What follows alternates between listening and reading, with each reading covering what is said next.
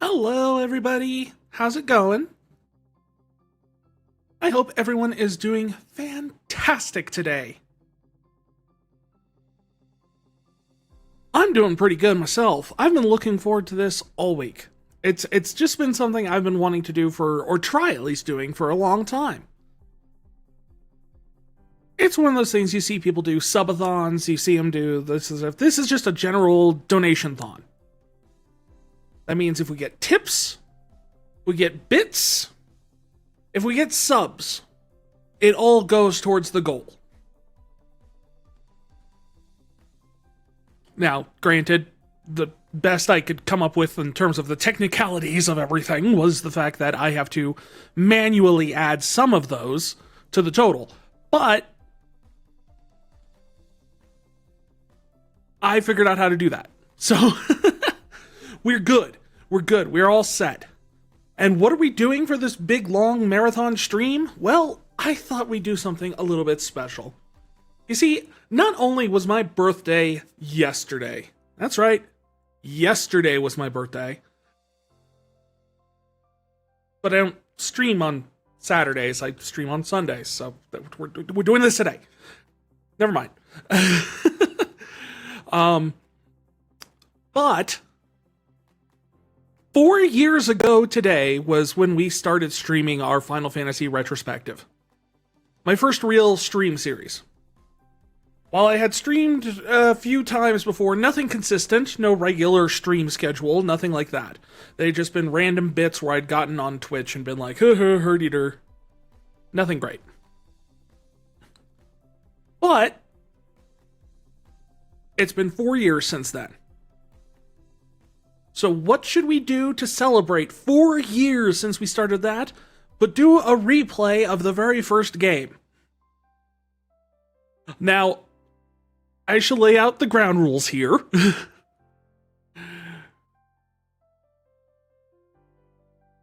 I am not going to be reading all the dialogue. We're not doing this story playthrough like we do for the regular retrospectives. This is just a straight playthrough, like I would with any other game. I also am allowed to use... I'm not going into this blind. I've played this plenty of times before, and if I need a reminder, I will look up a guide or something. I'm not limiting to myself to that. And to cut down on unnecessary grinding, I am using an XP multiplier. So, essentially, every one fight counts as 3 fights. Pretty much. So with that being said, those are essentially the ground rules for the gameplay. Now, the ground rules for the Donathon. As you can see off to the side here, we have a long list of things that can be unlocked, goals to be achieved. Starting with a mere $5, where you guys in chat will be able to just tell me what to put out on my social media channels. No disclaimer attached. I will just post it. This will be followed up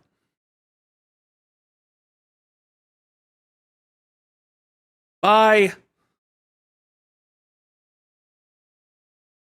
a number of other things here. That's like, let's see what we got on this list. We've got everything from all sorts of different things. Like the next one, it's $10, an AI tarot reading. I found a website that uses AI chat GPT to do a tarot reading for you. And we'll do that here, right on stream. As soon as we unlock it, we'll hop over to another screen here, and we'll do an AI tarot reading together. I have no idea what that's going to be like. I have no idea if it'll be good or accurate or anything, but I figure, what the hey, why not give it a try? And then going down the list, eventually leading to the $250 mark, where we will unlock a preview of my updated model. Is it my version 2.0 model? No, because this is my version 2.0 model. Are we going to call this the 3.0 model? I don't know if we'll call it that. Maybe we'll call it a 2.5 model. But anyway, it hasn't been debuted yet, and this will be the first time anyone has ever seen it. But only if we get to that $250 mark.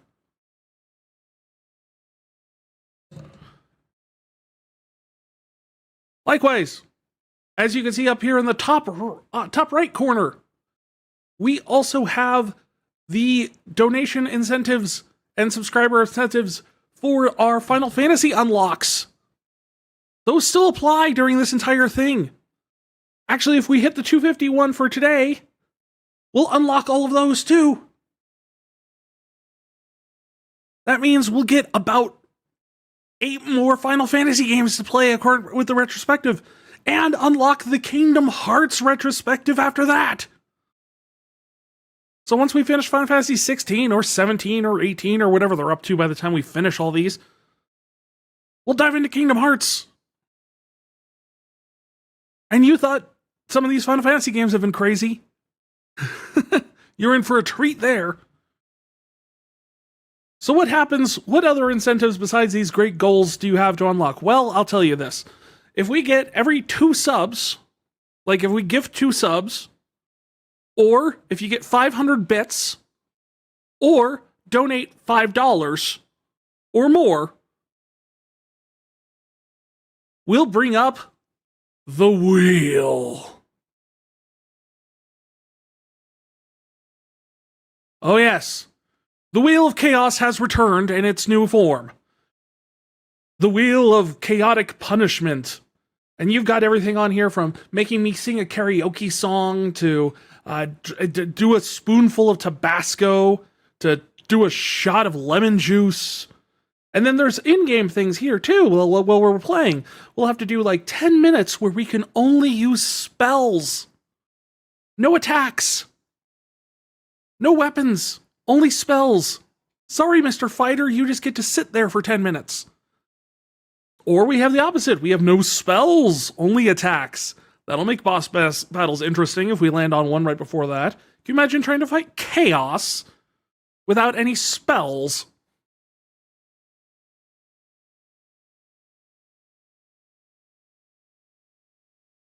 And then, of course, you see some other things on here. Super sour candies. Put on a voice changer for 15 minutes.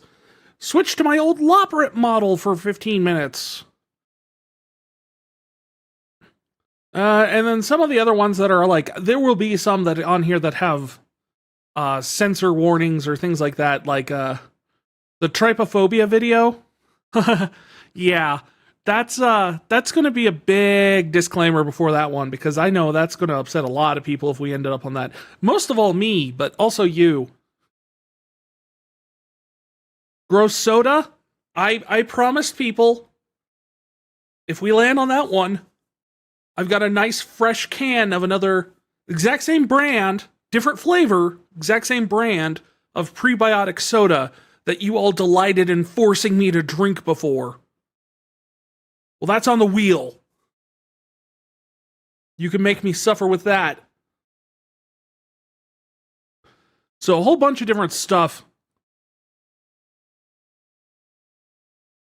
And if it lands on spin twice, I have to spin twice, 2 times more, and do whatever it says. That stacks.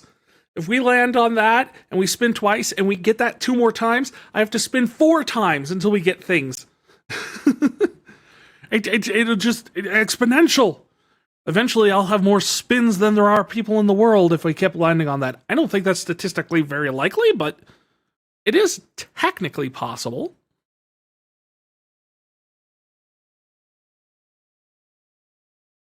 So that's the wheel. That's the punishment. Again, the wheel goes off with $5, 500 bits, or 2 gift subs. Or a sub and a gift sub. The subs get added to the total manually, so I'm more flexible with those. The rest of it automatically gets calculated in there, so I don't know what to tell you. It's kind of crazy. But with all that being said, that is the Donathon. And how long are we going to go for? Well, until hopefully the goal, the intent, is until this thing is done. Luckily, this is, the shortest Final Fantasy out there. Well, maybe not. The Game Boy games might be shorter. But this one I know better. So we'll be playing through that. Other than that, we might end up with some special guests. My Discord channels are open if people want to jump in and join us for part of that. So we might see some other content creators coming and joining us and hanging out in the Discord. I don't know. I just left it as an open invitation. So if they join, they join. If they don't, they don't. I don't know. I have no idea what's going on with this whole thing. It's complete chaos. But that's the way we do things here, isn't it? After all, chaos is what the wheel was made for, and the wheel demands chaos.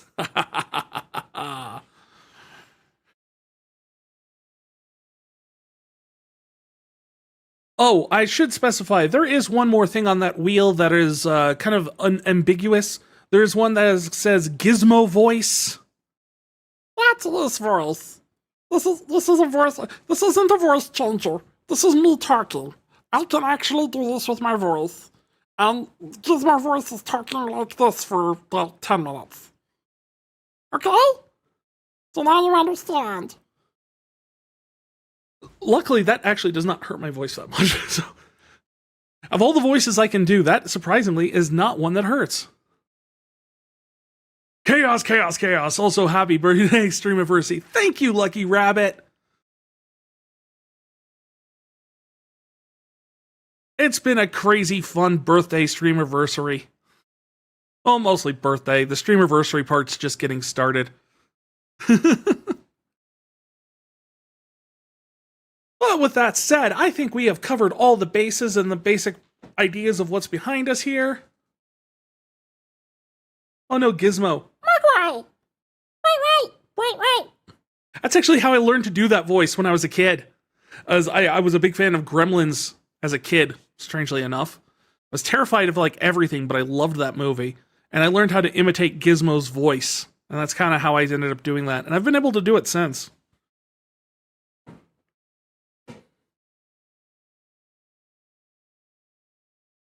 So, with all of that done and out of the way, the disclaimers and all that stuff, we will still be doing our top of the hour breaks as usual, just simply because we're in this one for the long haul, and I definitely am going to need those stretches. And probably dinner at some point. It's like 5 o'clock here, and I usually don't eat dinner until late.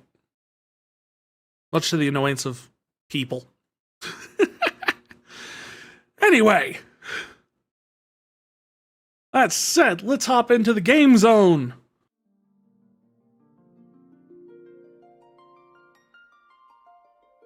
And we will begin our journey into Final Fantasy. Again.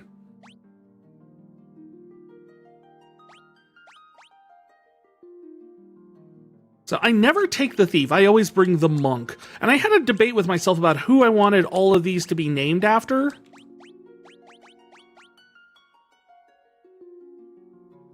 And I think I settled on, I ultimately settled on, since this is my Streamaversary, and while I haven't been an affiliate for 4 years, I think I've only been an affiliate for a little over 1 or 2. I figured I'd give the names of all of the characters to the first 4 founder badge holders for my channel.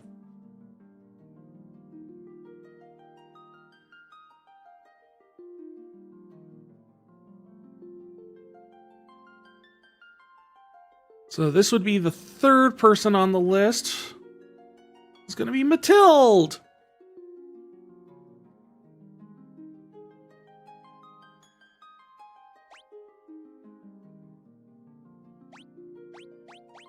First is Ciri. Mathilde will be the warrior.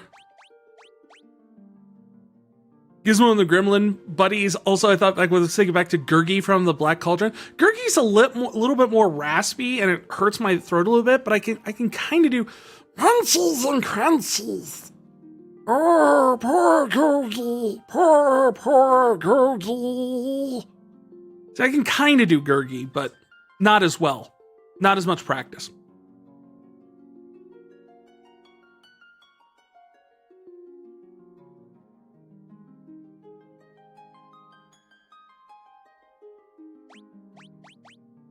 So we'll make this the black mage, and this one will be the monk. The monk will be Theo.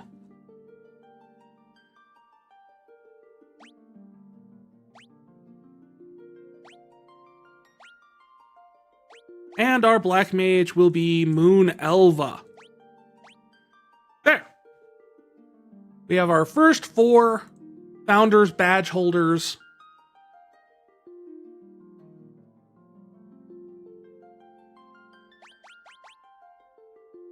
As our starting classes here.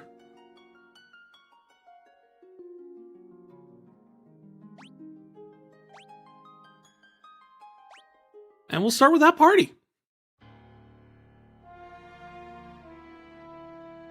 Again, one of the big differences between this playthrough and my original playthrough is the original playthrough was actually done on the Dawn of Souls version of the game, which was on the Game Boy Advance. So the graphics didn't scale quite as well to HD, and the gameplay was a little bit different. It wasn't as faithful to the original. It had given up the spell slot system for using MP. So this is a little bit more true to the original one. The only thing that's really been updated in the pixel remasters, of course, is the graphics and the music. Whereas all the mechanics are mostly the same. So we'll still have the Vankian spell system for this. Which isn't terrible. It's actually talking to people online about what would D&D, I mean not D&D, but what would Final Fantasy look like if it stayed with the Vankian spell system?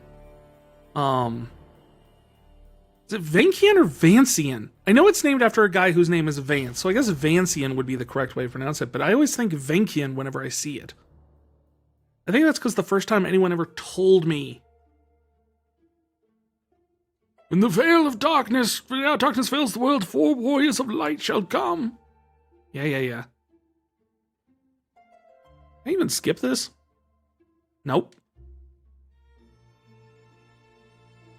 How did they get those crystals? We don't have a clue.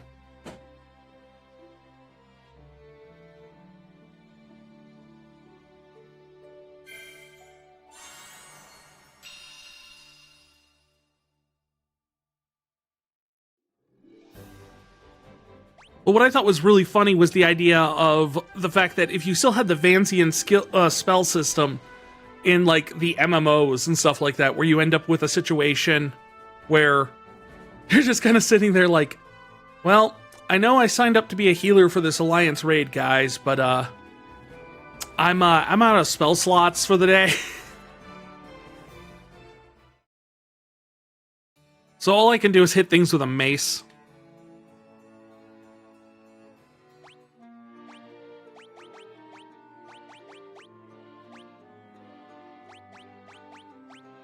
How was my birthday? It was great. It really wasn't, it was fairly uneventful. Most of my birthday stuff ended up getting rolled into Thanksgiving. So when I had Thanksgiving with my family, they wished me a happy birthday. When I had, Thanksgiving with my wife's family, it was kind of also birthday stuff rolled into that. And then for my actual birthday, which was yesterday, pretty much all we did is we went out to a really nice dinner. Look, we have crystals. Give us job. We went to the Melting Pot, which is a fondue restaurant. It was delicious.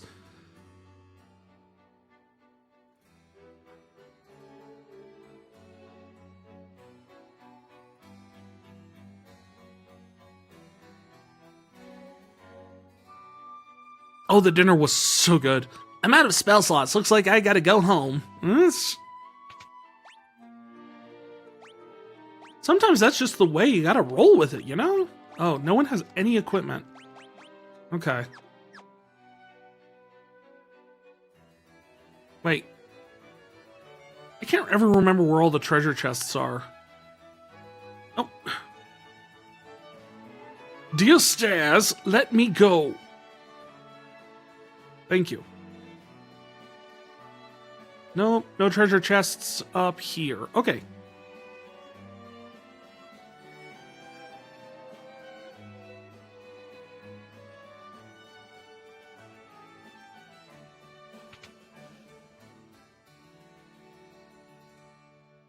always forget that Princess Sarah has a little sister.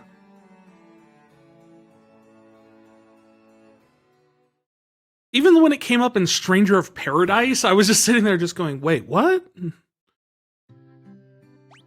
They gave us some money to work with. No, I have 500 gil. Okay. So I have enough to buy something? I should probably actually buy spells first.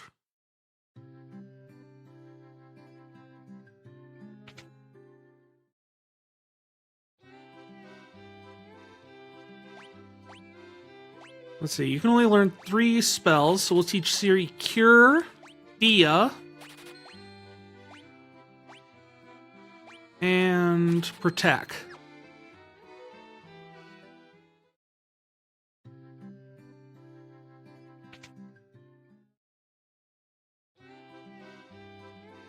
Now, fondue is like one of my favorite things to eat.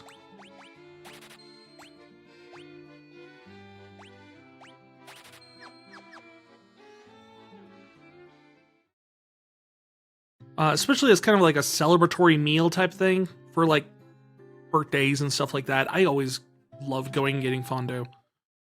The only time I've ever passed up fondue for a holiday or an event has been when we went for my sister's birthday back in high school, and it was the same day that Digimon the movie came out. And I'm like, you know what, sis? I don't care about fondue. I don't care about your birthday.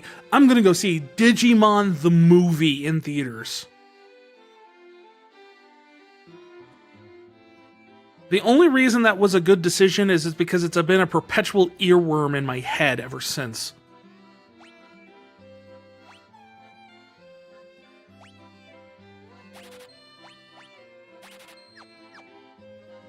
You've never had it? Only heard of it? Oh, you have to try some fondue at some point.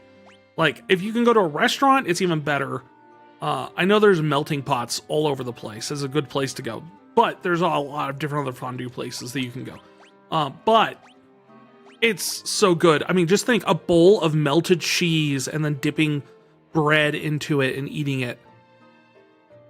So good. And then they bring you a pot of boiling oil and you dip meats into a thick batter and then dip that into the oil to cook it. So good.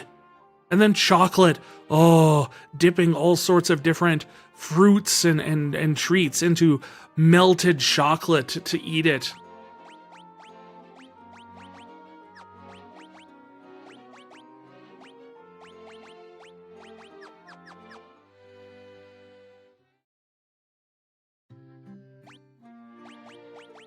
Also, I just realized the monk has a staff equipped, and no.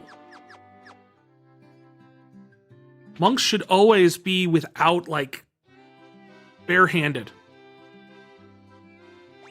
Like, they trick you. They're like, oh, here are some nunchucks. That's good for a monk, right? No.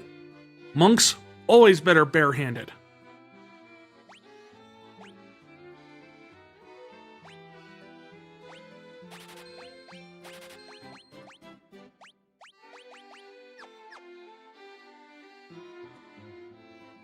Digimon, digital monsters, Digimon are the champions. It's the earworm that gets stuck in your head. And from what you've seen, it looks like a nice place to go. It's very nice. And it's usually that's really quiet, especially if you go late at night or early in the afternoon. It's usually really quiet, peaceful, just enjoyable experience.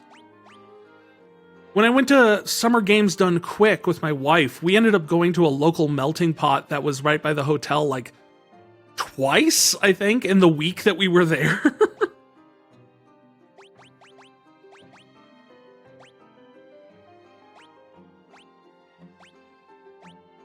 Give you the hammer, and we're good to go. Get out of my way, dancing girl. You want to dance? No, you won't dance for me. That's fine.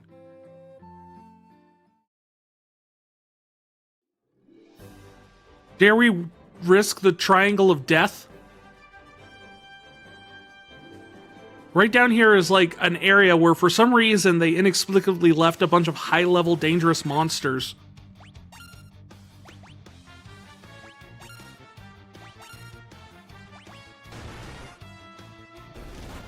No, these aren't high-level or dangerous monsters.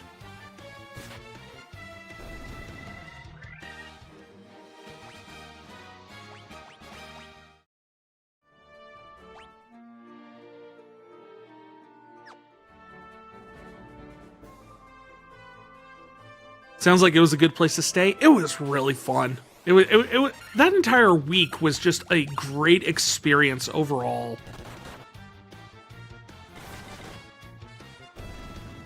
See, look at that. The monk's out the gate. Theo is already dealing like 30 plus damage per hit.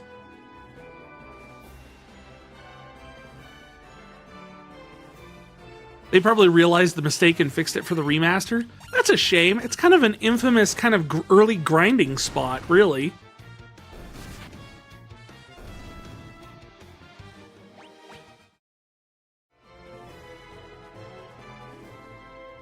We gotta go to the Chaos Shrine and fight Garland. We don't want to wander around because the rest of the Chaos Shrine actually does have high-level monsters in some places. Hi. How you doing? The king's lapdogs? I resent that. We're wanderers who have nothing to do.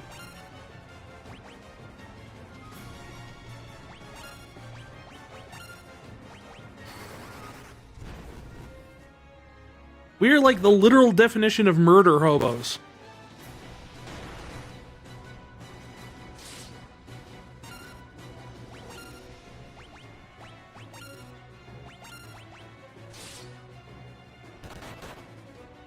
Well, the healer's down.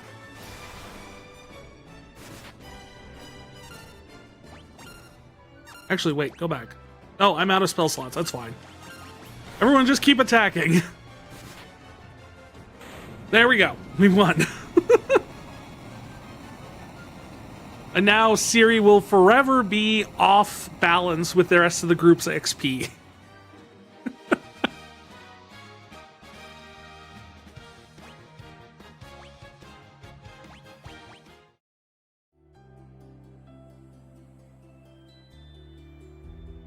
Now, Garland, if you die by these murder hobos, that might say a lot about your skill.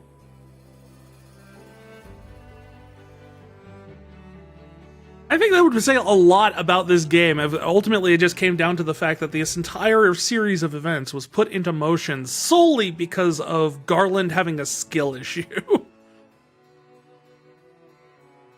I'm sorry, Garland, if you had just gotten good. This never would have happened.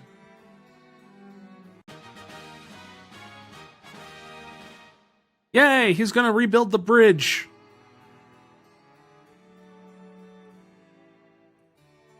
This loot has been entrusted to the princesses of Cornelia for many generations. Garland took the loot as well. I want you to have it, for you are now a princess of Cornelia.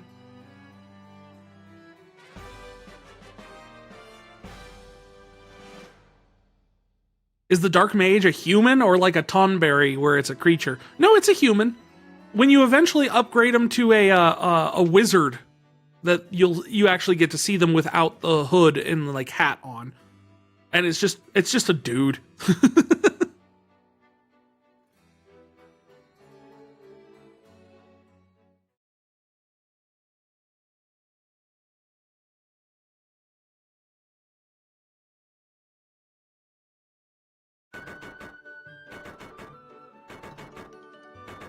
All right, guys, let's build a bridge. 4 random murder hobos killed our most prestigious, most decorated knight. So, build a bridge for us. I'm just a little guy. I like the idea. I like the VV take better of the black mages, where it's just kind of like, yeah, they look kind of weird, so they're not necessarily human type things. I think a Tonberry would have been a great choice, but Tonberries didn't exist at this point.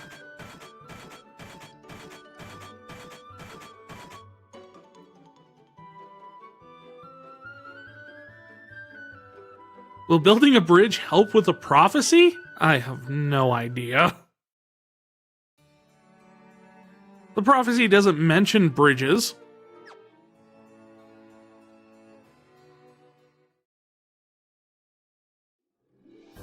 I mean, to be fair, they could have just as easily given us a boat.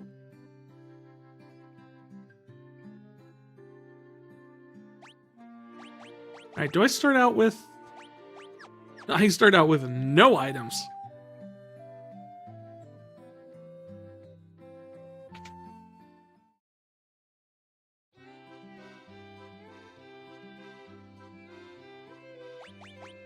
And I don't have enough money for a Phoenix Down. So what we're going to do is we're going to go to the inn and see if this game actually lets you res at the inn.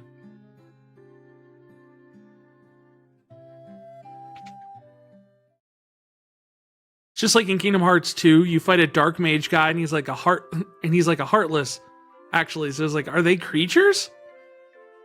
You know, technically, according to the lore, they kind of are.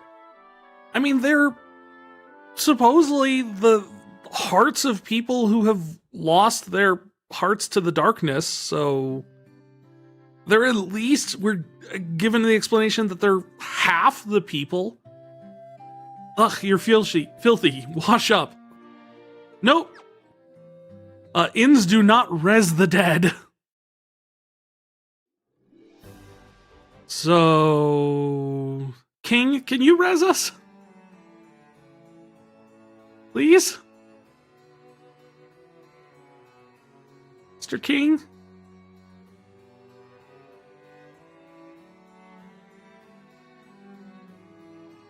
No? None of you will heal me?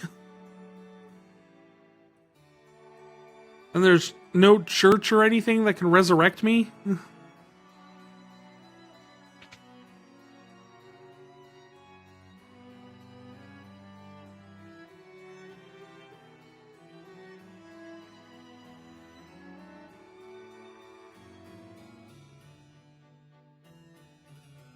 Yes, the loot. The loot is so nice.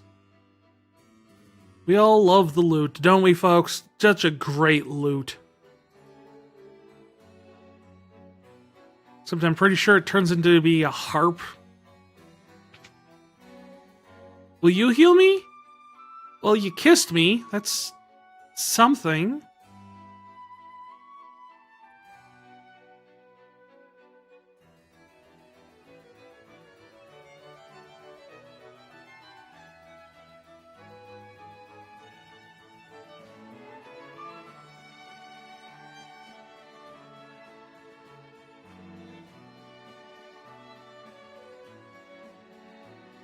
Sealed with the mystic key. Sealed with the mystic key. Lovely. Will you heal me? Nope. Well, sorry, Siri, you're gonna stay dead for a while. We don't have enough money to get a Phoenix down yet, and we don't have any way to resurrect you.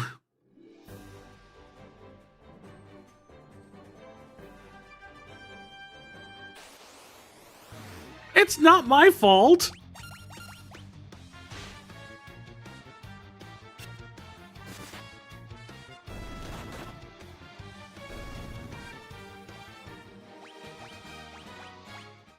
You're just going to be a couple levels behind for a while.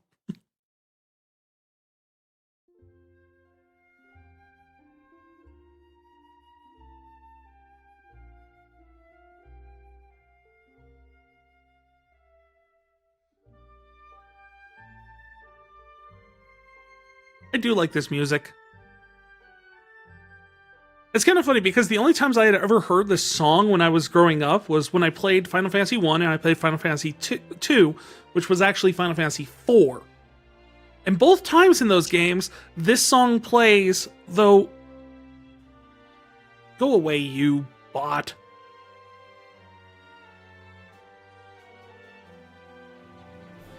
Both times they play this song is over while you're walking over a bridge, so I always called it the bridge song. But it's actually called Prologue, or Final Fantasy. It's actually the main theme of the entire series. And nowadays, you rarely ever hear it in the game. It usually plays under the end credits, if anything. You want healing? That's your job. Meanwhile, healer dead on the ground. It's just... I guess you're gonna take a nap? We'll get you caught up here eventually. It's a shame they didn't give you the ability to stand in the back row until like 2 more games from now.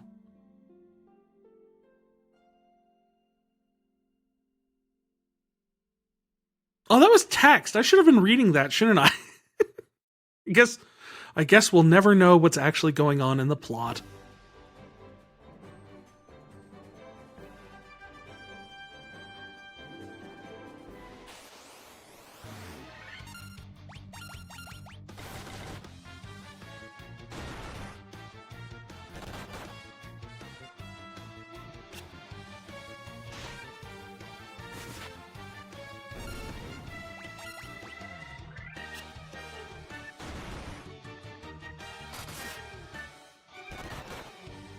So now the black mage is dead too. Sorry, Elva.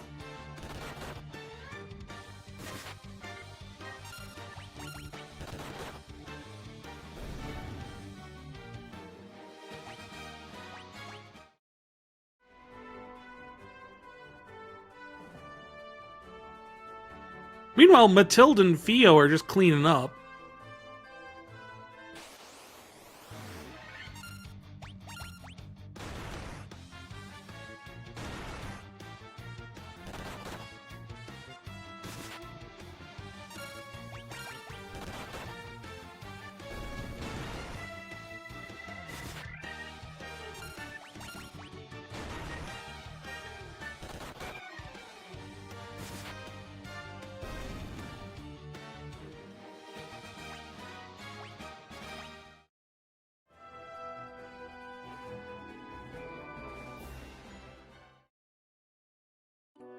Maybe we'll find healing items here in Matoya's cave. Frontwards, backwards, any way you see, such a strange spell. Eno ulnak, lucknack, swish swisharoo.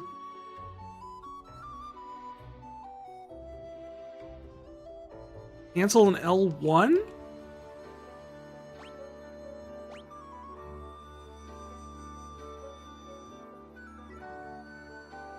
Nope.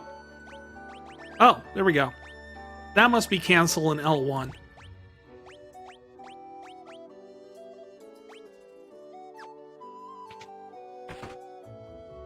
Ow!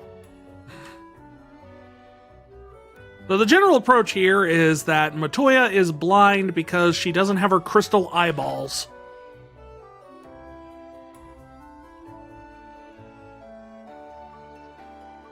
Actually, crystal eye, singular, which seems to imply she still has one of her eyes.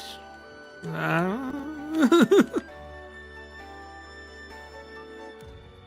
have any items that I could steal? You have 3 treasure chests over here. Okay. Potion, and antidote. None of those help me.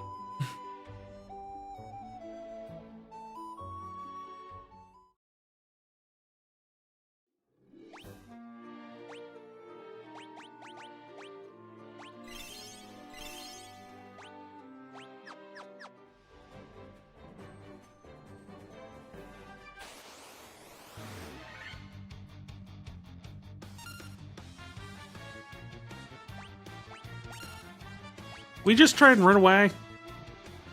That's a little bit too much for 2 people to handle. The official art makes her look creepy. I mean, she's supposed to be an old witch, so yeah, probably.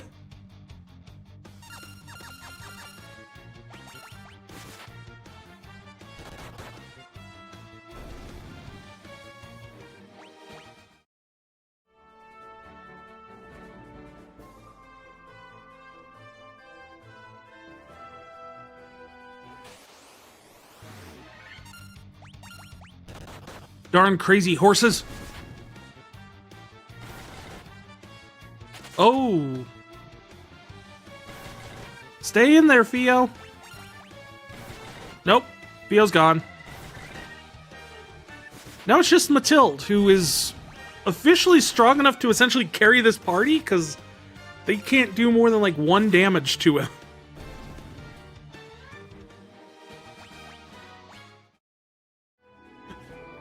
warrior is going to be so much higher level than everybody else. Right, this place has to have a church.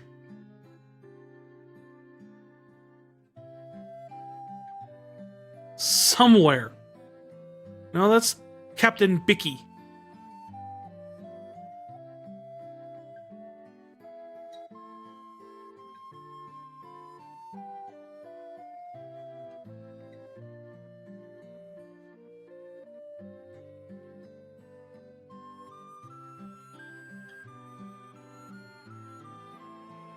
That's the inn, but the inn won't resurrect them. Oh, is this the church? It's got a steeple.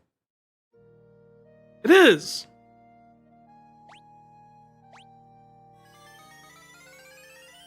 Raise the deads!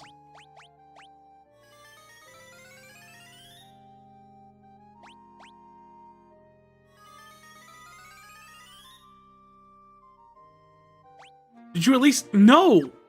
You charged me 80 gold, or 80 gil to raise them, and then you don't even heal them. You prick.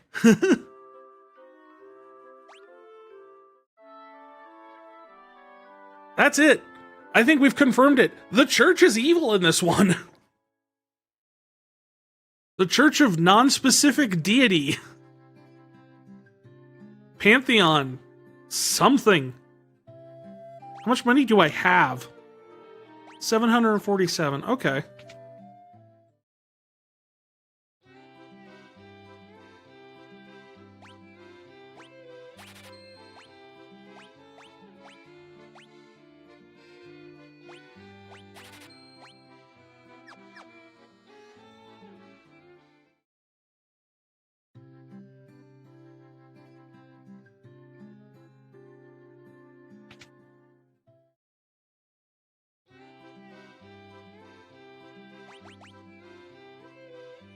Let's see. I can afford the scimitar. I can't afford the battle axe or the broadsword. Can I sell these?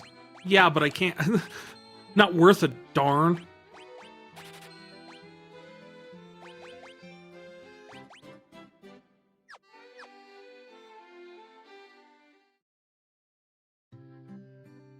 All right, before we take on Captain Bicky, I think we should take this opportunity to go and grind a few levels out in the town, since the rest of the party has literally all been dead for possibly quite literally the entire game so far.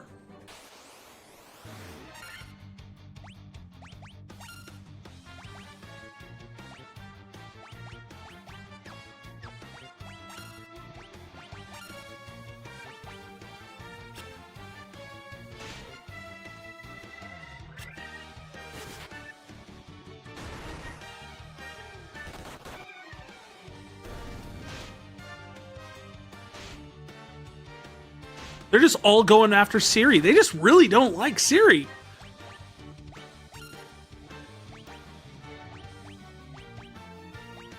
Try to put all of them to sleep, can you?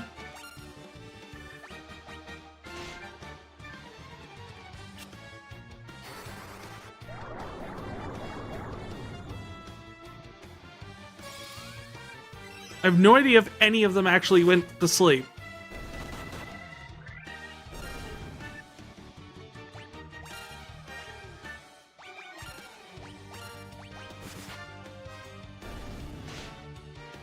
I don't think any of them went to sleep.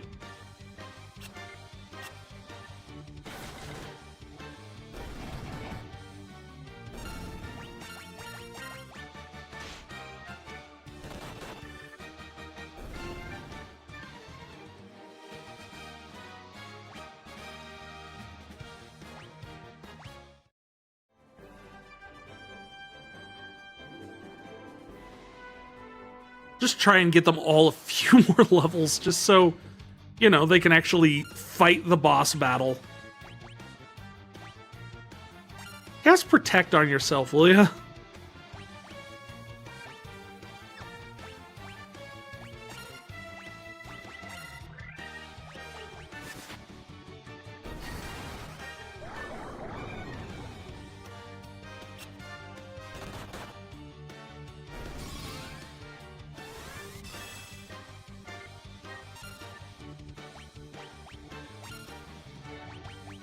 You guys can attack those. The guys who actually know what they're doing can attack the goblins.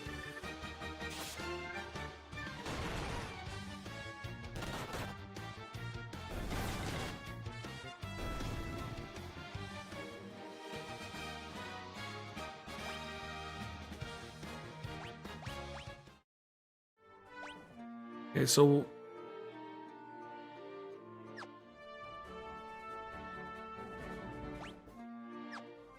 Money-wise, we're not doing bad.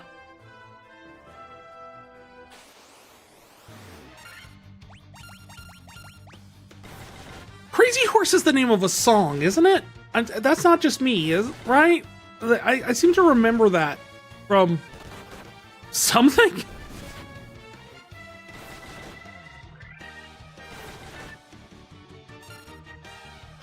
Okay, Cure, Moon Elva.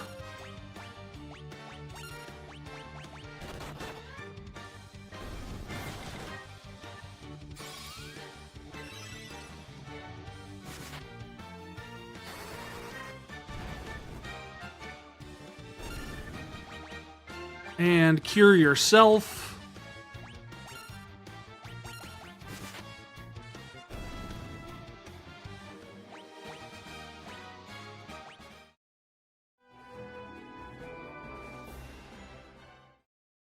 And now we begin the time-honored tradition here in the original Final Fantasy game of going and fighting a few times and then going back to town to sleep and then going back.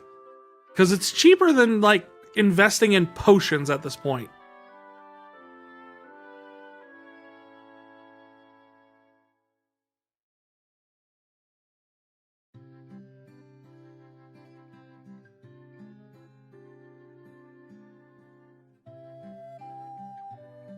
Not yet, Bicky. We'll get to you soon.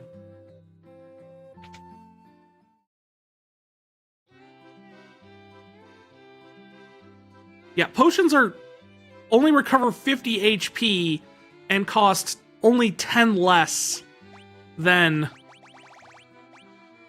a stay at the inn.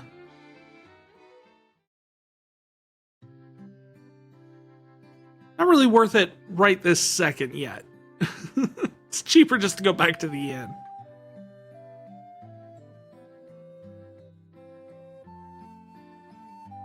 The one nice thing is that if worse comes to worse and everyone dies suddenly, the Pixel remasters did add autosaves every time there's a screen transition. So that's something at least.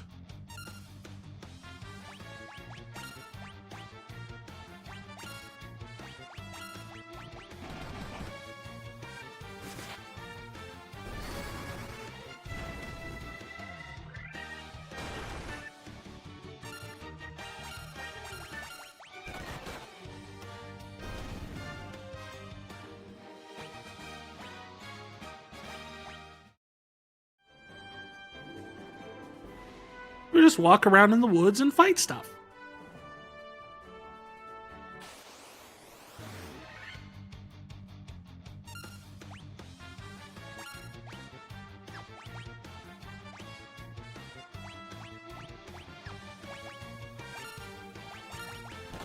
Yeah, generally you don't even get the ability to attack multiple enemies in terms of like spells and everything until like I think tier 4?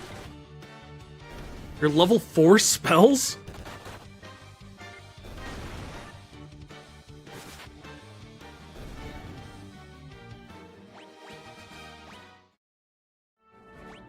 Okay, so what do we got, everyone? So Syria's still behind a little bit.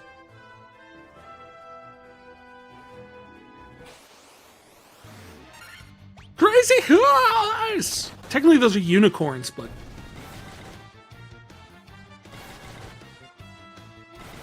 I swear Crazy Horse is a thing! Crazy Horse. Crazy Horse was a Lakota war leader in the Oglala band of the 19th century. Oh! I knew it sounded familiar, but... Go fig, I guess.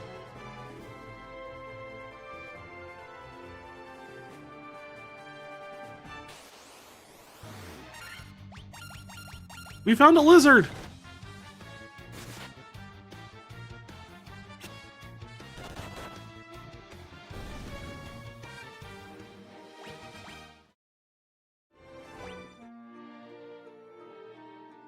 Okay, we got everyone up to level 10.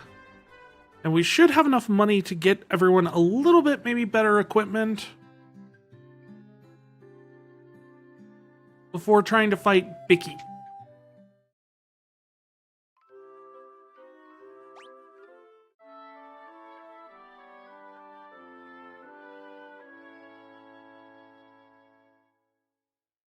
Bicky, Bicky, Bicky, you're so mean.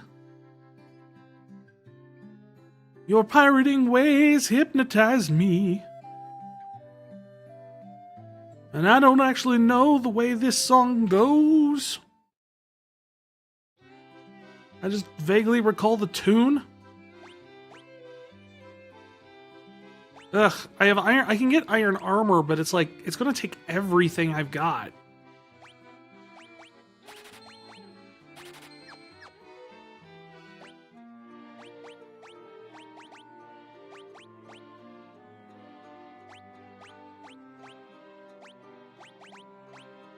Give you guys at least leather gloves. Gotta get my black mage's leather gloves. This sounds wrong. Hey, Mika! Thank you so much for the well wishes.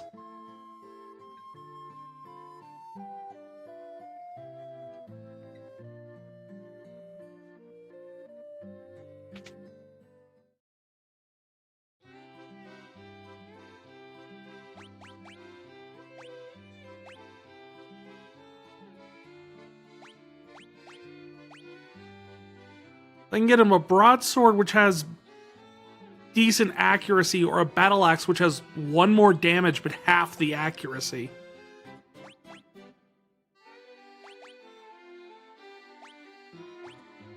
Or a scimitar, which is worse than both of those.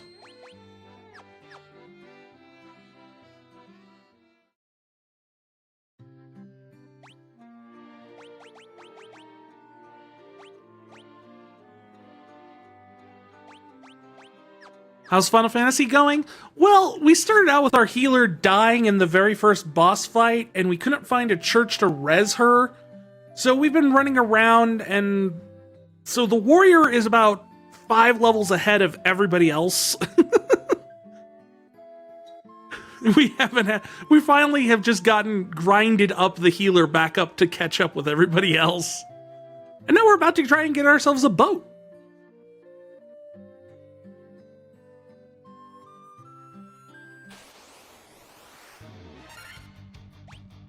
That is a lot of dudes. Please protect yourself. First, we'll try and sleep.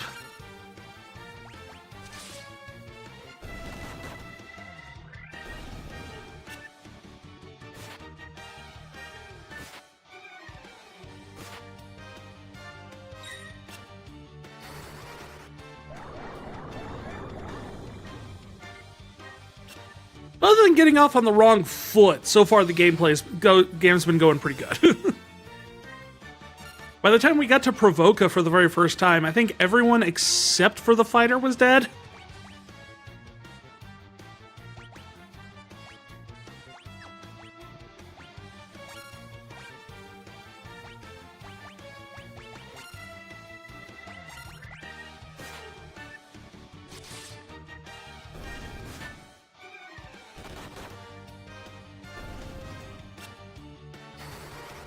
Why do the pirates all look like Vikings? This went wrong, and then that went wrong, and then this went wrong, but it's going great. Yeah, that's pretty much it. It's a pretty good summary.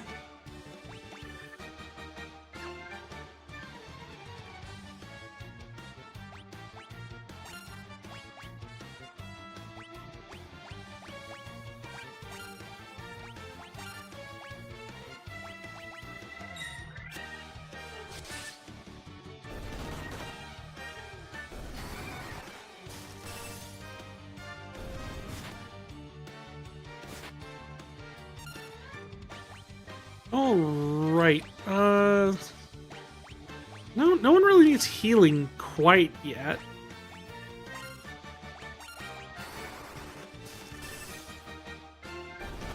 I guess I overestimated how hard the pirates were going to be.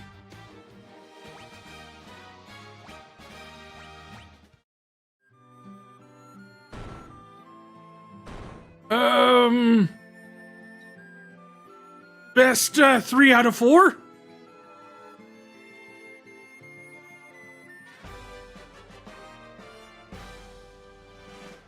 I like the fact that you get jumped by a bunch of dudes, and then, since you beat them, the gang leader's like, have my car.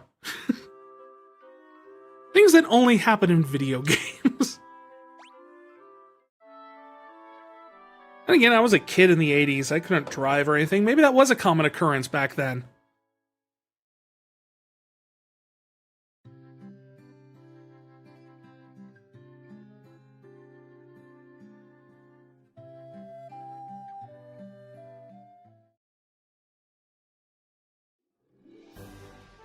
We got a boat! And I forgot that there's combat in the ocean on this one.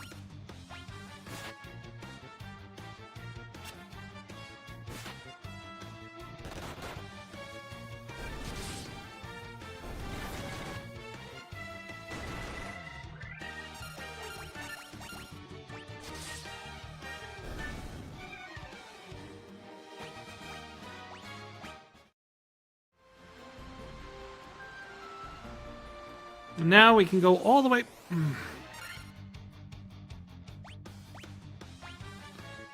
Why don't you cure yourself there, Siri? I don't trust Big Eyes. Big Eyes just look like they're problems.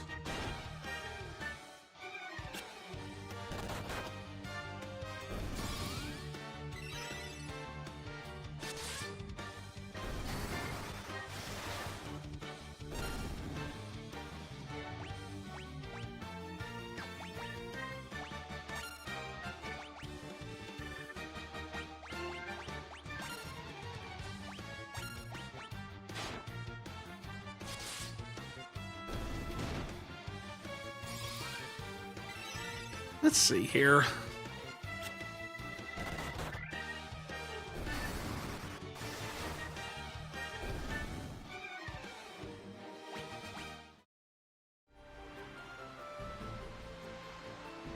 At least you could go diagonally in this one.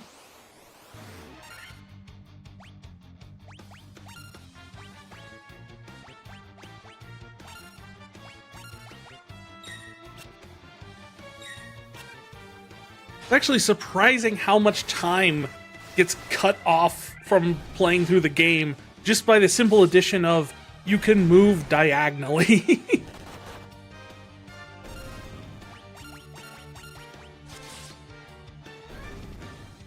Thank you, Pythagoras.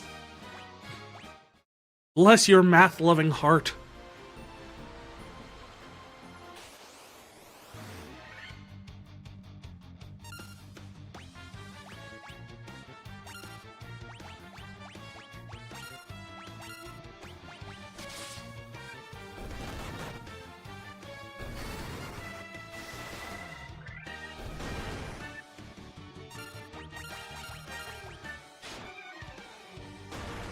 The Big Eyes are no match for 69 damage. Nice. Alright, we're out of that, which means we can now go to the Elf Town. Which means we're due for our first break of the night. So we're just going to go really quick to a BRB screen while we run some ads so you guys don't miss any of the gameplay stuff, as we explore the Elf Village and see if they kept in the very weird Legend of Zelda reference in the Pixel Remaster. I don't know if they did. So, if you want to find out about the weird Legend of Zelda reference and more, stick around after these ads. Until then, grab yourself a drink, grab yourself a snack, grab yourself a stretch of the legs. Or your legs, grab them. Hit someone with your legs. Play Street Fighter. I don't know. We'll be back here in a minute. Welcome back, everybody. Hope you had a good break. Hope the ads were at least somewhat entertaining. Maybe not Super Bowl levels, but, you know, doesn't mean commercials have to suck. Sometimes commercials are fun. I don't know. I don't have television. I just watch streaming things. Anyway, just wanted to use this reminder as we're coming back from the break that today we are running our donation-thon. Currently just trying to help cover some expenses that are coming up here at the end of the year, so any donations, tips appreciated, be they bits, tips, or subs, all of which go towards the total of unlocking these fabulous goals off to the side here, as well as the fabulous goals of adding more Final Fantasies to our retrospective up there, as well as the possibility is if you donate or give more than 500 bits, $5, or 2 subs at a time for each two. Multiple of those, get my words straight here, we will spin the Wheel of Punishment, a version of the Wheel of Chaos with a whole bunch of unique, interesting tortures. Some for the game we're playing, some outside that are just meant to torture me. But we'll have fun with those as we come across them. That way, you know, we can kind of just handle things. Okay, well, now that that's out of the way and we've covered all of that here at the top of the hour, let's get back into our game marathon, shall we?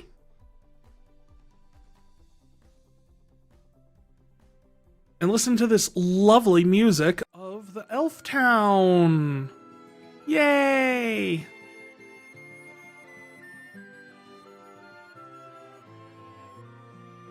Okay, so before we went to break, I had made mention of that there used to be a Legend of Zelda reference in this game. Let me see if I can find it. I don't know if they still have it or not.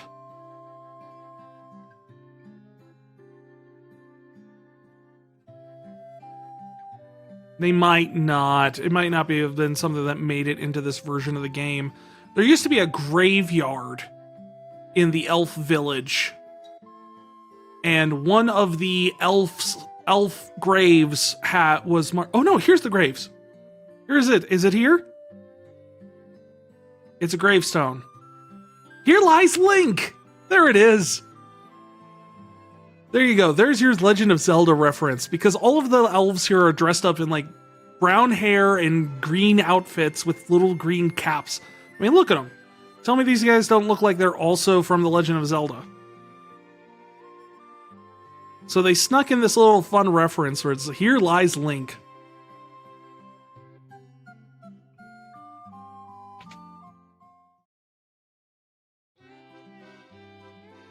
Meanwhile, let's see if we can figure out some... Oh. Oops. Link, no! He had his time. Now the superior RPG has arrived.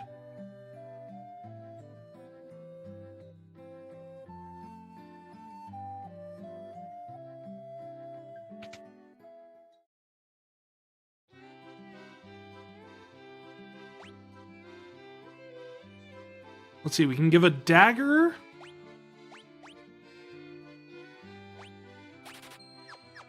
For the black mage.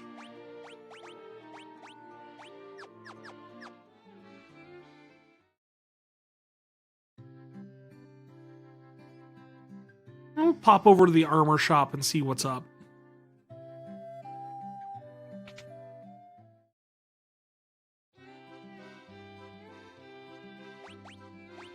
Well, I can't afford copper armlets or iron armor.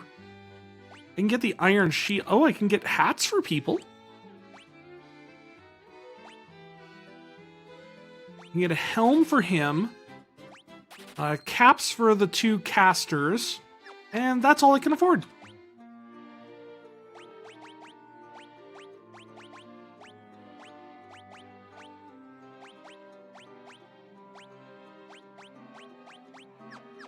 Mathilde continues to be the most well-outfitted member of this party, which is probably why he's lived the longest. Alright, let's hit up the inn really quick, and then we'll wander out to the next step of the adventure.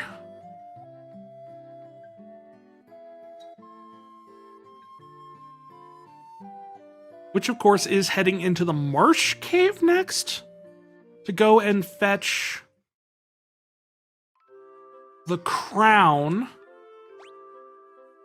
I don't have enough money.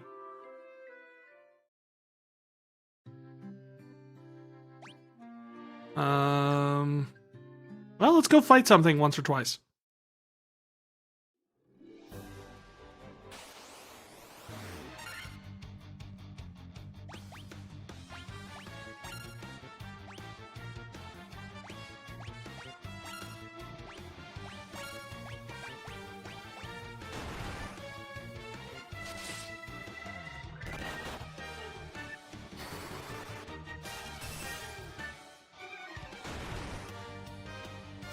That's quite the hit. That was even more of the hit. That essentially just negated the entire healing.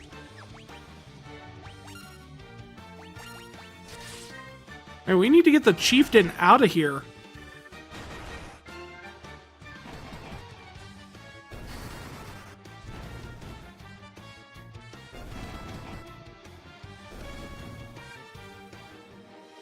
Okay, how much money did I get? 690. That's a lot. Inflation, man, it's crazy.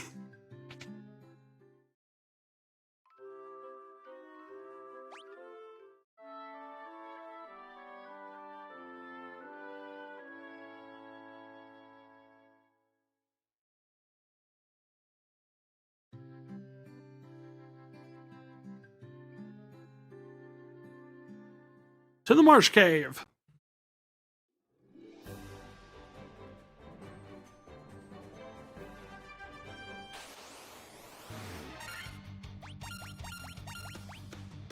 Now, what is the difference between a wolf and a warg wolf? I don't know.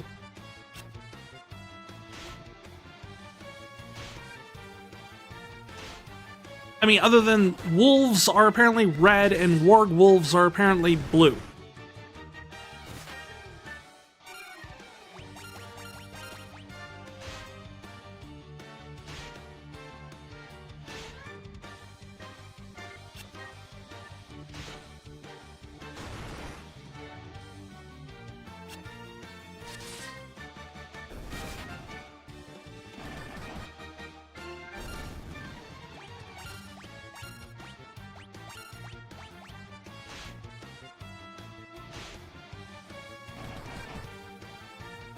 Okay, now that I'm thinking about it, I might want to just, you know, fight a few things and then get some money and resources and build up a stockpile of items before we go into the first actual dungeon of the game.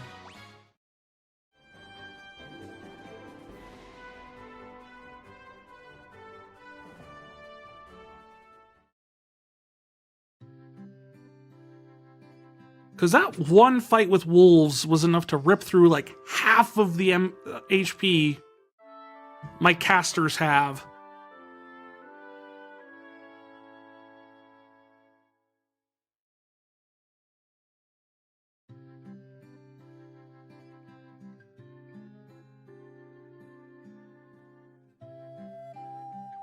Item shop? No, you're not the item shop.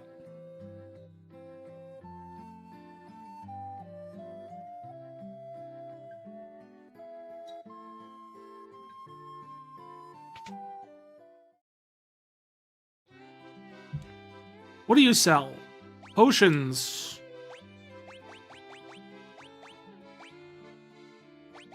You know, just give me... How much can I get? 16. Sure. I'll take 16.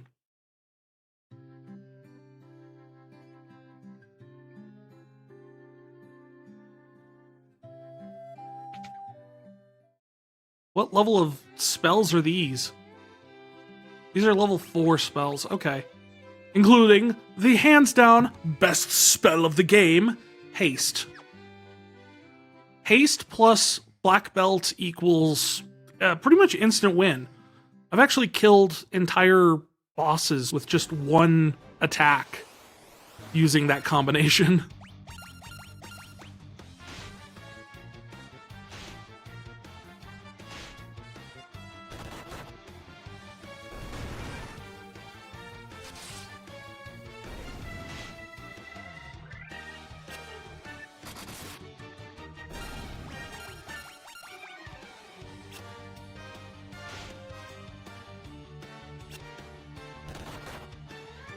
But yeah, we'll just grind resources a little bit before we go into the first dungeon. Because once you go down into the Marsh Cave, it's not easy to come back from that. At this point, I'm not even curious about levels. I just need money. Okay, that one got me like 50 gil.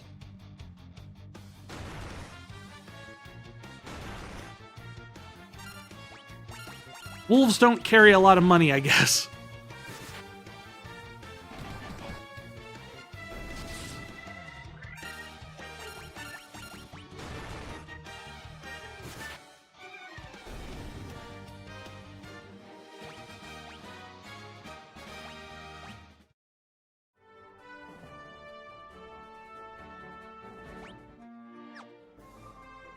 Yeah, whereas the ogres just gave me like 300 and something.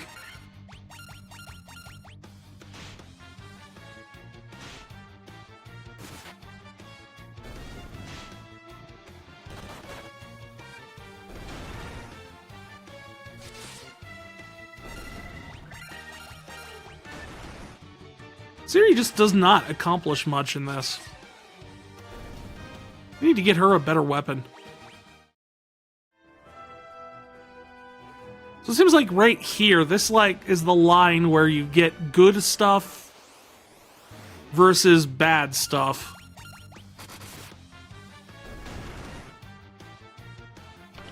Squish the bogs!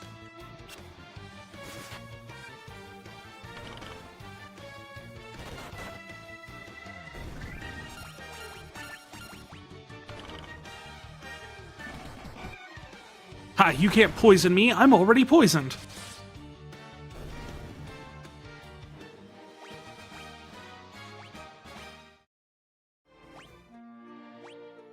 Although we can't just let this go, can we?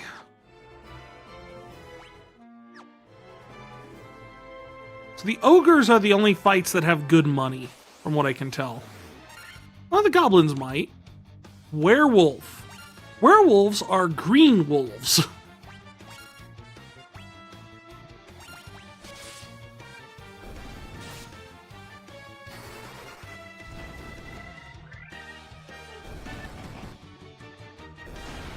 Let this just be the lesson to anyone who's using like really limited assets in like something like RPG Maker. People are perfectly fine when it comes to just generic enemies if you just want to make different colored versions. It's like, yeah, wolf, werewolf, warg wolf, all of which are just the same sprite with different colors.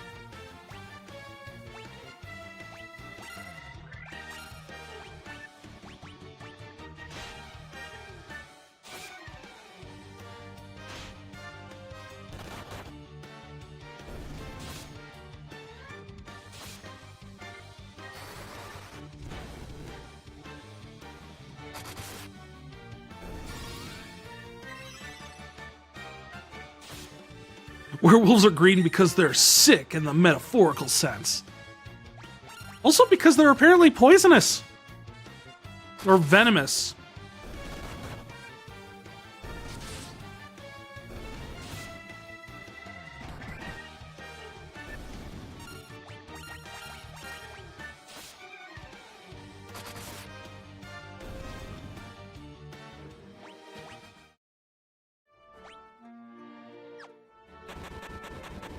Yes, I know, but I'm out of antidotes.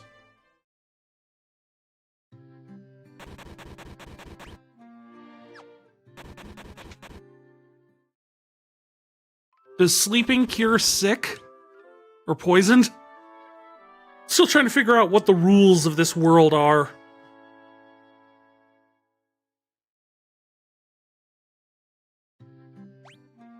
Nope.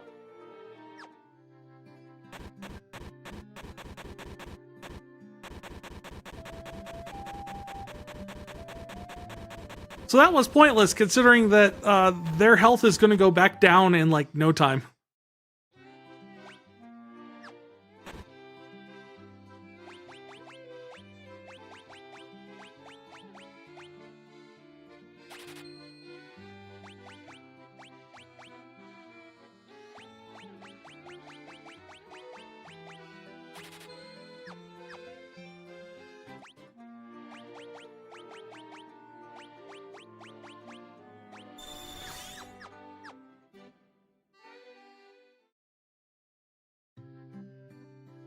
Now I'm just curious if any of these spell shops carry antidote.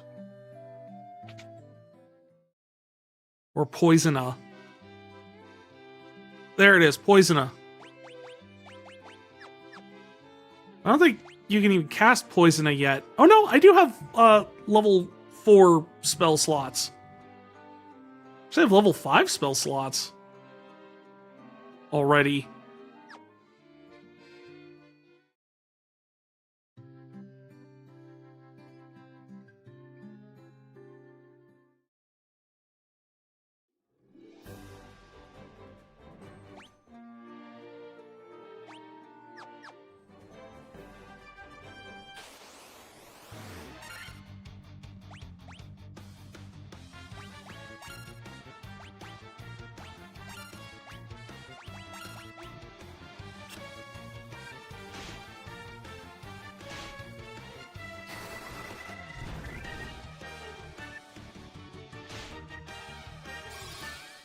Come on, heal up.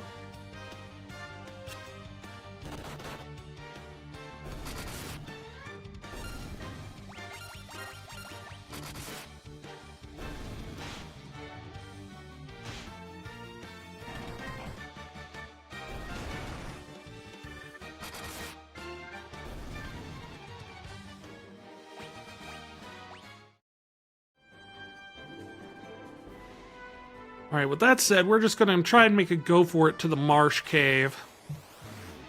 Cobras! Cobra!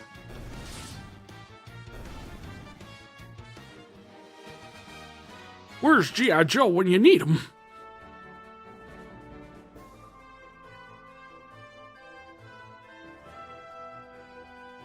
Yeah, it's bad enough they put the first dungeon in the game all the way freaking out here.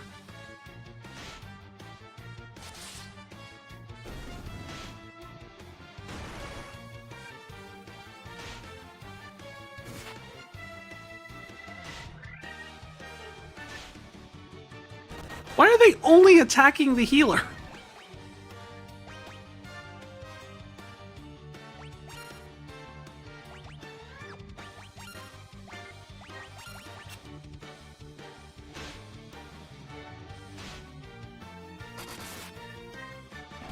Leave the healer alone. She ain't done nothing to nobody. Finally got that Cura off, huh? If you were a little slower with it, you would have been dead. Seriously, they just keep attacking her.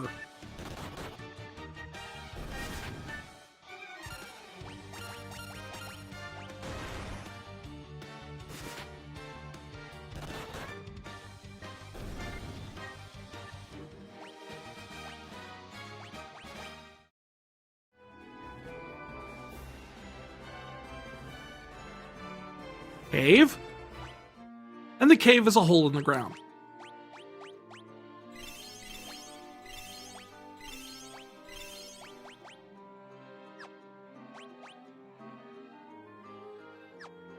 And we've got 9 antidotes and a bunch of potions. Is this going to be enough? I don't know.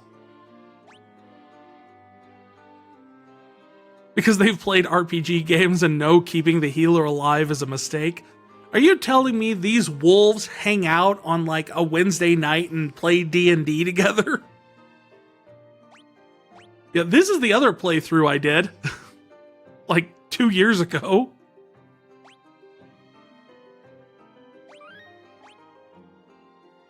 Look, guys, it's what you will eventually be.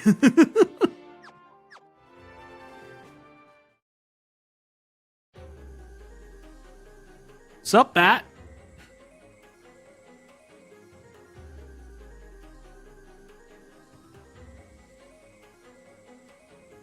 Okay, as a caveat of this whole thing, I am going to actually look up a map for this. Just so I have a rough idea so I don't get too lost.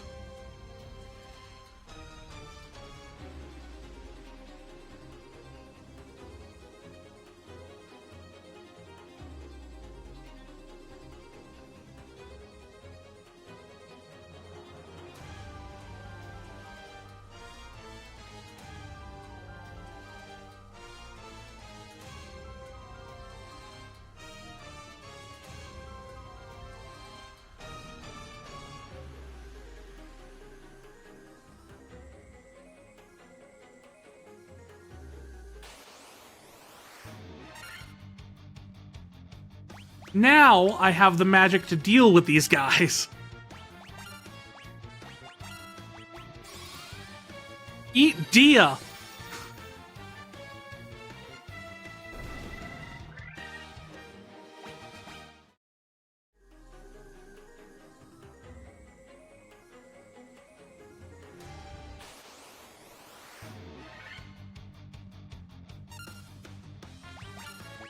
Pretty sure the oozes can only really be damaged by... Never mind.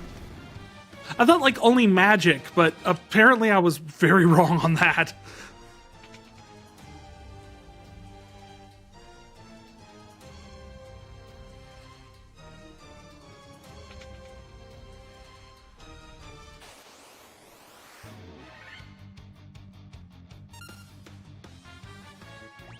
I don't think these things are undead.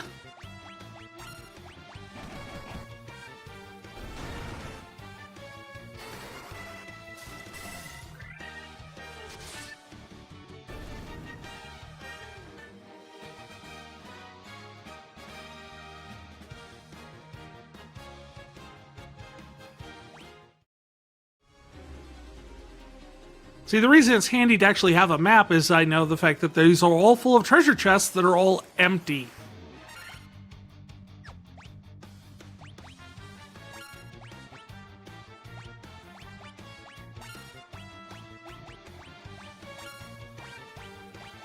And we're going to take out the spiders first because they can poison us. And that's annoying.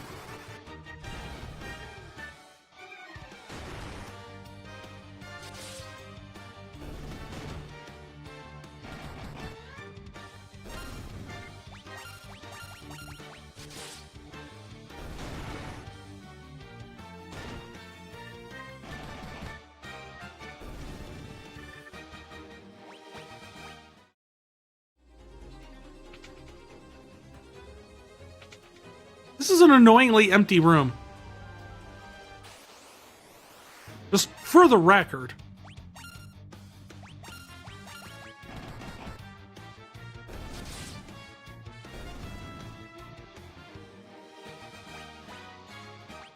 See, and this is why you don't give black belts weapons.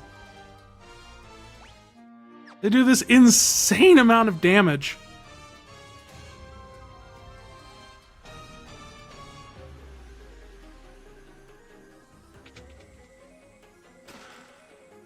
Oh, Phoenix down. Nice.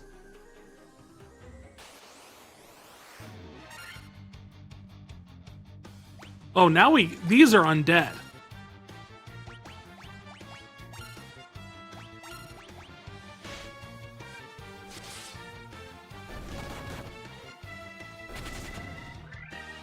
Don't run away! Don't run away! Even you, Captain Bloodbones.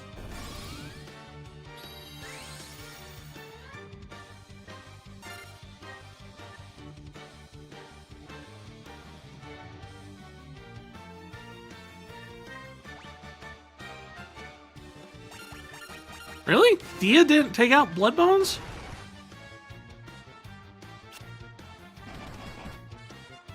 Bet that does.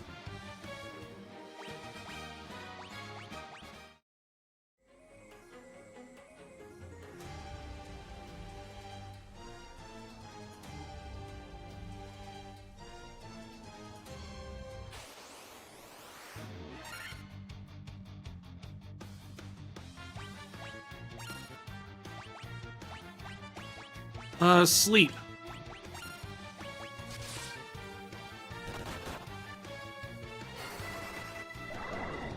Okay, so now the... What?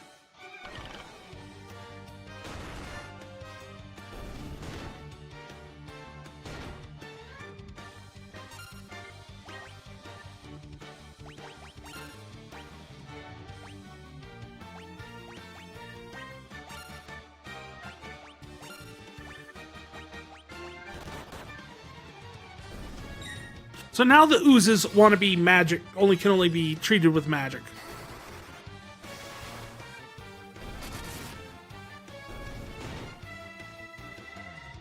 Are they like taking turns or something?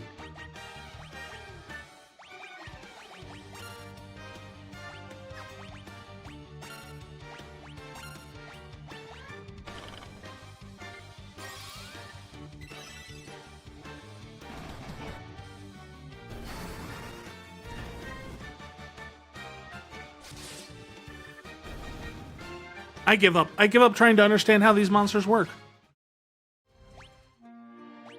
Items. We do have antidotes now, so there.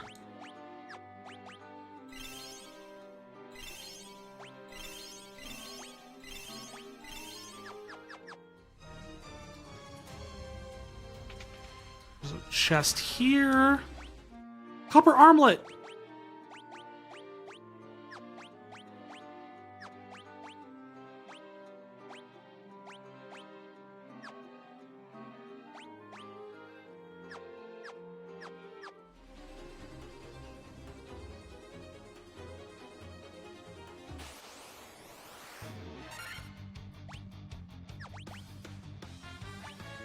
No, Dia's not gonna work.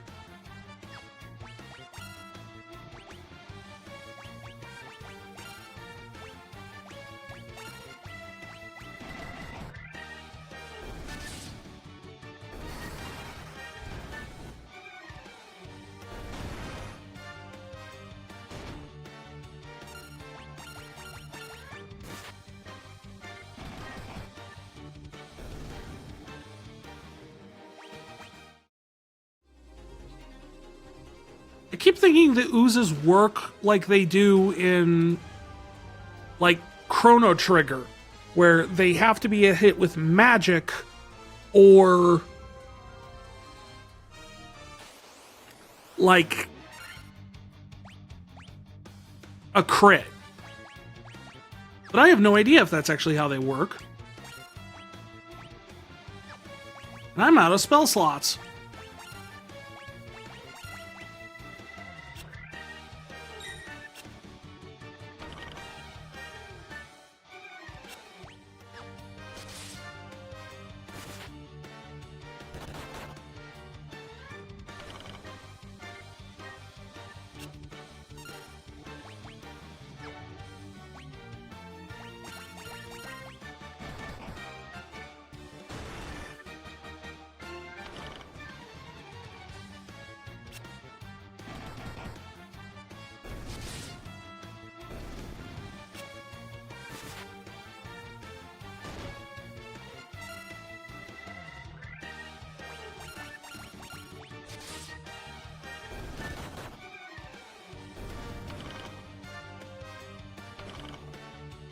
Let's see here.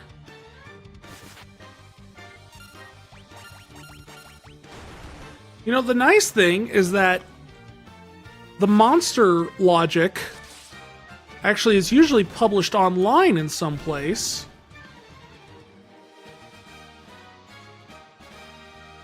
Oh, geez. That was a good amount of XP.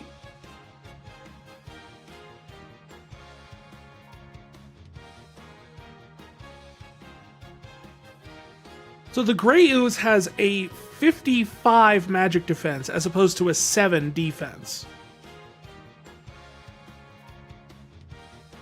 So they have obscenely high magic defense. Whereas, what does the other ooze do?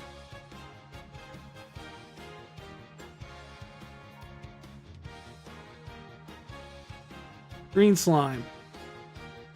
Green Slime has max regular defense, 255 regular defense, and 36 magic defense.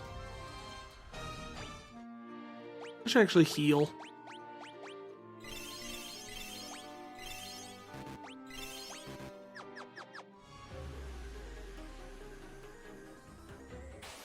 So green slimes have stupid high defense, whereas the gray slimes have moderate defense but hit like a truck, I guess?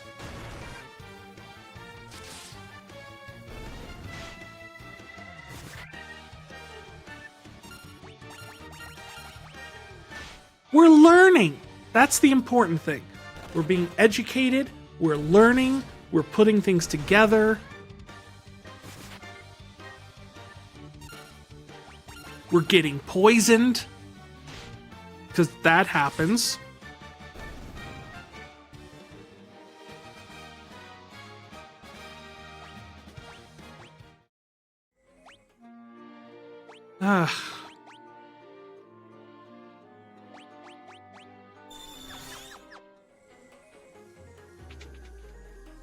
Nope, wrong one. Oh, oh.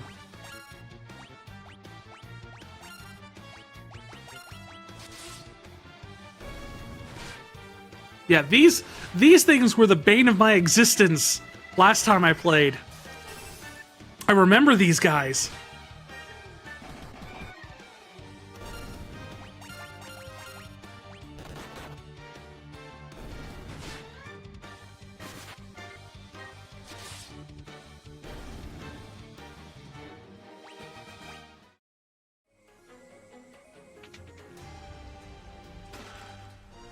Oh, there's a bunch of gill.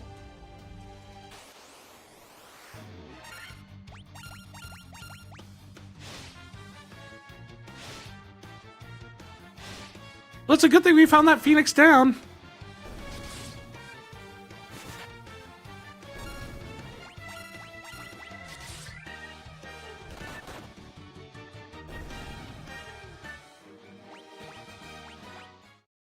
My one Phoenix down. Because goodness knows I couldn't afford it either way, otherwise. These games were mean back in the day. Look at that. It starts you off with one HP.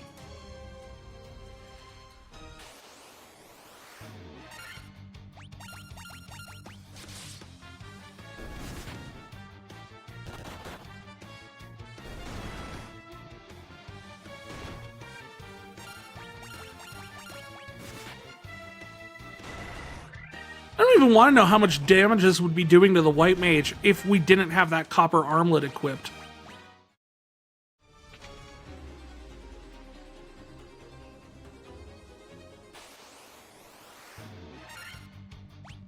Nope, we're running.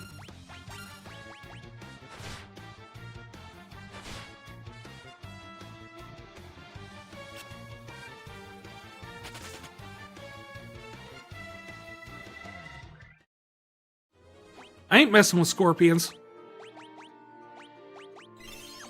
Ghosts, yes. Scorpions, no.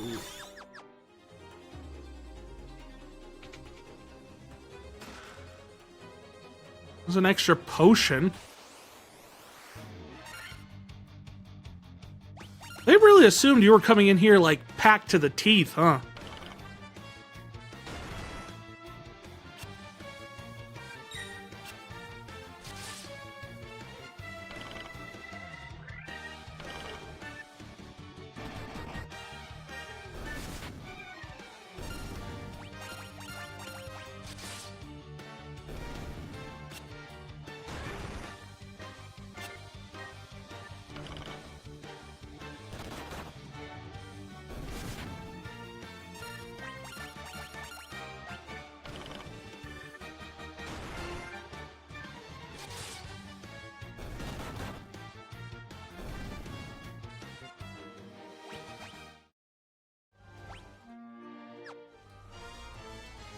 Well, we're up to 4,000 gil now.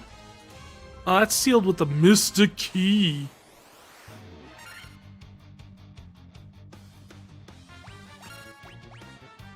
Alright, I can use Blizzard on the green slime.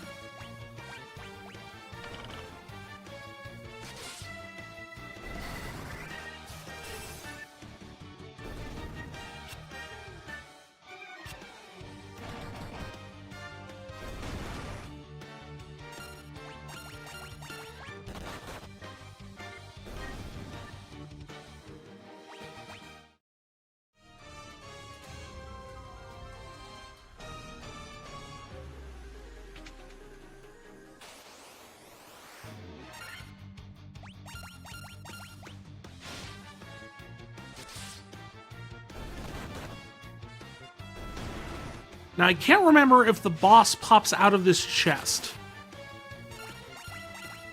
And I do have a map up, so I should probably check that, but... no. The boss is one over. Okay. That one has like 1,000 gil in it. I'll take it. This is the one with the... oh, yeah, I guess that would make sense.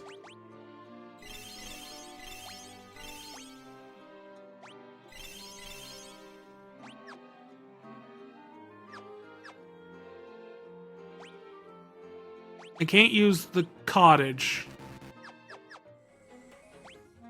So, might as well quick save? Quick save. Oh, come on!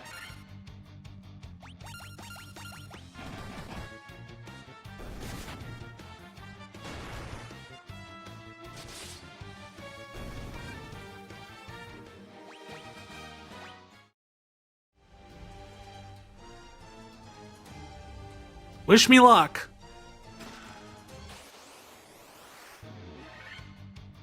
Pisco demons? I don't think they qualify as undead.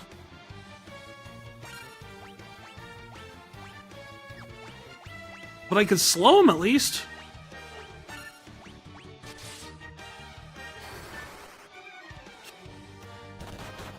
No, I can't.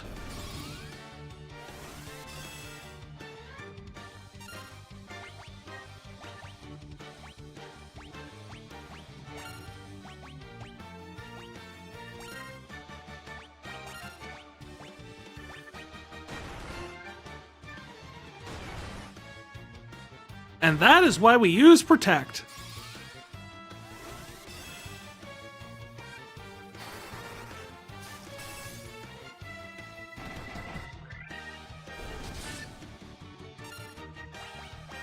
And now we cast Cura. Because we're out of... and put a potion on you, I guess. Never mind, you're dead.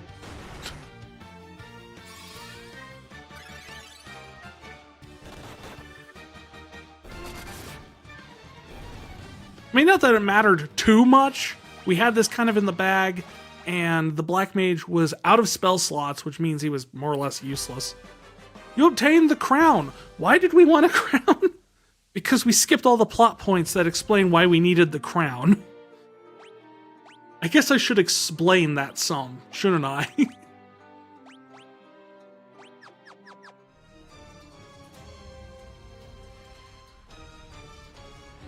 So we wanted the crown because the king of the elves wanted us to...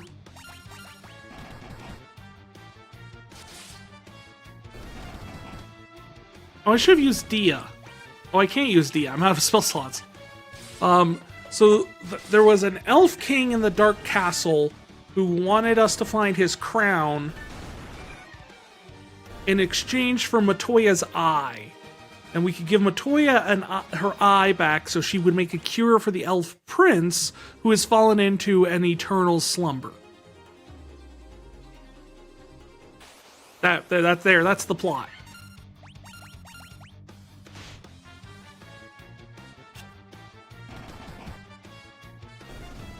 If that sounds like a really kind of like basic D&D plot, it's because I'm pretty sure this was actually based off of Sakaguchi's D&D game at this point.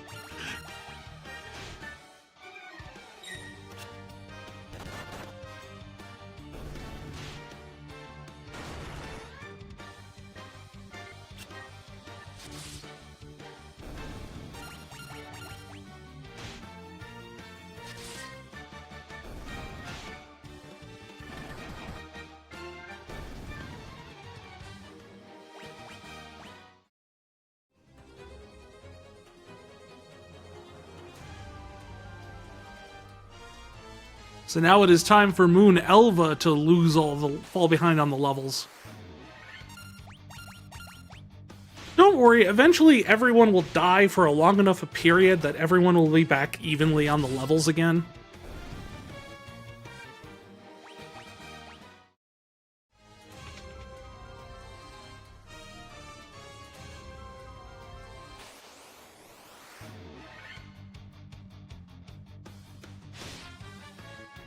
Ow! Ow! What the heck?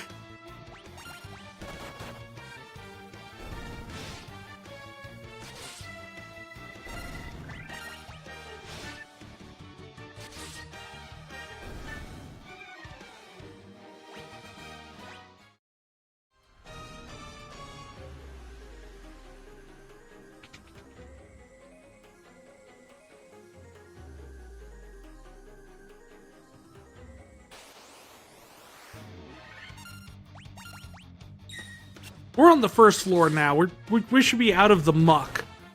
I don't remember anything on the first floor actually being that bad. Like, I think you were supposed to grind around on the first floor a little bit before coming down here, but as you can see, like, everything is...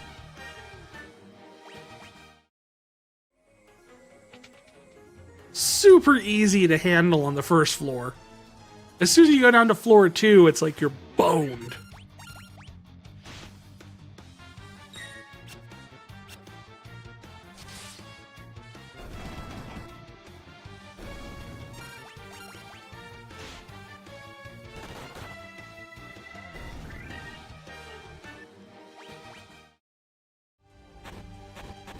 Oh wait, I do still have some antidotes, right? Yeah.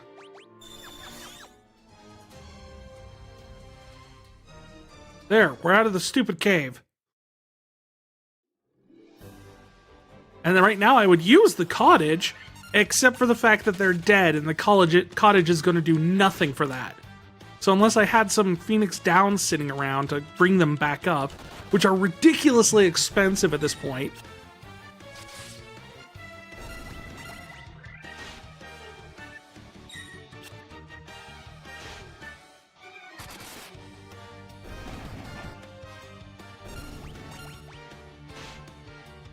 You tell him not a speedrunner? If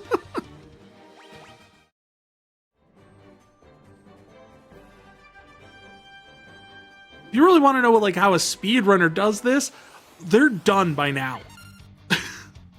Seriously. The world record speedrun for this game is like an hour and 30 minutes.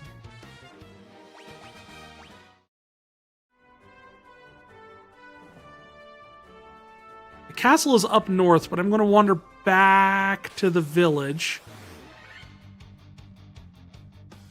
to get these two idiots resurrected.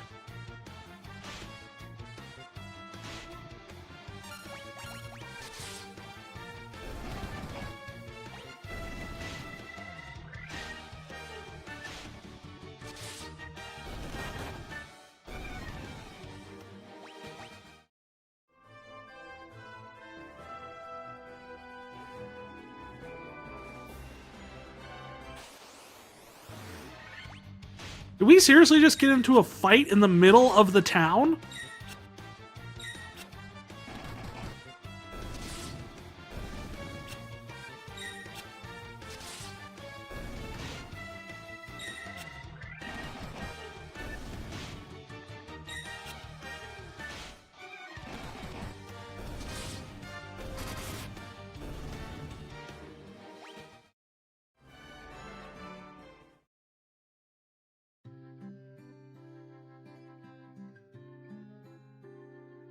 Luckily, all the different races and peoples of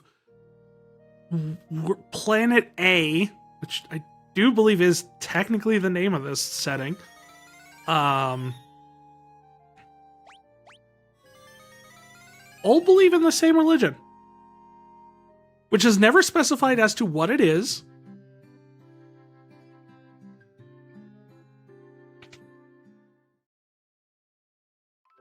But the Pixel Remaster went the way of removing all the crosses, so at least it's more vague but less awkward.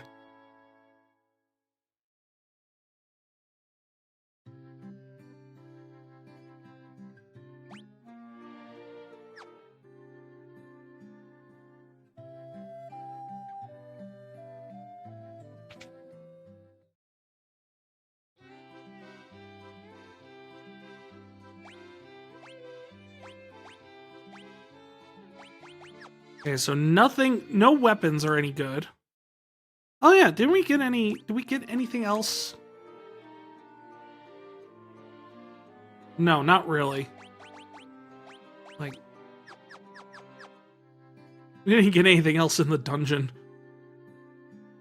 The loot drops were awful.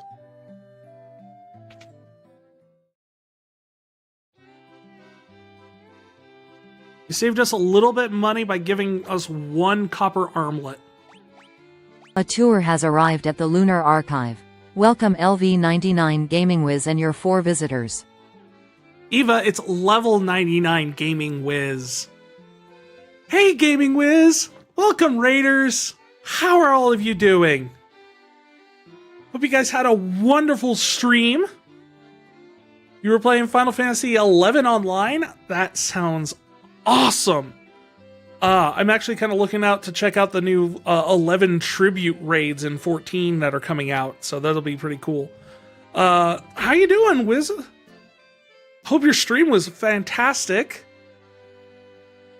Raiders, my name is Vicarian. I am the Lunar Lore Keeper, keeper of all story-based games, so if it has a plot, we'll play it on stream generally, or if we can give it a plot sometimes.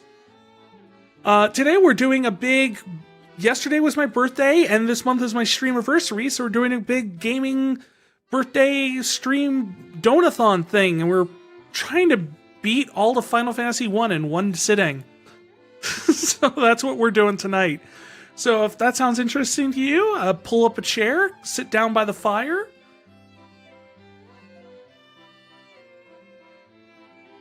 You're making your way through the story of the Treasures of At Urgan expansion? That sounds... I really need to read up on the 11 lore. Because everything I've heard about it sounds really cool. And I don't know enough about it. The game back when it was in its prime was like inaccessible to me, but I've always been kind of curious about it. I really should just like find a good YouTube video or something where I can catch up on all the lore of it at least. Because it's the only Final Fantasy game I don't know anything about.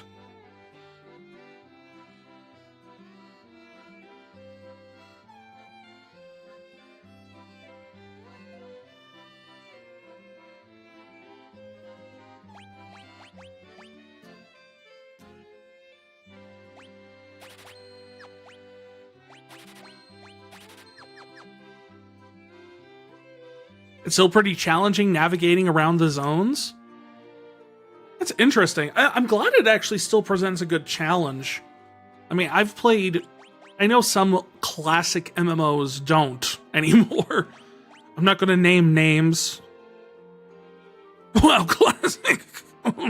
Sorry, I don't know what got on my lungs there.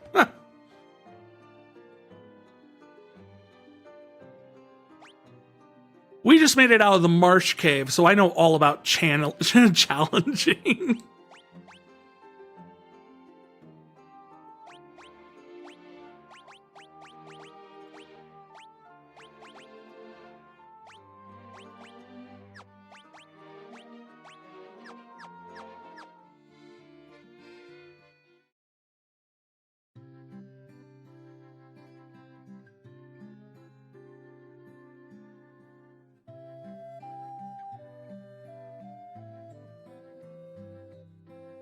Alright, goodbye all you Link XPs. No, I don't want to go to the church.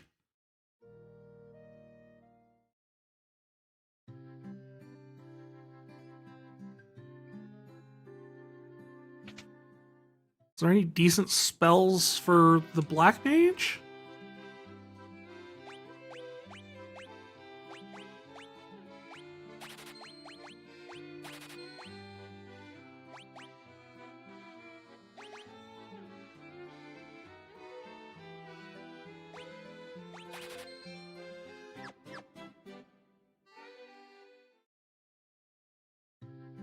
So those spells were 1,000 gil.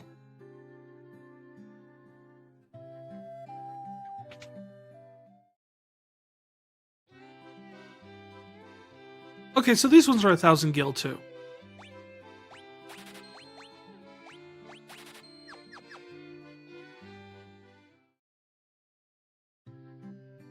I think we completely missed the level 2 spells for the White Mage, which actually is something I've done in like almost every playthrough I've done of this game. I always end up somehow missing the White Mage's level 2 spells.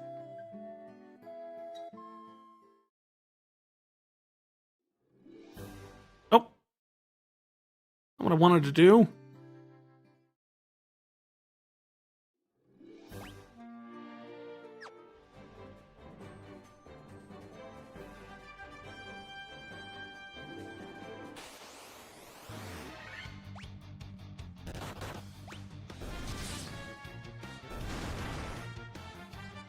You're just gonna waste, but yeah, you're gonna waste some of the potions because I forgot to check what my auto battle commands were.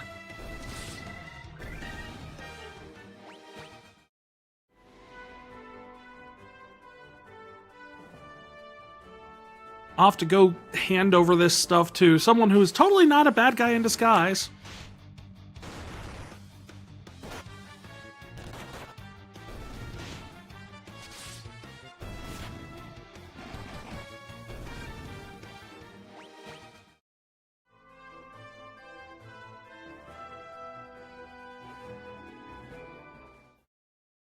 Is this the Pixel Remaster? It is!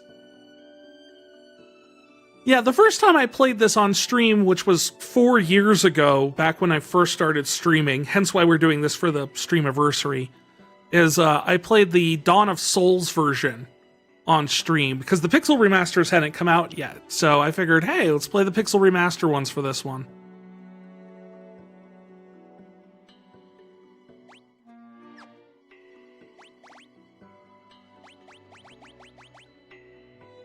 There's 3 chests in here somewhere. Wahaha! You fools fell right into my trap. Ah, 'cause he's such a nice guy. He is Astos? Oh no! This entire fight becomes incredibly awkward if you've played Stranger of Paradise.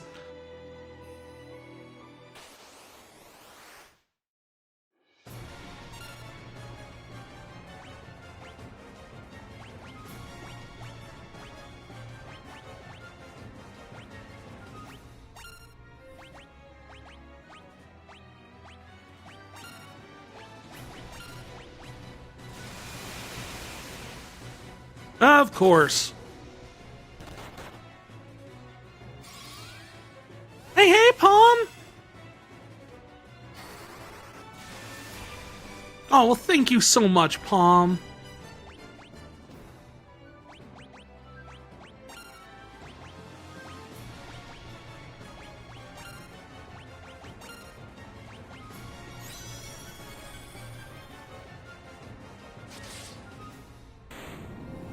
Oh, that was quick. I guess all that fighting scorpions in the marsh cave paid off. Also, I have a poppy drink. Yes, I do have another prebiotic soda. But the only way we get to drink it is if we land on that space on the wheel of chaos.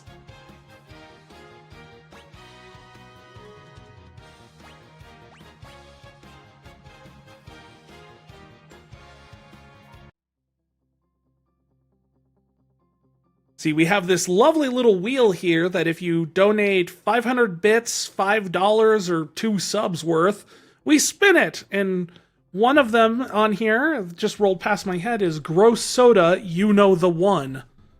And yes, I got an entire another prebiotic soda disgusting thing that we could drink if that lands on it. Is it weird that I prefer the shot of lemon juice or the spoonful of Tabasco to that? Because I do.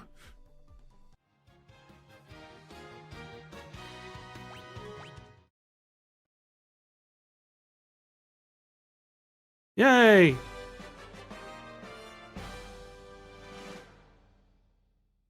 Is it bad? Oh no.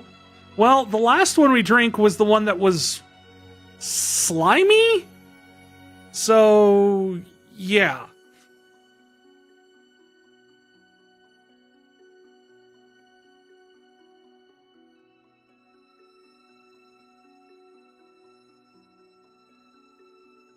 Are there actually random encounters in this place, or...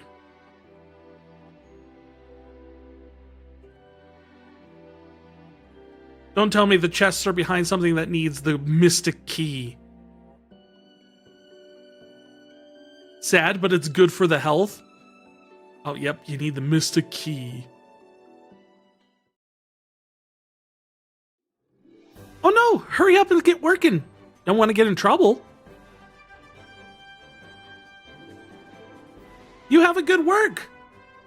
Thanks for stopping in.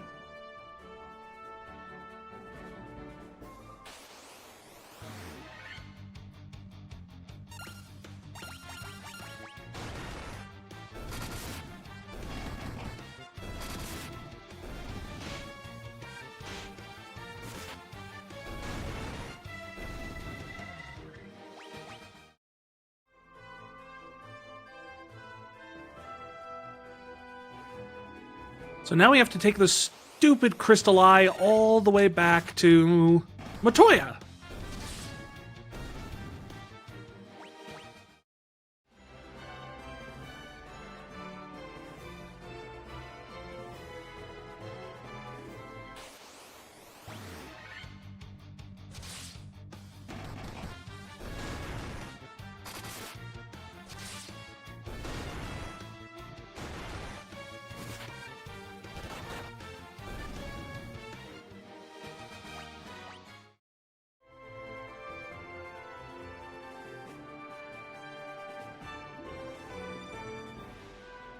Get on the boat.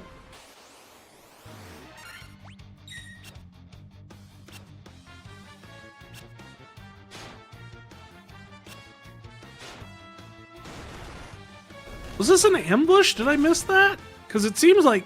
Why did he run away? I suppose he just saw 2 of his friends get killed. So that would be incentive to run away.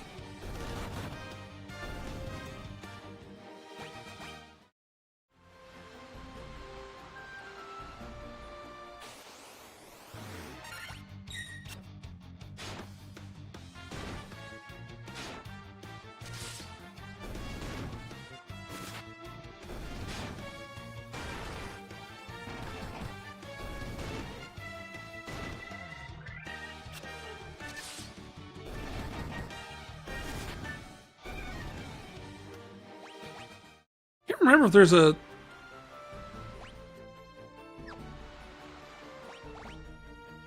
there a dock up by Matoya anywhere? No, there isn't. Oh, there is. Well, slightly closer at least. Have to go under the bridge.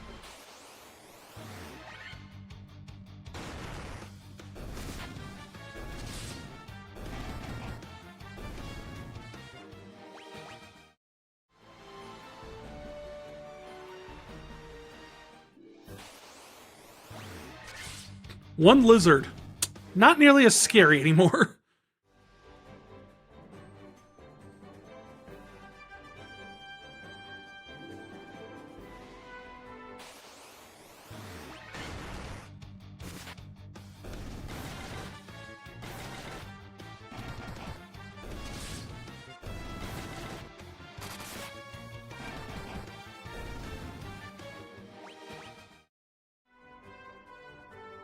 Tomotoya! Oh, you old witch. Here's your eye. Give me a potion. You obtained Jolt Cola. Twice the caffeine and all the sugar. Perfect for waking up young princes. You can see again. Now we'll never have to talk ever again.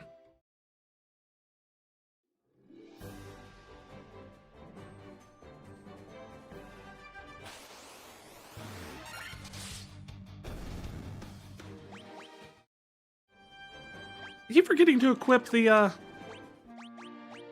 mithril sword.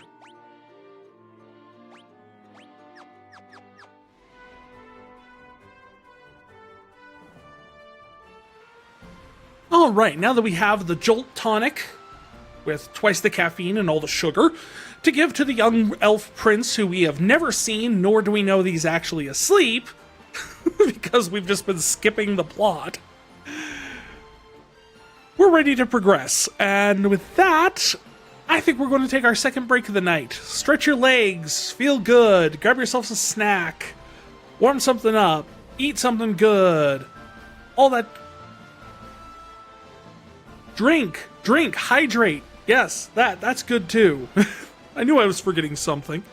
Anyway, we'll be back here in a few minutes. We're going to go to a BRB screen so none of you miss any of the action of the game while we're playing. And we'll be back here in a second. You guys take care, and I'll see you real soon.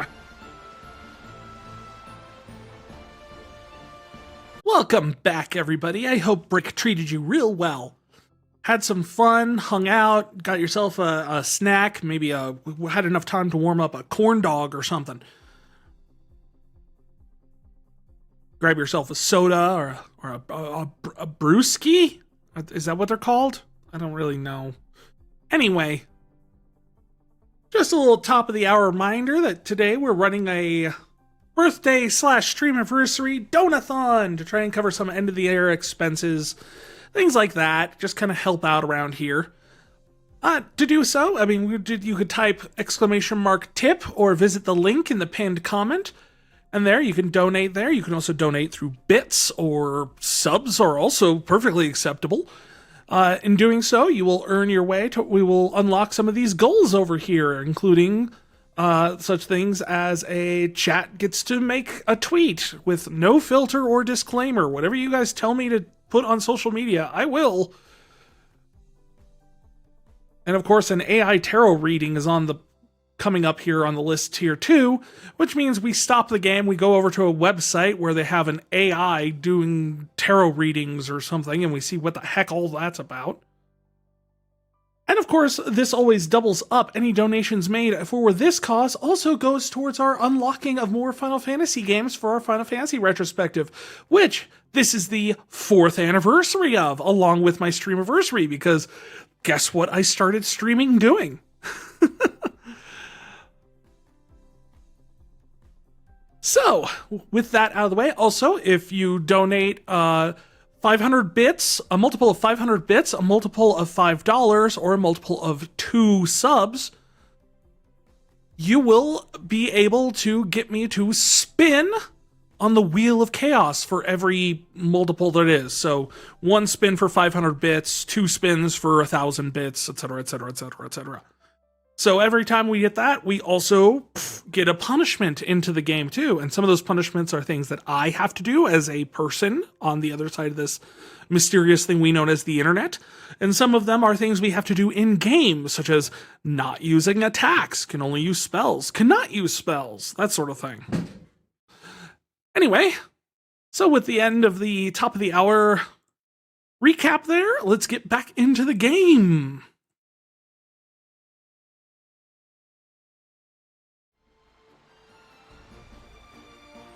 Now that we've got the Jolt Cola for the kid.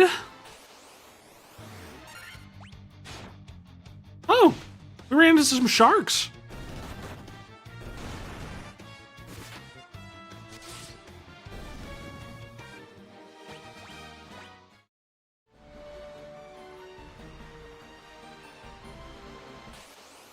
You know, since we're at this high up part of the map, maybe we should swing in and see what we can pick up in terms of level 2's white mage spells. I don't even know what they get at level 2, but we're close to that part of the map where Provoca is. It's right up here in the corner. So since we're in the area, we might as well see. And then we can also stop at the end and get our health recharged here.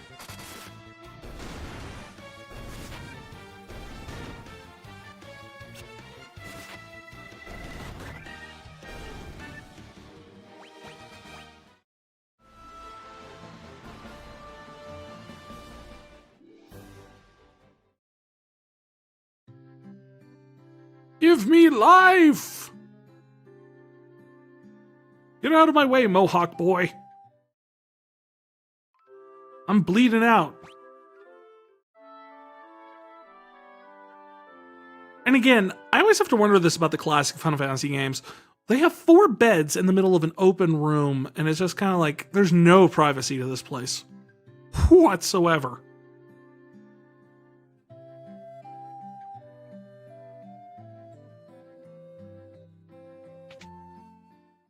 Does that make it a little awkward? Okay, here we go. Yeah, silence. That's probably a good one to have. Cures darkness. I don't know if they fixed the darkness bug in this pixel remaster, so. Halves lightning damage for the entire party? Or raise one ally's invasion.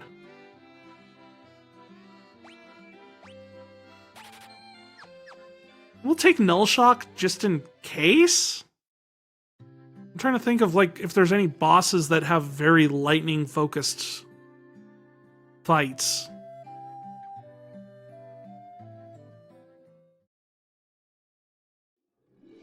But both of those last spells were all fairly like situational, so I don't know what we'd actually do with those.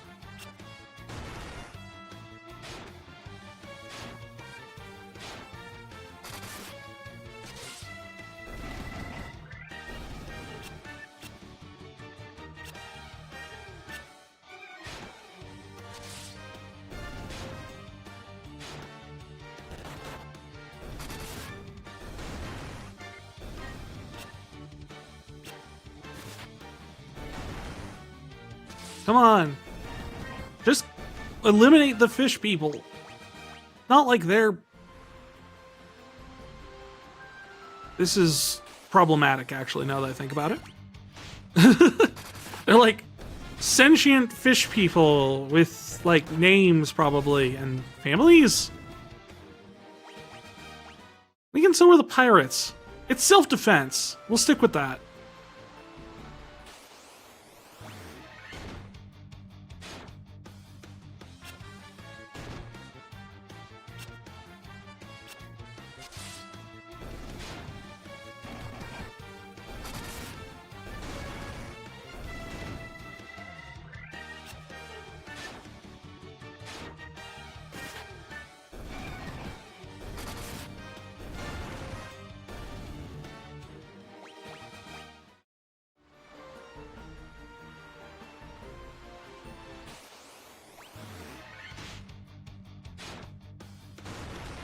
How are there 2 Sahagin chiefs? Are they trying to make... Do we just stumble upon them trying to, like, make a deal with the shark? Like...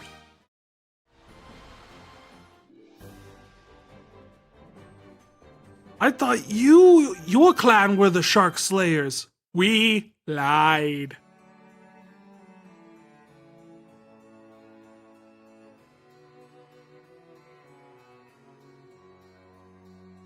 Can you imagine how weird this must be?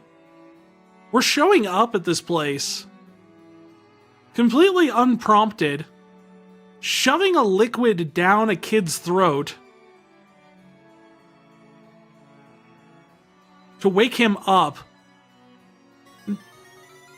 Thank goodness the doctor healer knew that it was a jolt tonic, or else it would have been really, really awkward.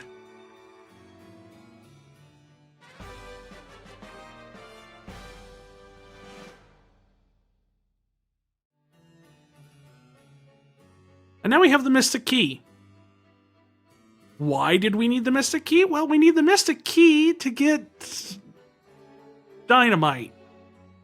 Why do we need dynamite? You'll see.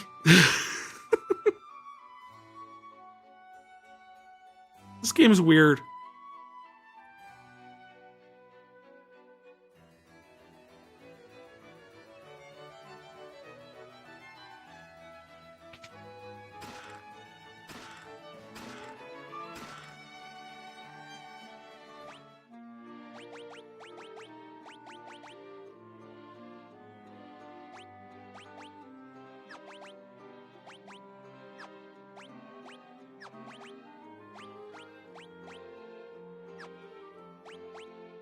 So hammer, give her the mithril hammer.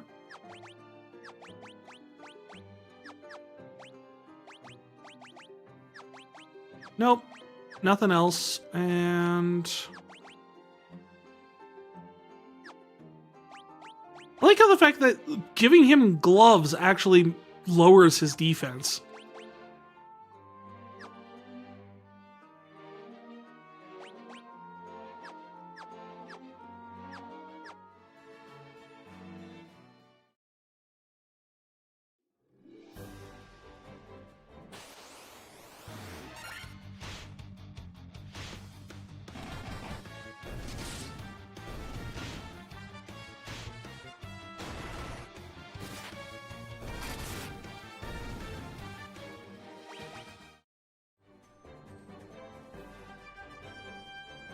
And yes, we could technically go around to all the different places across the map that we've explored so far to unlock the doors that have the mystic keys, that require the mystic key, but that includes going back to the bottom floor of the Marsh Cave.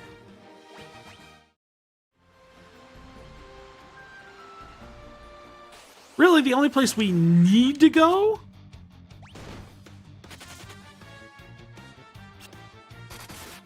is back over here to Cornelia, or the Village of Beginnings, or whatever. It's gonna swing in here really quick and you use your inn.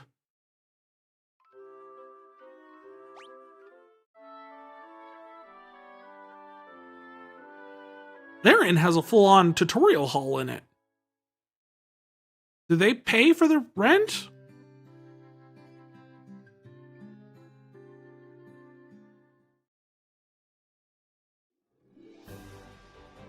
Anyway, we go to the castle.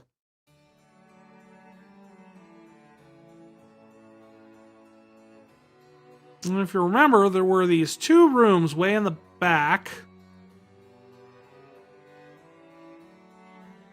that required the mystic key to open.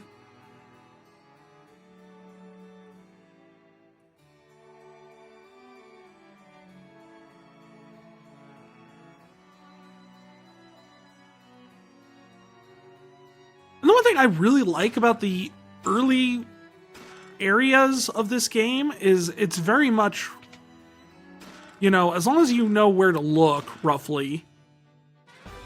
Nitro powder! Like I said, TNT.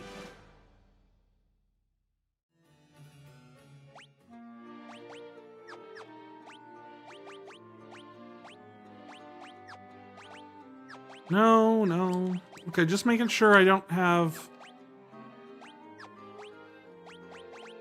Mithril knife, there we go. I already have iron armor. Nope, none of those. And none of that.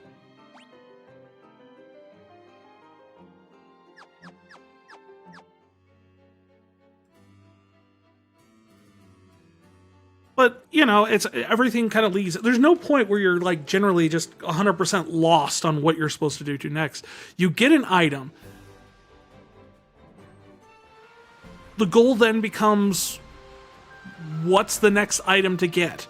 And everything that you go to in between those 2 points, like any villages that you stop in or anything like that, tend to point you towards the next goal. This is not always the case with this game. Later on, you will see there are points where you're just kind of like, okay, what the heck am I supposed to do next?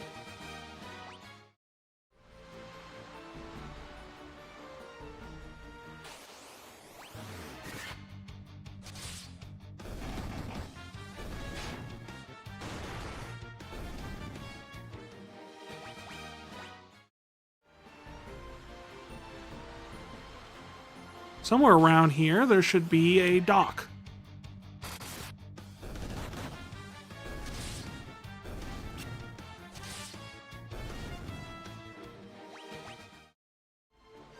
There it is.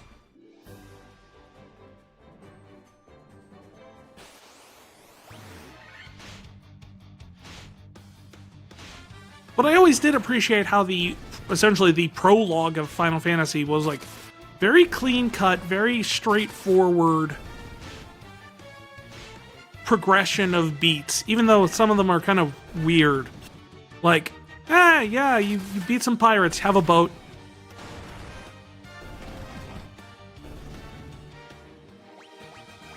And where do you take the boat? Well, there's only so many places you can take the boat at the time.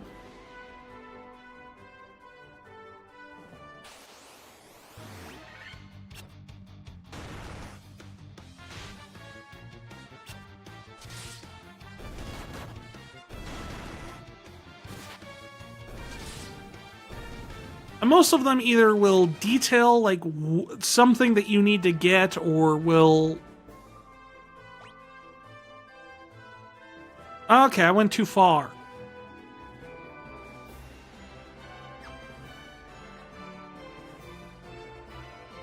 We'll give you kind of an idea like where you need to go next, or something that you'll eventually need to do.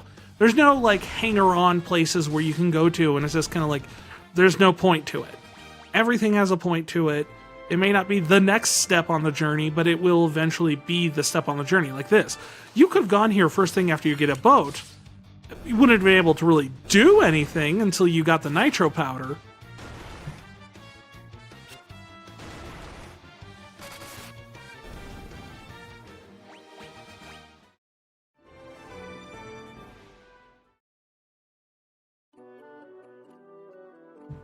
Lally-ho! Lally-ho! Lally-ho! Like, the only real benefit to coming here earlier is there's, like, some treasure here that you can grab. If only I had the legendary material adamantite! What a joke that is. Adamantite you won't get until, like, the second to last dungeon in the game. You can give it to him. No problem. It's great. And it gives you a magnificent, wonderful sword that will last you 2 floors in the final dungeon. And then you find a better one. Go fig.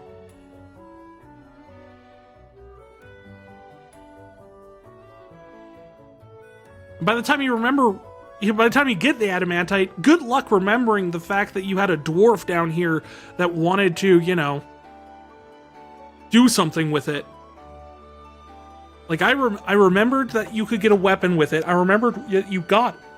I couldn't remember for the life of me for the longest time, last time I played this, where you took the dang thing.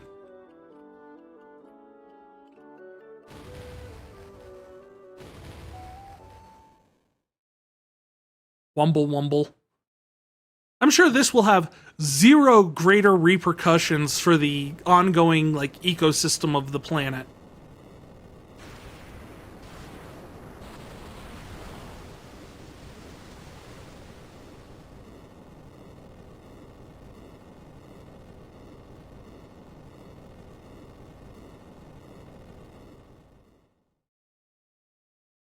Congrats, we finished the prologue. We can actually get out and start the actual plot of the game now.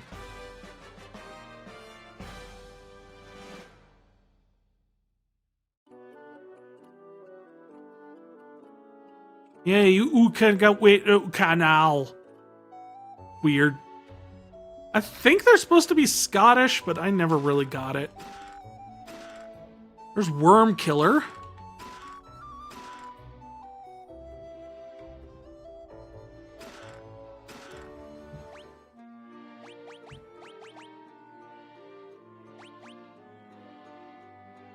Yeah, Worm Killer, I believe it only does extra damage on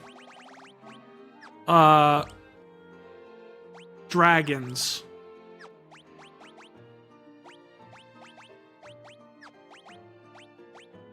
There's the Great Helm. I can use that.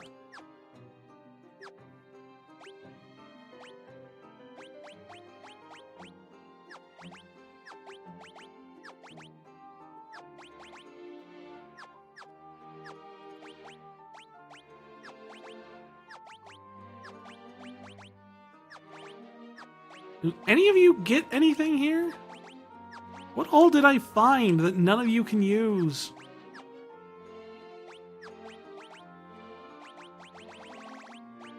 Like Mithril Mail. Shouldn't he be able to use that? Oh. Yeah, I can, but it's not as good. It's like 6 extra, it's more evasion, 6 evasion for 6 defense.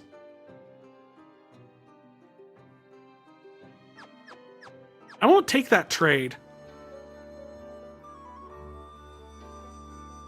Because evasion means you have it's a percent chance to dodge, whereas defense is a straight reduction of damage. I'd rather take the straight reduction of damage.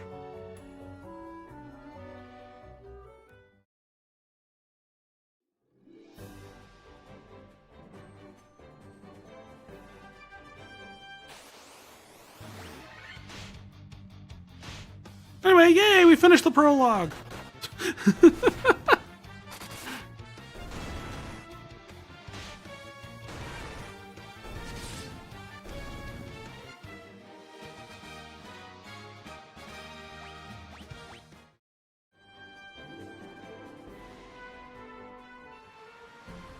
Now we go to my least favorite part of the entire game.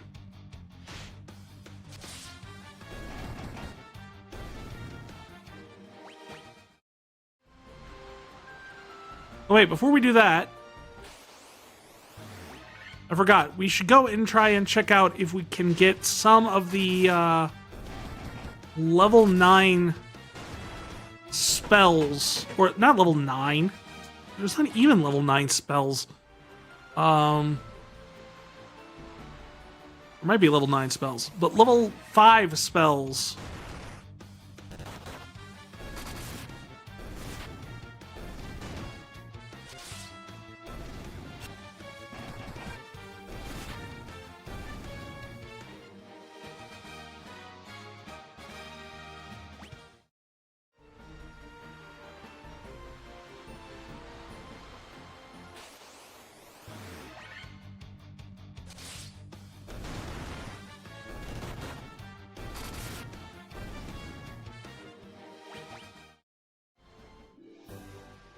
Those are also here in Elf Town. Elfheim. Elferheimerdinger. Did you guys watch the new season of Arcane? It was so good. And yet, weird. I felt like the problem with it really came down to the fact that, like, it's not like any of it was bad. It just felt like there was a lot of plot points to hit. And ultimately, it came down to the fact that there were too many plot points to hit in a single 9-episode season, but there were not enough to justify additional seasons either. So you're in this weird middle problem where it's like,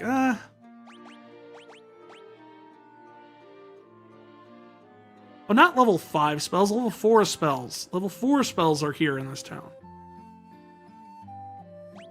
How much money do we have? We have 13k.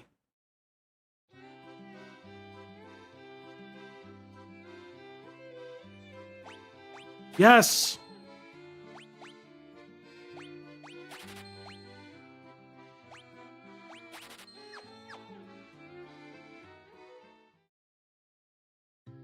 You could probably sell some crap.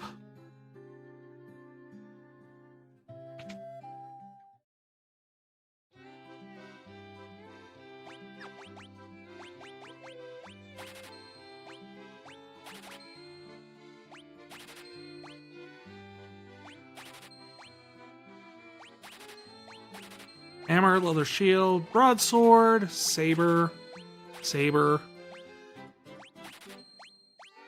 Don't tell Emiya I'm selling saber.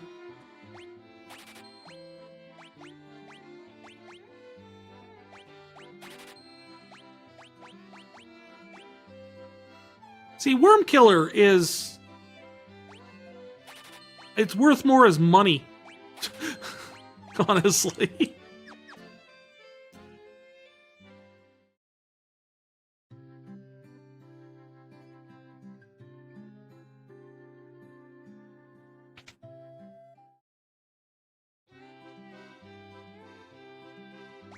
Alright, we definitely need haste.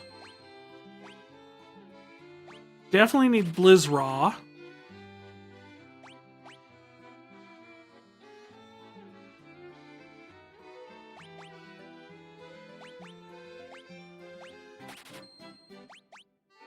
Like, Sleeper has a better chance of succeeding than, like, Sleep, but only targets one enemy, I think. And then on top of that, it becomes more and more situational because you run into more and more stuff after this point that are just flat out immune to it.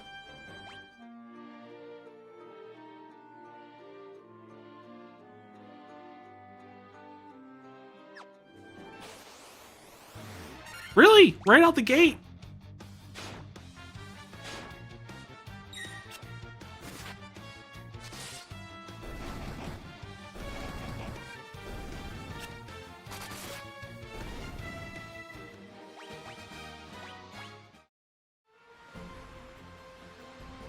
Come on, let's go. Let's get to the part of the game I don't like. Just so we can be done with it and get back to the good parts of the game that I do like getting the airship.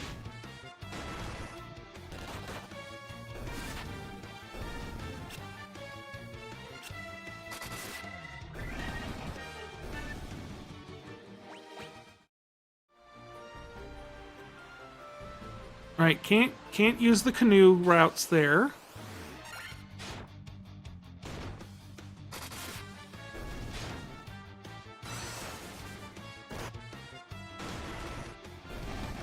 Oh geez, paralyze.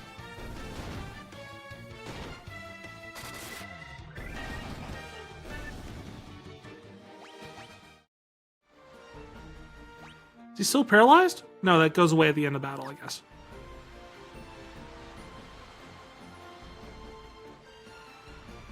And here we are. Welcome to the Earth chapter. Also known as my least favorite part of the game, as I've been hinting at, subtly mind you, this entire time.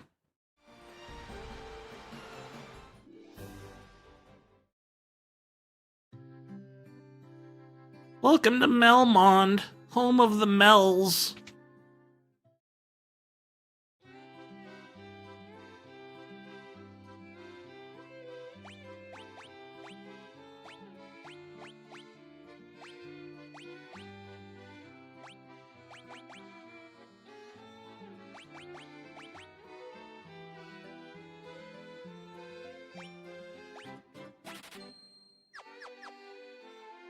I could only afford one spell, and I'm taking that one, and there's a reason. It's a special tool that'll help us later.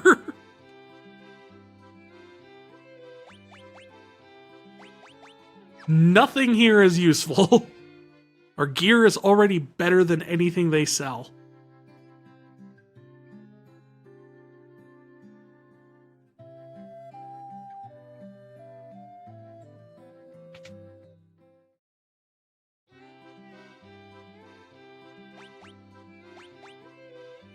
Yeah, the only thing they sell that's any better is these, which I really can't afford right now. 36,000 gil. You think that's a little bit outside of the realm of like what we've got right now? It's like the steel gloves though.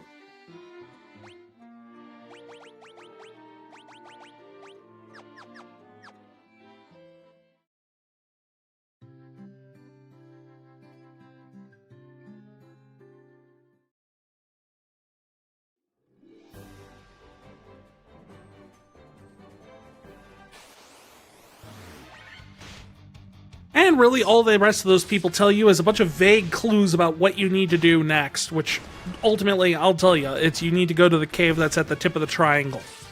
Where's the triangle? Well, it's the only thing on the map that's shaped like a triangle, so go fig.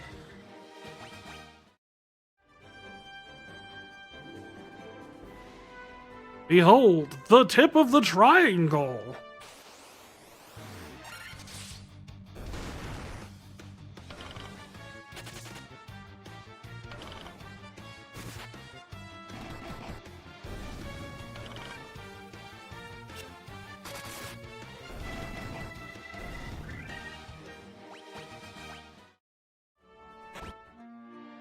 Yes, I know he's sick.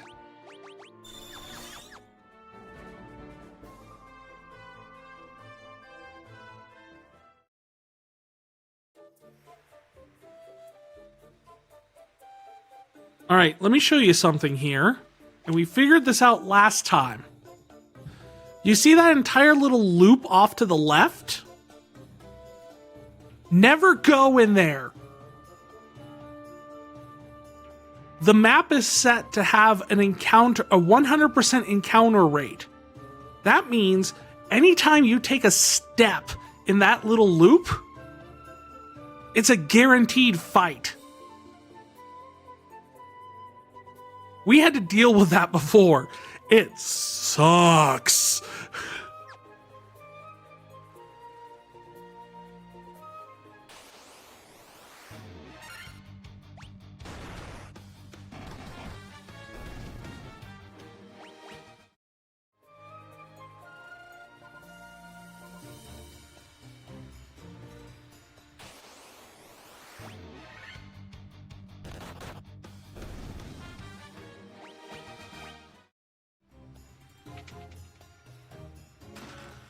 Monsters! An earth elemental!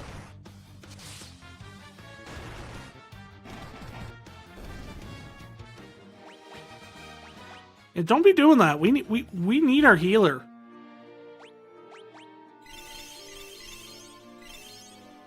Especially now that we're out of potions. Shoot. Maybe we should have stocked up on those before coming here. Maybe.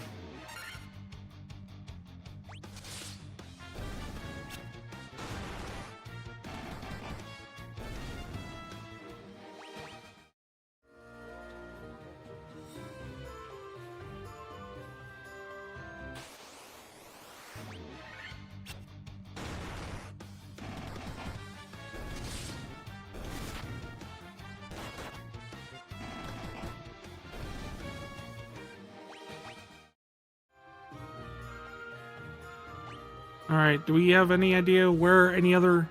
I do like this about the pixel remasters, is you can just look at the entire map.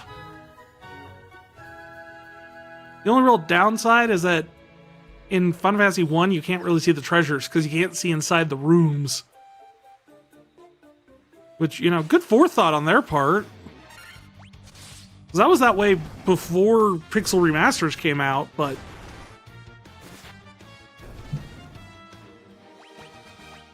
And they put a lot of the treasure chests in these little cubby rooms.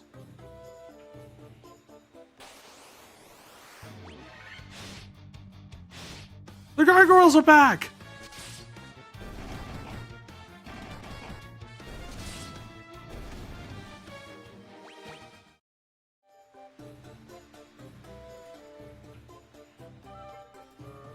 I do like the music in here. It's kind of do do do do do. It's like does not fit the fact that this is a undead-filled dungeon.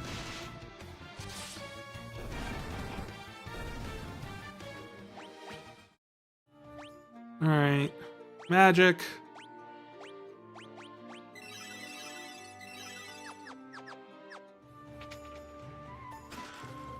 Monsters.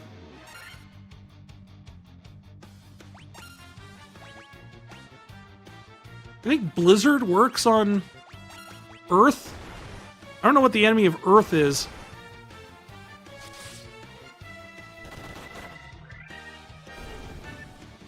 Apparently punching. Punching is the enemy of Earth.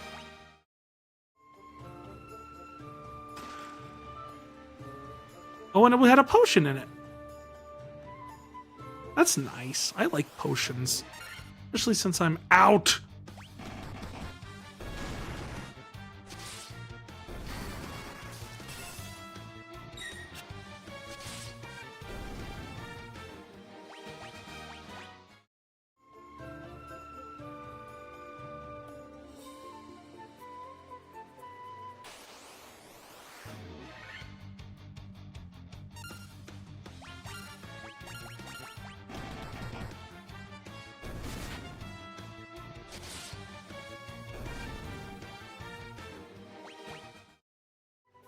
So earlier I made mention of the fact that, I realized I never explained this. Earlier I made mention of the fact that Final Fantasy 1 works on a Vancian or Vankian magic system. What does that necessarily mean? Well, you see where it says MP for both Ciri and Moon Elva here, and it just has a bunch of single numbers, but there's a whole bunch of them? Those are spell slots. Essentially, every time I cast a spell of a certain level, it uses one of those. Everything there is essentially one, but you only get a limited number. I have to go back to an inn or camp or use an ether to get back any of those. I think ether only restores one use, one spell slot.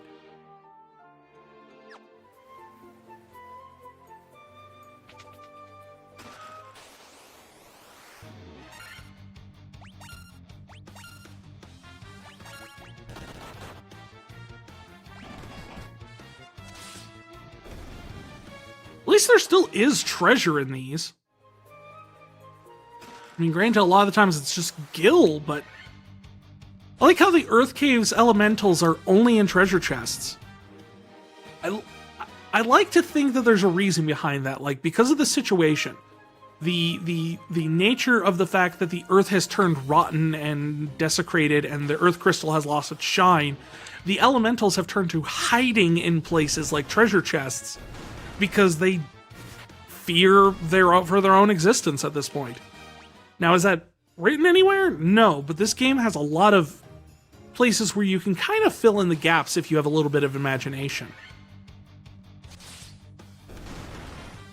There's another big one later that I have my own fan theory, a game theory, whatever, about.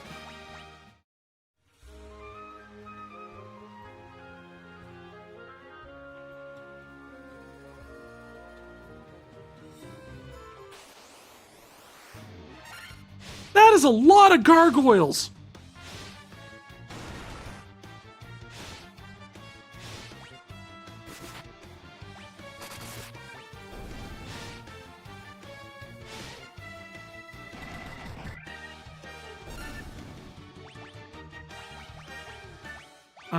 This is, cast heal. You classed Blizzara. And you guys punch things.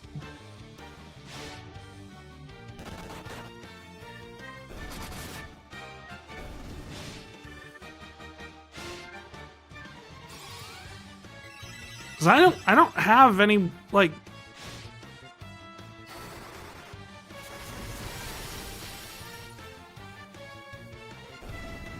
Oh, good. I didn't have any way of, like, fixing this if Ciri died again.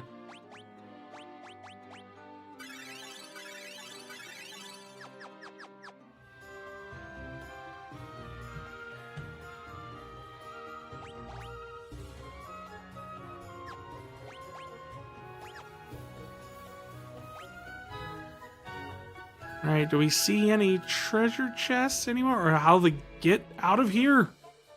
There's a room there and there's a room there.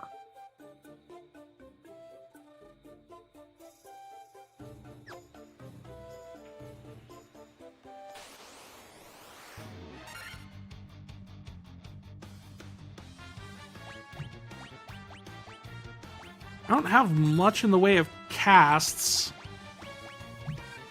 But sure, I will continue with the AoE attacking here. In hopes that we'll eventually be able to take something down.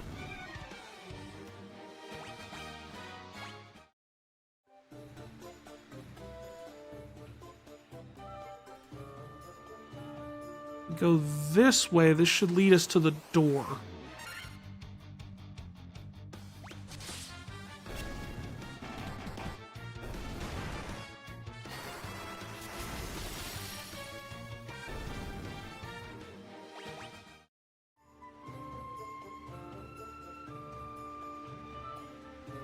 Move, bat.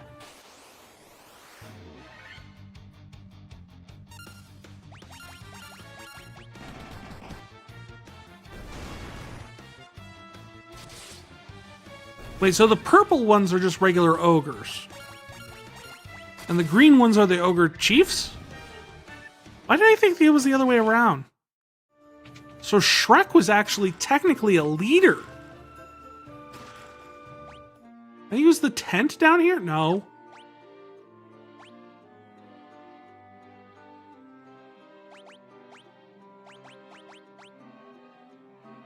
A sword that's effective against aquatic enemies. I.e., nothing you'll find down here.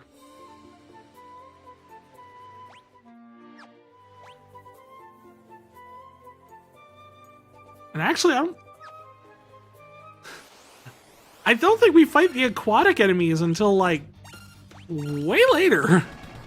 I don't know why we're getting that at this point.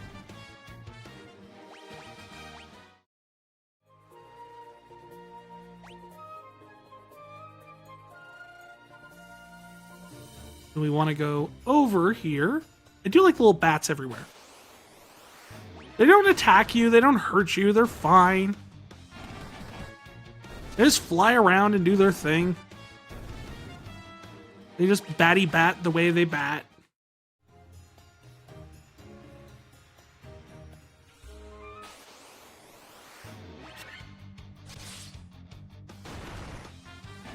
They're picking on the poor black mage now.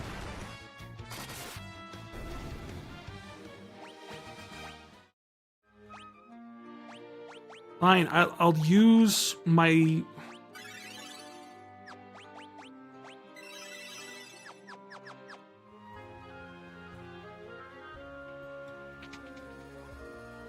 Hi. Can I help you? So instead of in a chest, this one's just kind of hanging out.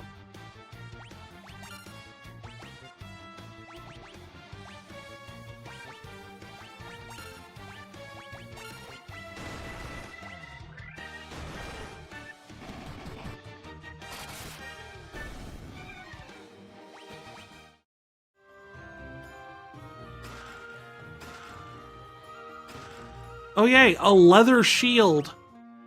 The heck of all the random junk. Like...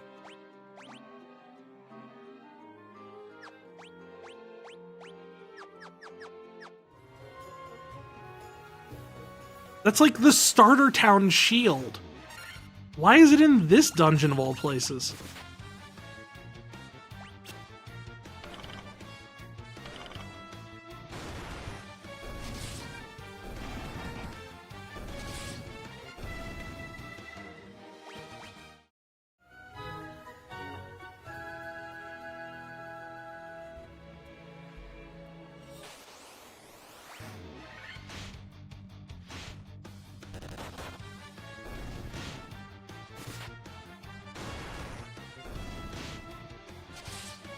We're also only like halfway through. We're not even halfway through this dungeon.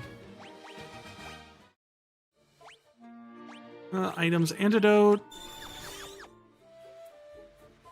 I know I technically have poison in now, but I want to save those spell slots.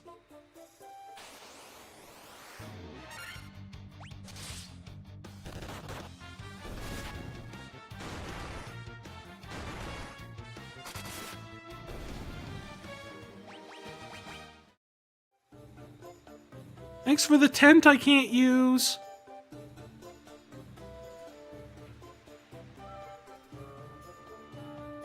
Alright, what do we got here?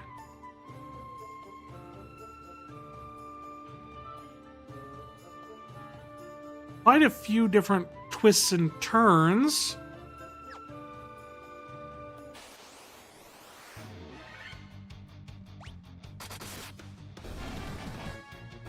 Cockatrices, ugh.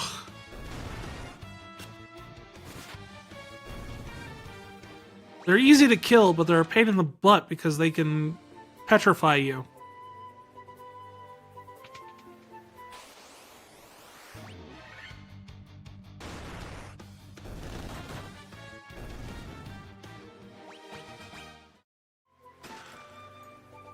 A sleeping bag. Can I use a sleeping bag in the no.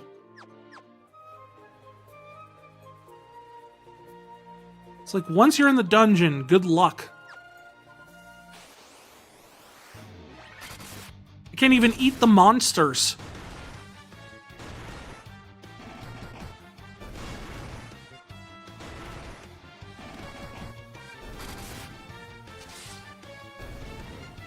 Down, Shrek. Bad boy.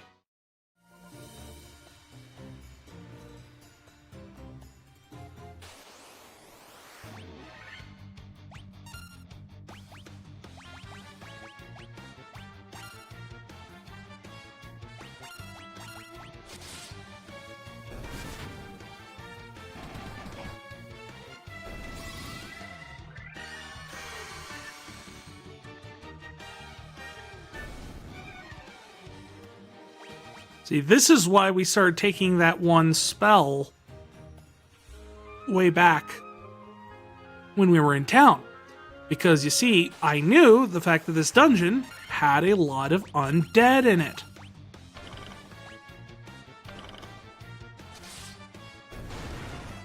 In fact, the final boss of this dungeon and the mid-boss of this dungeon are all undead.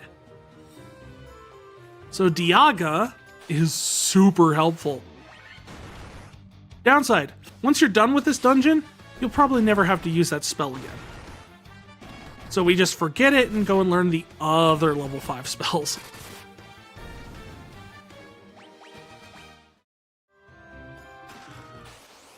Of course it's monsters! It's an earth elemental!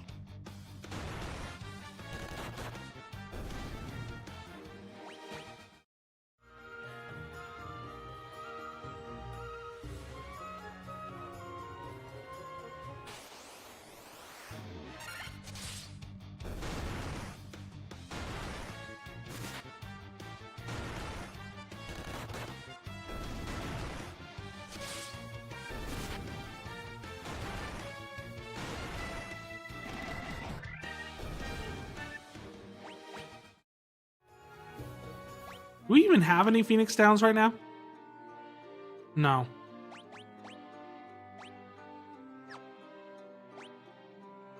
We can cure silence, we can cure stone. Restores 1 MP for each magic level. You know what? I am going to use that on Siri. Just cause...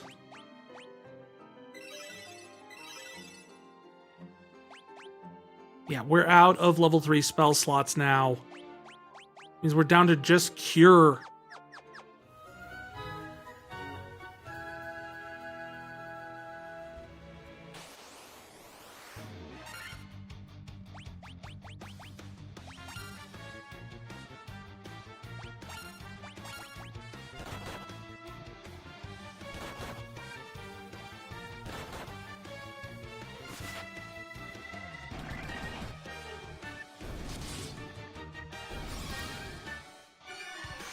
Well, that was a waste. We could have just punched out one and been done with it.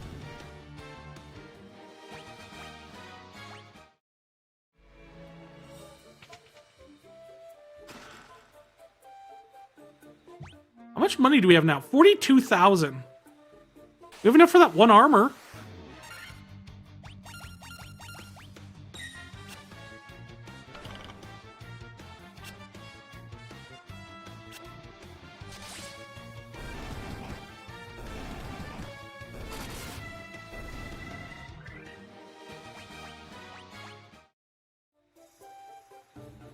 Now we gotta go all the way around here.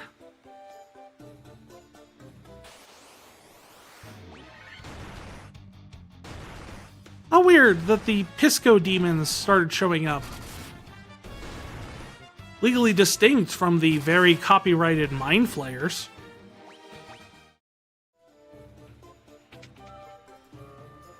Yeah, hi, but there's nothing in here. Why would I fight you?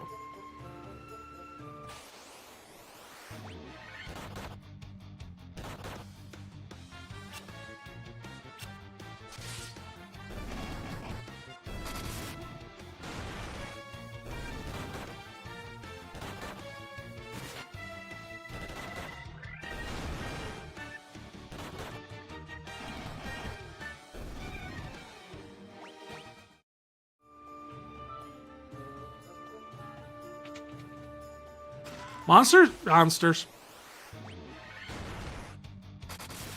Jeez, that was a rough hit.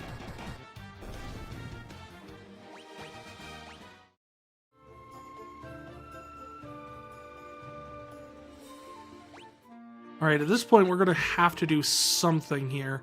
We've only got 4 left.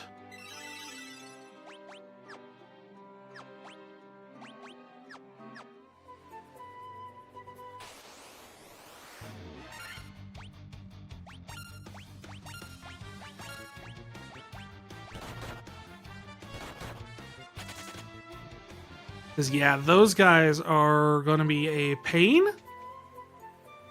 Luckily, we're here. All things in this world... they actually give him the funny accent. All things in this world are destined to end in death. The seal cannot be broken, so the earth shall rot. Why does he sound like that? Well, because he's Dracula. Hey, Dracula.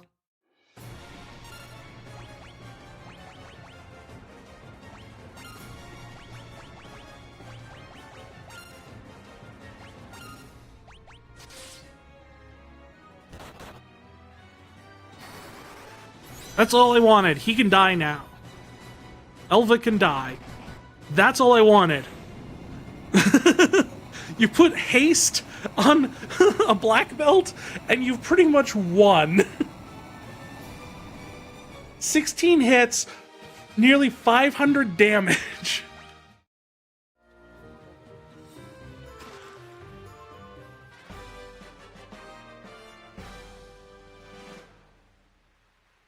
And we got a Star Ruby. What is the Star Ruby for? Unless you did a lot of exploring, there's not really a good explanation. Nope, wait, go back. Everyone needs to flee. Why? Because, and I'll show you guys why I hate this dungeon. Look, a stone slab is set in the floor, an evil force emanates within. There's 2 more floors to this dungeon that we can't do.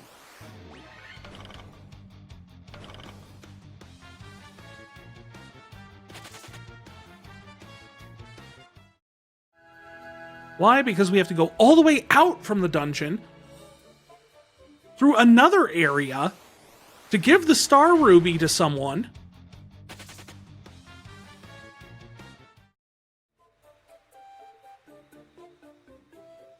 In exchange for, and get this, a stick to lift up the slab. That's it. You get a stick to lift up the slab in exchange for doing all this stuff. And you have to come all the way back down here.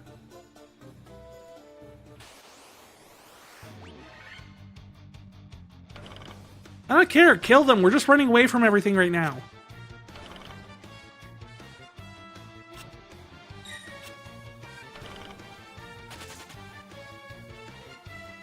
No one's missing out on any XP.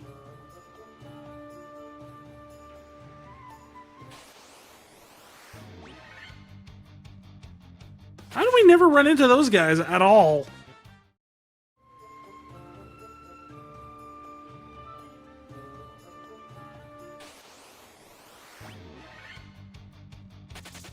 Upside, we don't have to go in through all those doors to find all the treasures next time we come down here. We just skip straight to the end.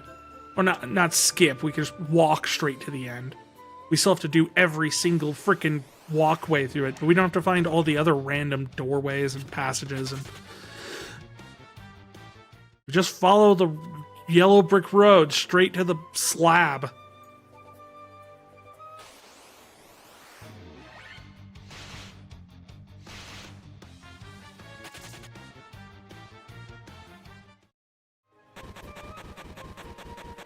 Oh no, someone's poisoned. I don't care.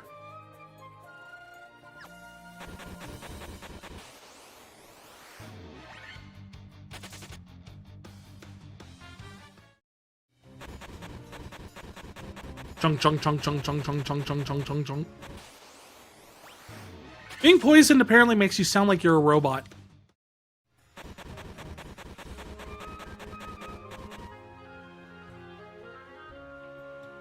Wonder if you could die walking around as poisoned.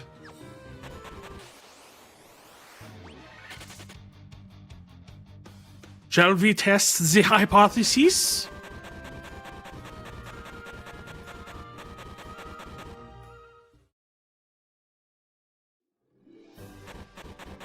Now we leave, go all the way back. We're gonna run back to town, though, really quick to fix all this crap.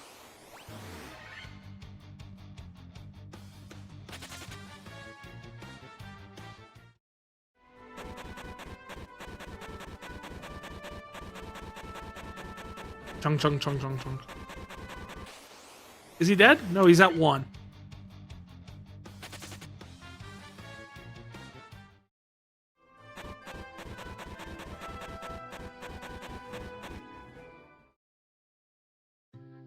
Did he die? No. So, good news. You can't die from walking around while poisoned. Wait, no. No, no, no. Let's go to the church first. Resurrect Siri. I'd rather not pay to sleep at the inn twice. They're already extorting me as much as it is anyway.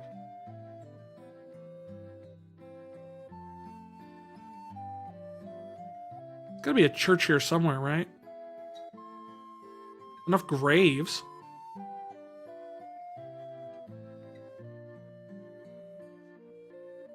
Well, while I go to the church and sleep at the inn, you guys enjoy a nice quick break. Stretch your legs, go get some rest in. I don't think there is a church here. All the buildings are accounted for. I'm gonna have to invest in actually an item. Actually, wait. They don't have an item shop either. How the heck do I get my healer back? Oh, fudge. See you after the break, folks. Welcome back, everybody. Hope your break was good. I got myself some dinner here. I'm munching on that. Because who knows how long this is going to go at this rate. We're 3 hours in and we haven't even finished the Earth Cave. And now we're stuck with a dead healer because guess what? There's no freaking place to bring them back from the dead. I even looked online. Is there a church in Melmont? No!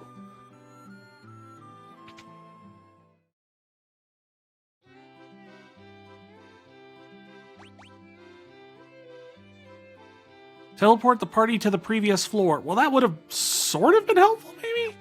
Oh. Can't learn that one.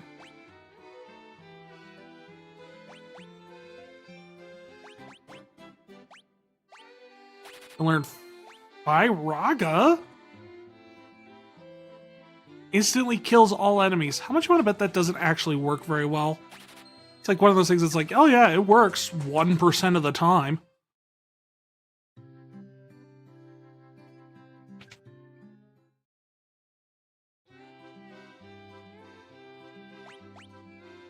Oh, good. I can at least teach them spells while they're dead.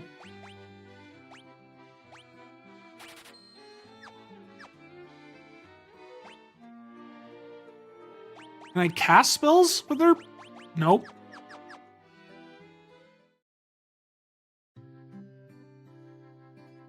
You know, now that we have the life spell, it's a lot better, except for the fact that the one person who has the life spell is the person who keeps dying. And no, I'm not gonna...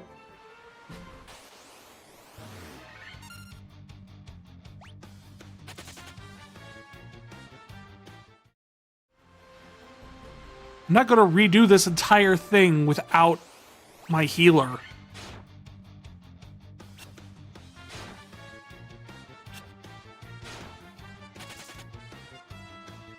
You know what that means? We're going back to Cornelia or Corneria or wherever.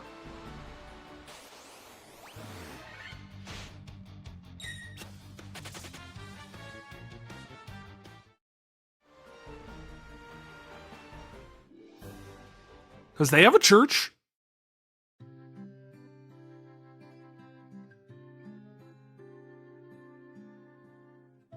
Somewhere. Is this it?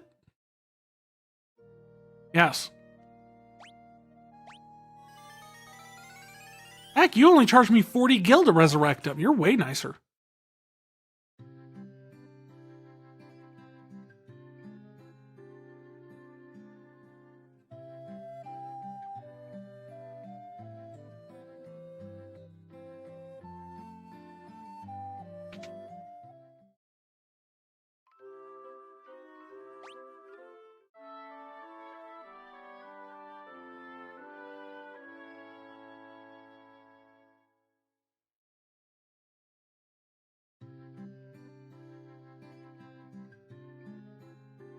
Okay, now we're gonna stock up on supplies. Phoenix Downs. Yes. We'll take 5 of them. Ethers. Yes. We'll take 10 of them. High potions. I'll take 25 of them. 50 regular potions. I can afford it now.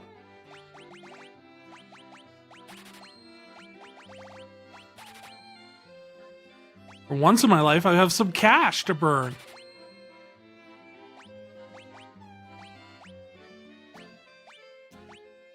So sleeping bags recover some HP. Tents restore some HP and MP, and cottages fully restore HP and MP. Oh heck.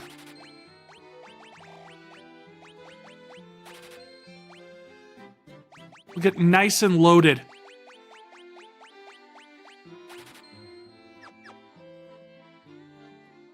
No more excuses.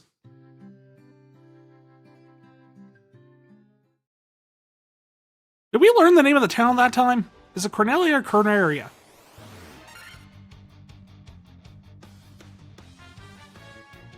No, I'm just gonna flee again.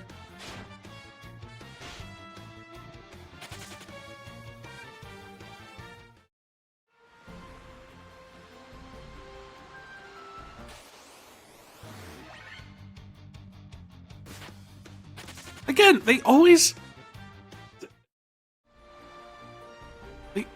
target the healer.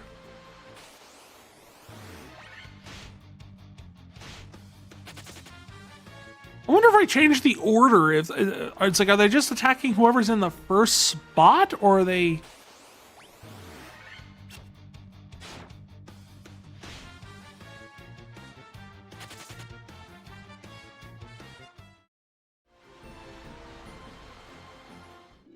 Let's do an experiment again, shall we? Yes, I know, I just healed, but trust me, when you see what we have to do, you'll understand why I am taking the opportunities where I can get them. Because this part of the game, I've mentioned this, kinda sucks. Order.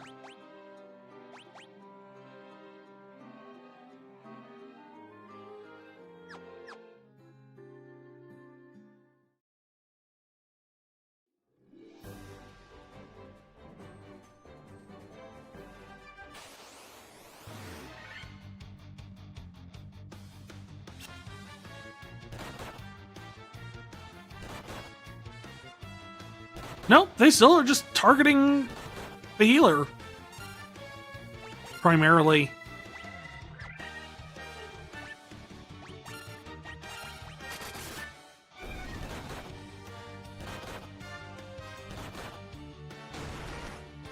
So much for the first slot theory.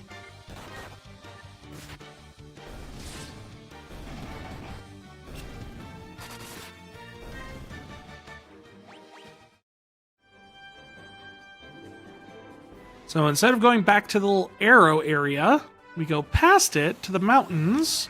Ooh, we found some tigers. The wonderful thing about tigers is tigers have giant sharp fangs.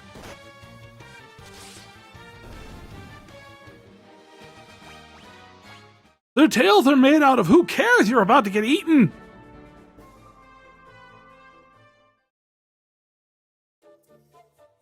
So the Giant's Cave is where you go.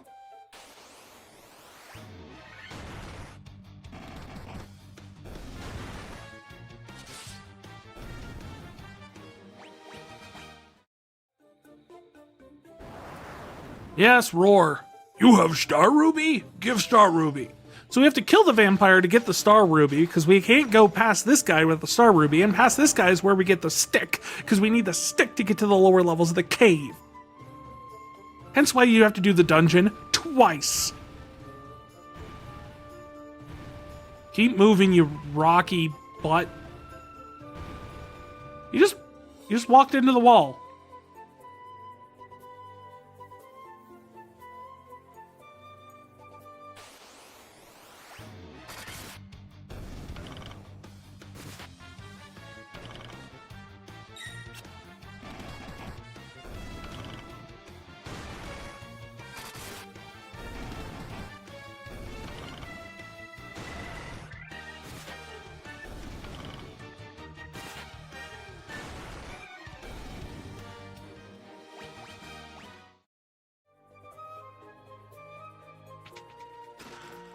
A great axe, some gills, and a helmet.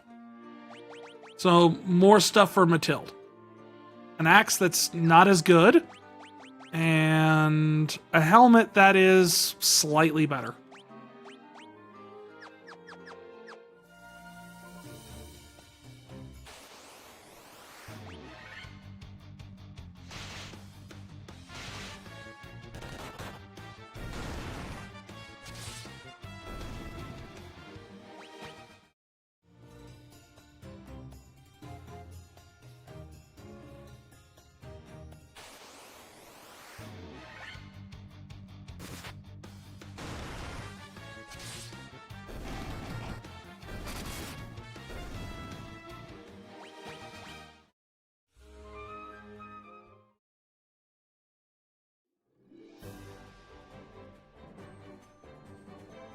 Now we go all the way to the end of the peninsula to find the guy who gives us the stick.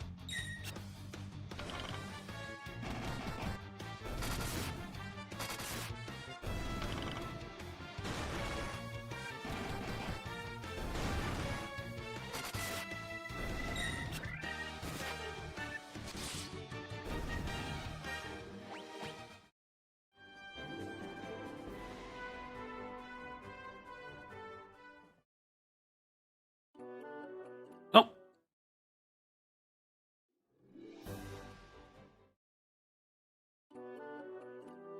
And the Sage's Cave, which also has Matoya's music. There's nothing in these.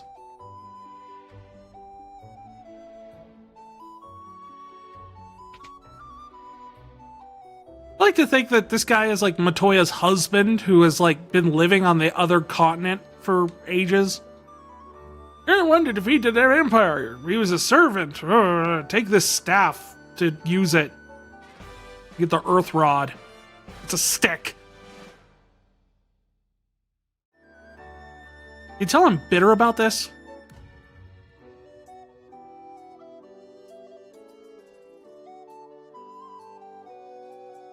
So we take the stick and lift it up in the hole. Oh.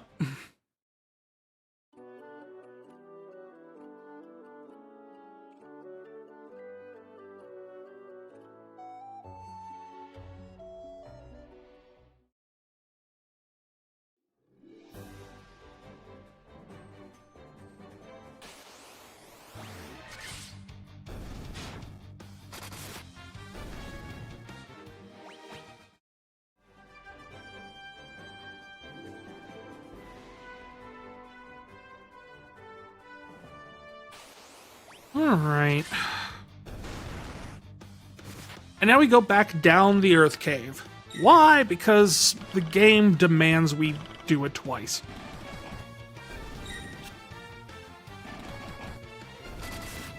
Theo got poisoned again.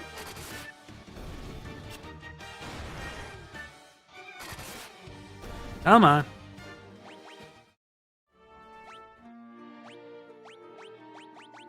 Should have picked up more antidotes while I was in shops. I only got 5 for some reason.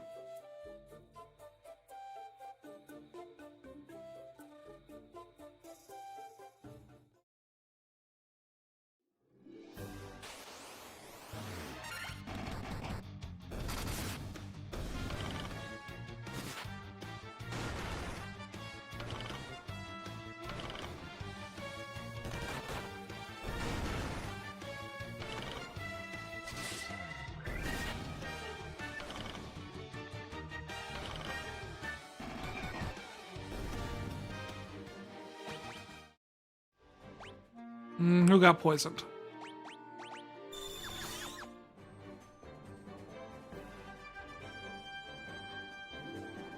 And now we go back to the Earth Cave. To do the Earth Cave. Again.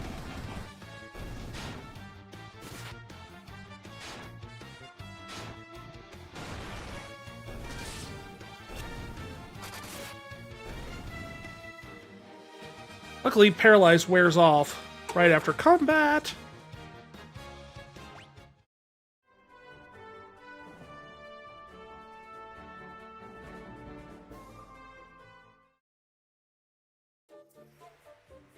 Oh, wait.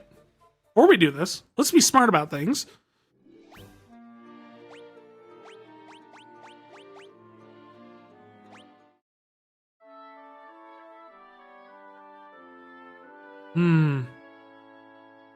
No, I haven't used a single spell, I don't think. That brings me up to close to max.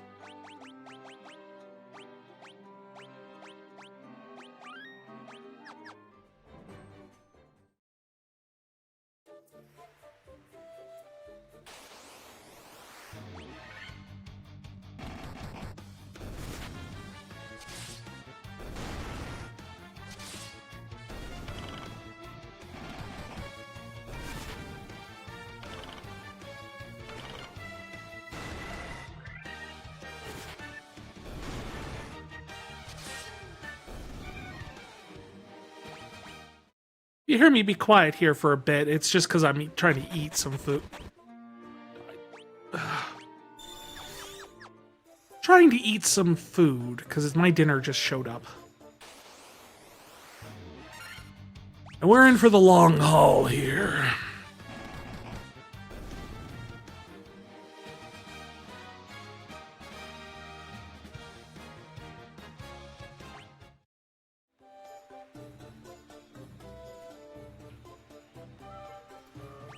Alright, we know the basement is down that way, so we need to go right, down, right, down.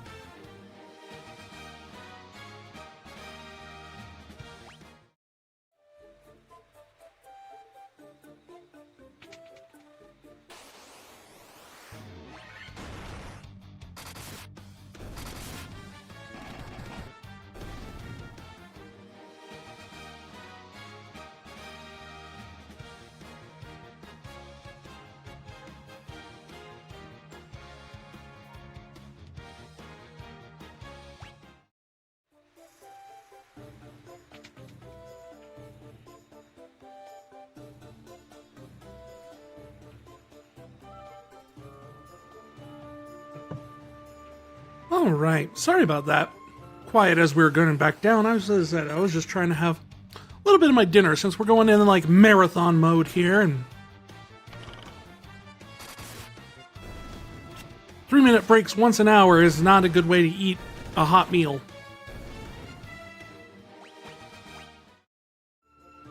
But as I'm sure you've been able to tell, that trip over to the Sage gave us the nice 100 times gravity training session to Zenkai boost our butts all the way down, that we managed to get all the way down here with barely anyone's HP dropping down to the halfway point.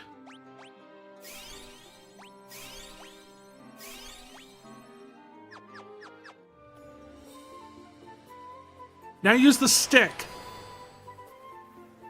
There, you removed a slab and turned it into stairs. And I know what you're thinking. You're thinking, Vry, how many floors are there to this place? And the answer to that is 5. Almost every dungeon in this game has 5 floors.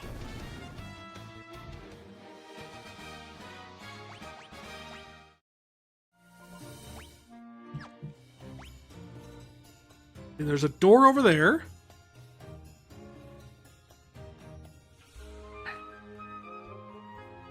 There's a door down there.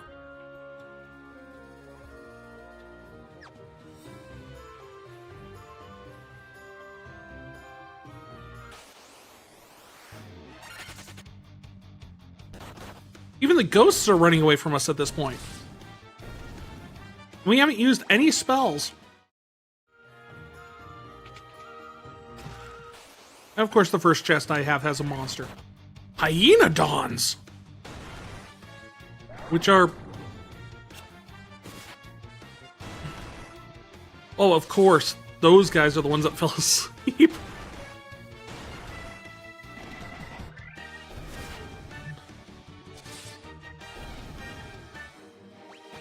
See, sleep just isn't that effective in this game, and it's hardly worth it for a high-level spell.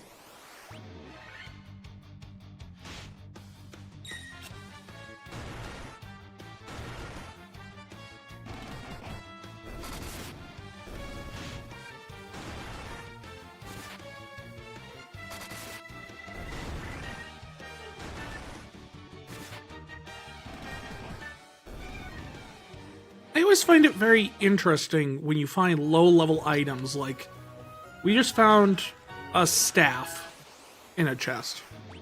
Again, that's a starter item. That is what you get from the very first shop. In fact, you don't even get it from the shop. Several of these characters start with one equipped. So what does that say? Why would that be a thing that you find in a dungeon that's this far into the game?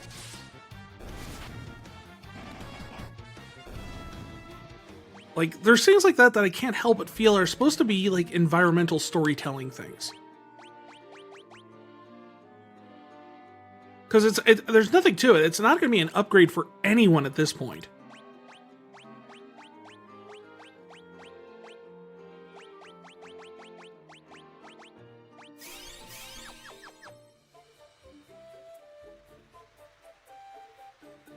So I ask myself, what does that mean in terms of what this game brings to... What is it trying to tell us? Is there information to be gleaned by the fact that you're just finding a wooden staff as long with money? And there's different ways to interpret it. I don't think there is an answer. I mean, it just quite honestly could just be a random thing that they just threw in here. You know, they rolled a die, and yep, that's what goes in here. But I like to think there's more to it than that. Like, maybe the fact that it's a staff is something ceremonial. Like, before all of this happened and the end of the world essentially brought about the death and destruction that has possessed the Earth Cave, this was a place of, like, worship. Maybe even druidic worship. Given by the fact that Melmond, the local town, the only other town on this island, this string of islands, does not have a church.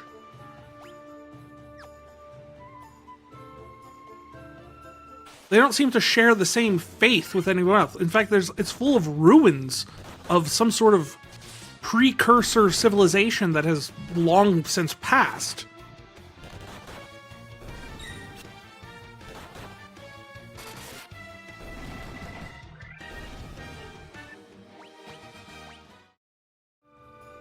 And I do believe at one point we find out those ruins belong to ancient Lufenia.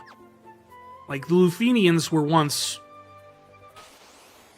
dwellers on this island. Or at least had something resolving a living outpost here, considering how far it is away from the main Lufenian civilization.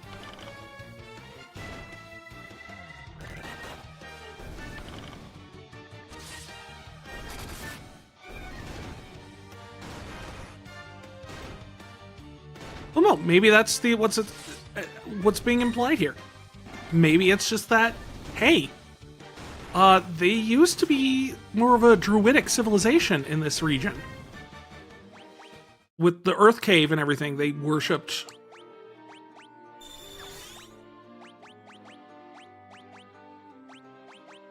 I have no idea if that's accurate.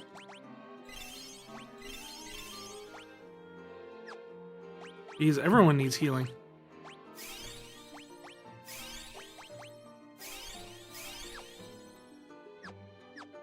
Magic. Siri, use Poisona on Theo.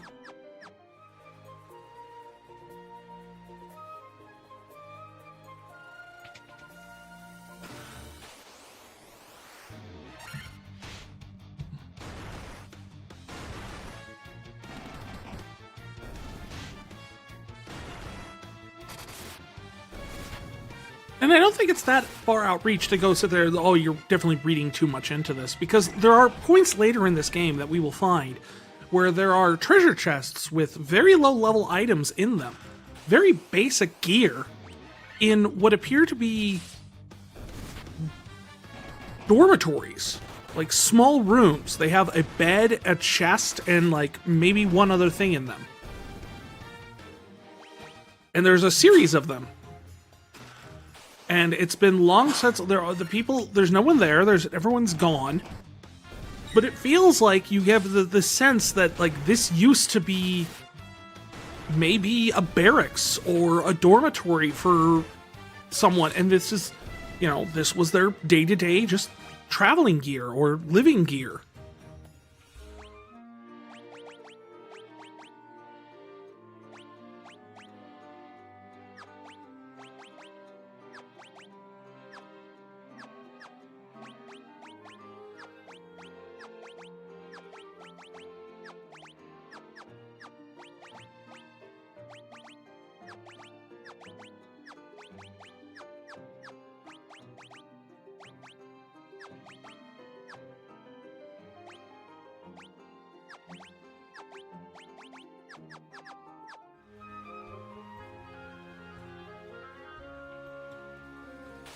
So I think there's a real chance that some of this stuff is meant to be a level of environmental storytelling.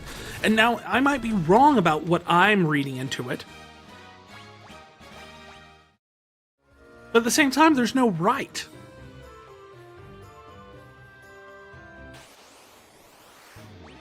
After all, even in Stranger of Paradise, which, as a supplementary game, does a wonder of job of filling in some of the details that are left implied in these games.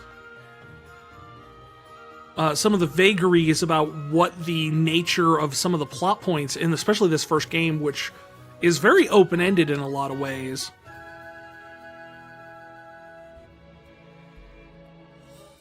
There's literally nothing else on this floor except for this one door, and I know that's where the boss is, so... But I don't think they ever really go to Melmond, and let alone, like, the see what Melmond's culture was like pre the cycle of chaos starting.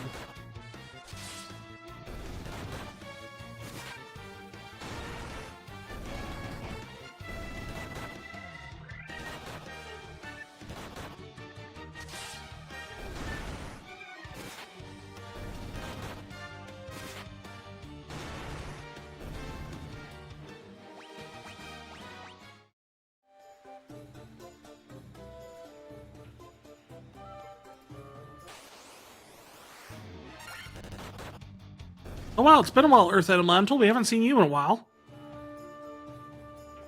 Getting a little bit more bold, not hiding in chests anymore, are we?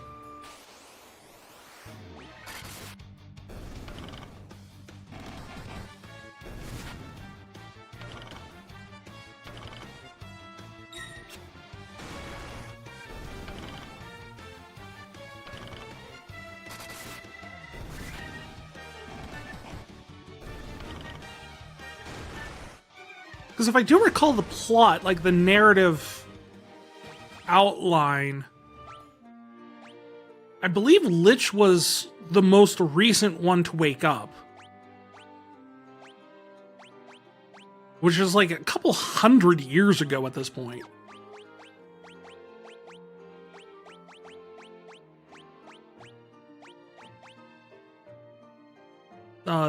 The Fire Fiend was not supposed to awaken yet. We kind of, by going around and doing all this stuff, essentially by defeating the Earth Fiend here, we actually end up triggering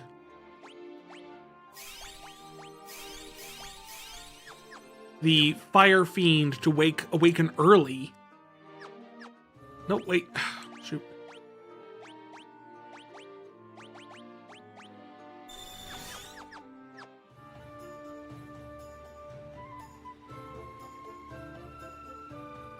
But the order is pretty much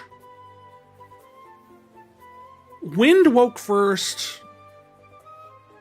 then Water, then Earth, and then Fire was supposed to awaken soon, but not yet. And we ended up causing it to awaken early.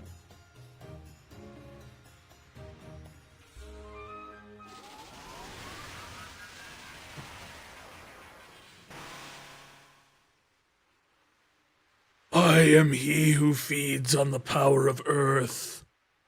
I will not be disturbed by mortal men. I am the... I don't give a fuck.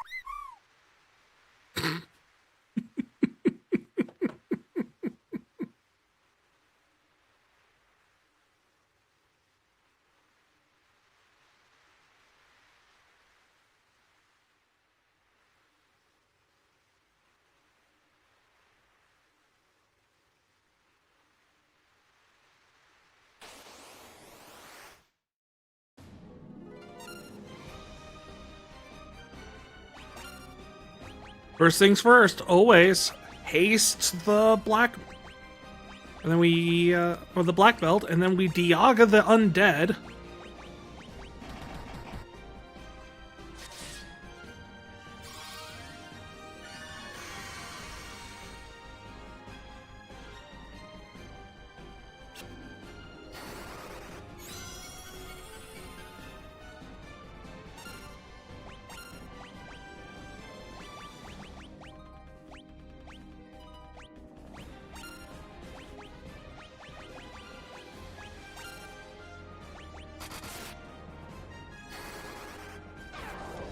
I don't know if slower will even work. 20 hits though. Dad. Again, haste, black belt. I cannot emphasize how good of a combo that is in this game.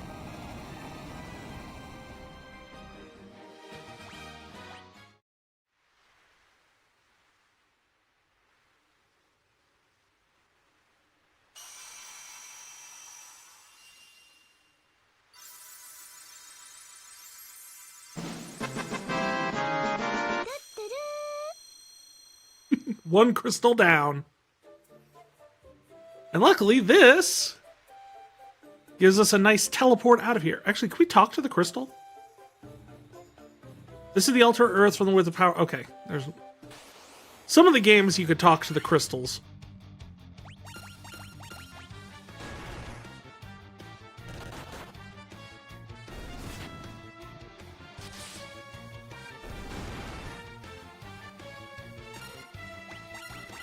So again, this game, this chapter, Earth chapter, got a little bit more loose with it, but it still followed that same general idea of the fact that you get something, you find out what you use it on, you continue towards the end. Like, Oh, you find out there's a cave. You go in the cave. You go down. You can't progress any further, but you get a star ruby. What do you do with a star ruby? You take that and go find out who wants a star ruby. That leads you to another cave. That gives you the stick. The stick lets you go deeper and finish the dungeon. Now what? This is the point where originally I ended up getting so frustrated because I ended up not knowing whatever the heck I'm supposed to do after this point. You can go back to Melmon and talk to people. There are no clues.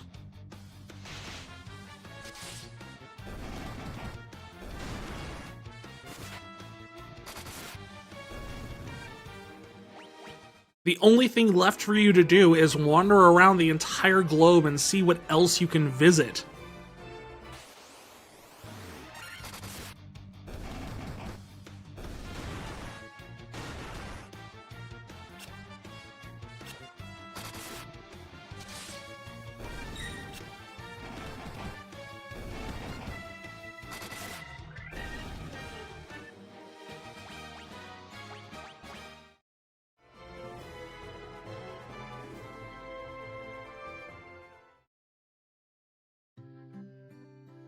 And what else is there to visit on this barren, weird world that we have here? Well, I can tell you where you're supposed to go to next. It's not intuitive at all. But first, let's get rid of Diaga, since we're never going to use that spell again.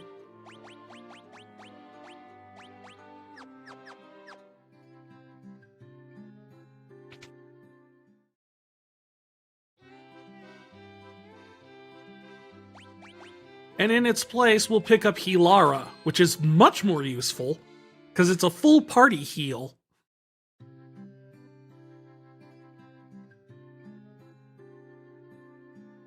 Yeah, I don't think anyone here. Restore the crystals to grace. We already did that. Thank you for restoring the earth. Stop by my father's shop. We don't know which one that is. I'm just a farmer. Good for you. That's what it tells you the sage. The ancients possess something to make the sky ships float in the sky. That's wonderful. Yep, long-lost civilization to the north. That's Lufenia. They're the Warriors of Light. I don't know how you guys know that. The giant living in the cave eats rocks, but he especially likes gems. There's your clue that, give the star ruby. The earth crystal must be shiny again. Melmon was a beautiful town. Yep, see, no one says a dang word about what you're supposed to do next.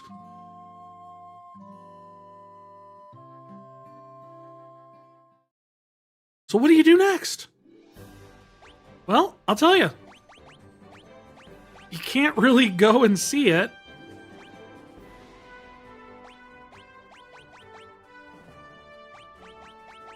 Because we don't have it undiscovered. But we need to go to the lower right corner of the map. If you look, there's a dock there.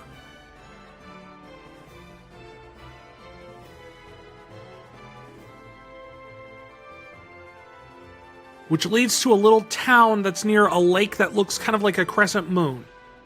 That's where we need to go next. And goodness me, I don't know how you were supposed to figure that out back in the day.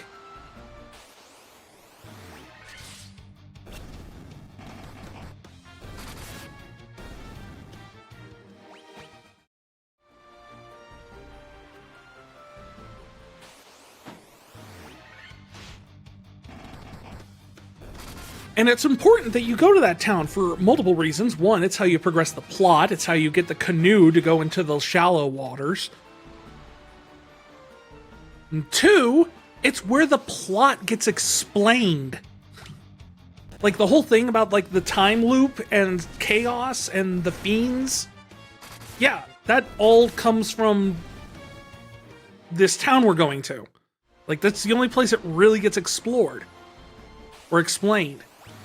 So if you skip that and you skip talking to the people there, good luck trying to figure out the rest of the plot. I mean, you don't have to figure out the rest of the plot. You have me. I'm here to explain the plot.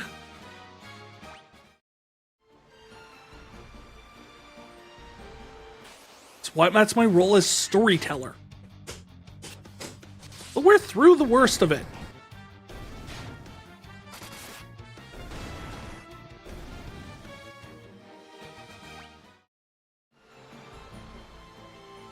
Seriously, as annoying as some of the areas that we're about to go to can be, nothing gets more annoying than having to do the Earth Cave twice. Because the Earth Cave is full of annoying monsters that drop tons of status effects on you, eat up all of your resources, and then they make you go through it twice.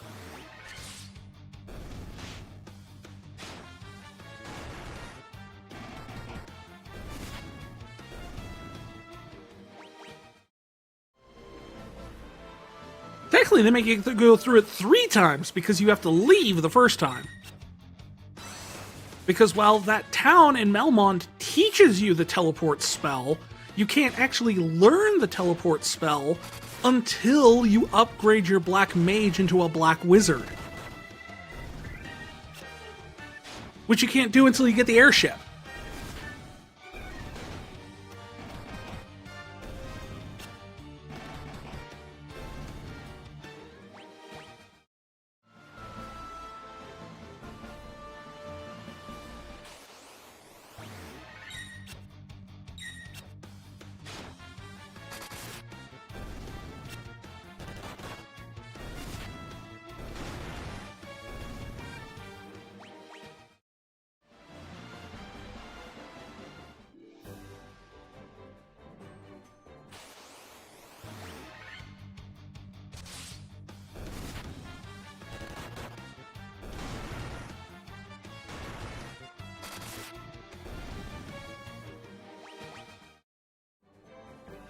Yeah, and there's only like 2 more docks we haven't been to. One is up north.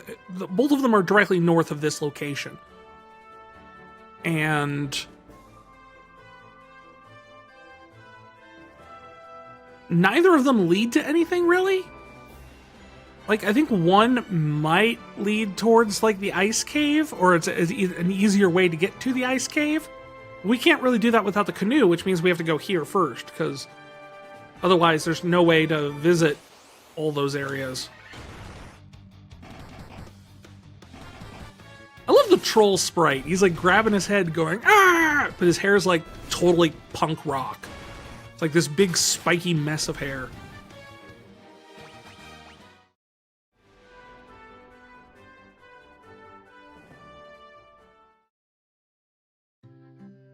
Crescent Lake. Isn't that where Jason kills people?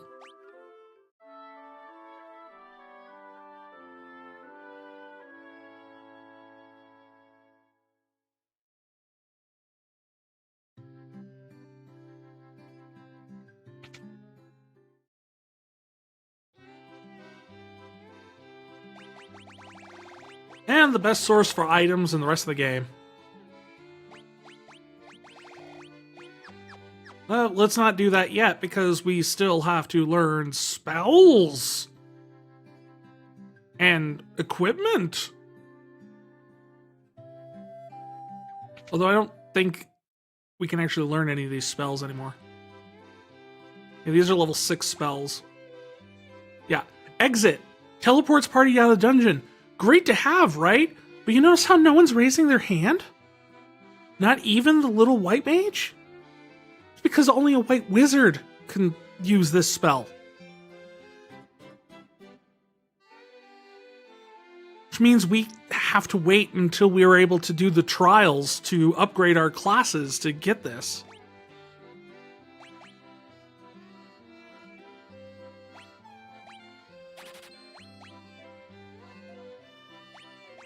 I'm not going to use that. I'm going to use I'll take Proterra, because it's a party-wide heal. Yeah, you start getting into these places where you can't learn certain spells until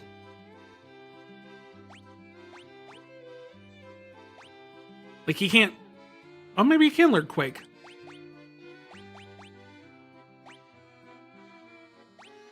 There. It's our first Ga spell.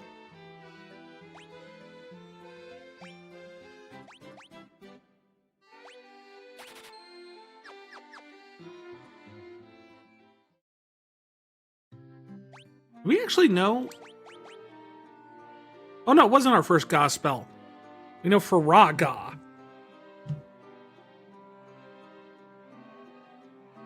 I think Blizzaga is level 7.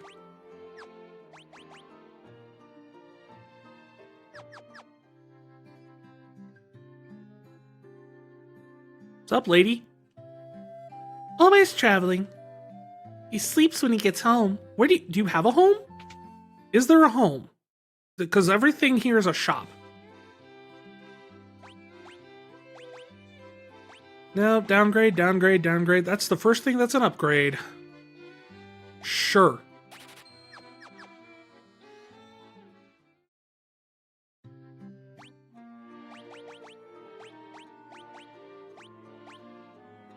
It's a 2% loss of accuracy, but that really isn't that bad for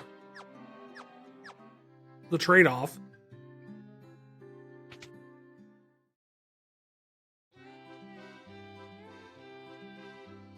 I can't afford that, but that's okay. It's a downgrade. In fact, the only upgrade this entire shop is the mithril gloves, which I can't afford.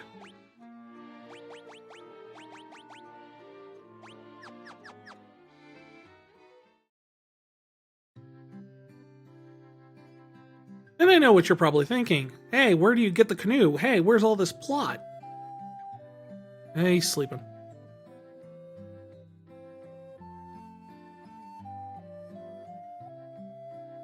Well, it turns out the plot is right over here.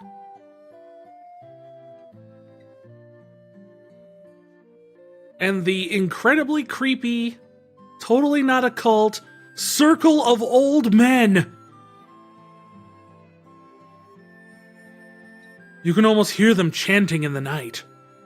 Ooga chaka, ooga, ooga, ooga chaka, chaka, ooga. We can't stop this feeling deep inside the planet. And you're Lucan. He's the guy who made the prophecy that they keep referring to. And you can talk to all these guys, and they explain kind of essentially who the four fiends are, that they wake up in a cycle, and then essentially everything goes back to like 2,000 years. And essentially it's been a huge loop ever since. I believe you have to talk to all of them. There we go. Now we get a canoe, which they tell you that, hey, here's a canoe that you can get to Mount Gulg. Go to Mount Gulg and stop the Fiend of Fire who has awoken.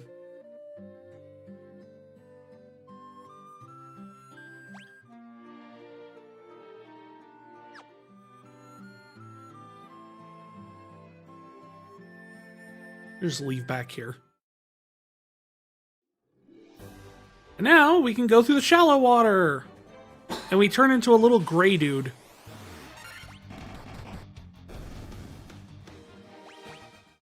And now we have properly begun the chapter of fire.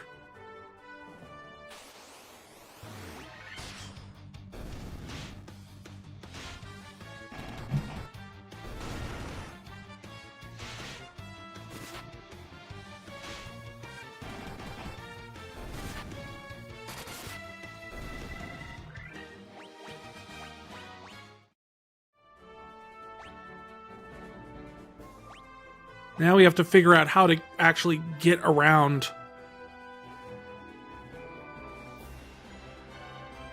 So if we go up and kind of circle around, we can get to it. Okay.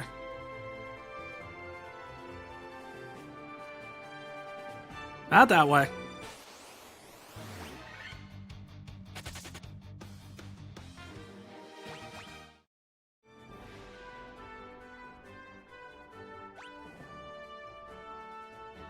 Just trying to remember if there's any other, like, alternate areas that we can go to first for extra loot. So I think there's one, like, right up there. Yeah, the first Ochus. Hanging out here in the rivers.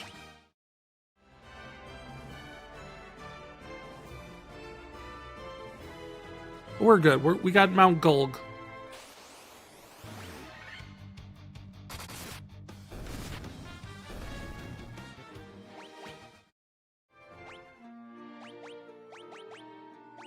First,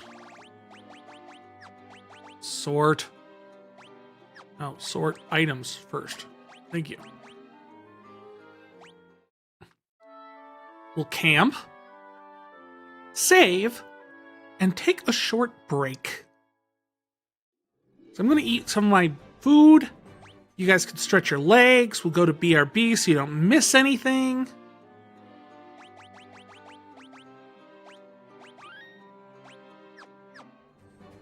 And then we'll explore the next dungeon for the next fiend. Welcome back, everybody. Hope break was really good for you. Just wanted to take a little moment here at the top of the hour to kind of remind everybody what's going on today. Today is my birthday Streamaversary Donathon, trying to just raise a little extra funds to help out through the end of the year and stuff like that. Got a lot of expenses looking at our way this next year, so, you know, trying to help out where I can. You know? Well, for the padding and downloading the giga somethings. I don't know. Anyway, so we have a bunch of goals that we're trying to unlock, including some fun stuff for you guys to do and some special streams that we'll be doing throughout the rest of the December as we unlock them, if we unlock them. Any donations you make will also go towards extending our Final Fantasy retrospective with more games, including things like, right now we're working towards the After Years, and then also stuff like, well, the big one, Dirge of Cerberus. A lot of people have asked me about that one. Stranger of Paradise. A bunch of the side spin-off games and everything like that we haven't had a chance to play and that aren't part of the planned retrospective, but we can add them in as people, you know, donate for them. Now, for every 500 bits, $5, or 2 subs you donate, we will also be spinning the Wheel of Chaos. The Wheel of Chaos has a bunch of fun things, including punishments for me and in-game and out-of-game. Be that not being able to use any sort of magic spells, or deleting all of one item that I may have randomly in my inventory. Or taking a swig of Tabasco, a shot of lemon juice, this disgusting prebiotic soda that's supposedly good for me if I wasn't throwing up every time I tried to drink one. All sorts of different things that we can do here on the Wheel of Punishment.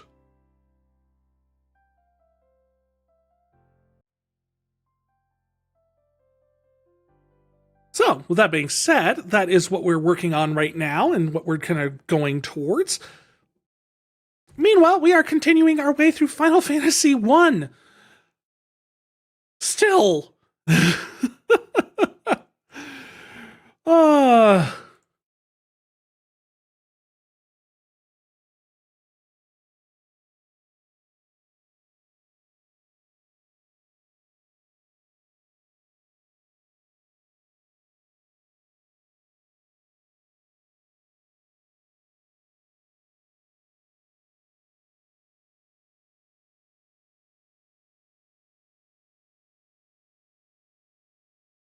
Just updating the stream info. We're going to hop out of special events because we've kind of been going in the swing for now and we're deep into the game. So we're going to hop into the Final Fantasy category for people who, you know, actually want to watch the game part of things. So we're going to kick that off and we'll see what happens there and we'll have some fun here.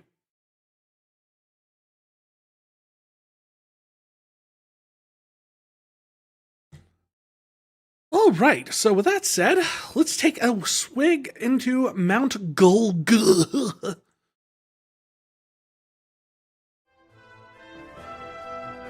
Oops, wrong screen.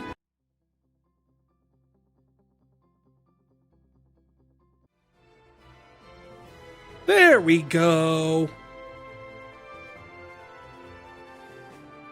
So, Those of you who are familiar with the term Mount Gulg may remember it more so from Final Fantasy XIV Shadowbringers, in which this was one of the later dungeons of a mountain that got raised up into the sky, blah blah blah. Here it's a volcano, full of lava and fire.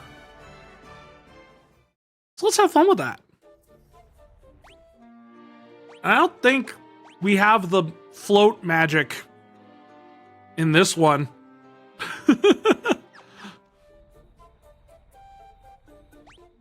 Really? We're doing like the cool, like, resort music for this?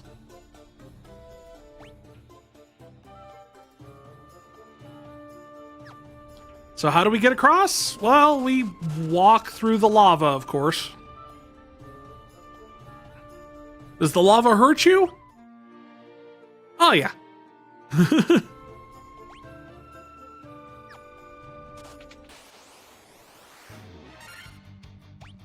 And for some reason, there's a hill gigas in here. Why, I don't know. It seems like every dungeon, like the first half of the dungeon is stuff from the previous area, and the second half is actual related to the theme of the dungeon. Look at all the treasure chests over there. There's a lot of treasure chests in here.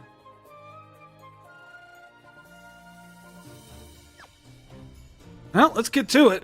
Treasure's not going to loot itself. Well, considering how many monsters are in some of these chests, they might. Speaking of, fire elementals. Again, just hue changed versions of the other elementals.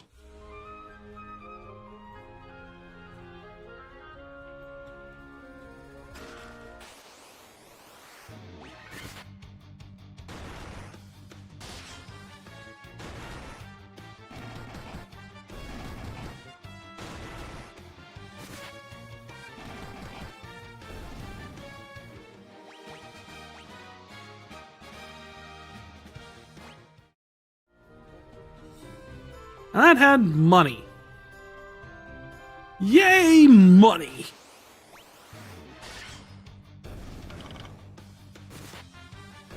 I can't remember if Pyralisks still do the whole turning you to stone thing, or if they're just the same sprite.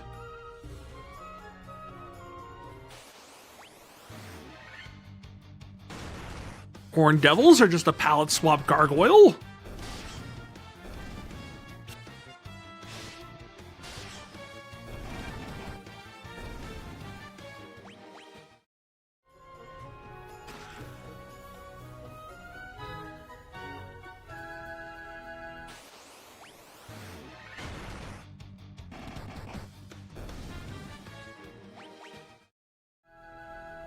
And the fire elementals and everything are still going with our theory that the earth elementals were all hiding because of the Lich. The Lich's presence. Like, if the story is to be believed, the monster, the fiend who controls the Crystal of Fire, the Merilith, spoilers, supposedly has just awoken. Early. Actually, due to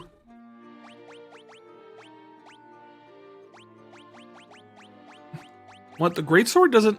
Oh, no, greatsword's not an improvement. Guess it's not great. Due to our actions, so most of the elementals and things like that are still wandering around the upper floors of this. They haven't gone into hiding. They're still happily unaware that their crystal has just been, like, depleted and sealed away.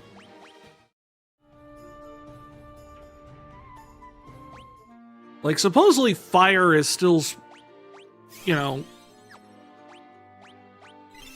corrupted, but it's not nearly as bad as a lot of the other elements, where, like, in the earth area, literally, the earth was dead. It was rotten. Nothing could grow. Everything was melting. Like, just the earth had no sway to it. It just picked it up and it's like crumbles. Whereas fire here still can hurt you.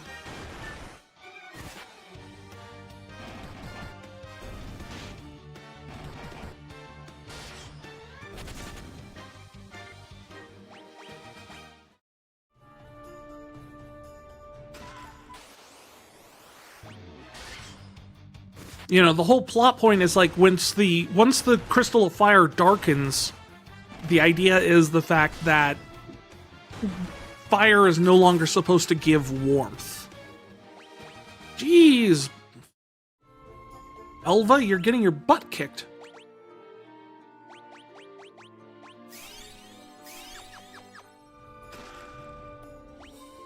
Alright, nothing up there. Then we just got to go down here to the rest of these treasures. Rest assured that a good number of them will probably all be monsters.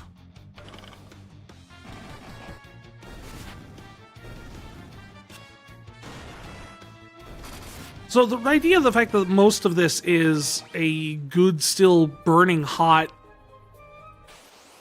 But the fact that we could survive in a volcano also is signs that something's not quite right with things here, you know?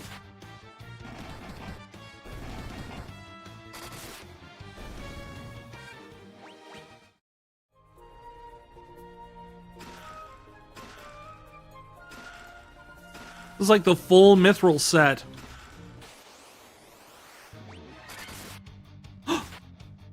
We have worm sign! Oh, never mind. It's dead. We have more worm sign! The likes of which whatever god those churches worships has ever seen.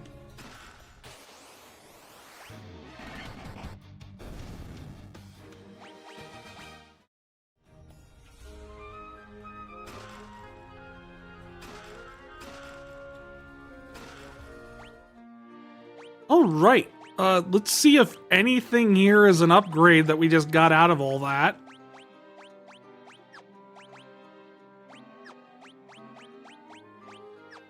I don't think it is.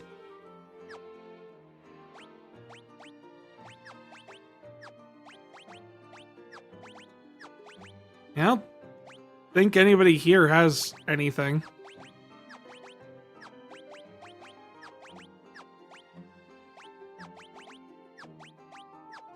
Pretty much everyone already has mithril everything. Is it mithril? Mithril? I've never been 100% sure of how it's supposed to be pronounced.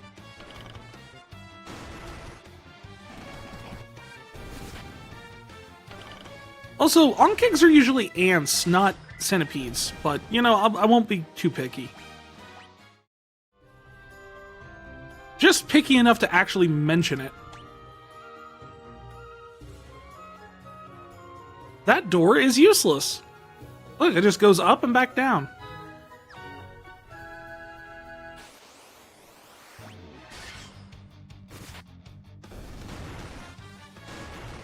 Man, it's a good thing we have that map.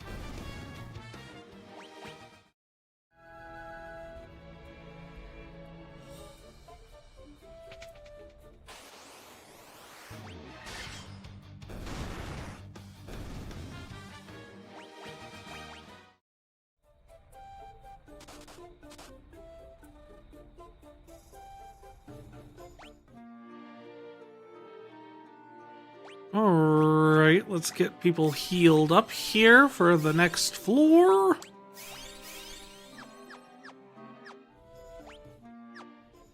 Let's see where we need to go. Over there. I don't see any doors or treasures or anything on this floor, so... I'm just gonna go for it.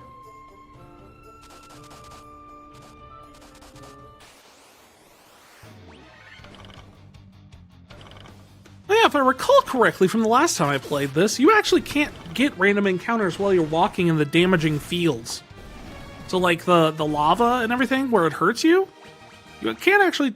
I don't think you can actually trigger random encounters on those tiles.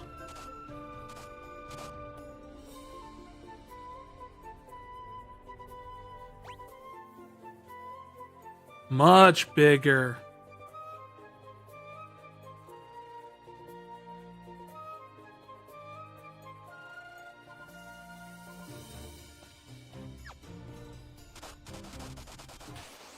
So, apparently I learned how to run?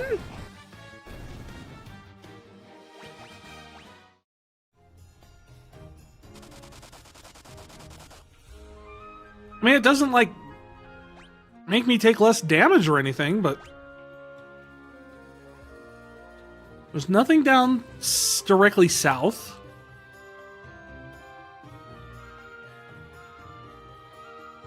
And there's nothing apparent up here. So the best way to go would be down, left, down, and then keep going. I don't think there's anything over here. I don't see anything.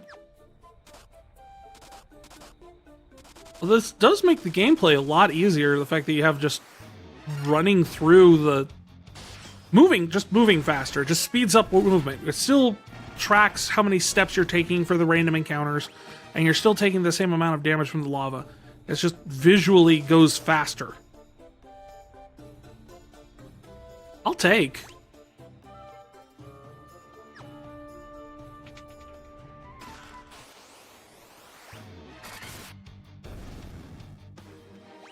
Poor fire lizard, it didn't even have a chance.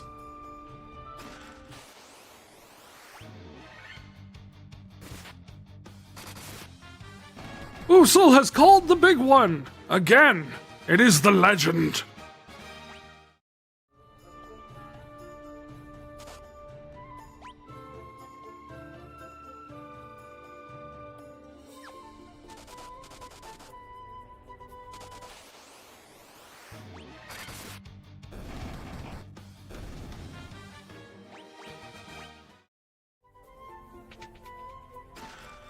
Monsters. Hey, technically, I believe this is where we're supposed to go down, but there's a door over there, so...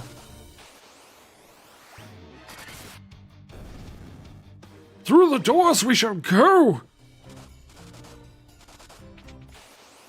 Oh! I am glad I decided to do this.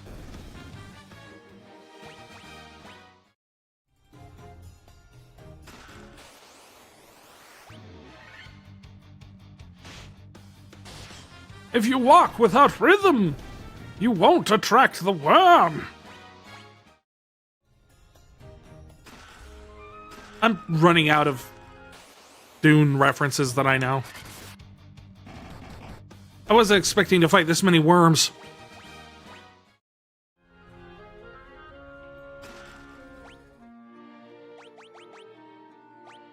Good news!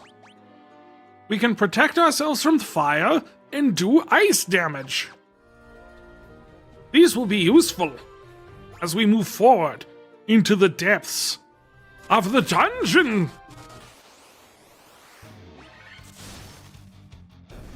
See?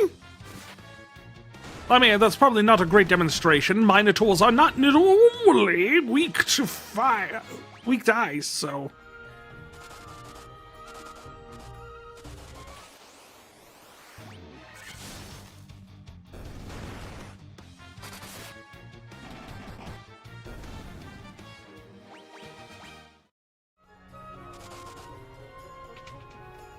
Hello?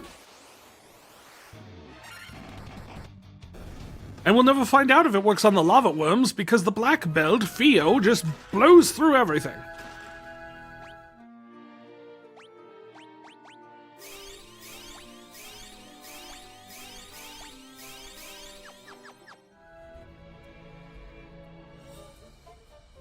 Right, is there a door up to the right here? There is! Fantastic! Theo, leave some for the rest of us!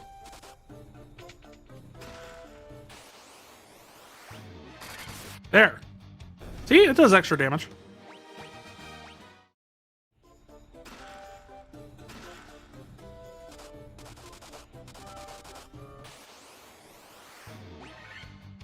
See, the real question of environmental storytelling is, what is all this stuff doing down in a flow volcano?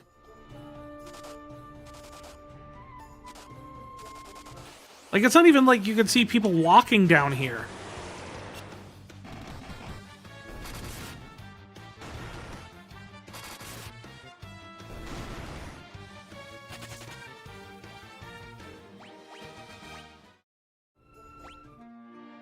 Yeah, I'm still of the opinion that Dark doesn't do jack squat in this game. That was a bug that was in the original. Dark is supposed to, like, turn every attack into a 50-50 shot. But it never worked properly in the code. And I don't think they fixed it for this.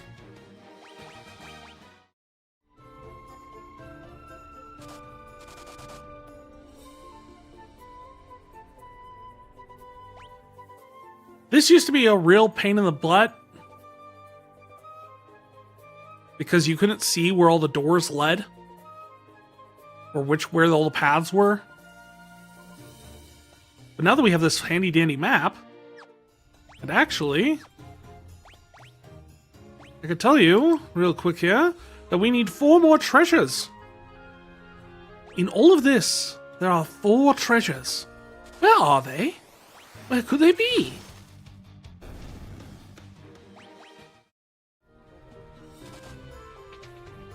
See? No treasure.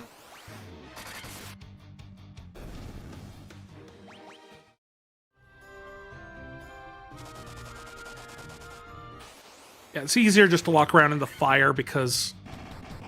or in the lava because the damage you take there is easier than dealing with some of the all the extra random encounters you would take by going back to the center. Nope. It's not that one.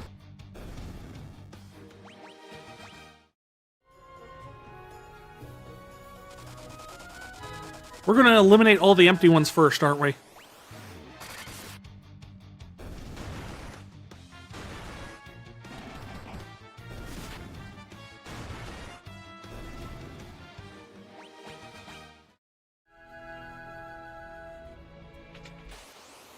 Nope, we actually found something.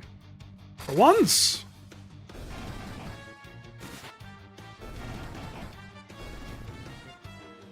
Also, the white and black mage actually killed something with melee attacks, which is... we found a potion. Good for us! I don't know why I'm doing this voice, for the record. It's just something I enjoy doing sometimes.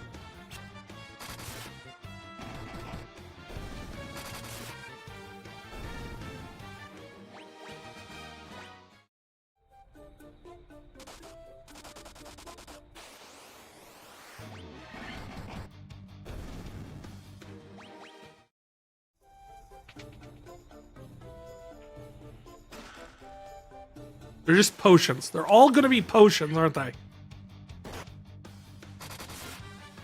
Aw, thank you, Mathilde!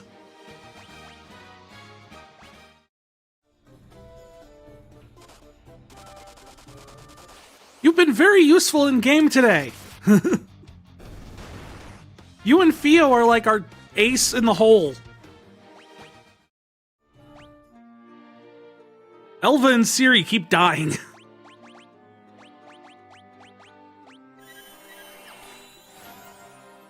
Yeah, you're the fighter. Warrior, whatever.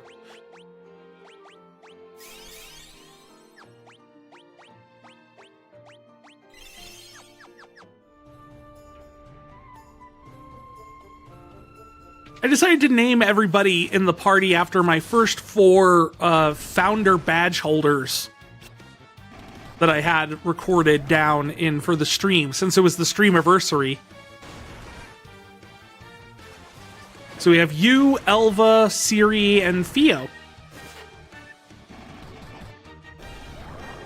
Sele just missed the cut.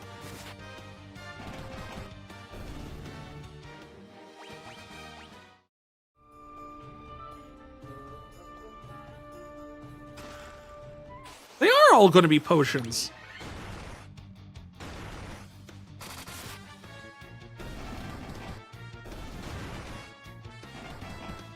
Not even high potions. Who keeps regular non-high potions in the bottom of a volcano.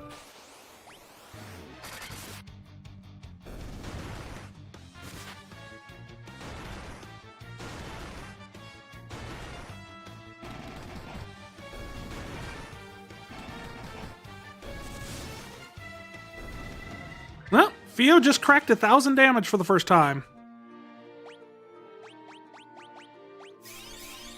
A milestone, to be sure. You know what, then? Screw it. I don't want the other potion.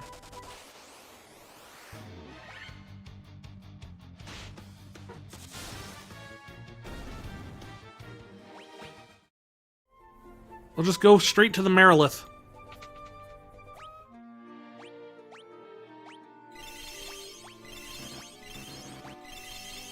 Sorry about the noise. Happens with potion spam. So you are the one who defeated the Fiend of Earth and roused Merilith from her slumber. You're gonna ask why it feels like an auto battler? You saw the button for the auto battle? Yeah, when I'm going through the dungeons, I don't really, because this still has the Vancian spell system, so you only have so many spell slots that I save for bosses.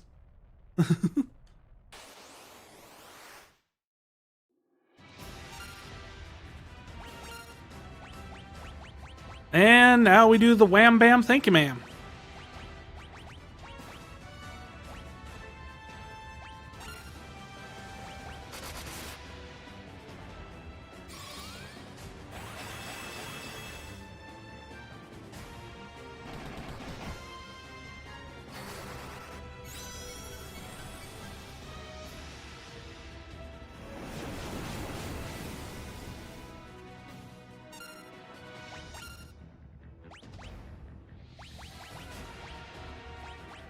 Well, I don't know Blizzaga yet. But I can heal Lara. I mean, this will be the final turn anyway. Yeah, see? Appropriate with Fio clobbering him with the claws? I thought so. I thought Fio was a good fit for the black belt.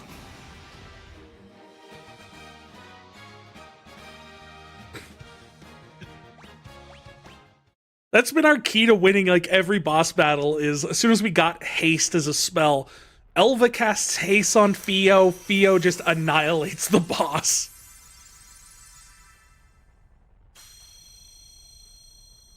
And there, we fixed fire before it became too much of a problem.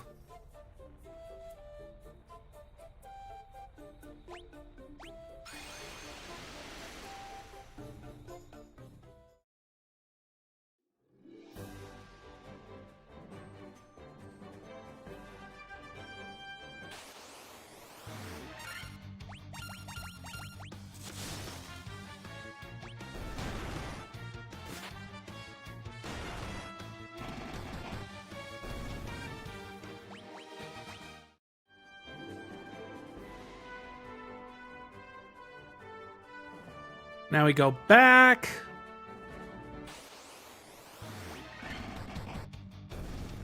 Fire really is the shortest chapter once you actually know what you're doing. Yeah, there is a cave up there.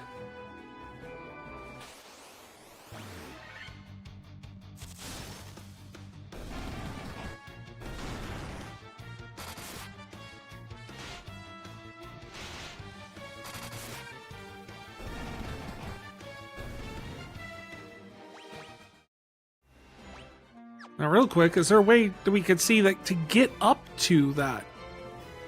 No, not from this river. We have to go up to the other river to get there.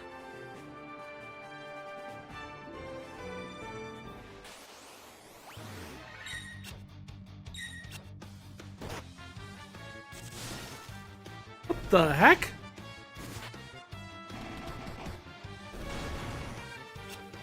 Well, I mean, I suppose it's better than they're picking on the white mage. They used to just try and kill Ciri outright every single time. Now they're going after Elva. That's fine. So they could resurrect Elva.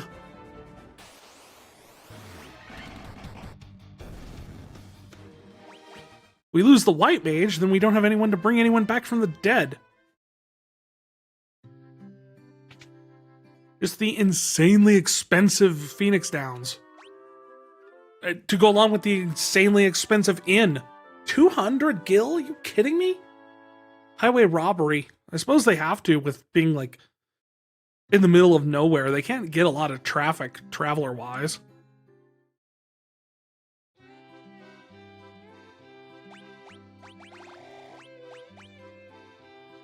Let's see.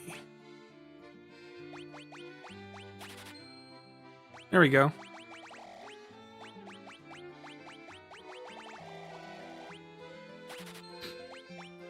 Now I have enough potions.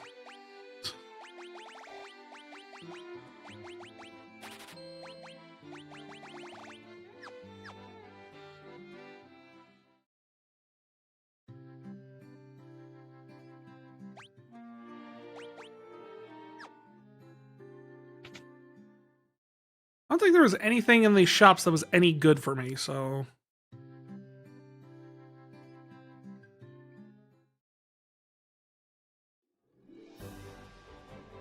Let's get back to their ship.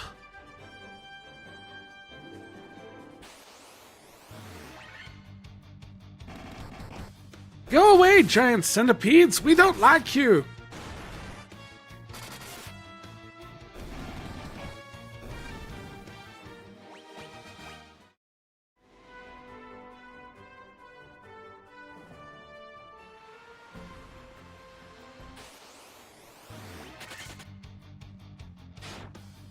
And again, now we find ourselves in a position of being stuck, not knowing exactly where to go next. The game is not very good about communicating exactly what next steps you need to take. So you're left with just, I have a canoe now, what does that open up to me?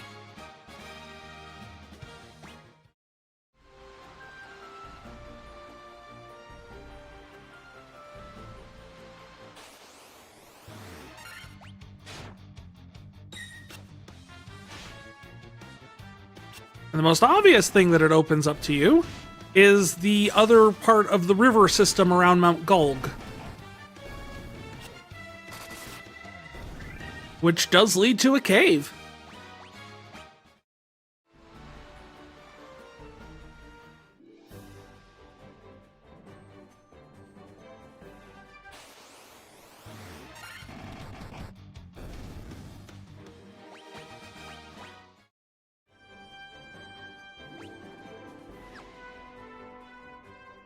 Okay, I have to try and pay attention because in the Dawn of Souls version, there actually was an additional dungeon.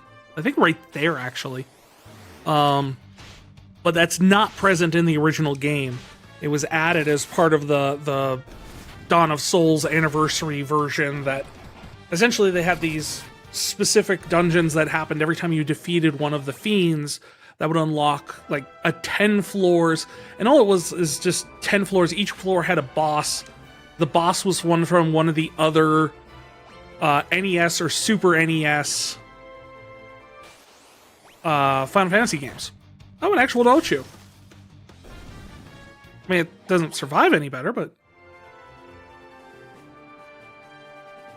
Is there anything over here? No. Nothing. At all.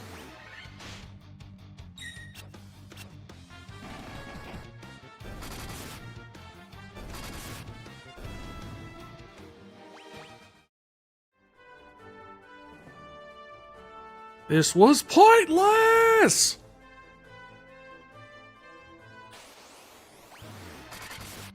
To misquote Hercules.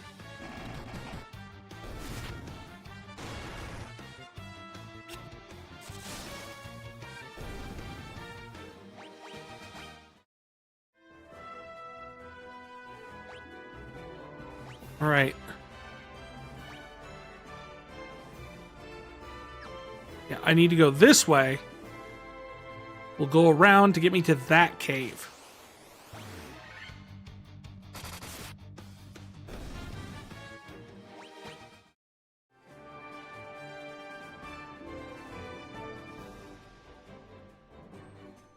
And what is this cave? Why, it's only the most important cave in the entire game.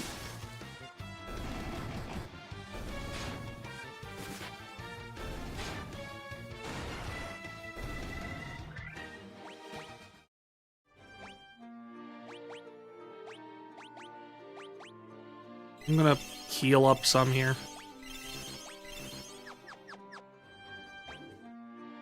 Also, I need to change something really quick.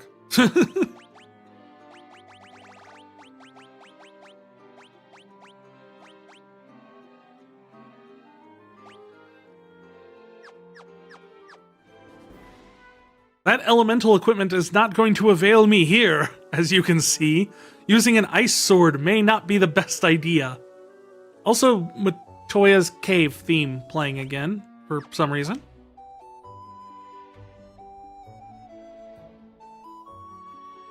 Yeah, welcome to the ice cave.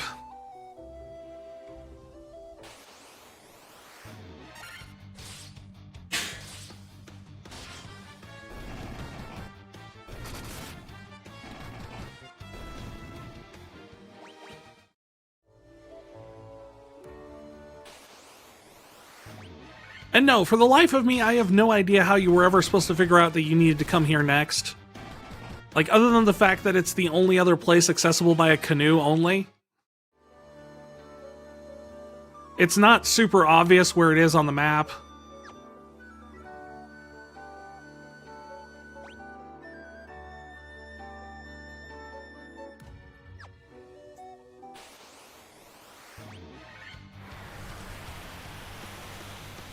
Oh snap! We found a dragon! Like an actual dragon!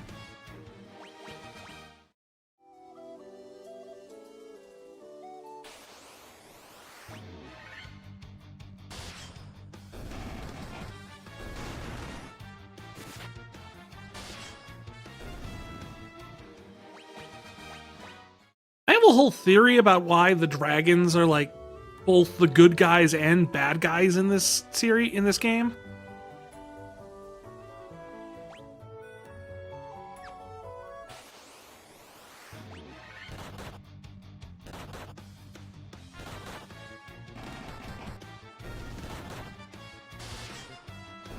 And essentially it comes down to the fact that it's established later that when you meet the dragons, that one of the few things they respect, the only things they respect, is strength. They're looking for people who are powerful and whatnot, or at least they used to. So I'm wondering if originally, during the time loop aspect, 2,000 years ago,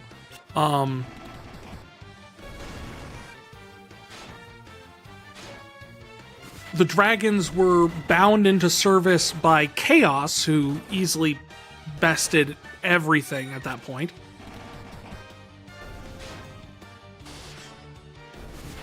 And because of that, those dragons were respected, you know, Chaos's strength and everything, and worked for him. Then, so you find dragons all over the place in, like, the dungeons where the fiends are, or in things that are in the way of progression for guarding a number of things here. You have to be very careful because those those cracks in the ice will break and you'll fall down to the lower level.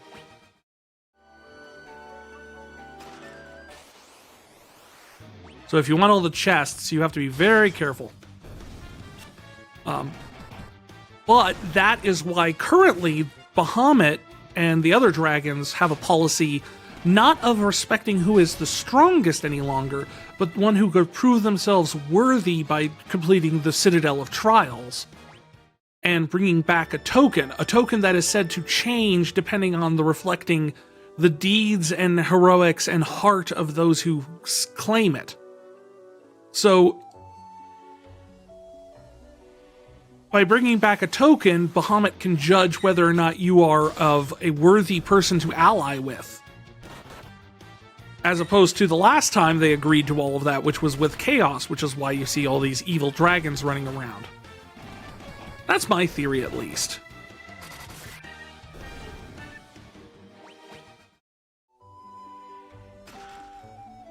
And there's the flame sword. It's good. Does extra damage against ice-based monsters. Give me... No, I want that!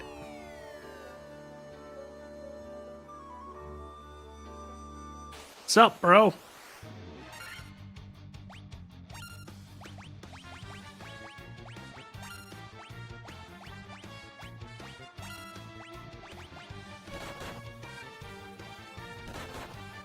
a lot of dudes. And I'm pretty sure this isn't fixed, because I remember one time I died to this fight. And then reloaded, and there was like 3 of them. There. Stay alive long enough to cast the dang spell.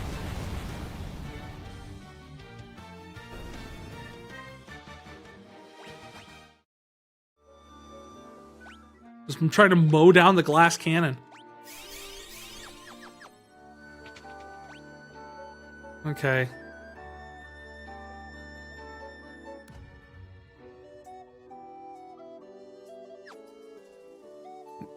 And just like lava before, now we get to cross the ice spikes that do damage to us.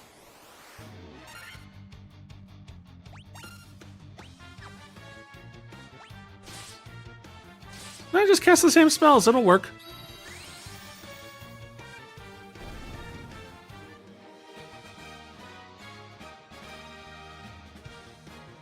You're about to say that if none of them died to that fire tornado, we're gonna have a problem? Yeah, we would be very, very much in trouble if none of them died to that. Whereas, like, these guys might not die to it.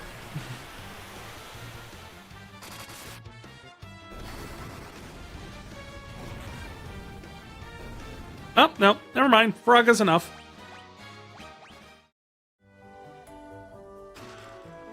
Oh, and now he has the ice armor.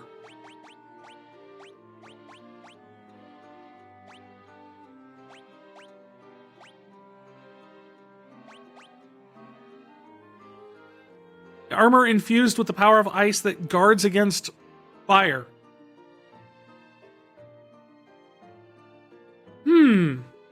Now I'm wondering if I was supposed to come here first.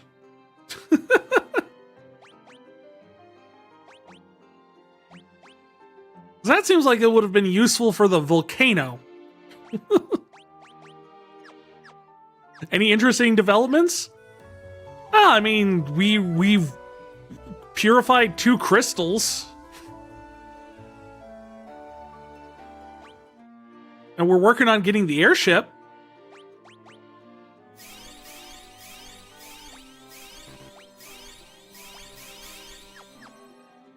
Wait. Theo gets 1 more. There we go. Other than that, we've been spending some time discussing, like, various, atmospheric, environmental storytelling elements in the game. No more evil knights, though? None so far. Mostly just monsters.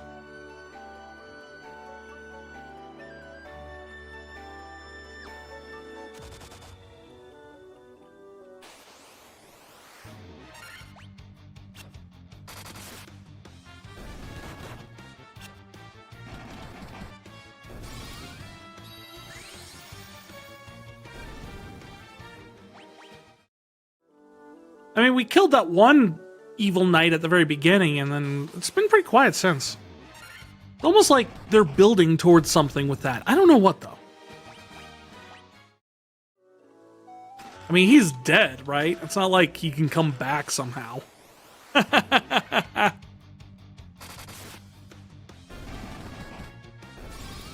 That spell's not going to do nothing.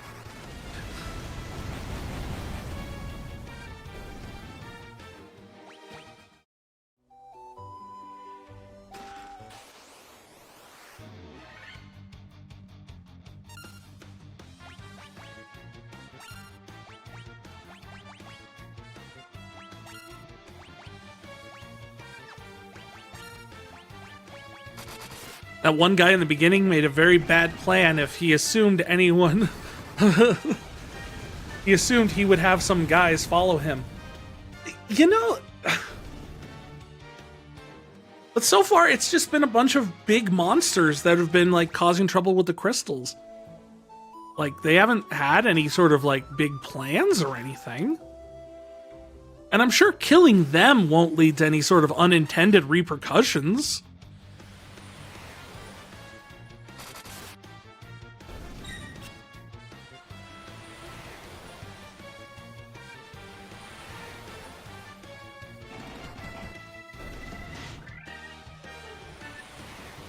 How many times are they going to cast Ice Storm? A tour has arrived at the Lunar Archive. Welcome Yulikitten and your 10 visitors. Hey, Yuli, how you doing? Welcome in, welcome in. New visitor to Archive detected. How you Welcome doing, Yulikitten. Raiders? My name is Vrykirian. I am the Lunar Lore Keeper, New storyteller, visitor to Archive VTuber. detected. Welcome Anything classy that has a peasantry. plot or something that we can make a plot out of, we play it here on the channel. Today is my birthday / Streamaversary.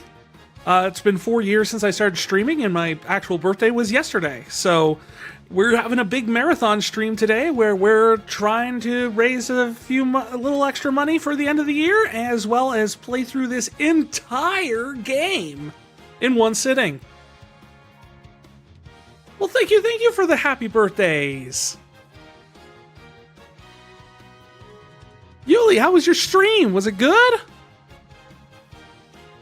Hoping it was. I understand completely if you need to run off and get yourself some food, get some rest in, anything like that. But if anyone sees anything you like, feel free to hang out.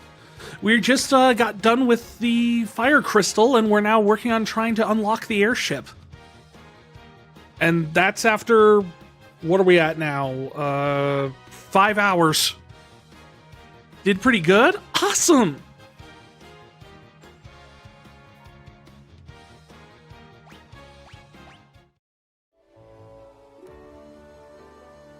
Oh wait, I already got those treasure chests.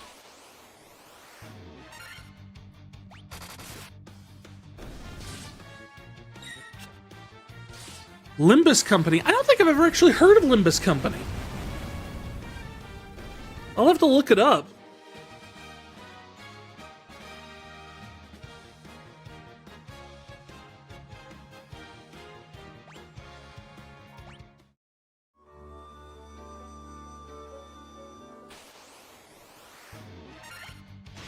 A free-to-play strategy game. Interesting.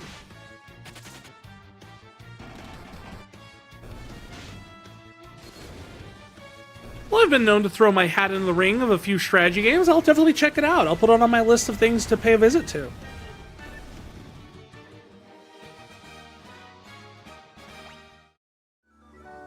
Which is a weird way of phrasing looking into how to play it. Because it's a game, not a location. Although, aren't all games really just destinations in some sense? Warning, the tutorial for the game sucks. Look up a tutorial on YouTube. I'm playing Final Fantasy 1. I can relate. We were just talking about how there was no indication that this is the next place you were supposed to go in the game.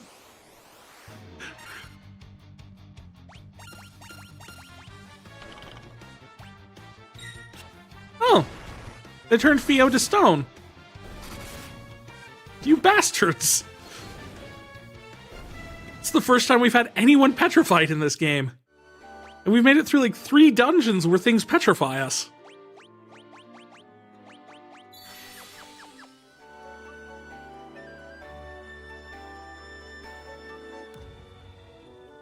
This is the 3rd Project Moon game. Project Moon being the studio. All 3 games vary wildly, but one thing stays consistent. Their tutorials all suck. Well, at least they're consistent then. Although the name Project Moon does ring a bell for some reason. I swear I've seen their name somewhere before.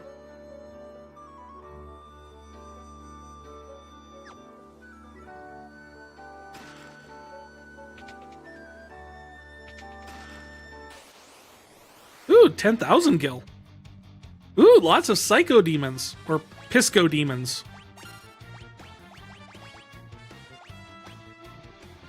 Unleash Thundaga.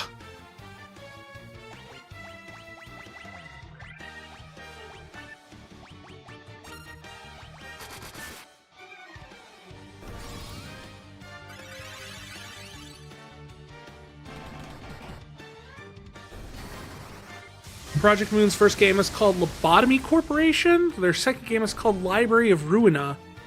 All 3 games are set in the same universe and chronologically take place in the order of release. Interesting. See, now I'm definitely going to have to check that out because that sounds fascinating. I'm very interested in things that all connect like that. It's always been kind of a fun... I enjoy stuff like that. Where you have a world where that things develop and everything like that. And for some reason, like Lobotomy Corporation, that name sounds familiar again. So I may have heard of this at some point in passing. I know I haven't played any of them, but I may have heard of them at some point in passing somewhere. Because that does sound familiar.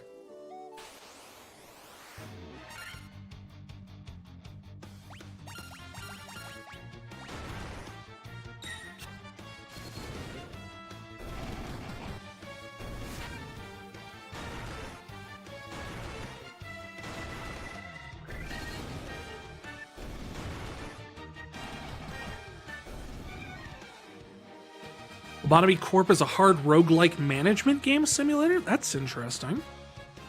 Library of Ruina is a hard strategy game, and Limbus Company is a strategy free-to-play gacha game. Fascinating. Well, that definitely changes things up quite a bit. Alright, I know that's where we need to go, right? Did I... No!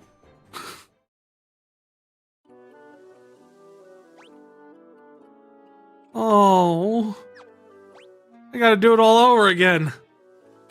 I went out the wrong door. I didn't know that was the exit.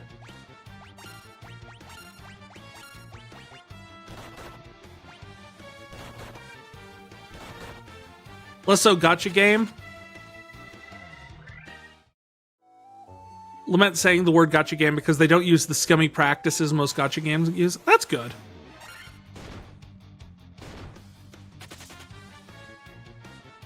I've been happy to see like a lot of the more gacha-ish games that have been coming out recently. At least the ones I've been exposed to have been a lot more tamer.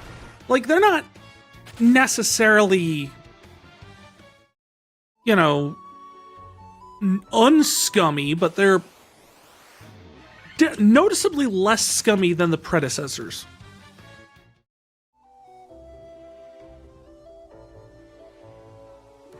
Like, they finally realized this is as far as we can take it, and we have to kind of pull it back now if we want to keep making money with this.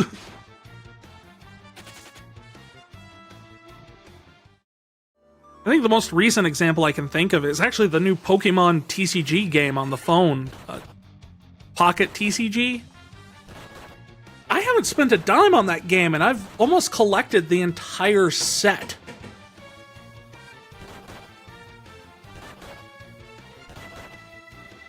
Think of it as a soft gacha game. They give you a ton of free currency and you can use the gamble, but there's no BS equipment, and leveling characters is something you have to grind and not gamble for. Oh, cool.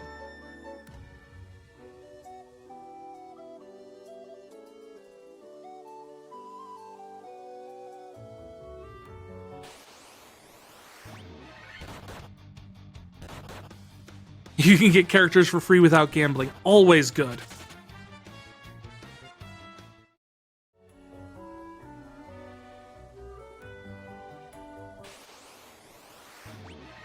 Whoa, an actual Mind Flayer.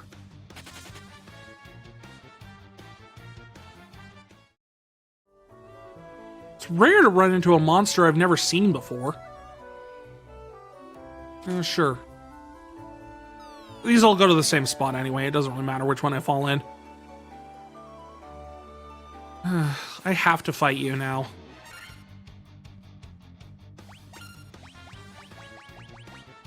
Unleash Thundaga. Unleash Dia. Unleash Fist.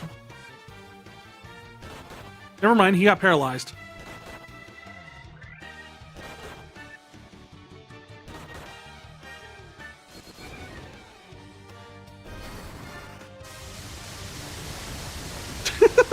That's very flashy.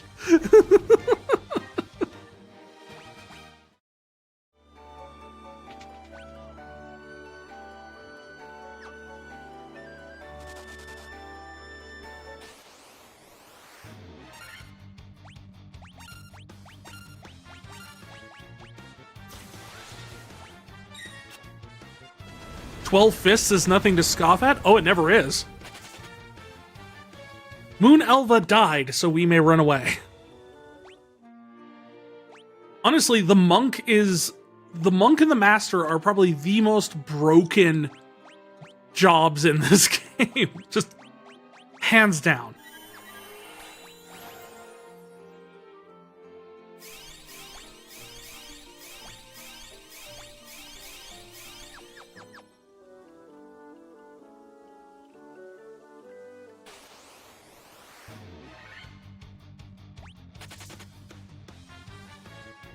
Elva covered our retreat. She's good like that. She's a good soul, helping us out. The scummiest business practice you have to say is Limbus Company has scummiest business practice. I say Limbus Company has is it's easier to grind materials you need for getting characters without gambling if you have the battle pass. Yeah, they've always got to do something like that. I understand. On the one hand, it's like, you gotta make money. But, you know, don't kneecap me so bad that it's not fun to play without spending money.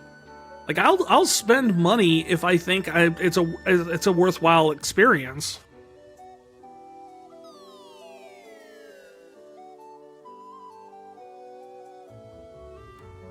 It's only $11, but only has $11 every 3 or 4 months. That's not terrible at all.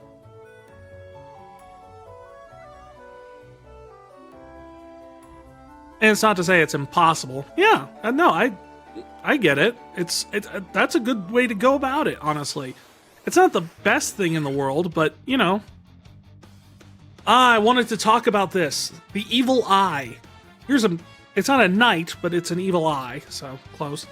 But here's the thing, is the Levistone, which is what we're trying to get. It's the pyramid type thing that is right behind this guy. The Levistone is what we need to make the airship work. The airship was invented by the Lufenians, we find out later. Specifically a Lufenian named Sid. But when we go to find the Levistone, the one piece that we need to make the airship work, it's guarded by the evil eye. Why is that interesting? Well, normally it's not, until you get to the point that the evil eye only shows up in 2 places in the entire game. Here, and in the Sky Fortress, which was a Lufenian space station, essentially. These are the only 2 places this monster shows up in the game. If that's not environmental storytelling, I don't know what is. I can't, it's stuff like that makes me realize this can't be a coincidence.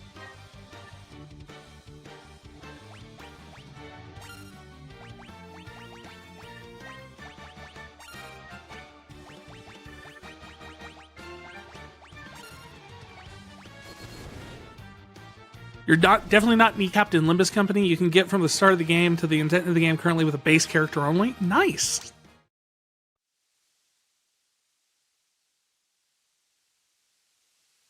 The story is 10 out of 10 and the music is 11 out of 10.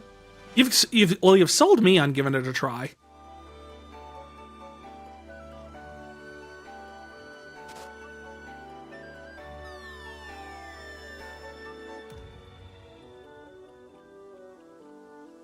What? I have to fight this guy again to get out of here? Fine. Unleash Thundaga. Dia. Punch.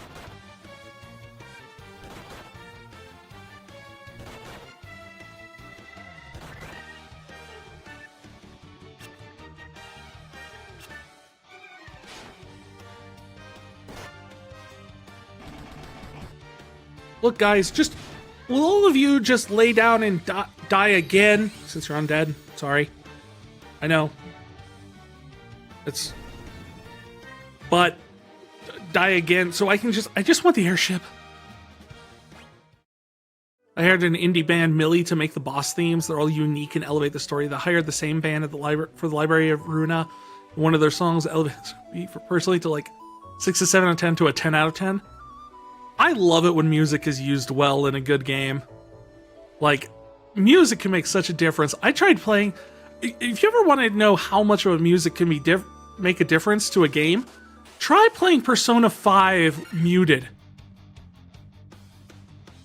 It's not the same.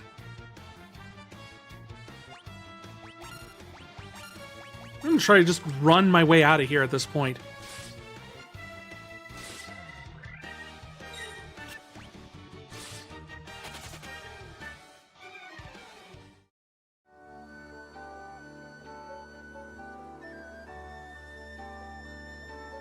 Always love when music elevates other forms like media, like anime. Oh, I'm 100% on board with on the same page. It's just Remoras. I didn't even know those were in this game. It's another classic D&D monster that I love. I always love it when the D&D monsters show up.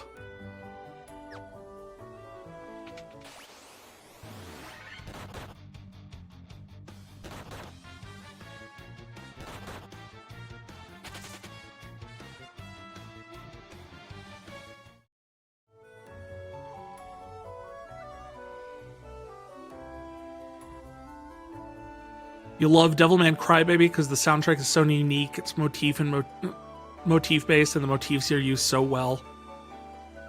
That is always. I haven't seen Devilman Crybaby. It's been one of those ones that it's just kind of like, I need to. I know I need to. I know it's good. Everyone tells me it's good. Everyone's fabulous. But I had such a just bleh experience with the original Devilman, like way back in the 90s, because I'm an old man.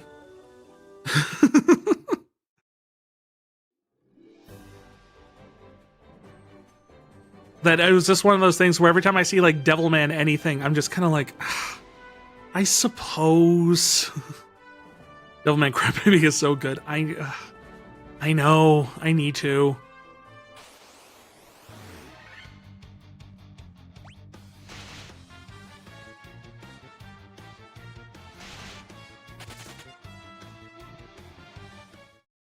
I mean, I was just talking earlier in the stream about how, like, I just finished Arcane Season 2, and, like, that music is used so well in that. The entire show is practically a music video.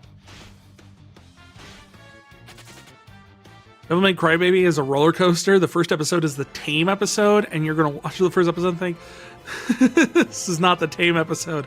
It's the third tamest episode in the entire series. You need to watch Arcane. You know it's good, but you need to watch it. I won't spoil anything.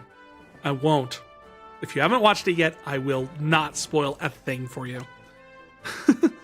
And in terms of Devilman being the tame, as I said, I'm familiar with the original source, like the original Devilman. So I'm just sitting there going like, I think I know what you're kind of, the kind of vibe you're talking about there.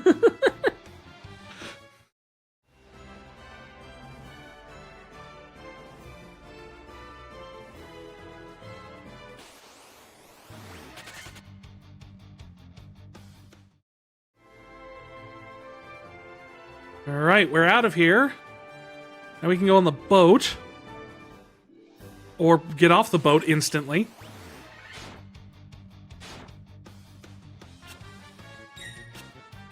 Oh no, Elva died again.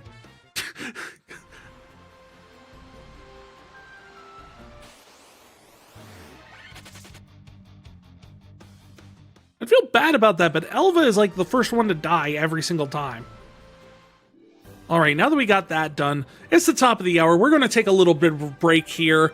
We're going to go to a BRB screen so none of you guys miss anything going on. We're not going to play through the break or anything like that. Just run a few ads, help people who are coming into the stream don't have to watch pre-rolls then, and then we all get a chance to stretch our legs, grab a drink, not miss anything going on. So, I'll be back in just a few minutes. I hope you'll be here too, and we'll continue on with more Final Fantasy along with this birthday Streamaversary marathon donation-a-thon thing that we're doing. You tell my brain's been scrambled. I don't usually stream 5+ hours. But I'm still going. I'm back, everybody. Hope your ads were relatively entertaining, at least. I hope you got a nice chance to stretch your legs, grab yourself a drink. I got myself a nice little strawberry lemonade myself and had my burger, which is Fortunately now gone cold, but you know, it's the way things go. I just want to talk a little bit about what's going on today. This is, of course, the Streamaversary birthday donathon. What does that mean? There's a lot of words there. 1, Streamaversary. I have been streaming for 4 years this month. 4 years ago, we started streaming with this game on the Dawn of Souls version. So that's why we're playing Final Fantasy 1 tonight. This was the very first game we ever played on stream, so we're doing it tonight as a marathon for the whole thing. 2, birthday. My birthday was yesterday. That's the simple part. Donathon. Well, to help pad out and help support some of those expenses here at the end of the year, I know how it goes. We have a list of incentives to go for in donation things. Be chat tells me what to tweet. We do an AI tarot reading, all the way down to things like watch embarrassing things I did when I was young. As I said, I'm an old man. I just turned 41. So, no illusions there. But I have done a bunch of cringe crap in my life, and I will gladly share it to you at certain points on this list. Not to mention that, but all donations also goes towards our goal up there in the upper right corner. That is our goal of adding more games from the Final Fantasy series to our retrospective playthrough. We're currently on Final Fantasy 9. We started with 1 here 4 years ago. We've been playing Final Fantasy the whole way through the franchise. We're up to number 9. We can add even more games to the list by getting these donations up. And of course, by donations, I mean anything from subs, bits, tips. All of that goes towards... New visitor to archive detected. Welcome PTR 2680. Thank you, PTR, for the follow. Had to go for a minute. You're back. Welcome back. And, so yeah, all that's going on. And, of course, the other thing that we're doing with this whole big event is the Wheel of Chaos, brought back in its a new form. The Wheel of Punishment. This, every time you donate $5, 500 bits, or 2 subs, any number of those times, like if you do 500, that's 1 spin of the wheel, 1,000, that's 2 spins of the wheel. You get my point. But there's a whole bunch of things out here that are either punishments to me in real life or punishments to me in the game. And we get to spin the wheel and see what happens. So, that is what's going on for the event tonight. Just wanted to recap, since we're at the top of the hour break. Beyond that, just going to continue on with the Final Fantasy, because my goal still remains, beat this game tonight. Or tomorrow morning, considering how long this might take. I have no idea. But, you know, I've got the week off for work, so I can do that.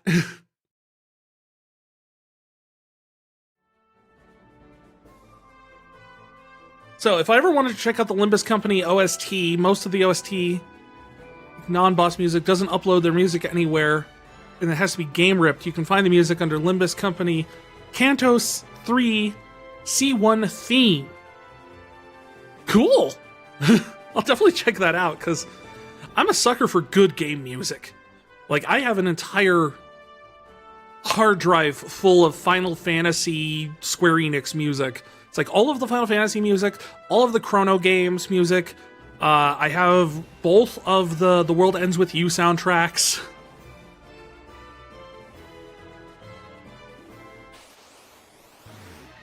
And we immediately have a Hill Gigas.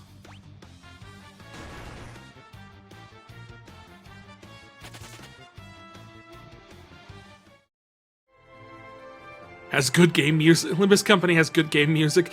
The random crab enemies you fight have a guitar solo.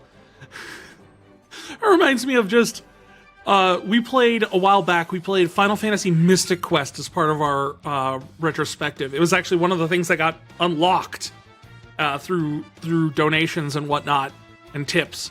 But we played through that, and honestly, we're just sitting here going like, this game is dumb, the gameplay and story is idiotic, but this music rocks so so hard. It's worth playing the game solely for the music. Every single track is a banger. Every random battle, amazing.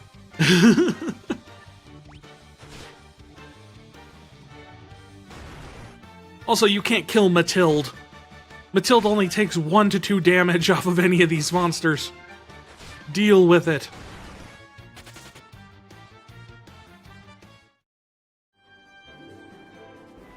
Just trying to get to the town here.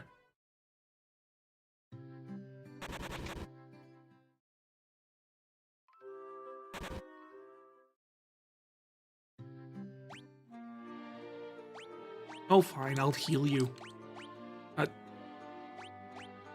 I don't think I have any more antidotes, somehow. How did that happen? No, sort items. No, I have 25 of them, I'm fine. To the church! Res the deads! 400 gil to raise Elva here? Okay, the church is starting to kind of get on my nerves with this stuff.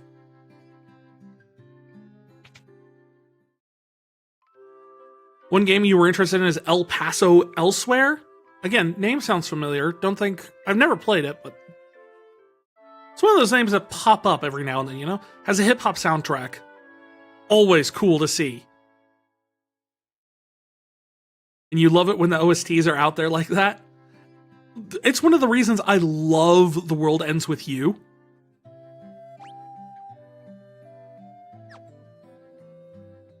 Like, those soundtracks are just so insanely good and mix so many different types of music. Each song works so well, each on its own. Boat, boat, boat.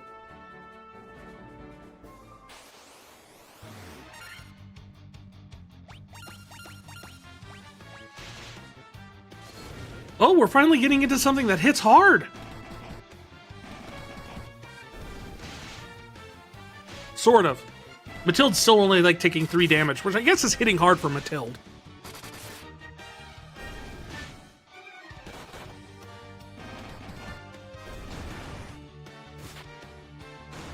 You've listened to the music the musician made for other games, and the only way to describe it is minorly to really cringy lyrics, but the beats are really good. I'm okay with cringy lyrics. I like the soundtrack to the Power Rangers, so...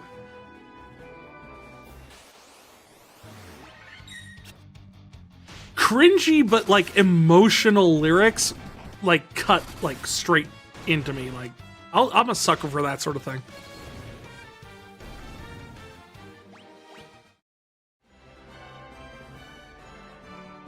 Alright. Finally, we're here.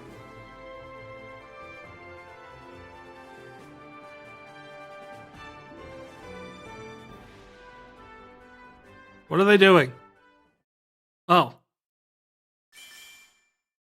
Every time I see this cutscene, I'm reminded of Chrono Trigger.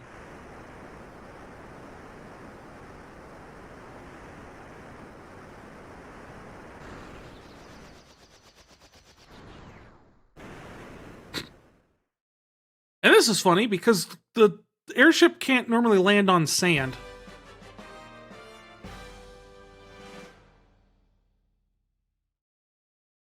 So I guess it can crash on sand?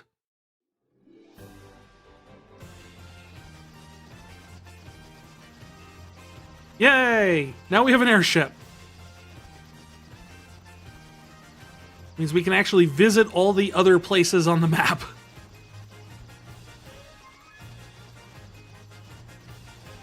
Sort of. Like, you can't land in the desert.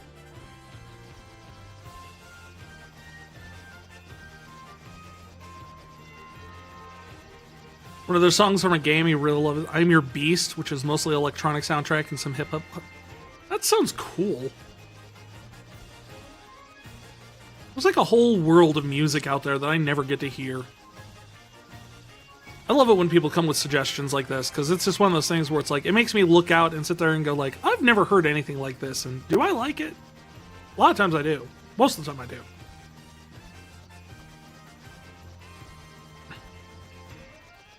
Alright, so...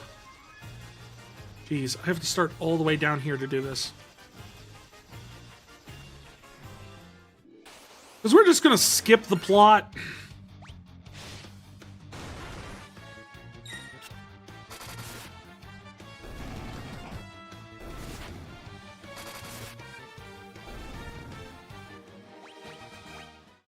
This is the one thing that actually is kind of neat that you can do in this game.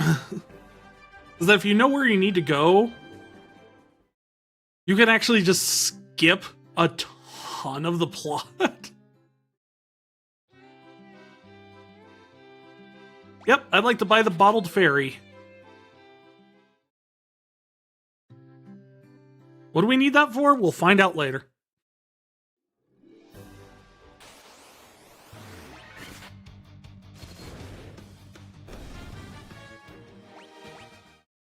The hip-hop song has some cringy lyrics. What are you gonna do about the beast inside? There's a beast inside me.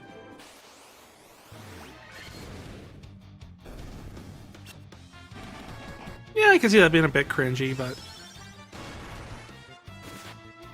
I mean, I listen to Imagine Dragons, so that's the level of cringe I'm used to.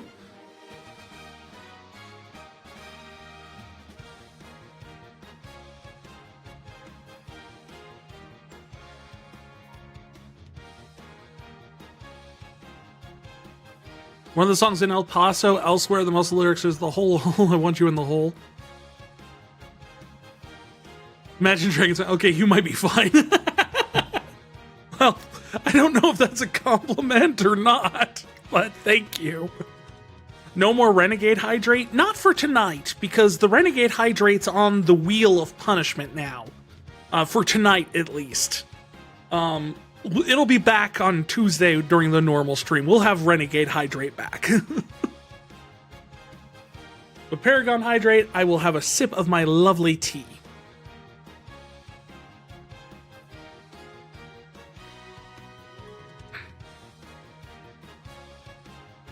Well, it must be extra punishing to be on the wheel? Well, I went and picked up another one of those prebiotic sodas that we had that one time. Different flavor this time, though. This one's a strawberry lemon? Same brand, though. Poppy. Yeah. The slimy, sludgy sodas. That's why it's on the wheel. It's up there with a shot of lemon juice and a spoonful of Tabasco sauce as things that can be found on the wheel. There's a song in El Paso somewhere I don't even find comfortable saying that was just imagine it's really edgy. And the lyrics is like, I'm the final boss in it. Does it play over the final boss? Because that would be appropriate.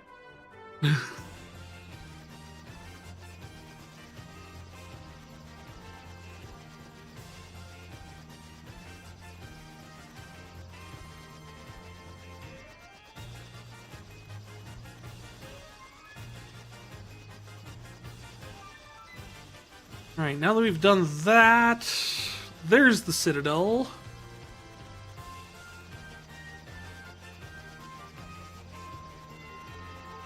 New visitor to archive detected. Welcome W of Master 19. Thank you for the follow, Wolfmaster!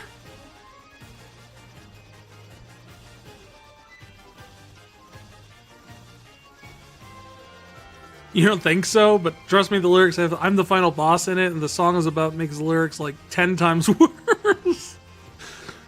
See, now I've gotta find that song just to, to see how bad it gets. You're tempting me in all the wrong ways.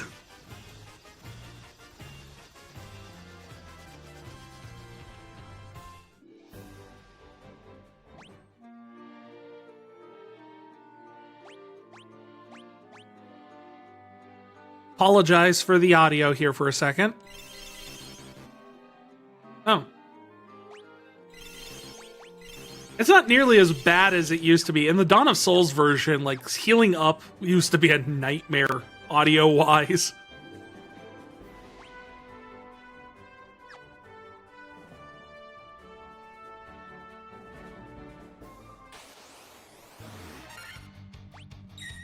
there, Tiger!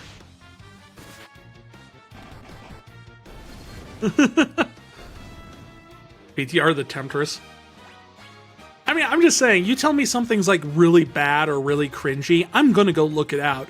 I have a stack of movies that are just bad movies. Like, I have Southland Tales, but that's not even the tip of the iceberg for me. I've got Jim Cotta. I was a fan of Jim Cotta before anyone even knew what Jim Cotta was. We found it on the shelf of the back of a Blockbuster video. It's really edgy. It's the edgiest I've ever heard of music. See, that sounds like a ringing endorsement of you need to at least hear it once. It was based off a song that he wrote when he was a teenager, a really edgy teenager. Hey, one of the goals on this list here is actually to read a poem from when I was a middle schooler. So if relatable. Strangely enough. You want to talk about an edgy teenager? I was definitely an edgy teenager. I mean, I was a teenager going through teenager, but then I was also a teenager with a mood disorder. With constantly changing biology, so my medication was constantly in flux. More than one person have said to me when I was young, it's amazing that I graduated.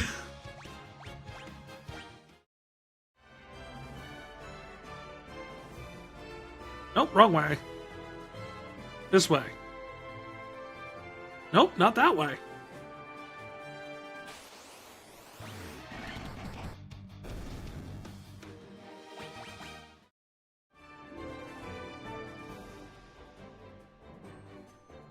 I'm gonna be really sad if I get all the way over here and I have to go talk to the dragons first.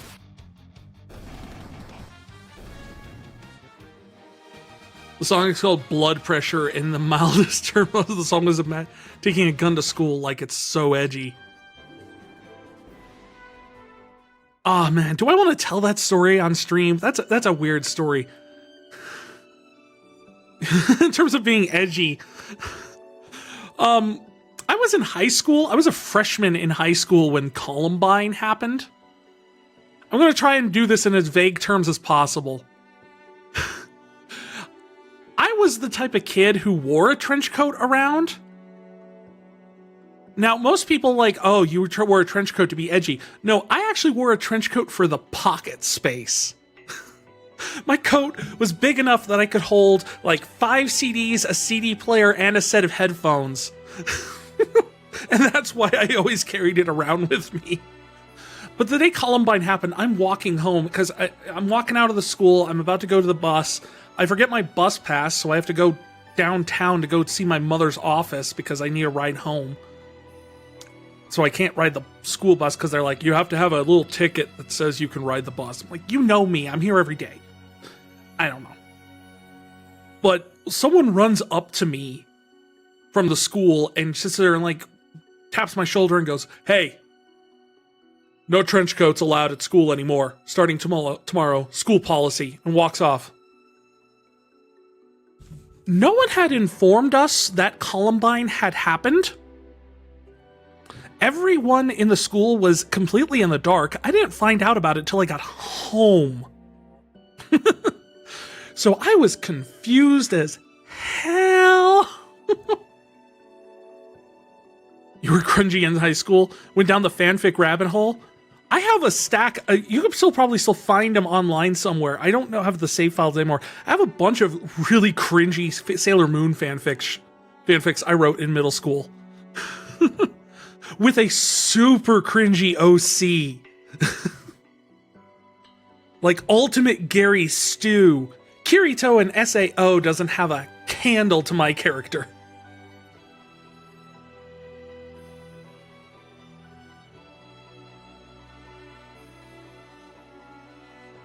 I could have had CDs of anime as the anime Buddha in high school.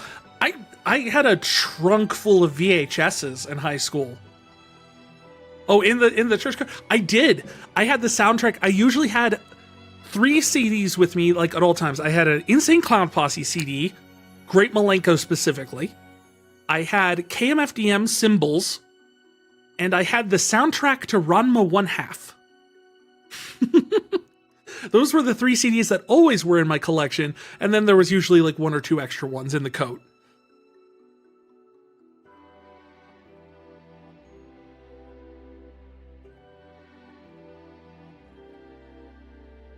Now this part I always kind of was curious about.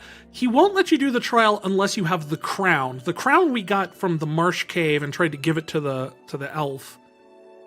And I've always been curious, why do you need the crown? What does the crown symbolize in the narrative? Like, did the dragons give the crown to the elves?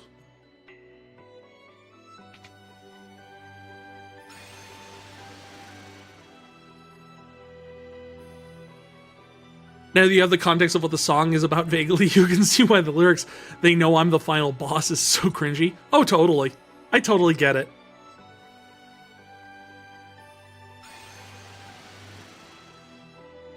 But it sounds so cringy in that glorious cheese way.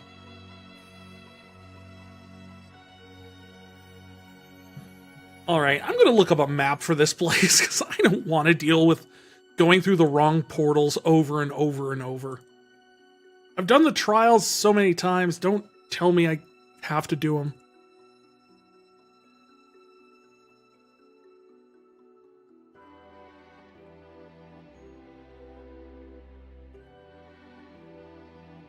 I definitely see the 16-year-old version of the songwriter going, "Yeah, I'm so cool.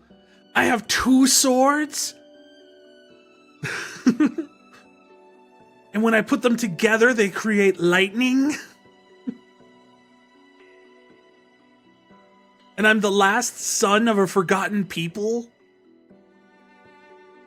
God, it's like every every D&D character in middle school ever.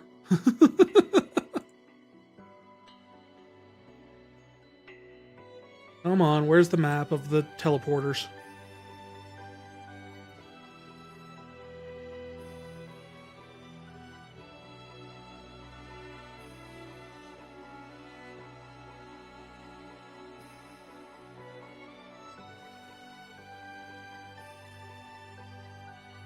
You want to get into D&D? D&D sounds nice. D&D is great if you have a good group. D&D can also be terrible if you have a bad group. It's one of those things where it plays heavily on, like, people. Here's the one with the teleporters.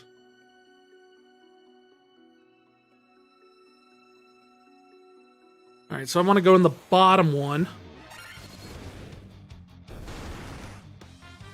But I've been running D&D games for, like... Geez, I want to say...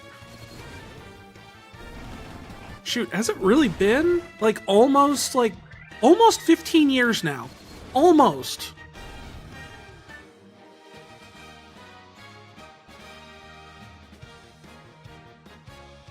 If you got your hands on DMing a D&D game, you'd insert so much Project Moon stuff.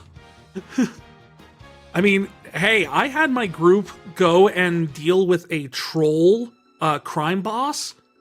It was just Jabba the Hutt. Straight up Star Wars stuff. So, quote-unquote, borrowing is the best way to come up with D&D stuff.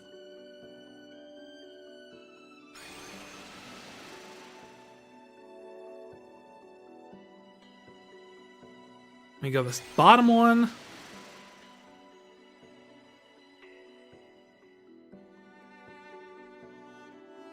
Go all the way down the hallway.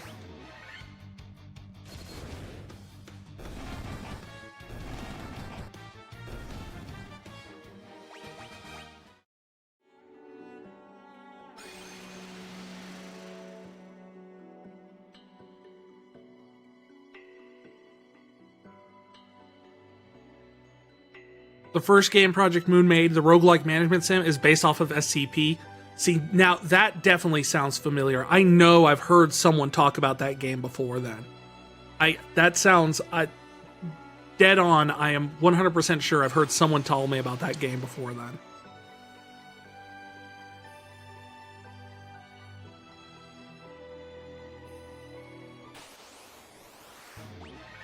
Ooh, Rakshasa. More D&D characters. Or monsters. Did you seriously just stop my 2 fighters? No, you slowed them. Okay. I'm fine with slow.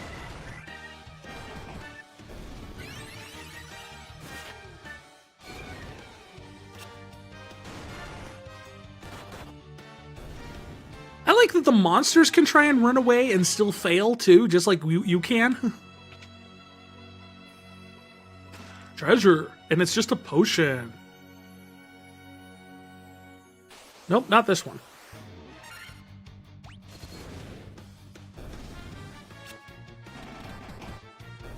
You have this idea for a D&D boss based off a Library of Ruina character that they friended a mimic that turns into different weapons.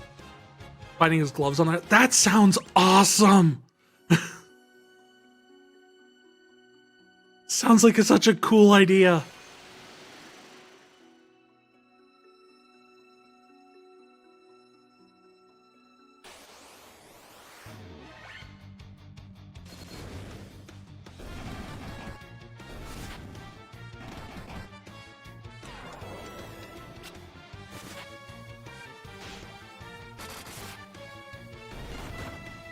Character is based off this guy. His name's Roland. Oh.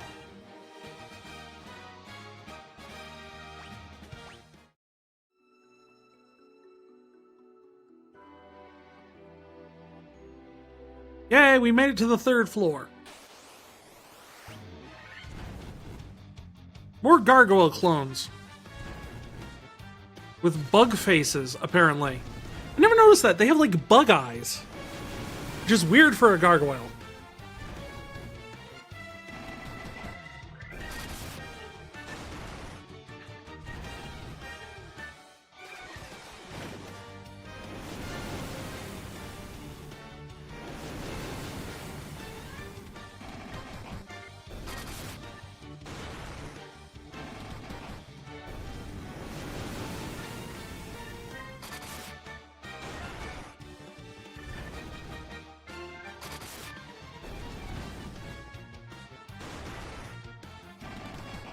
Hold on, there we go. Late game in Library of Ruina, he gets his own card specifically made for him. Each card uses a different weapon made by a different workshop. His character is based off Devil May Cry characters. Interesting. His weapons are stored in his gloves, which is where the idea came from. That is such a cool idea. Well, this guy might be boss-ish, maybe? It looks scary, so yeah. Oh no, they're just unicorns. Really pretty unicorns. My god.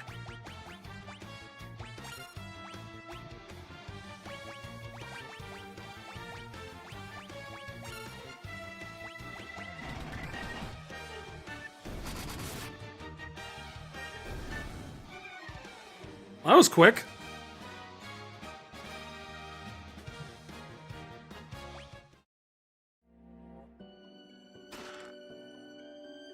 Hey, we got the healing stick that I'm never actually going to use for anything. Because every time I do that, I forget that I have it equipped and I keep attacking things and healing them.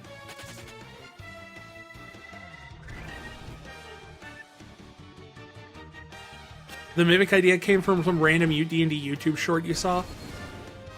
Mimics are such great little possibilities. There's so many ways you can use a mimic to torture players. Like, I've seen ideas like, what if the mimic took the form of a potion? Brilliant idea, really.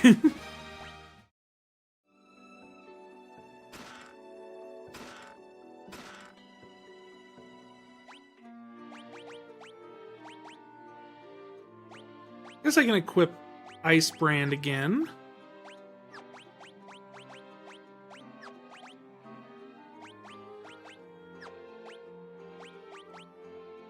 There. Your defense just went up by 20. Enjoy.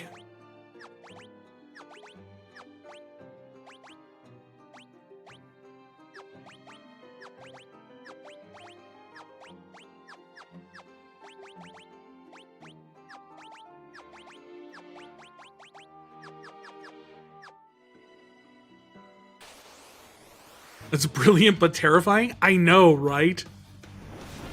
There's so many great monsters that are just like little things that you don't think about. There's one there is no stats for it. It's not a monster you can fight. It's just something that exists in the D&D world as canonically. And it's called the Bagman. And essentially what it is it's an interdimensional creature that just lives in the interdimensional space that bags of holding connect to. So just out of nowhere, there's this thing that will crawl out of a bag of holding, take some stuff, and then crawl back in.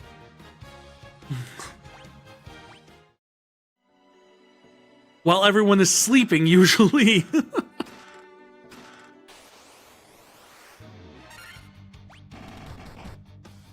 Yeah, the Bagman.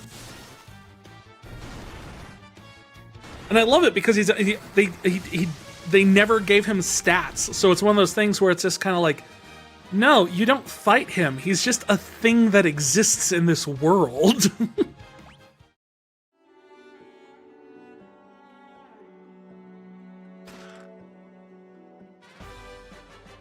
And I obtained a rat's tail, thus fulfilling my all-time favorite pun in this game. How do you improve your job? You give a rat's ass.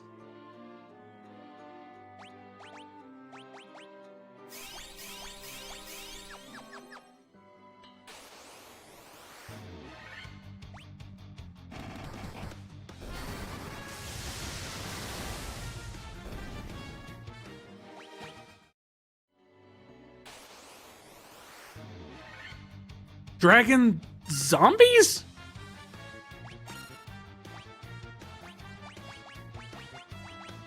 Faraga them, I guess. Use Dia? Oh, they're not that difficult.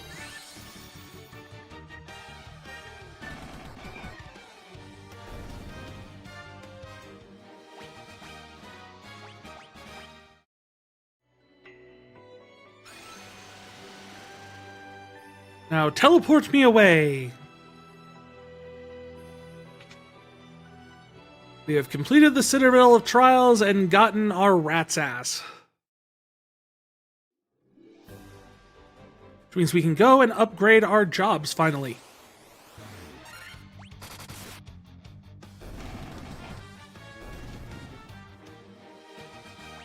The coolest idea the Library of Ruina and Limbus Company uses is ego and distorting. When emotions are high and life is danger, you stick true to your beliefs. You manifest ego, which is a powerful representation of your beliefs, usually in the form of a weapon. If your beliefs falter, you distort and turn essentially into a monster. And when you're manifesting ego, spoiler characters talks to you and tries to make you distort and fail to believe in yourself.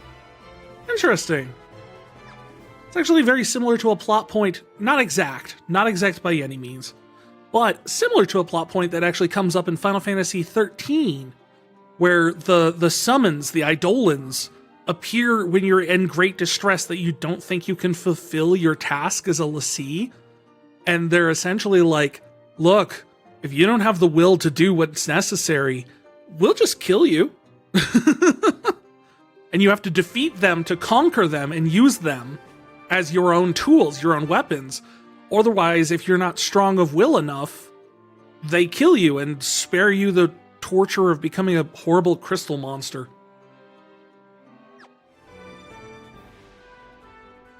Where was it going?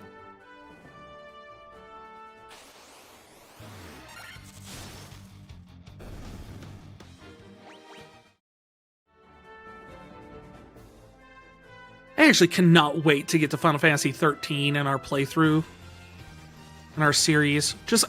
I love 13 so much. There's so much good stuff that doesn't get enough respect in that game.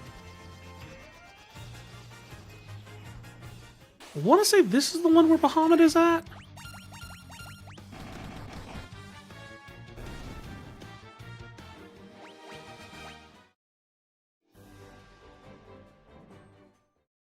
You're imagining a way to put that into D&D, like you're at high level and you're about to die, you fulfill certain conditions and manifest ego. Otherwise, you can distort and indiscriminately attack your teammates and enemies. I can think of a few ways to accomplish that. Oh, hi, dragon. The Northland was filled with beautiful shrines and towering mechanical castles so long ago. It's like the dragons are old enough to remember Lufenia. Dragons of Cardian Island have no love of senseless killing. Monster in a chest. It's rare to have humans. You should speak to our king, Bahamut. I know, but what island is he on?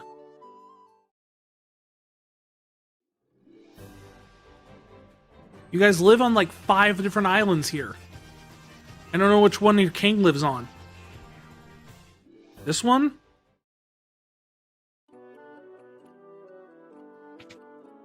No, this one just has chests. I mean, don't get me wrong, I will take your chests.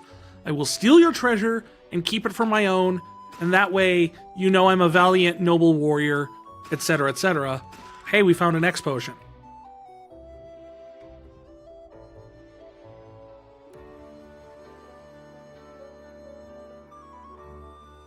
So this is what I was talking about in terms of like the token of courage, the proof that you're, you know, someone who they can trust.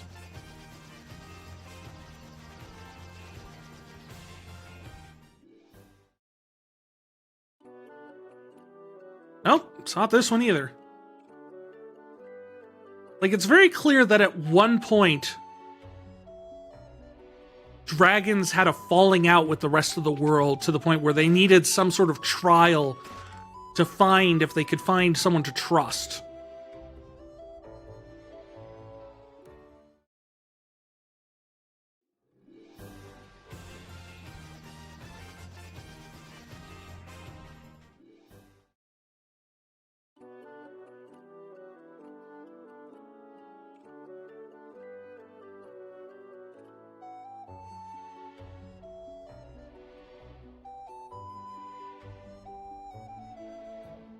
The form of the token changes with the times. Do not let its appearance deceive you. So it's like, again, like the token doesn't have to be... It's representative of like what the dragons, like what represents courage to the people of the time. You were thinking the condition would be something like a paladin's oath. You set the character's goals and beliefs, like protecting the party, doing good, and such. If you fail to do those requirements, then you distort.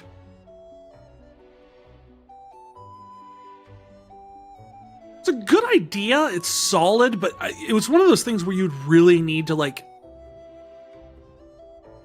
It'd have to be one of those things you'd have to get the players to agree on early on in the game. Like... Before the campaign even started, you're like, okay, so there's going to be this thing, and each of your characters, and you know, I will let you, maybe let them set it, what their goals and what their oaths are, but tell them, make it very clear to them that if you don't, adhere to these, bad things will, it'll happen. It also needs to come out rarely, but yeah, 100%. Oh yeah. And the longest hallway ever. Oh, hi guys.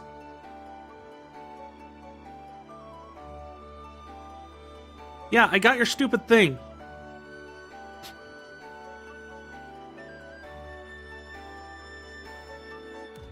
The rat's tail you carry as a proof of courage. I shall honor you with titles befitting your valor. Upgrade!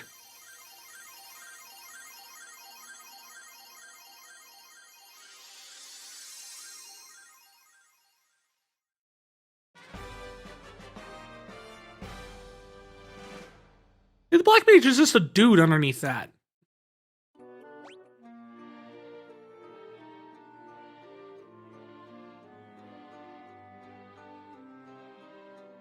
And the White Wizard is apparently Jesus? And now we have Knight, Black Wizard, White Wizard, and Master. I actually think... Oh, no, maybe not. I thought at some point the Knight could learn white magic. Like low-level white magic.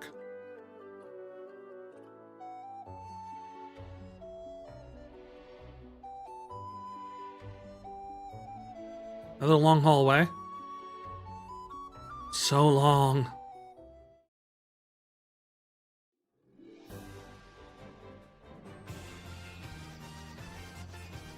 Alright, so we have officially done that part.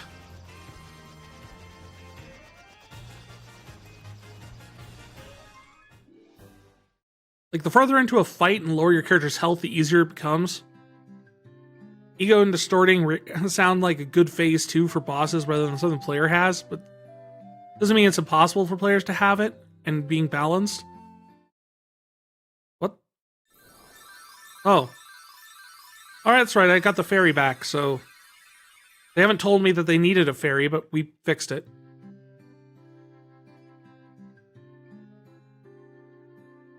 Hi.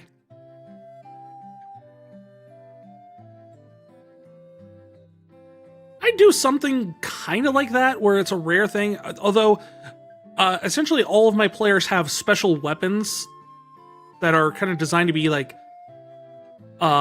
powerful ancient weapons that have lost their energy through time and stuff like that, but each one has an ability called a limit break, essentially the idea taken from Final Fantasy.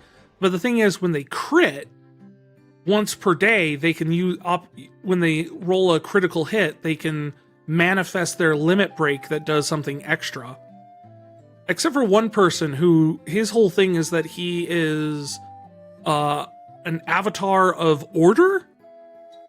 So his weapon has the ability, instead of on a crit, it does this. Once per day, he actually can just make a hit into a crit. You're the one that asking me for the bottle. Yes, give me Oxy Ale. I need Oxy Ale.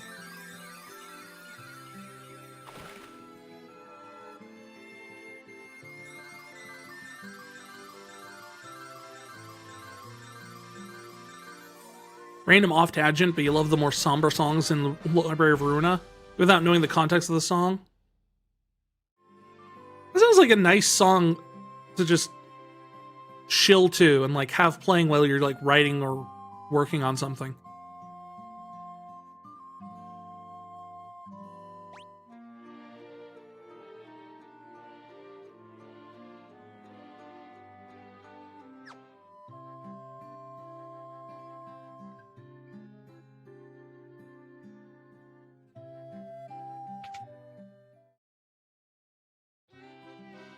You have good gear.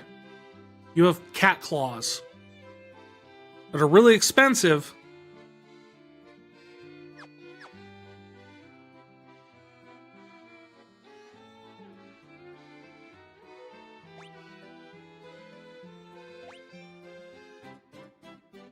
All this stuff is really expensive. 40,000. Do I have? I have 265. Okay, I can afford a couple of these.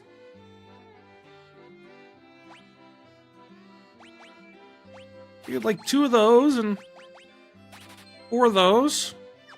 We're good. I mean, we'll need it for the days to come, I think.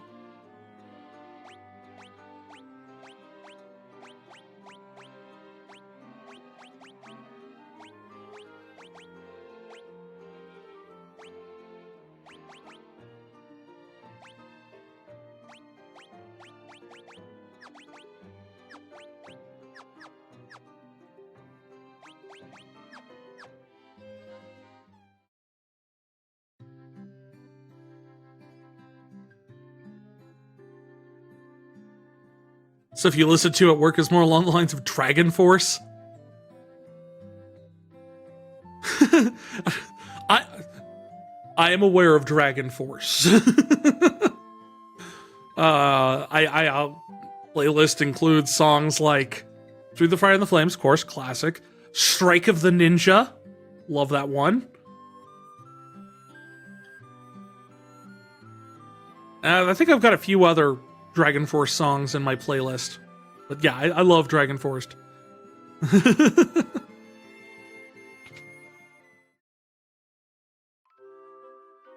They wrote a song about Skyrim lately. It's just fascinating.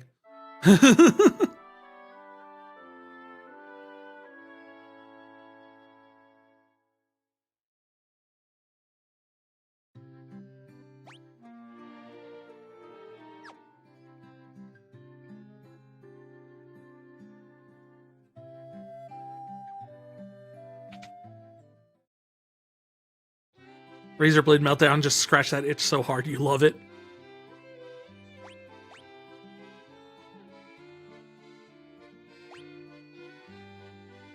Let's see, Kiraja. I don't know if I need Diaja right now.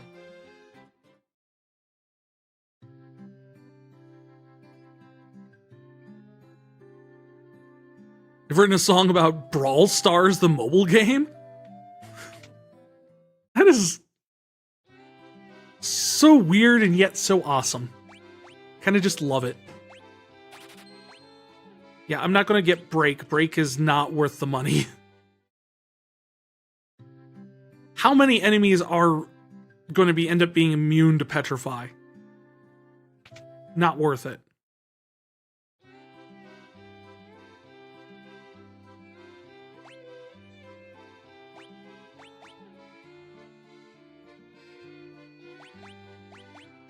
Like, these level 8 spells are not great, in my opinion.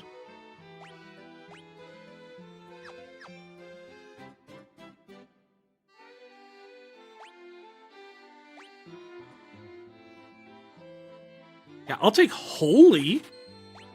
I'd also like Null All. That would be useful. We'll need to pick up Null All before the end of this. Just for the final dungeon, that's going to be useful. I've written songs about Zelda, Skyrim, and have sponsored to make the song for the Beat Saber and Brawl Stars.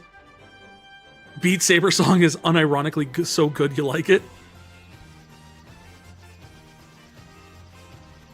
I mean, I love games, like songs like that are kind of like based on games. Like one of my favorite guys to just listen to stuff is, let's see, I'm a big fan of Jonathan Young and Caleb Hyle's stuff, and I really dig Stupendium.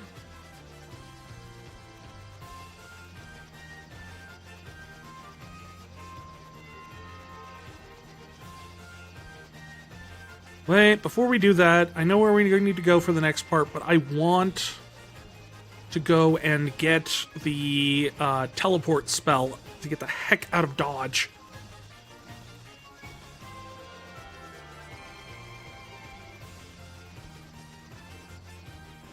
It's here, right?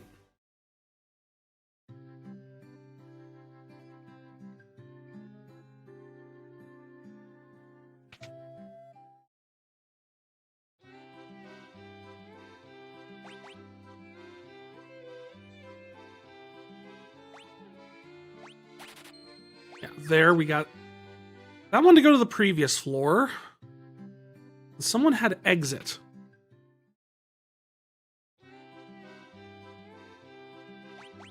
You do not teach exit. Exit is the next level?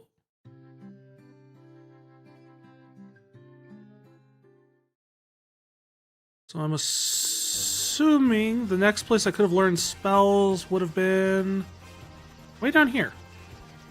I used to love the YouTuber Rikadeb. He makes a ton of covers for Toho and Undertale songs. That's awesome. Specifically, okay, well, it's labeled metal, but it's more like Dragon Force than metal bands. That's fair. Metal is a very diverse category. Which is all you need to, like, that was actually one of the coolest things I saw in, like, if you watch the full intro video of Brutal Legend, the Tim Schafer game from Double Fine with Jack Black, is that there's a whole opening video where he's like going through all the different types of metal in the section of the store. And it's just kind of like, I didn't know half of these existed and I want to listen to them all.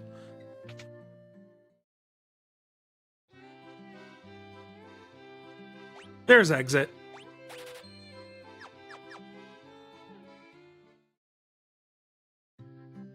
All right, now we're set to go to the next dungeon.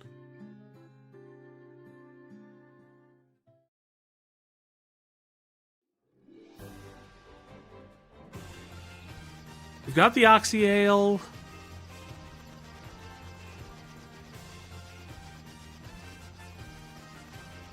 Like, as soon as you get the airship, the first thing that they do is make it so, like, all the next places you need to go to, you can't land next to with the airship. You have to park it like a ways away and then go back to it. It's like, this town is where we need to go, but the closest place I can park the airship is here.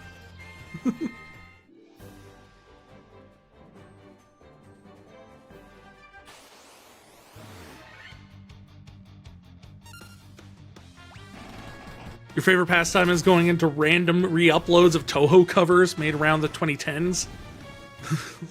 Many of them are unironically so good.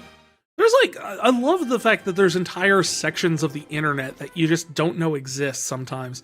And you just stumble upon them and it's like, where has this been all my life?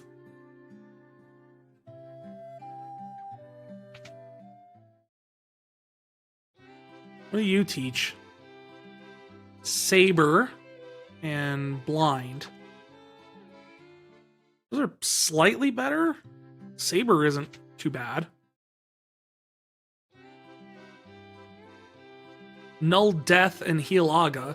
Healaga is really good. I don't have the money for it though, but Null Death is very situation based.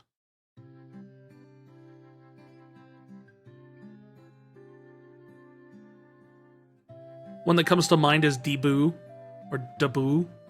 They remix like the entire OST for the Toho games 6 through 9. It is. I love people who are just have great passion projects like that. Like, every time I get down on myself and I'm like, oh man, the internet was a mistake. Every now and then you just sit there and go like, wait, no. The internet is actually kind of awesome.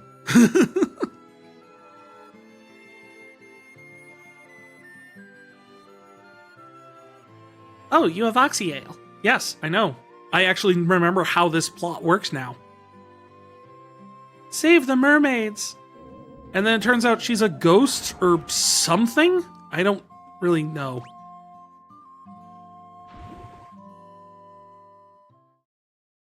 This one won't... Does one? Oh, it does have the cutscene. Oh, no, it doesn't. In the Dawn of Souls version, there's a whole cutscene of the barrel sinking to the bottom of the ocean.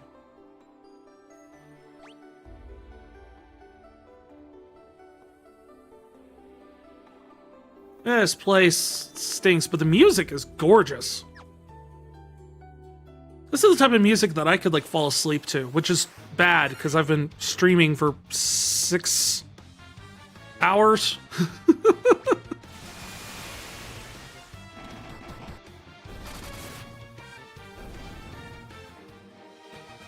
Another one is the degree guy. I think it's a game guy. There's 2 remixes. 3rd Degree remix and 5 Degree remix. I don't know who Degree is or if they're a person. I don't know, but they make songs that are so good. Alright, before we get started on this dungeon and go after the water crystal, we are going to take another break.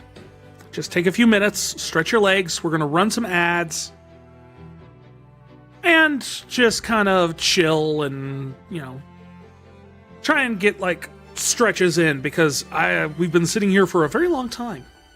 As I said, 6 hours so far. This is probably the longest stream I've ever done, ever. But I'm having a blast, and I hope you all are too. And we're getting close. We're narrowing in on the end of this whole thing. So you stick around for just a few more minutes here while we run some ads. And I'm going to stretch my legs and refill my tea.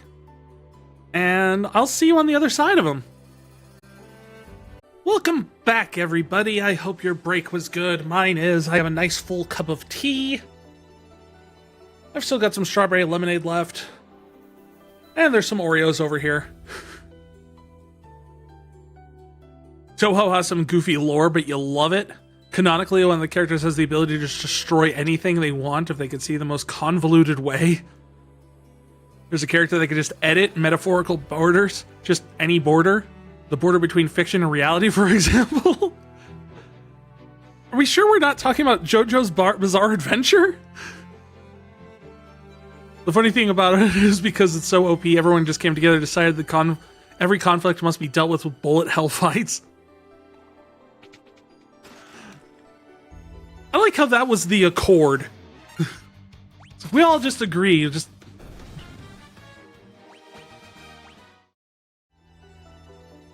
All of our powers are BS, so we're just gonna settle everything like near near.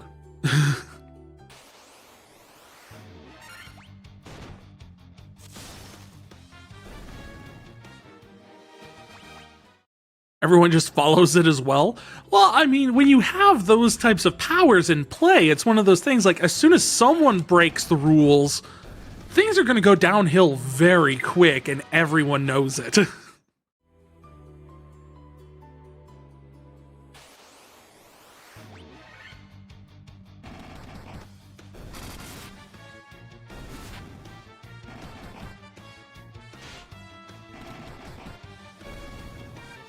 Who destroys things through a weird couple of... Let me explain it because it sounds like a JoJo stand. I thought it sounded like a JoJo stand. Just weird that I'm familiar enough with that concept because I've actually never watched JoJo's Bizarre Adventure. I know, I should. It's just not bizarre enough for me. I'm into some weird stuff. So the gimmick with this dungeon is, interestingly enough, that the fact that it's like, as I've mentioned before, every dungeon pretty much has 5 floors to it. This one starts you in the middle. You have to go all the way up to the top, then go all the way back down to the bottom.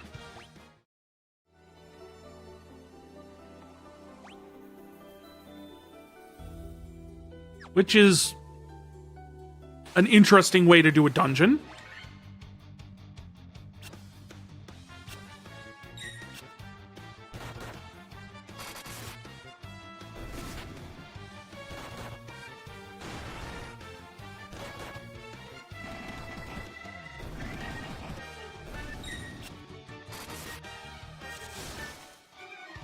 There's a lot more undead monsters than I remember there being in this game.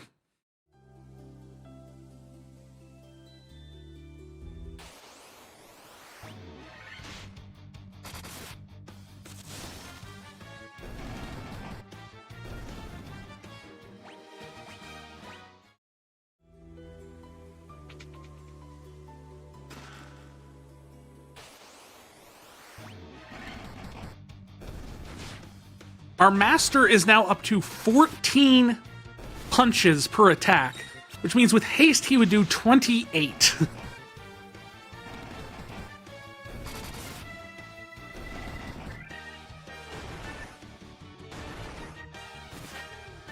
In every object or every person, she sees an eye, somewhere which acts as the thing's weak point. If she destroys the eye, the thing the eye is connected to just dies or explodes or something. She also has the ability to teleport to that eye to her hand and just crush it. Only she can see the eyes. You see by the mean it's convoluted. See, yeah, that sounds either like a JoJo stand or, oddly enough, something from Madoka Magica.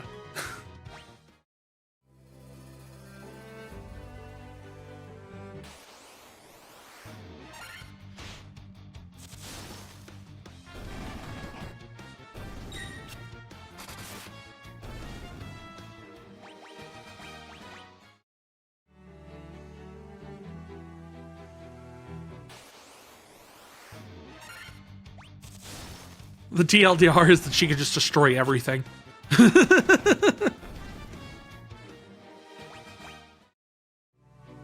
want to be able to just destroy everything.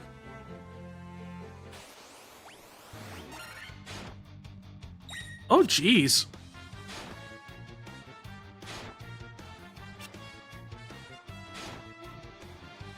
So there's 8 Sahagan chiefs who are all under a Sahagan prince. It also has an infinite range. You destroyed the eye of an asteroid and it just blew up. Jeez.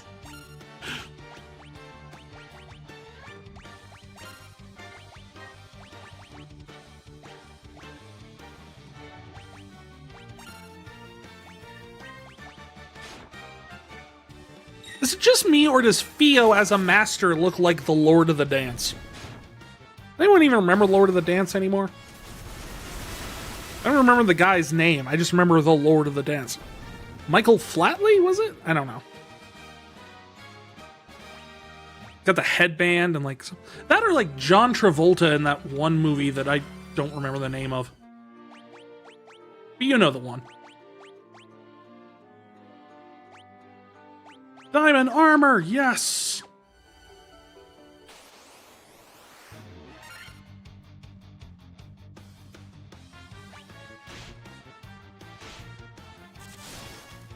And there's a bunny girl called Ryzen who gets this good theme in Touhou 15.5.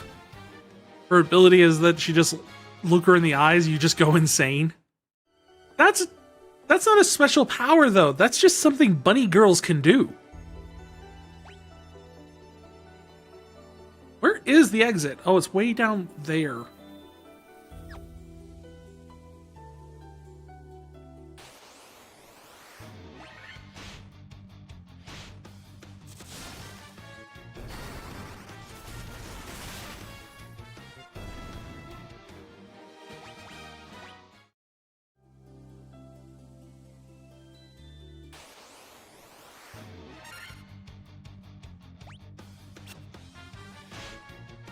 You forgot to mention that Touhou games are also convoluted.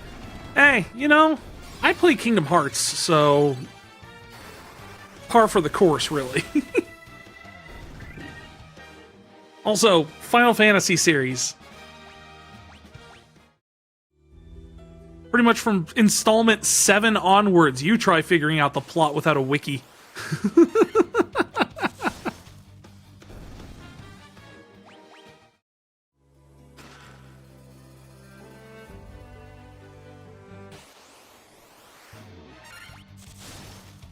Spin-off games don't have their own numbers, so they're set by decimals. So getting games like Touhou 12, Touhou 12.3, Touhou 12.5, 12.7. Do they skip? Like, is it in that example, is there a Touhou 12.6, or do they just do odd numbers for some reason? I mean, it's not like they need to have like an explanation. They could just do odd numbers. Like I said, Kingdom Hearts fan here, so... No, they just skip. That's fine.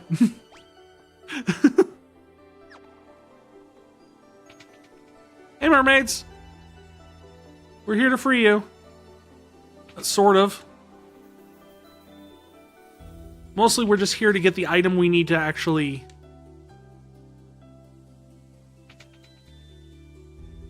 You can breathe underwater? How? How? See, this is what we were talking about with the whole wiki thing.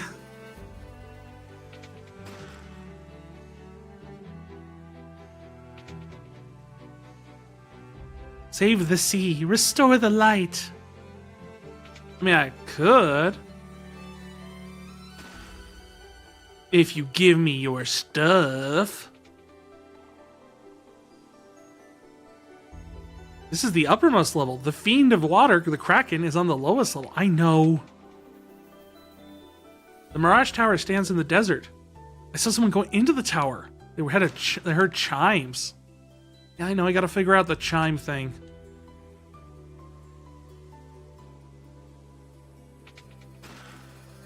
There's the diamond shield.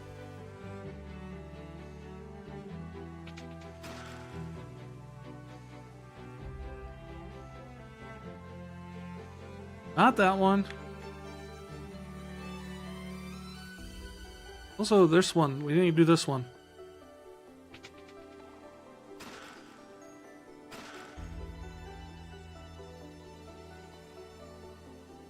One of these mermaids freaking has something I need.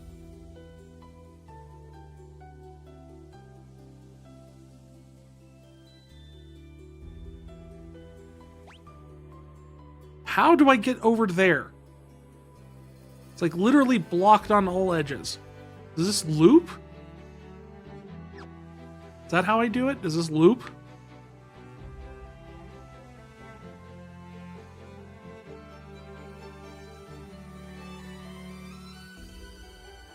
Yes, it does loop.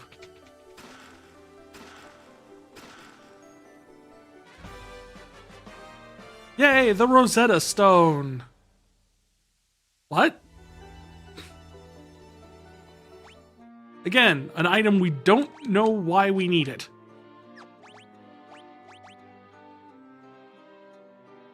The diamond gloves are not better than the protector ring.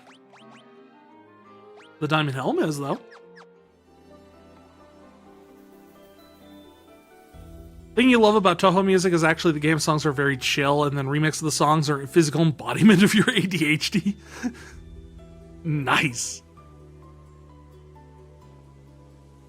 Love how normal it is for JRPGs for the protagonist just to walk into everyone's house, steal all their loot, all their goop, and just walk away. Look, I'm here to save the world. The least they can do is give me all the stuff I want.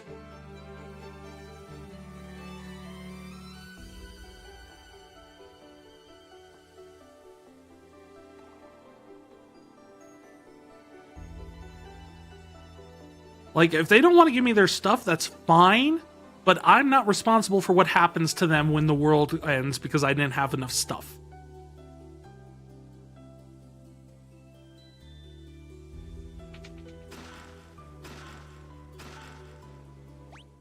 Also, technically, this is a prison.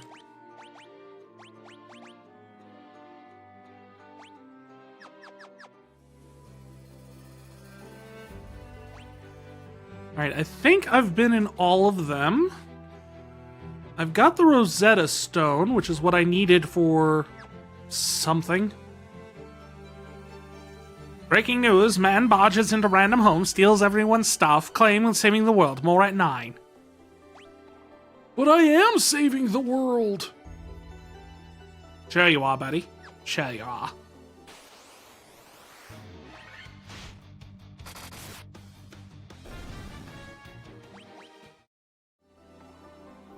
Man was taken in by authorities and has been rushed to the nearest mental health center.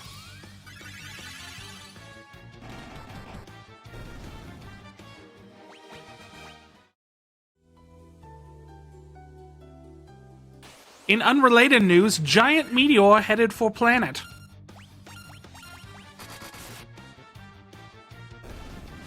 When asked about it, the gentleman standing underneath a giant ritual site said, "Soon, soon my time has come." More at 11.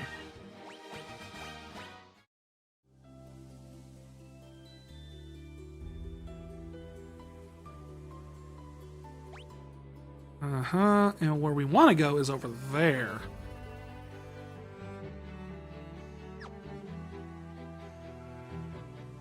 So first we go up, then we go down. I like how nothing can hurt the knight. He's just impervious to damage at this point.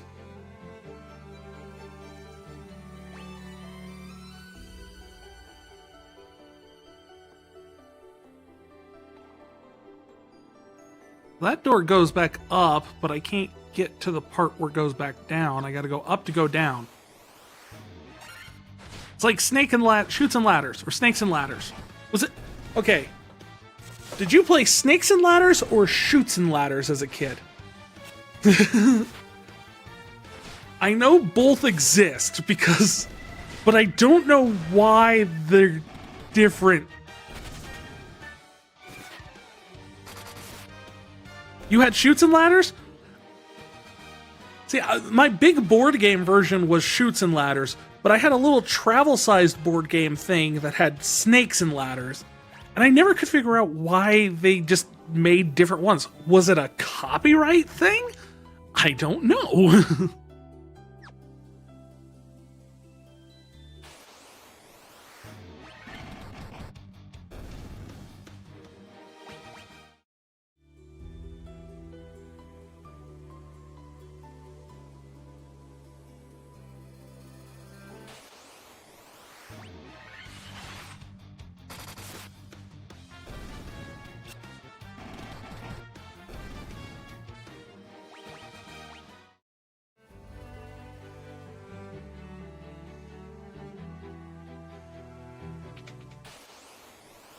This room had nothing in it. I feel tricked and betrayed and lied to. Also bamboozled.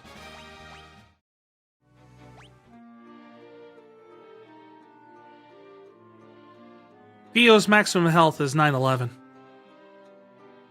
This means something.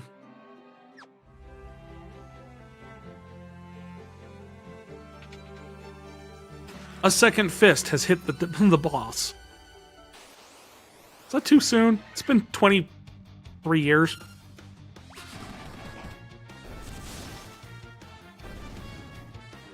They could have been made by two different companies. The idea of a spinner, if you get in a certain space and go forward, is a different space. So vague. You could do different companies releasing the same game and getting away with it.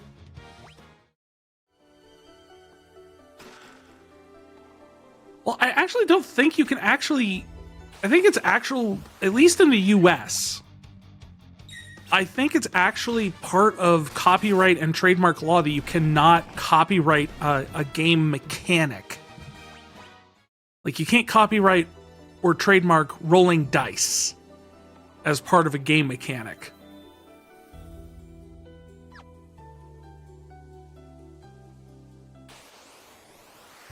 And that's why, like, D&D, technically, they can't copyright a lot of the rules, just the content.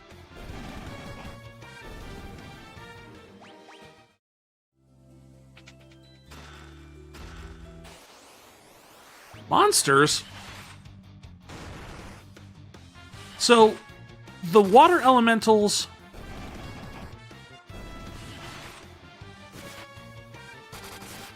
are big swirly pools of blue. How much you want to bet the air elementals are big swirly tornadoes of green? That makes sense. You don't know much about US copyright law. I had to study it as part of school.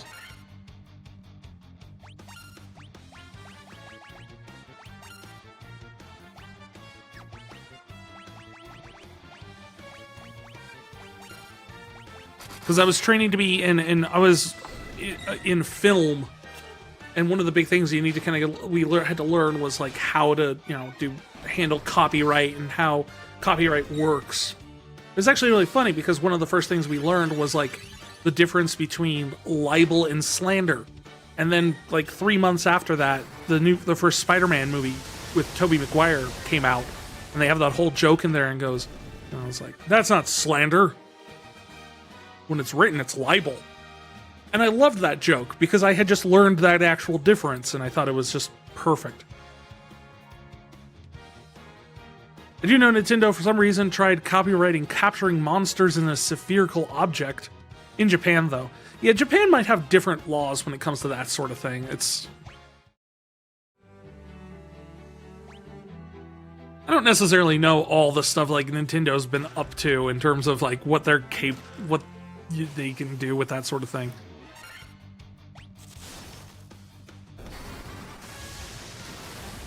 So, I mean, I would raise the question, it's like, what if I captured monsters in a cube? Is that not violating it? You had a film class in high school and it was easy? Or two different classes, you took both of them? Movie and film and TV and film class? Ours was essentially I went to an art school, a magnet school, where essentially like everyone kind of had, you spent half your day doing normal high school stuff, and then in the afternoon you all focused on like an art. So there were writers, there were actors, there were stage tech, painting, music, and film. So I spent about half my day every day in high school working in film, making movies and stuff like that. Some of my stuff, if you can really dig down into it, it's still on YouTube. It's cringy as all hell. But it exists.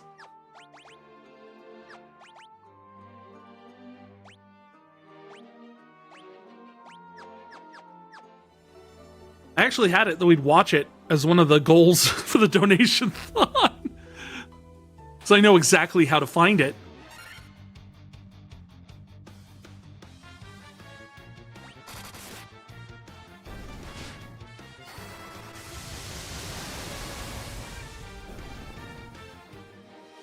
TV and film was learning how to use Adobe Premiere Pro, and that was the entire class. Useful skill. I mean, I one of the things we had to learn, we were essentially in charge of doing our own like production. So we would write We learned how to write screenplays, film it, direct, edit, all sorts of things. So we knew how to use Adobe Premiere and eventually Final Cut. And we knew how to, you know, storyboard and do all this stuff. It's like one of those things where it's like, it's high school, so it's jack of all trades, master of none. You never really got enough experience with all of it to, like, become really good at any of it. But you got at least a little bit of a taste of everything that went into filmmaking. It was good. And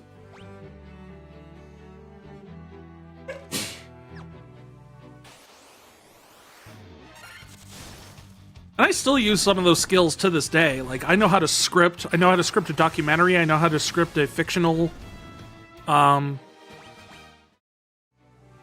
screenplay. I know how to edit, which I still use for streaming stuff.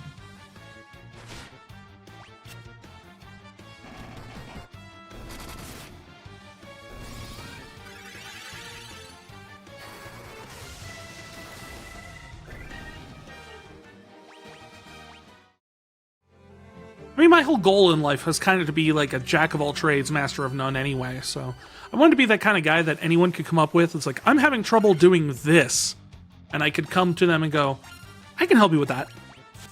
I might not do the best job, but there's very little I can't do. And anything I don't know how to do, I know exactly how to figure it out. More or less how I got my current job.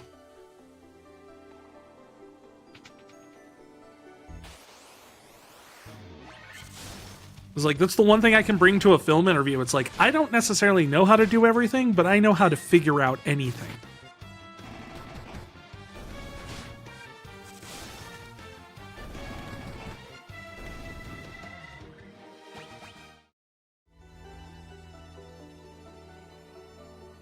You had to go for a couple of minutes again? No problem. I was just here rambling about my high school days.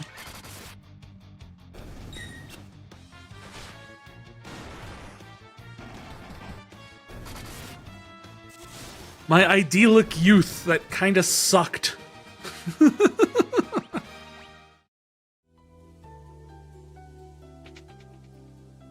there's nothing in there. Where am I supposed to go? Over there. Okay. Wait, what floor are we on?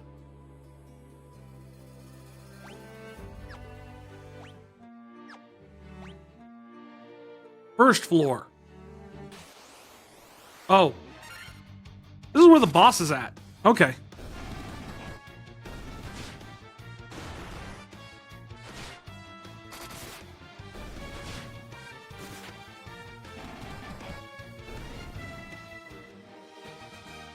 You're 18, you reached some grade, you had to take a first year of peak COVID, so everything we did was online. Made film class even easier. Class, bring up your Netflix.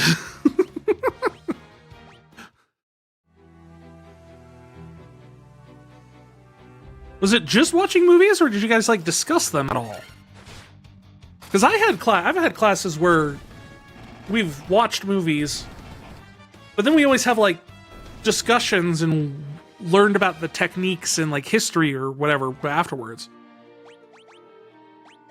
Which was fun until we got to the part where the teacher wanted, like, okay, class, for the next 2 months, we're going to go shot by shot, freeze frame, every single shot in Citizen Kane. Which sucked, because I really liked Citizen Kane as a movie. Until that. Now I can't watch it anymore.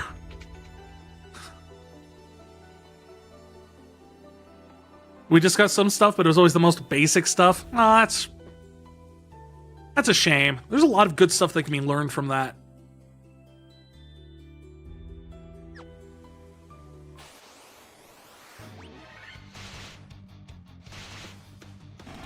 What the heck are sea snakes? Just realizing some of the things I'm fighting down here just are weird. Why are there snakes at the bottom of the ocean? Are these the predecessors to Leviathan? Leviathan's not in this game, though.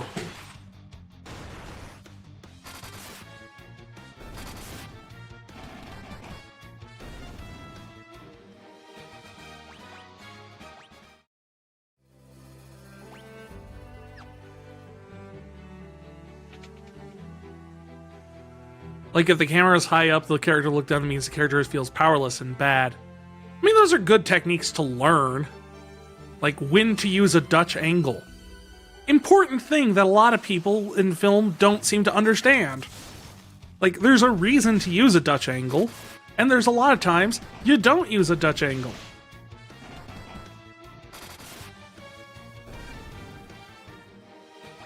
Like, everything in the Matrix movie, the very first Matrix movie, everything in there is like filmmaking 101, but it's all the stuff no one ever pays attention to. Like, basic color theory.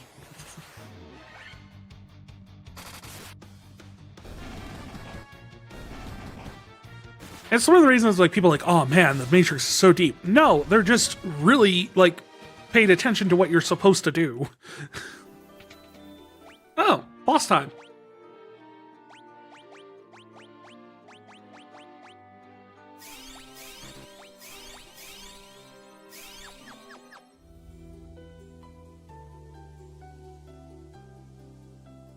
Emma was only there for more as a formality. I'm pretty sure at the end of the year test, the teachers are required to make sure we had to learn all that stuff. That's always a shame. You know, I actually taught a class to a bunch of like middle school kids when I was in college, and one of the things we did was it was all supposed to be art teaching, and people like did something like, oh, we're going to do comic book creation or something like that, and they'd do art. We were in charge of a class that was called game design, like how to make a video game. And apparently every year before us, the class always we're just going to play video games for an hour and a half. I was like, that's nonsense. You know what? I'm actually going to teach these kids about some game design principles. And it wasn't super advanced stuff, but they were middle schoolers. I'm not going to go into like super hardcore stuff, but general anything, understanding good game flow, good quest design, making sure your players don't get lost. Things like that, and I try to make sure they actually learn something, because there is opportunity to learn, and it's things you can take to other fields. The entire semester, unironically, was probably contained about 30-page Google Slides, and then the rest of the class was watching movies.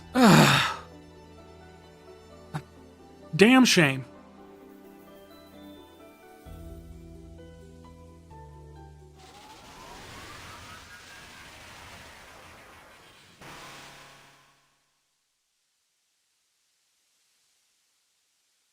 Hello, Chubbs McKenzie.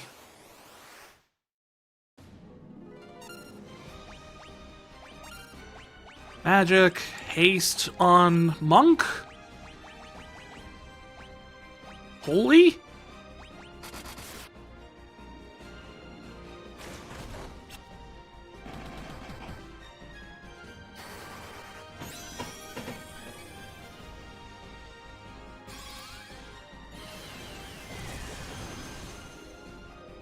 Holy does jack.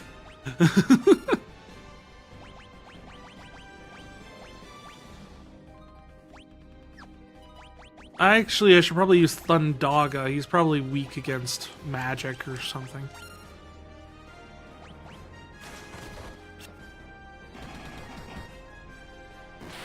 And there we go. 28 hits, boss done. Again, the technique does not fail.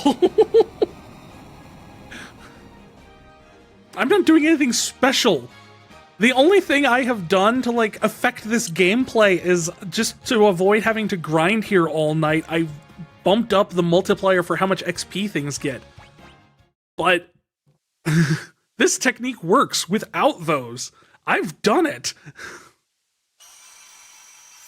Never looked into the techniques we learned in the movies. The assignment was literally just plot questions. Ah, that's so sad. What's the name of the important tree in Avatar? Oh, jeez.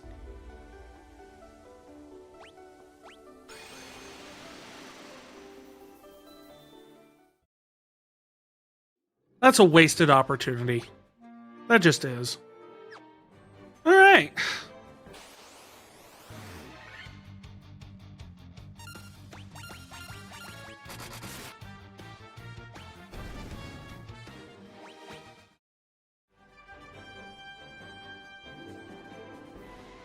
That's us finishing off the water crystal.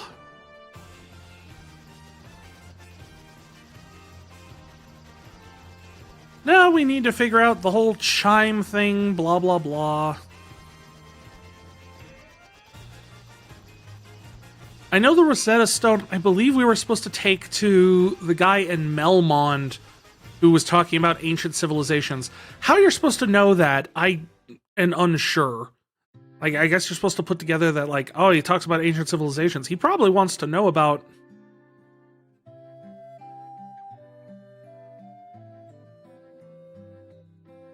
Airship, they do exist. Which one of you is it?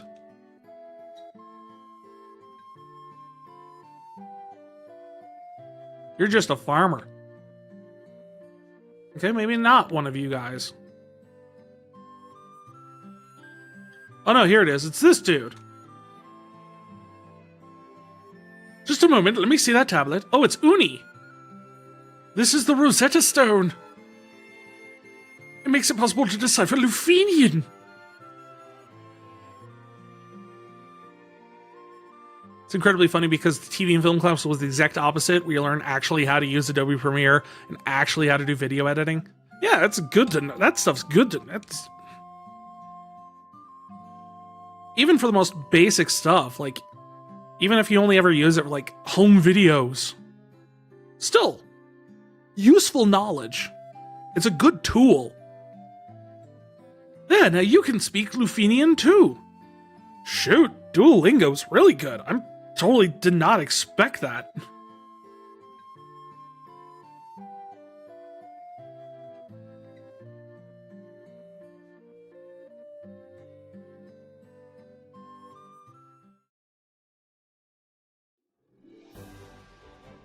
Nope, wait, shoot.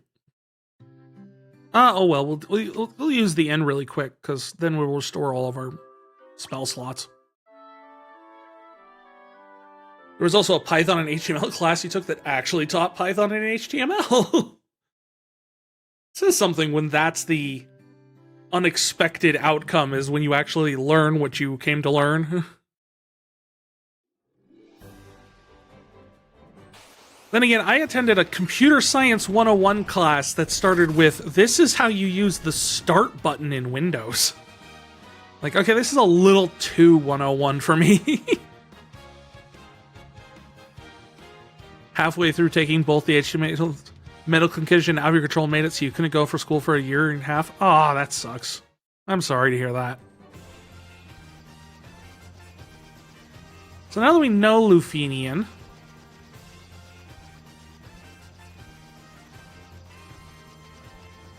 we should be able to go to Lufenia. Sort of.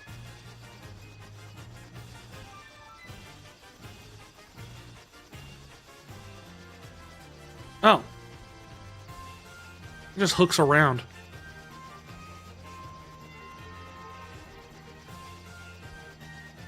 Let's see. I thought...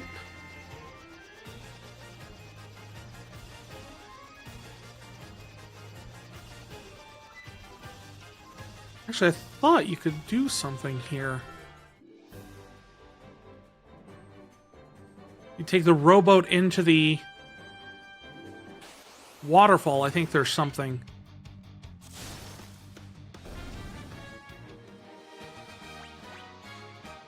What you hate about high school is that your enjoyment of the classes entirely hinges on your teacher, unless you're really passionate about the subject. Yeah. Sometimes you just...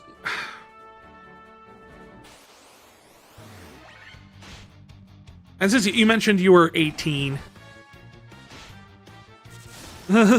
I'll say college gets a lot better about that, honestly.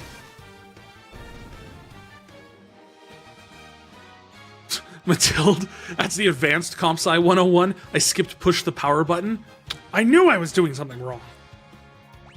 The airship background music feels chaotic. I think it's always seems to me like it's just the music from the world map, but sped up a lot.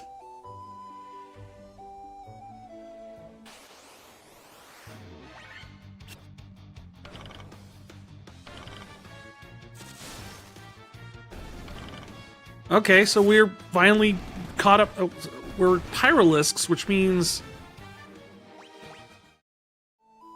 this is roughly on par level-wise with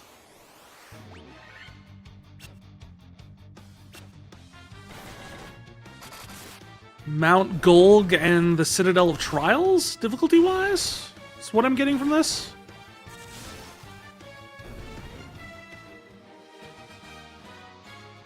Probably not going to college, to be honest. Get the surrounding stuff like IT and coding and stuff. And you do not need college for it. That's true. I actually don't have a degree. I have my degree is in creative writing. I actually got a certificate through a college for my computer sciences, and quite honestly, it was cheaper, quicker. I was done in like 3 semesters. And way more informative, and got exactly the skills I needed, and I could put that on my resume, and I got hired within 4 months after finishing.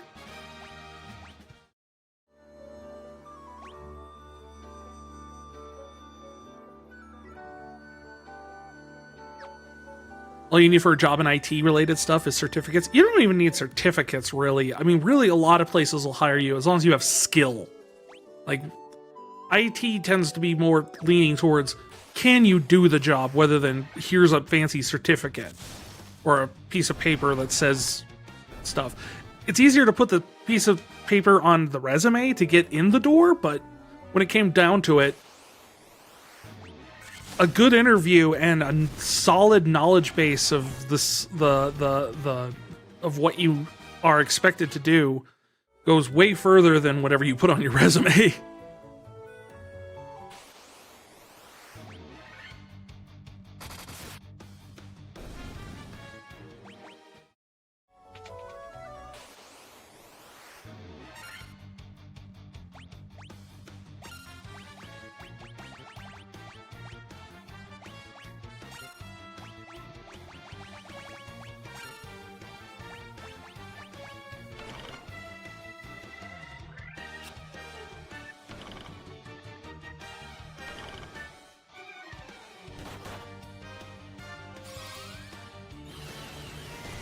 Just pay some random course made by some guy in India, a couple $100, and learn what you need to.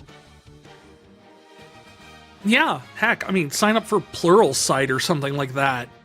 And learn what you need to from there. I mean, that's... Now that I'm actually in the industry and working with in a job, I could tell you, I was like 90% of like, oh, we need to learn this skill. Do we go back to school?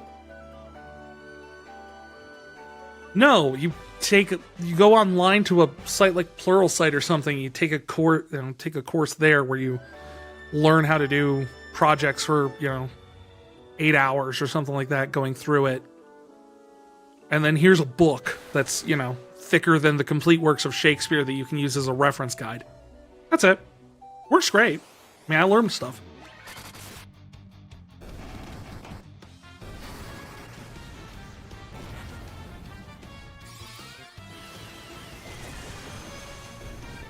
I mean, do I regret college? No. I learned a lot of other stuff in college. And had social interactions that I probably never would have. Because I'm not a very social person normally. So it was good in that sense. But I also, was very conscious about how I spent my money there and stuff like that. I didn't go to a super expensive college. I found something that worked for me that wasn't too much. Feel like if you went to college, then you regret going to college, then don't go to college. Simple as that. It's one of those things, like, especially if you're trying to get into like a tech field like IT or something like that, you don't need it. That really, really does not do you any favors.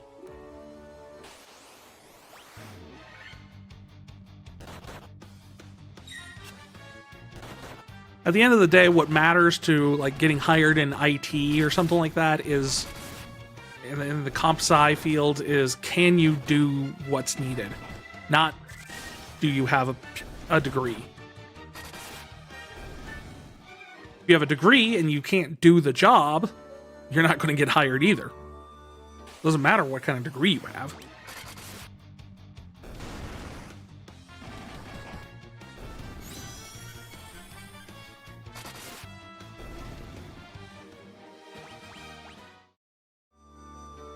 So now we got the cube. What is the cube? The cube is important because the cube is what's going to allow us to get through the Mirage Tower. The Mirage Tower, originally, you had a situation with the, like the stick, where you have to go up the tower, find out about the cube, then go and hunt down the cube. But if you already, unlike the situation where the cube is at the top of the tower and you have to go back and forth, if you know where the cube is, you can just go get it before you even go into the Mirage Tower and have to skip the whole going back and forth part. It's great. Again, it's one of those things where it's like, it pays to know, and it's not forced like the stupid freaking stick in the Earth Cave.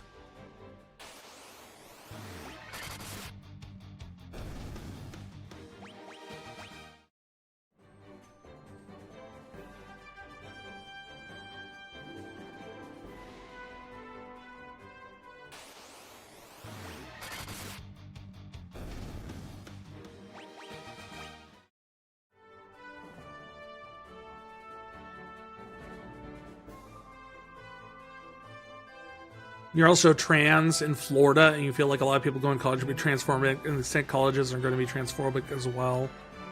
Yeah, I can see that being a concern.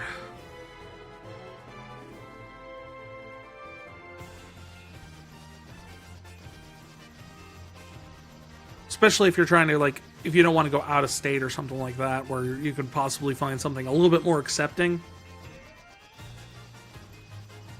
But no, I could see that in Florida especially.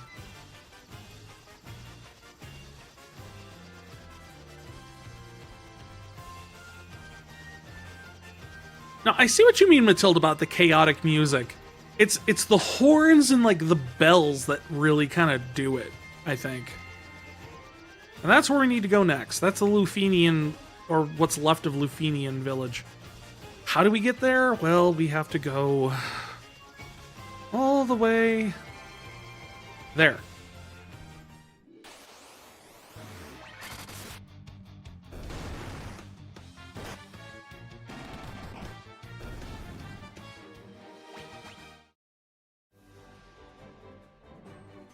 Even if you went out of state, it'd probably still be in the south, so it'd still be a concern. I can see that. That sucks.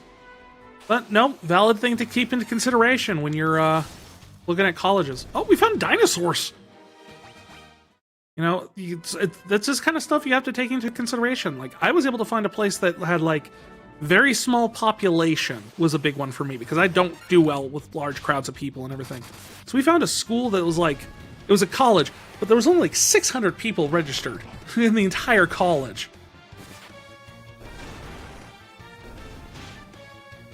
Despite being 18 and people are supposed to be mature enough to be adults, people are dumbasses.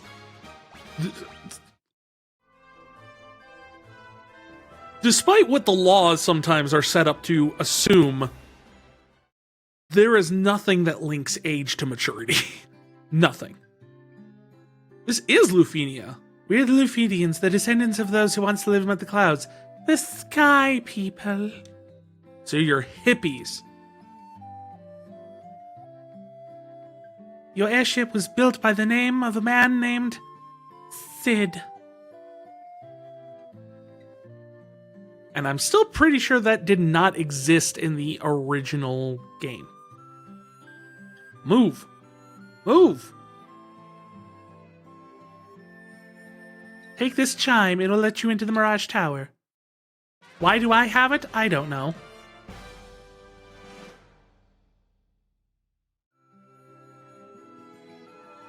You're already 30 plus and still learning how to treat people better? Same. It's a constant process. Just, you know, you gotta focus on empathy and trying to just be there for people sometimes.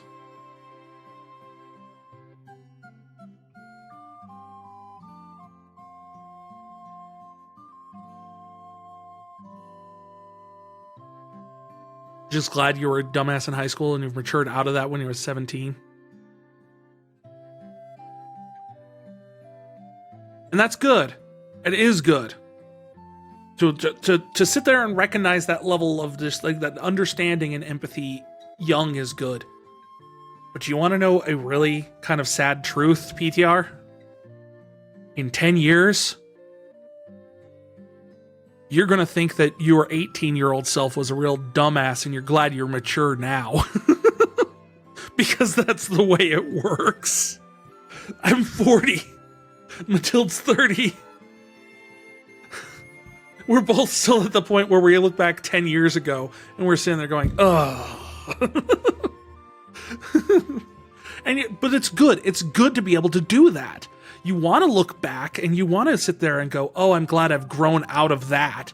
Because that shows that you're constantly improving. You're calling it now, you're not going to think that? Nuh-uh. I wish you luck on your journey.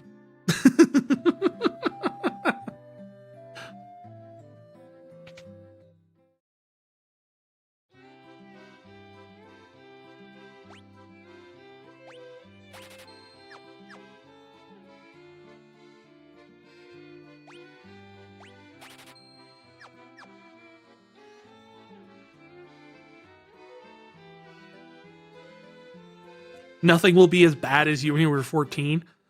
I'm not saying it will. I'm not saying it will. I'm saying that in 10 years from now, you'll still think that where you are currently, you'll look back and sit there and go, oh, well, I was at 14. That was even worse. But at 18, I was still pretty cringy. Now, I've matured. And then 10 years from there, you'll look back and like, ugh, well, I'm definitely not where I was at 14.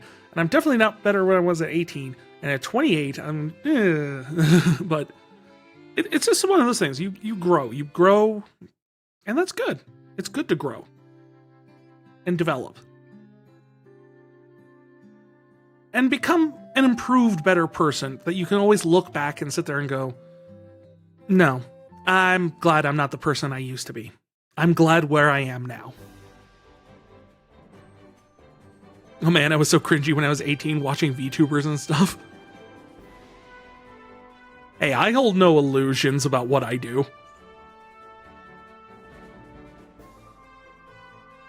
People ask me, why do you do the VTuber thing? I will tell them, quite honestly. Because putting myself, what I actually look like on camera, I don't want to do that. So I use this. It's mostly just a puppet that I use to keep hiding myself. I could use an actual puppet if I wanted. I did spend some time learning how to do puppeteering.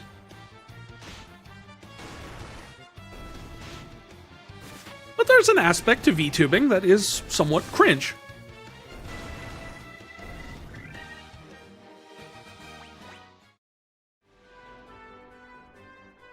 And I accept that aspect of it. It was one of those things I had to deal with when I first got started. I was like, do I really do this? Especially since my original model was a small furry rabbit. It was a Loporrit from Final Fantasy 4 and 14.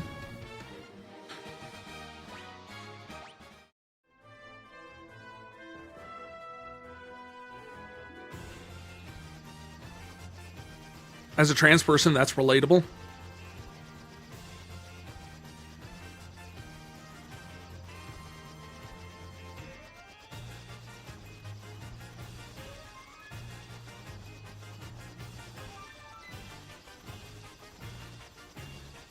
It could be, it won't exactly be that, but it won't always be big stuff. It could be little stuff like you used to do. Like you, I used to not floss every day.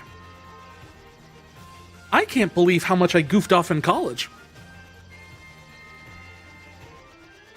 I constantly find myself just sitting there just going like, it's not hard to put the little extra effort in. Why did I not? Like, I almost flunked out of college my freshman year.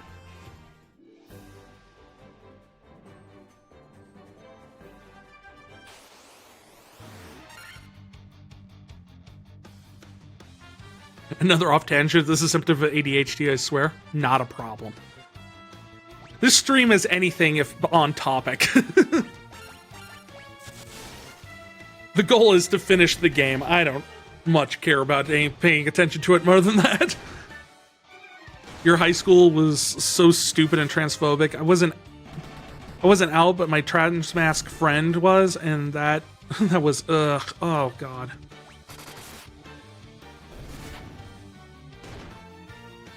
I'm sorry about that.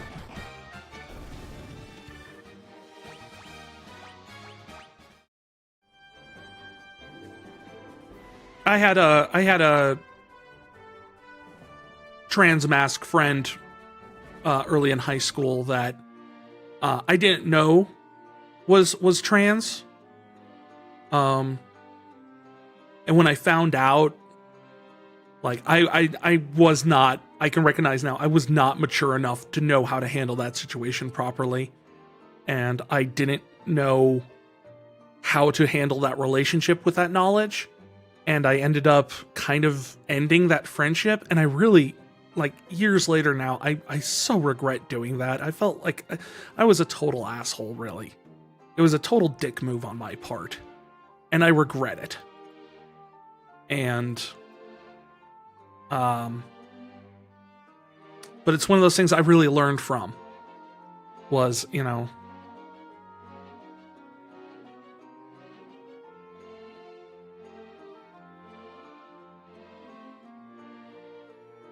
and for a while, I got back in touch with them and got to, you know, through like social media and stuff like that, and kind of at least got to catch back up with them and apologize.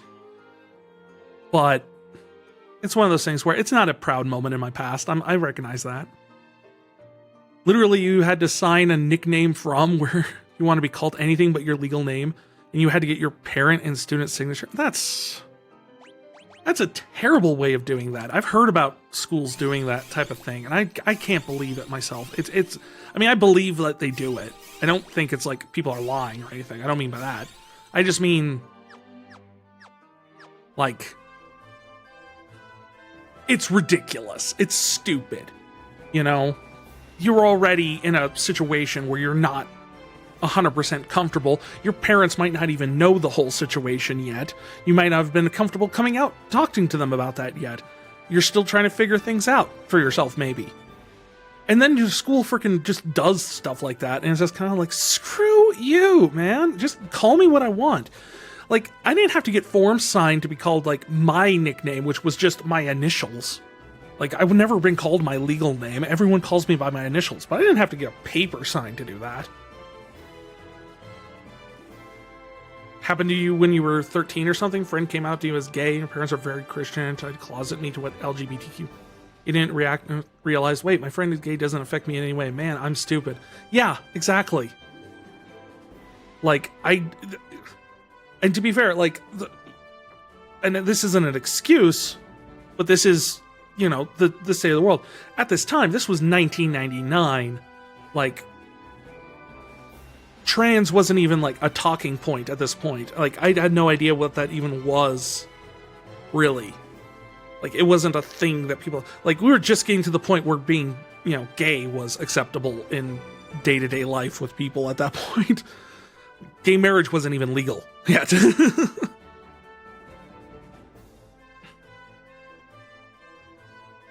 If a student comes out to a teacher, the teacher is forced by law to tell that student's parents.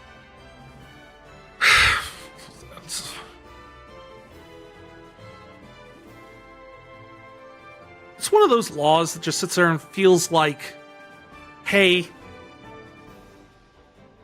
like, you can look at it from one angle and you could totally see, like, I can see what the people who wrote this law were thinking, but in the reality of the situation, for the people who are actually involved in that situation, that's a really bad idea. For a lot of reasons. And the worst part is I can sit there and totally understand where the lawmakers were like, yes, this is what our thought process on this whole thing is. It's not good, but I can sit there and follow it, and that's sometimes worse than a completely nonsensical law, where I could sit there and go like, oh, I follow their logic. It's bad logic, but I can follow it. I hate that. It drives me nuts. Anyway, though, we are due for another break before we head off to the final elemental crystal dungeon thing. So we're going to take a little quick break here, and after that, we'll be back to do the Sky Fortress, aka the space station. And then we will officially have, we're towards the end game at this point. We might have this done within the next hour, before the next break. Anyway, so we'll do that. We'll hang out. We'll just BRB really quick so you guys don't miss anything, and then we'll get back to it. Welcome back, everybody. We're here for the final push through this marathon stream. As always, any donations are always appreciated and everything like that. We're just kind of trying to buffer some of the end-of-the-year expenses here over in the Lunar Archive. But I'm also just happy to chill with all of you, too. This is the longest stream I have ever done officially. And we're here to beat this game tonight. We will do it.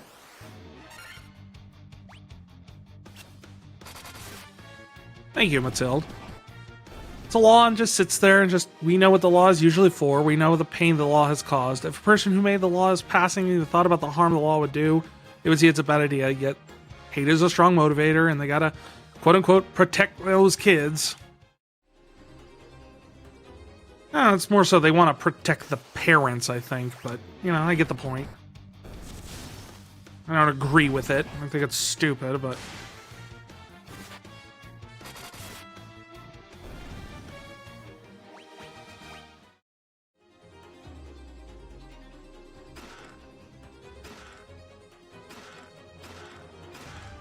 Ooh, I got the Vorpal sword. No, I don't think that's actually gonna do much for me. What is it? Here it is. A very sharp crescent blade. Yeah, it's a terrible sword.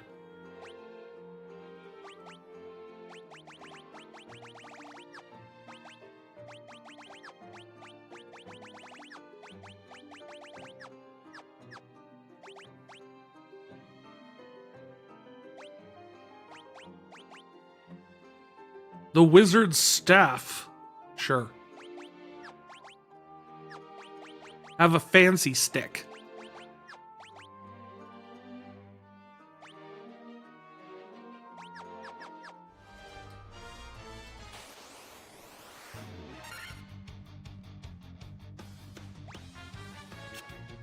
Well, you could use a change of the topic, and I have a ton of stuff on old niche indie games with really good OSTs. Hit me with a few. I love to hear suggestions.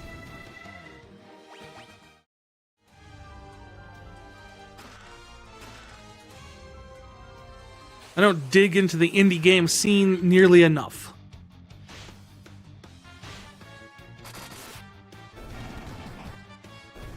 You're curious how many of these you actually have heard of because no one knows half the games you know? Well, I accept the challenge. I might have heard of some of them. Now, the emphasis on heard of, now the difference is, have I necessarily played them? Less likely. Hey, robot. I'm not master.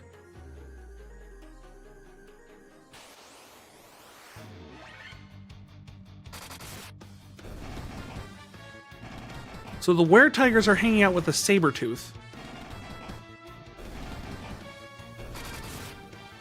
Katana Zero is a 2D action platformer with a good OST set in a cybertech dystopia. I have heard of Katana Zero. Sanabi is a 2D action player with a good series. OST set in a cyber... Wait a minute. Have not heard of Sanabi.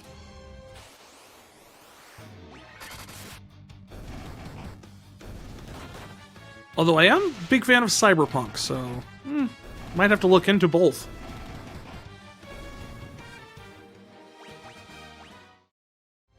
Before I actually wasn't allowed. Fun fact, I was not allowed to play D&D when I was a kid because Due to my very interesting mood disorder upbringing, and my mental health issues as a kid, I had what my parents felt was an overactive imagination. So they forbid me from playing D&D. Strangely enough, like most things my parents did when they tried to prohibit me from doing something, they kind of half-assed it. So I was prohibited from playing D&D, but any other tabletop RPG was still fine. So I got really into Shadowrun. A little bit into Vampire the Masquerade. Didn't really have a great time with that. But Shadowrun was my jam for a long time. And my parents had no problem with it. They even bought me the books when I was a kid. So, go fig. As long as it didn't literally say D&D on it, they were fine with whatever it was, even if it was under the surface, more or less the same idea. The surface level description makes them sound very similar. They both execute everything differently. I've ever played Lancer? I have not played Lancer. Though someone in my D&D group actually has mentioned it before.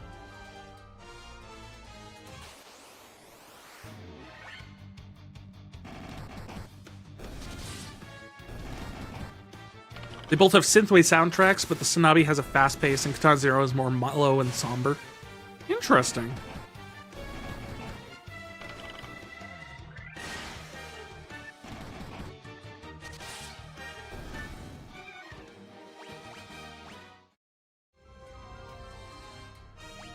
How do I get in there? Do I have to go through this? Oh, jeez, you're really gonna make me run through this entire freaking thing, aren't you?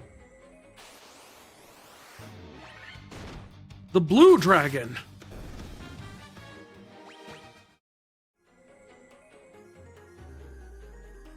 Or not, because I just found this. You're interested because it's a mecha TTRPG? Yeah, that's why my friends play it. They're big fans of BattleTech and stuff like that, and they've been looking for something like BattleTech that isn't actually BattleTech, because the rules for BattleTech kind of suck. So they've been looking for something. That's why they found Lancer. I haven't heard whether they liked it or didn't like it, but if I hear anything, I'll gladly tell you, Matilde.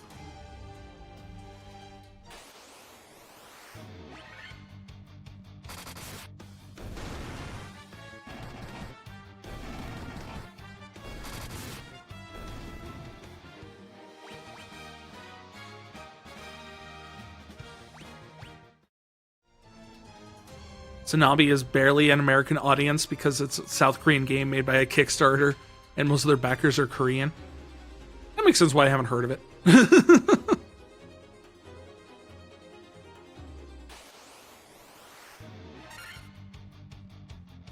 Can't really comment. You only played BattleTech by Harebrained Schemes.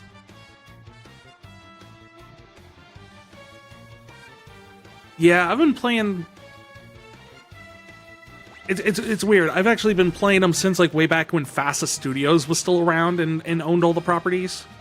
I didn't really play BattleTech. It was too much for me. Too crunchy. Too much. Shadowrun was crunchy, but there was enough fluff there for me to get into it.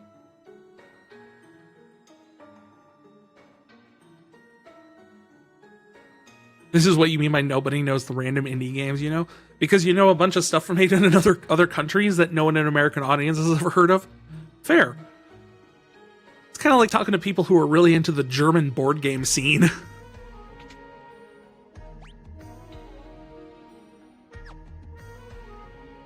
I hate what they did to this area. Like, originally, it's... in all the remakes, everything from Pixel Remaster to the Dawn of Souls version and everything, they redid this area to be more of a fantasy castle with kind of like an Arabian feel to it, with like music and everything like that. And in the original game, if you actually really kind of look at like what it looked like on the NES, it was very clear to be much more mechanical in nature. Like, the Sky Fortress was very much a space station. Like, there was no sky beneath it. It was literally, like, in space originally. and the music was much more of like a synthetic sound, mechanical. The visuals were cold and blue. And then they're like, no, we're just gonna make it into a floating castle.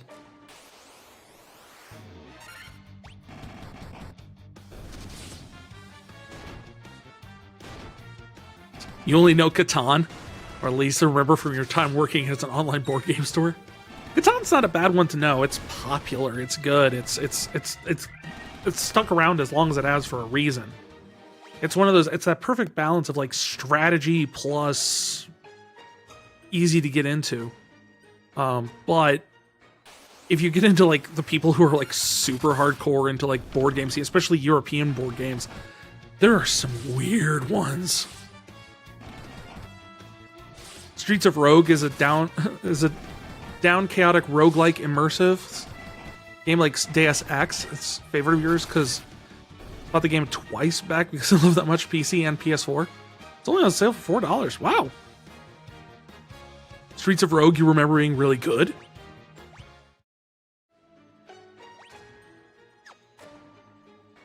I want to say I've heard the name, but I could just be confusing it with a spin-off of Streets of Rage that had a similar name. But wasn't that.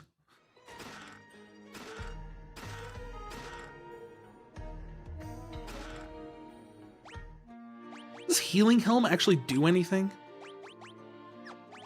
Like, I can't give it to any of you guys.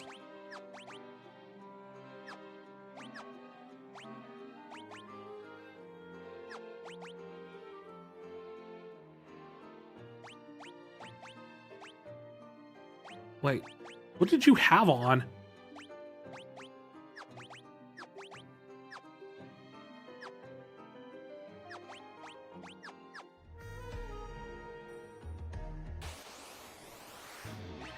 It's an oldish game, so it goes on sale for dirt cheap. There's also a second game in the works, but it seems like they're taking a less chaotic style of gameplay. Leaning more on the open world chiller vibes. So more of the Deus Ex kind of vibe to it. Not a bad way to go. That style is getting more popular again. Like, people kind of miss Deus Ex. Especially since the Deus Ex games we've gotten since then have been not terrible, just not that. Which, I mean, to be fair, considering if you actually look at the development history of, like, the Deus Ex games, it's Human Revolution and Mankind Divided. Like, the development history, like, the behind-the-scenes stuff is just horrific in terms of, like, how much crap they had to deal with and try and piece that game together. The H Bomber Guy video on there? Yeah, H Bomber Guy does a great job of diving into that.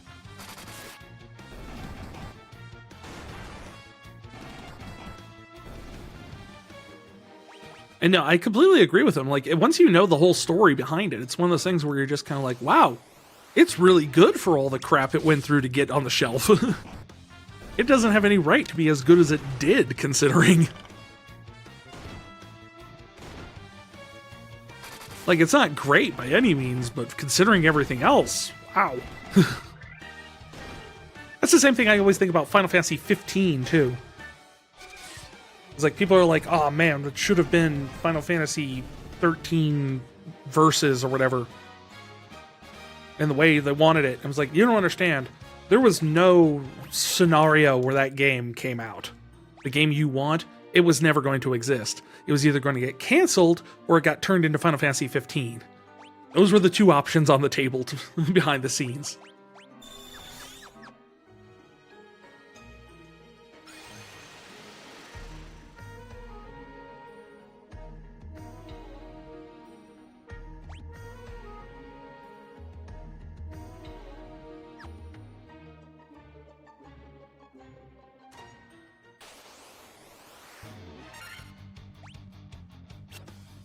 The Streets of Rogue soundtrack is pretty underrated, yet not something you'd listen to outside the game. Although despite that, earwormed into your brain, when you have to listen to it in the game, you've memorized the song entirely.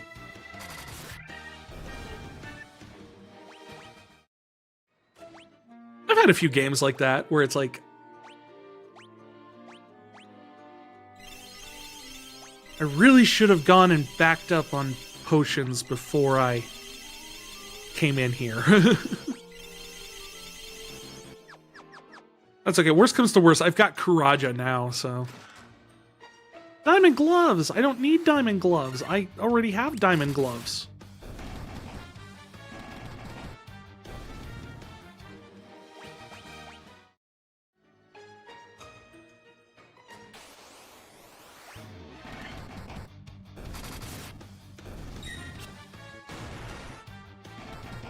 I always wondered what the Black Knights in this area were supposed to be like. Everything else is like robots up until this point, and now you have like artificially animated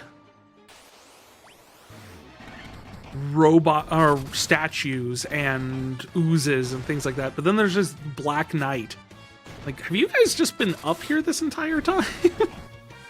Like, you do realize your entire civilization has fallen, right?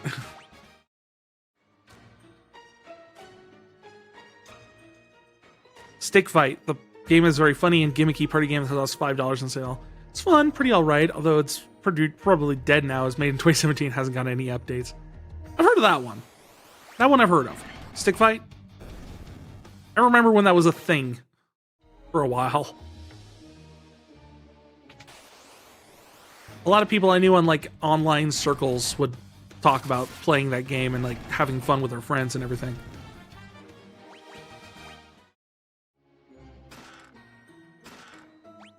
Ooh, there we go.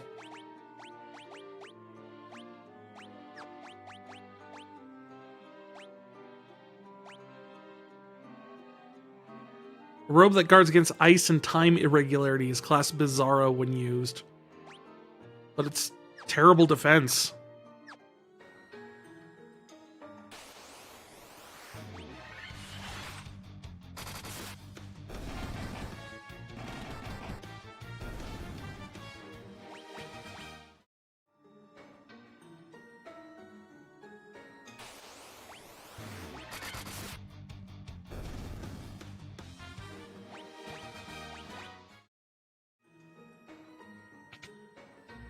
There's the adamantite. With this, I can make Excalibur. And because we're playing this all in one night, I actually remember where I'm supposed to take it.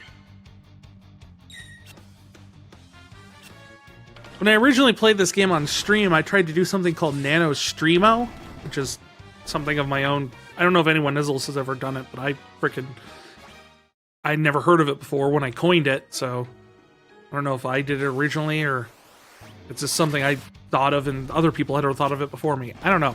But essentially, I streamed every day throughout November for at least like an hour or two. And that's when I originally played this game. So I was playing this every night for a month, and I eventually beat it. And we moved on to Final Fantasy II, which you could not pay me enough to play again. Like, even if you hit like all these goals all the way up to the 250 mark, I ain't playing Final Fantasy II again. It's like I have found something to love about every single Final Fantasy game I have ever played except that one. I really don't like it on multiple levels.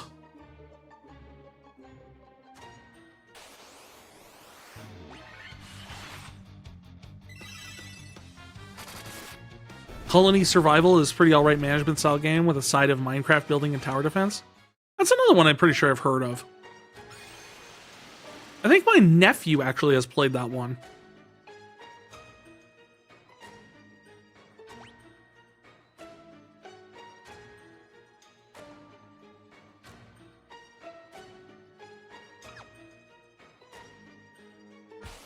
I recall this is the area that I was talking about before where there was like...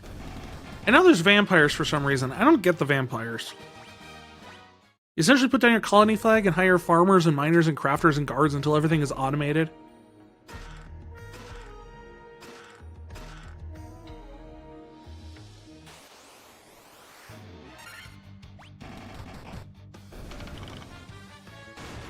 Yeah, I'm pretty sure my nephew has played that one.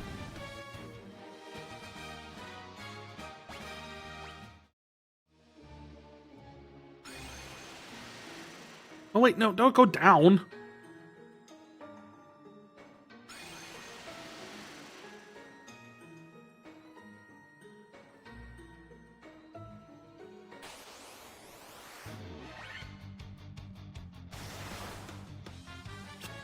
Oh, shoot. I apologize, I am exhausted. I've been saying nephew. She transitioned about a year ago, and I'm sometimes especially when I'm tired, I slip up. I apologize if she's listening out there. My niece has played it. That is entirely my bad.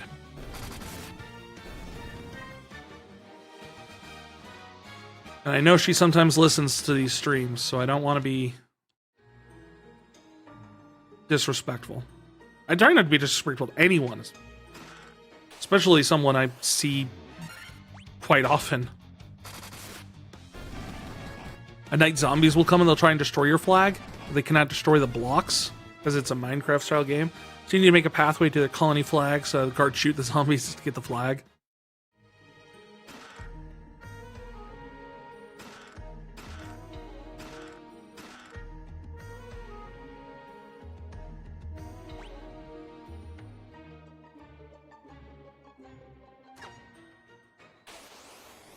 Should we do the plot point? We don't have to do the plot point. We can do the plot point.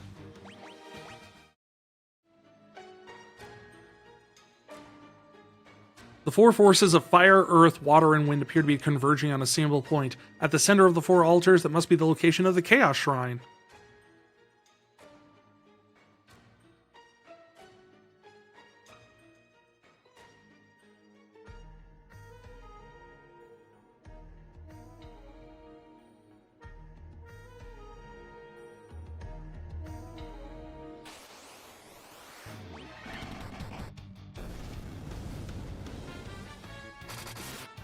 If you don't have a pathway to your colony flag, the penalty for food consumption is like 10 times. Oh, geez.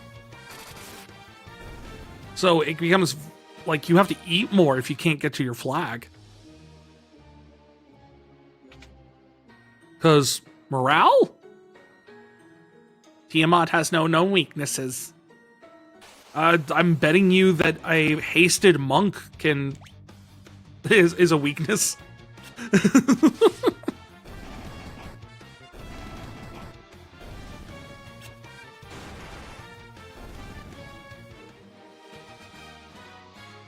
No, not you eat more, the colony eats more. Well, that's what I kind of meant. It was just kind of like, everyone's like, they don't have a path to the flag, they demoralize. Either that or the flag has some sort of weird food property? We're less hungry when we can go and visit the flag. I get it as a gameplay mechanic, I just think it's kind of a funny idea. Come, child, we must go and pay tribute to the flag. Why must we go to the flag every day? We'll starve if we don't. What?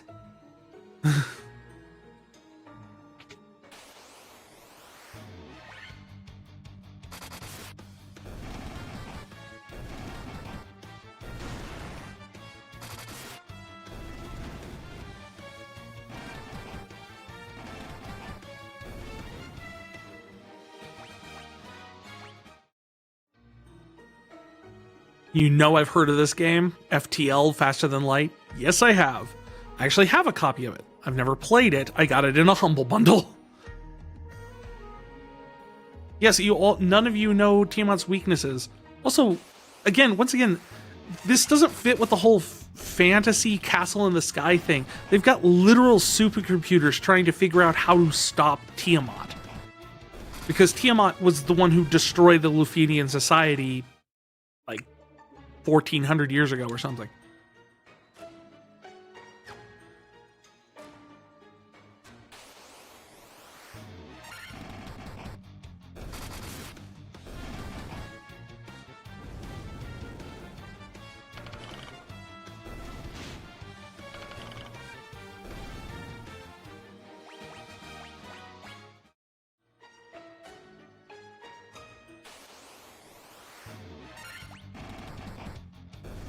You wish it leaned less into roguelite and more into strategy, because to be honest, it's the perfect art. Unless you get the perfect RNG, you probably will not be able to win an average run. That's one of the reasons I never really got into roguelites. My wife is a big fan of them. She's much more, it's much more her genre than mine. I've never been able to get into like the whole, no, you just keep dying and coming back and dying and coming back and dying and coming back and doing better and better and hoping for the perfect run. Just never was my thing.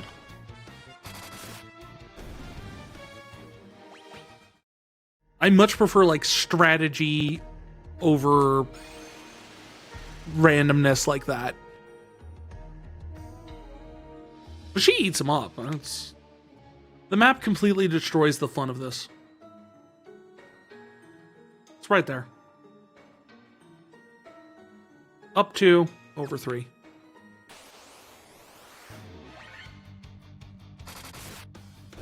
Technically, it doesn't really matter because this entire room loops over and over again. Oh, look, air elementals that are not... They're just, tornadoes, like the water elementals, but a different color. Could be a skill issue on your end, but you do not want to go through the grind of trying to get every ship in the game because that takes too long. I'm 100% on board. That is not the type of the game I have fun with.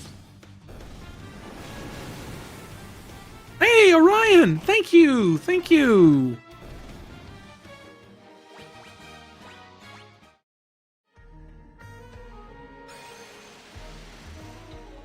It was a great birthday.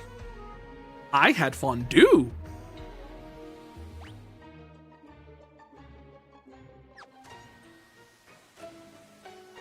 All right, it is a 1 in 600 and something chance to run into the death machine on this road, on this pathway.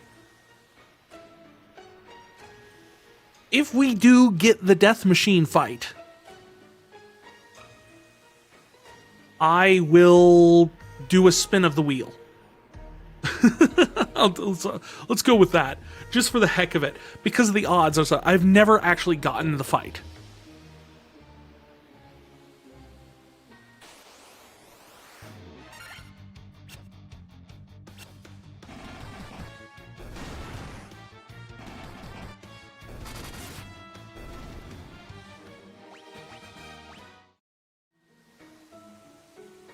Nope.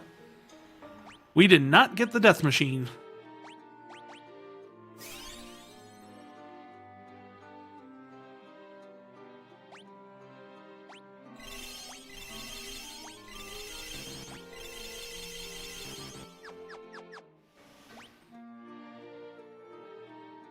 I Am Your Beast is the game you talked about a bit earlier. Oh, the one with the cringy songs. Is this the Pixel Remaster? Yes, it is. Which looks much better than the first time I played this 4 years ago when I first started streaming, when I did the Dawn of Souls version on a Game Boy Advance emulator.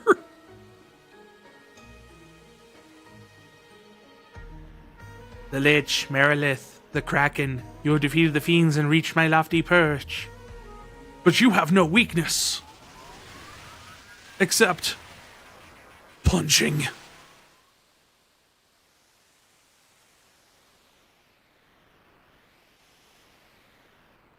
El Paso Forever is the one with the entire soundtrack of cringy songs. I'm Your Beast has the one mildly cringy song. Okay, I follow you. Back. Standard procedure. Haste the monk. Sure, holy.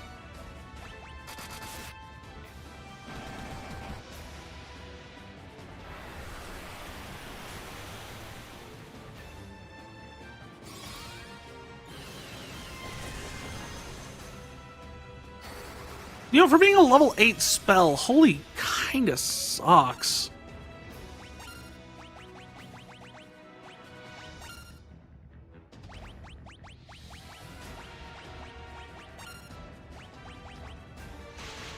But it's okay, because the monk's in play, we're done. Oh, never mind! The monk didn't even have to do it! The... Mathilde! You killed the boss before Fio did!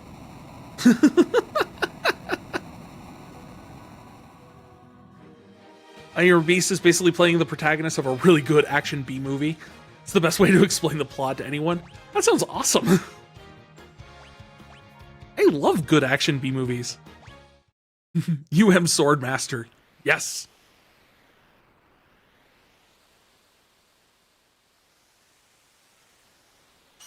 You should try and rub that into Fio's face. Just no context. I killed the boss before you did.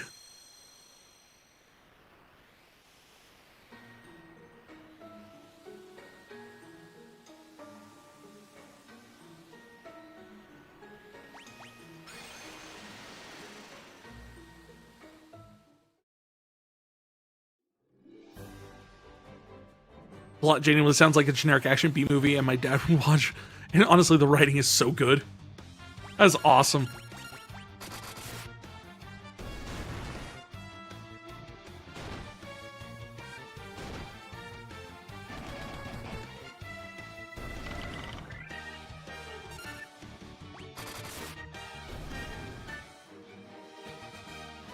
The OST is mostly electronic, but at times it gets really out there and you love it.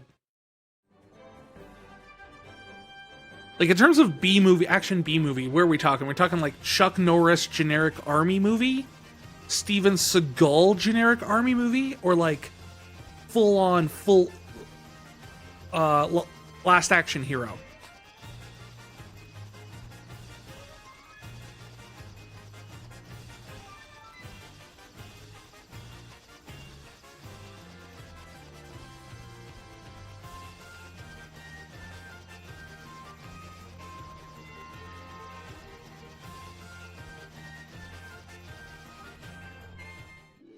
Let's go see the dwarves and get them to make my cool sword that will be useful for a very short time.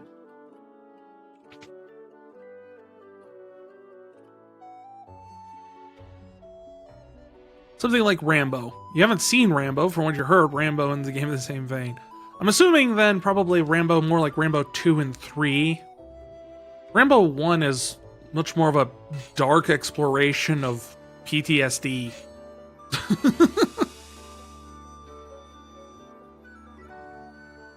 It's one of those movies that like starts out like the first one is very serious and like addresses like real issues and like interesting like introspective stuff. And then the rest of them are just kind of like, yeah, but guns go boom. Just, you know, fair. Guns do indeed go boom. Mathilde, I give you Excalibur.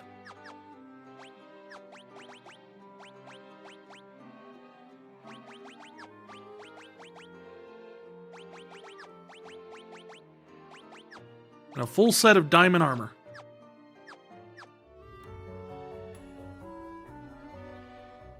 Not only does the plot feel like a good B movie, the gameplay makes you feel like a badass. It's like super hot thing where you can chuck your gun at the enemy and genuinely the gunplay is very satisfying. That sounds so good.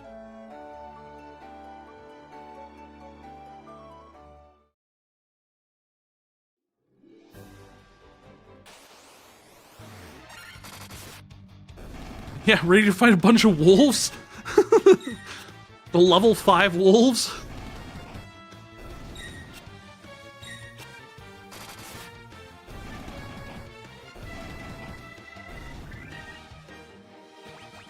Even the white mage is one-shotting the wolves.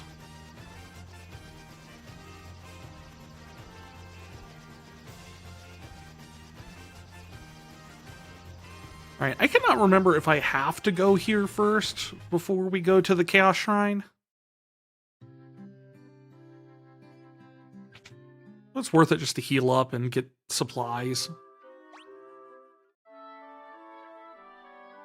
It also does that Pizza Tower Ultra Kill thing where if you're timed and you get S ranks, but for each kill you get like... for each kill you get more stylish, each kill is longer the time you get. Oh, nice. Excalibur, I'm much more of a Masamune guy. Got anything else? Give me a little bit. You'll be very happy.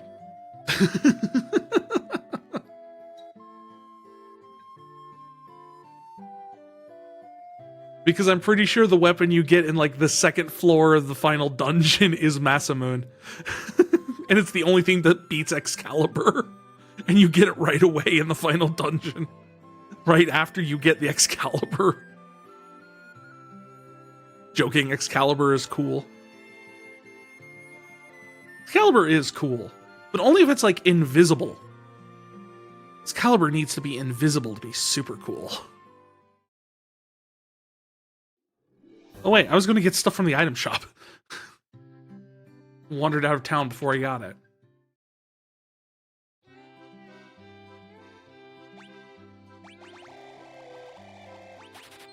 Buy all the things. Give me all the things. These things? I want all of them too. Phoenix Downs? Sure. I'll take all those things too. All the antidotes? I'll take them.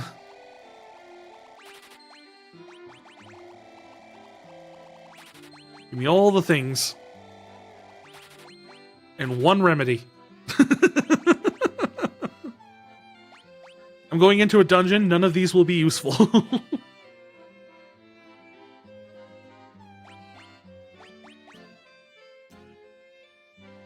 If you S rank a level, you get another challenge level that you can play as well. The base game is very short, like 3 to 4 hours, but is made for you to play through levels multiple times to unlock challenge levels. Play multiple times to make sense. Nice! Does like it have like multiple ending? Like does replaying it also build on the story too? Like you have to unlock it to get more of the plot or anything like that? I love it when games kind of do that, where you have to play through it multiple times and maybe get multiple endings to get different plots. I don't know if that's the case in this one. It sounds kind of like action straightforward, but you know, I figure I might ask. But if Masamune is stronger, it is.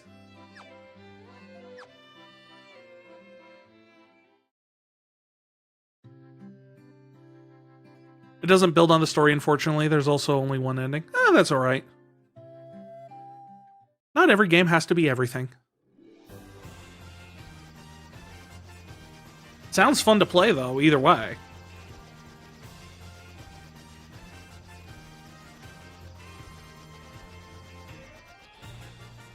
Alright.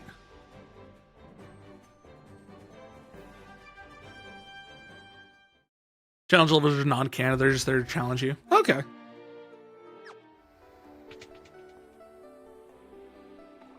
Okay, there's a ball here. We are sky people. We came to the shrine in an attempt to locate the source of the world's ruin. That was 400 years ago. The power of the fiends absorbed the crystals being fed into the black crystal. Distorting the beautiful light of the crystals is one we've been looking for all along. The true root of evil lies ahead. The light of the four we've been seeking all this time. The light will open a time portal. The portal will transport you 2,000 years into the past to the beginning of the time loop. This is the part where the plot gets weird.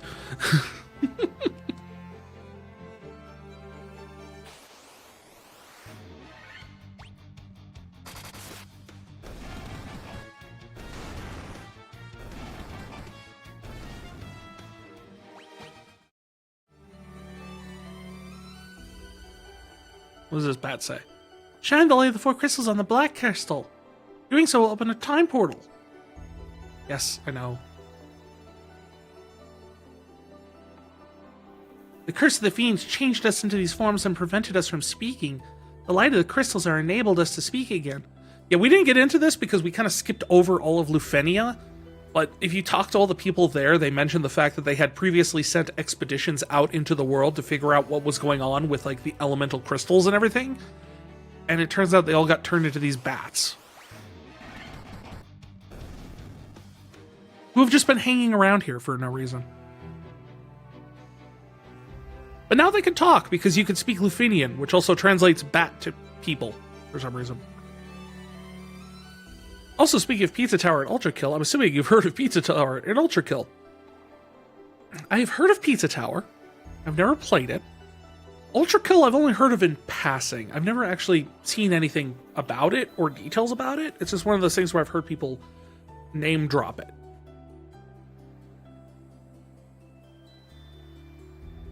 We shine on the black crystal and we create a hole in time that allows us to go 2,000 years in the past.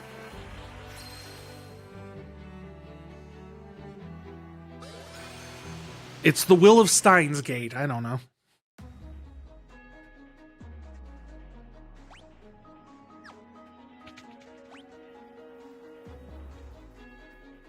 Welcome to the actual final dungeon.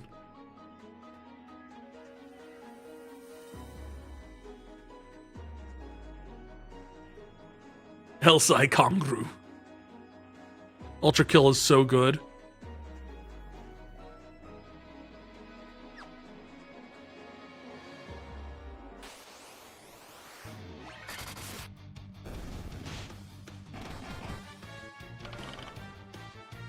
Yeah, I like the people who, like, this is the thing that you always have to wonder about people who sit there and go like, I miss it when the Final Fantasy games used to make sense. When? Literally is just ends with, by the way, you're going back in time for 2,000 years to disrupt a stable time loop.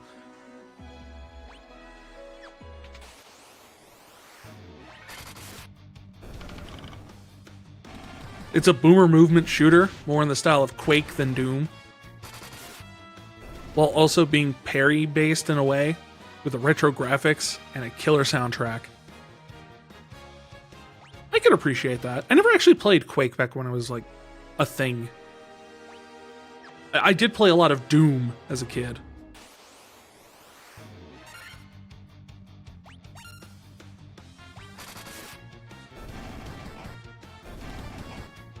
Gotta save those spell slots.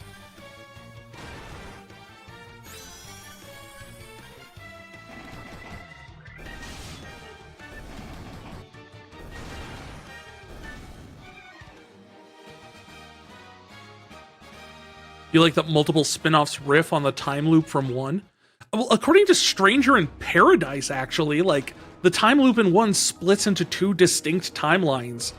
Like, one where the events of, like, Final Fantasy 1 continue out completely, and then the other one where it leads into Dissidia.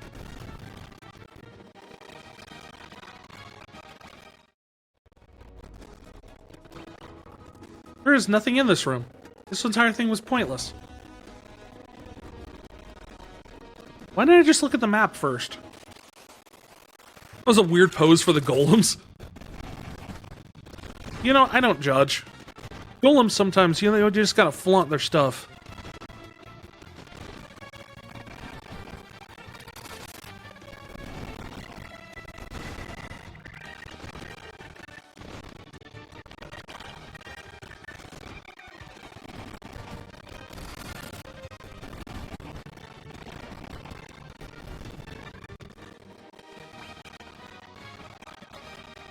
No, I seriously loved Stranger of Paradise for pulling that out at the end. Like, by the time they introduced Gilgamesh, I had a pretty good feeling that's where they were kind of going with this. Like, it was going to tie into Dissidia somewhere. Based on, like, how Gilgamesh was talking and the things he mentioned up. But it was... I absolutely loved the idea of the fact that it's a split timeline based on, like, essentially... Chaos ends up causing the frickin' multiverse to exist by breaking the time loop. It could be argued that Chaos also created pretty much the universes that all the other Final Fantasies take place in because of it.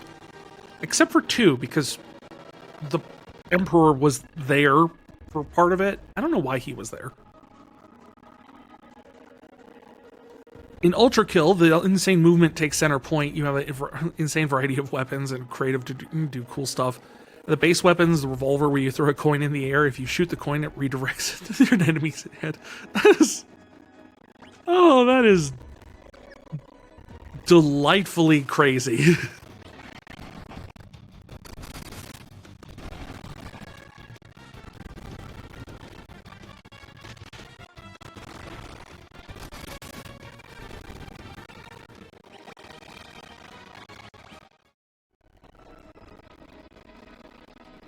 No, but Stranger of Paradise actually brought, like, I know a lot of people loved it for the memes, and don't get me wrong, the memes were fantastic.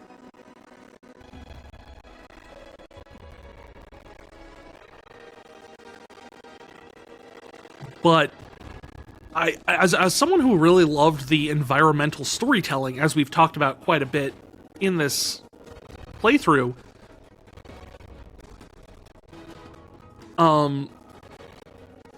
I really, really loved like all the detail and other fleshing out from the bare details that were left in from the original game that Stranger of Paradise fleshed out and built on and everything like that. My only real regret was they didn't really do anything much with like Bahamut and like why Chaos has the allegiance of the dragons. Because if you've noticed, as we were playing through this, there's a lot more dragons in the 2,000 year ago Chaos Shrine than there are in pretty much any other dungeon in the game.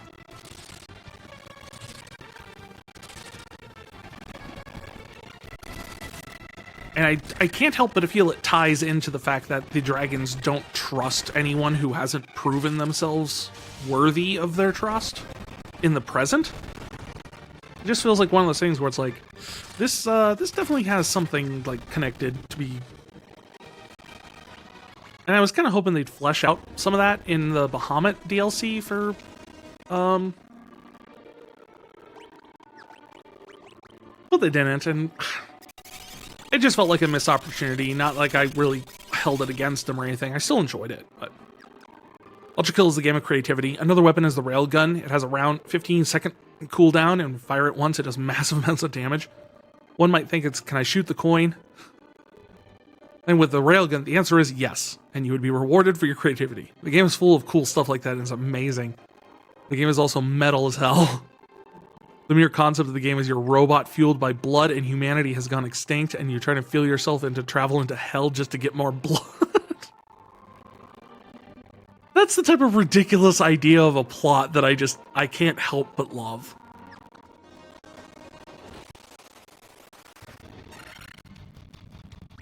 Hello, Death Eye.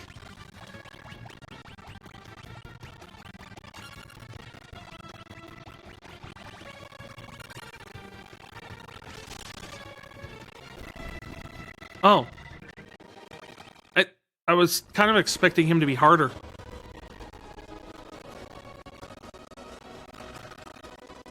I don't know what a dry ether is. The game audio is now suddenly somewhat choppy? Oh, let me see here.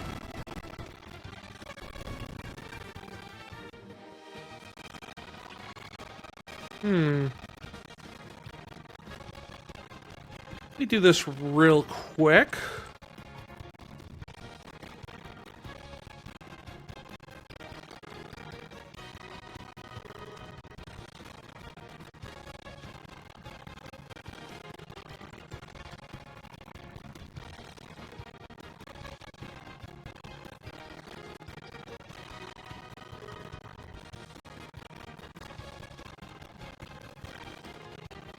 Is it sounding any better now? Hopefully?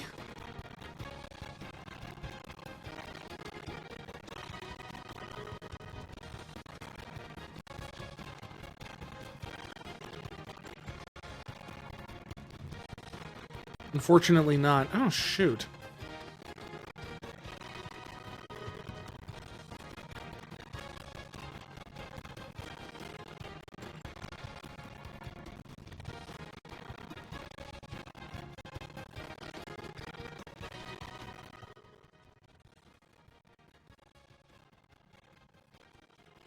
I'm crystal clear, but the game is not. Okay.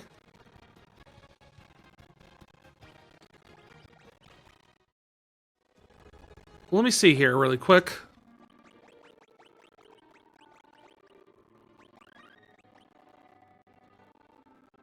Let me hop off this screen here. We're getting close to a break anyway. I might take a break, see if I could quit the game out, reload it up, and see if that fixes it really quick.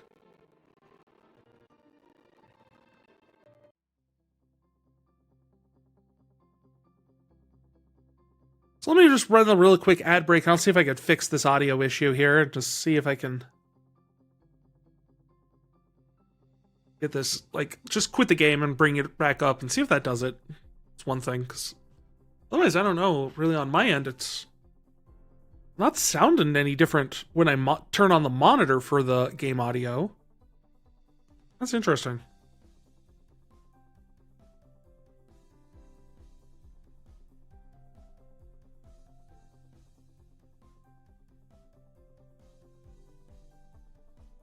My bit rate's doing good. I haven't dropped anything. Output's looking fine. Yeah, let me just run the break really quick, and since we're coming up on it anyway, and I'll try and quit this out and load this up, and we'll see what we can do. Be right back here in a few, with hopefully better audio.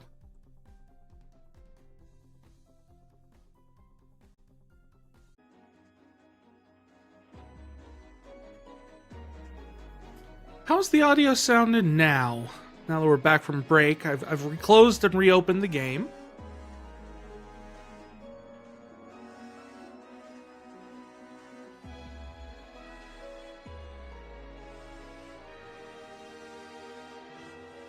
It's good now?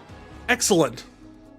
Maybe it was just after so many hours, it just finally starting to break you down. I'm glad we got it fixed.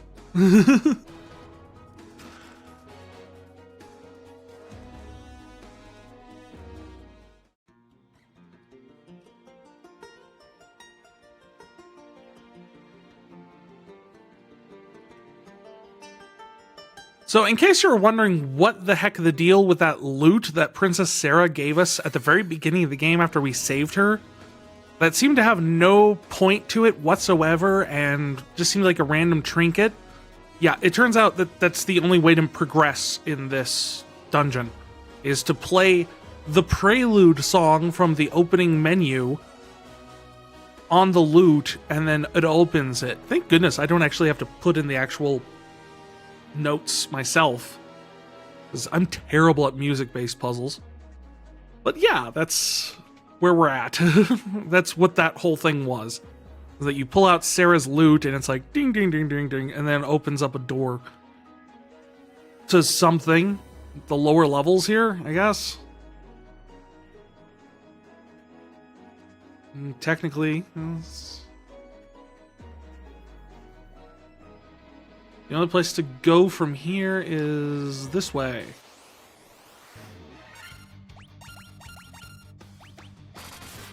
Dragon Zombie! Ultra Kill is a fun game you'd recommend. It's not even finished yet, early access, and I still have 100+ hours in it. I'll have to check it out. It's one of those things where it's like, it sounds ridiculous enough that I could probably have fun with it. Like, a lot of the times those like high-speed action games are just not really my thing, but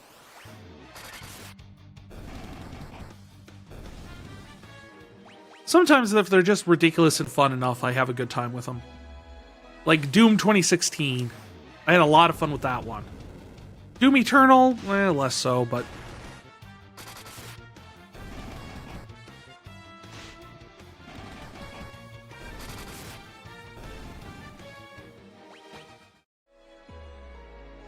down?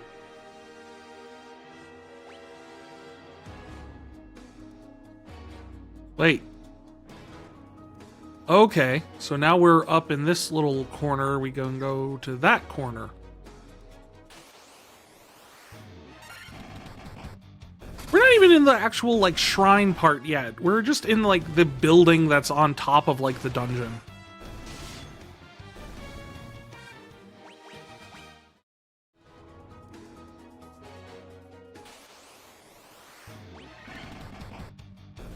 I do like the purple worm, though.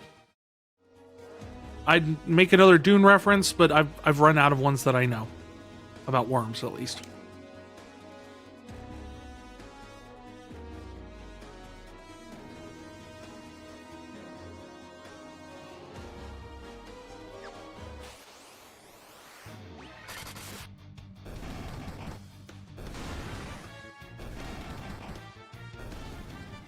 Yeah, I do not know why the golems are always on their knees. It is a weird choice.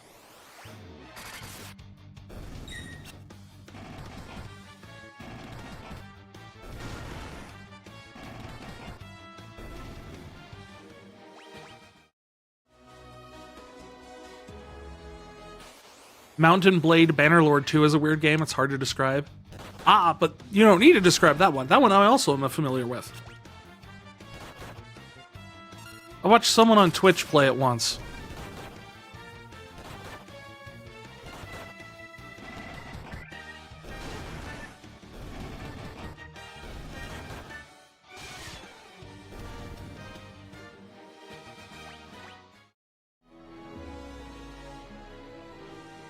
Ooh, Bannerlord mentioned I need to get back to that.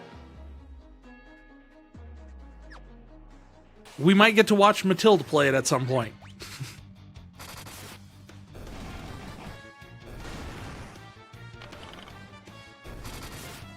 Bannerlord in space, that's what X4 Foundations is. I can see it.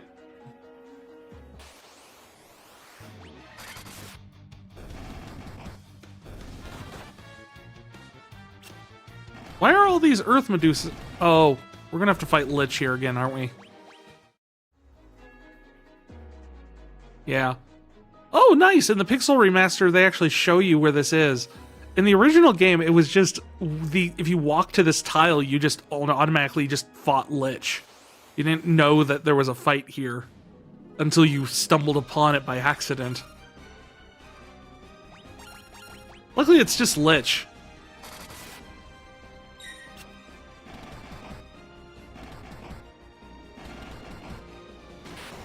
See? Super easy.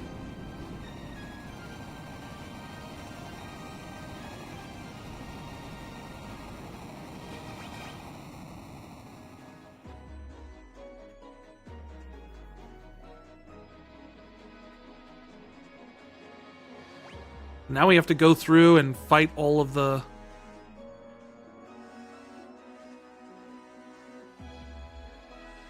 What is with this map? Very weird map.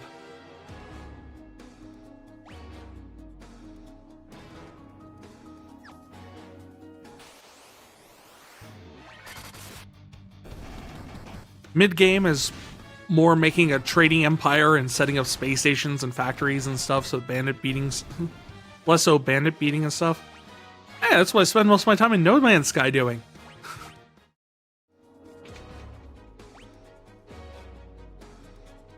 Aha, it was Trixie.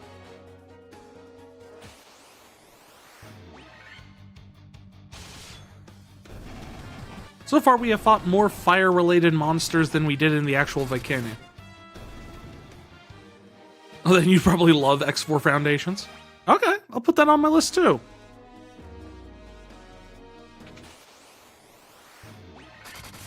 It's not fair to have fights, random fights in the doorway.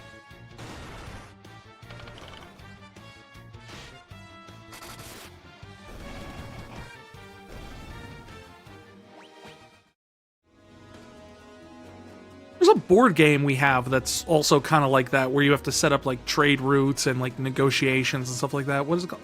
I can see it right now from my computer. It's called Eclipse. There's a digital version, I think, on the on like mobile apps, but it's a game that we've played board game wise. It requires a lot of setup, so it's hard to convince people to play, but it's pretty fun. It's like Arkham Horror. Eclipse board game? Well, it was a board game originally. And then they made it an app. Because no one wants to play the board game because it takes forever to set up. That was your favorite way back? It's a good game!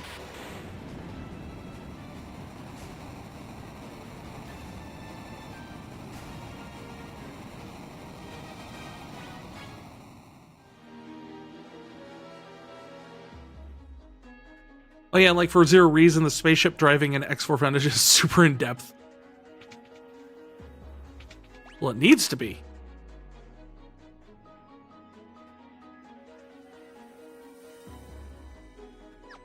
Remember there being a very long hallway some here.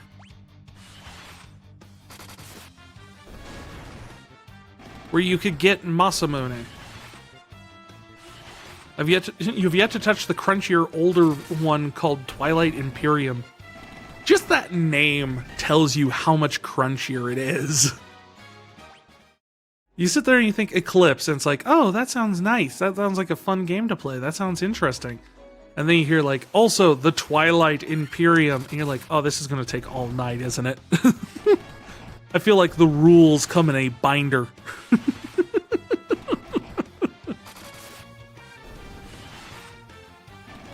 Just Shapes and Beats is a really good bullet hell game.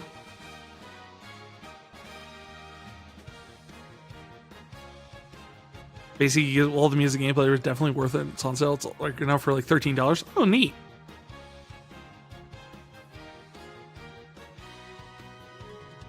You've heard of Undertale before. If you haven't, just played it. It's $2 right now.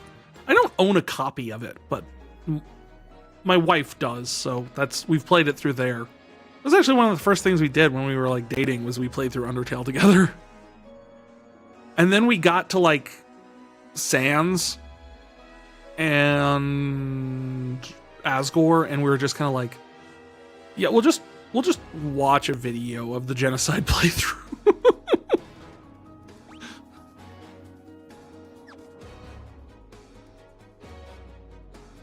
Skill issue. You heard it takes half a day, if not more. Yeah, that sounds about right.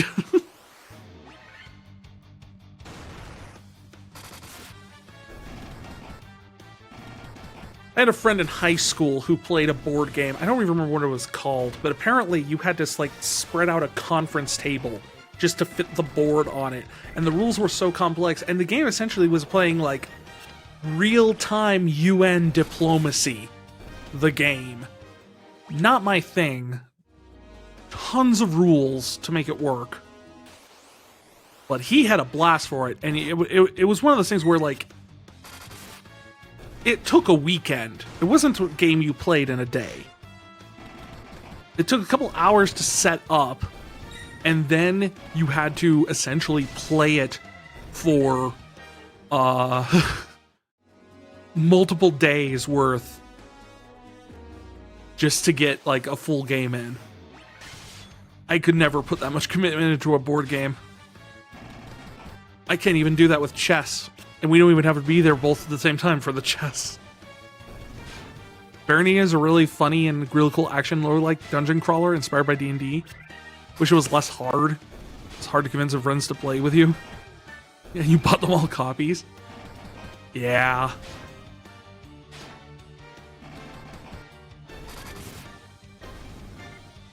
That's always been like it's like my wife has a copy of Baldur's Gate 3, but we've never been able to play it together because it's just too hard for her to get. I don't know. She just has a hard time getting into it, which, you know, she's very particular about her game. If she sinks her teeth in, she sinks her teeth in hard, but if she doesn't bite, she just lets it go, and that's fair. I don't hold it against her at all. I have games like that for me.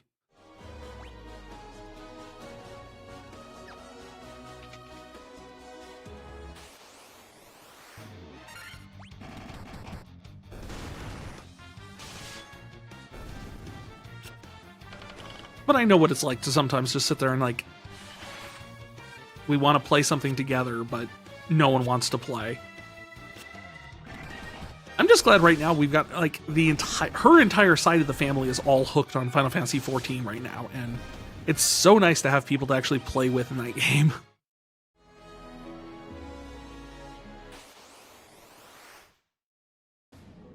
And of course, as soon as everyone gets hooked in that game, I actually wander off and start playing WoW instead.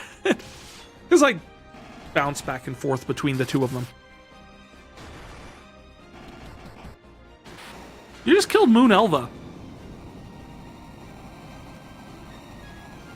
Why? What did Elva ever do to you, Kraken?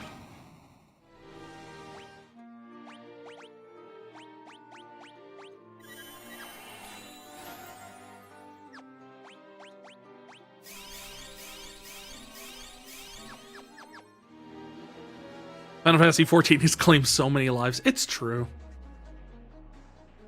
We actually are just reformatting our D&D game, which is we're running the Princes of the Apocalypse adventure, if you're familiar with 5th edition pre-published adventures.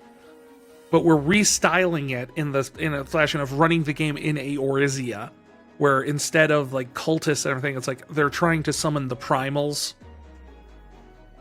and a whole bunch of stuff. It's actually surprisingly easy to convert that adventure.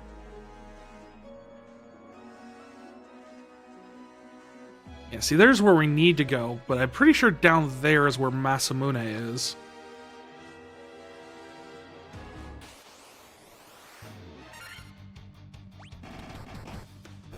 Vampires and vampire lords. Or one vampire lord, excuse me. Barrow Trauma is a very funny and cool 2D survival game set in a post-apocalyptic DCC with a ton of monsters and stuff. You do jobs, give your captain money, and it depends on... Do better on the ship, gives you money for the crewmates to buy stuff and do their jobs easier. Oh.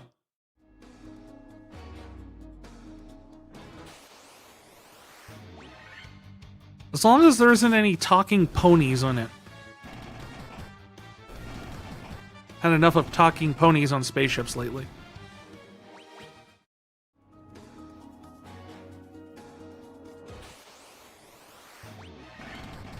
Three purple worms. That is worm sign like I've never seen. Seriously, I don't think I've ever had more than one worm in a fight.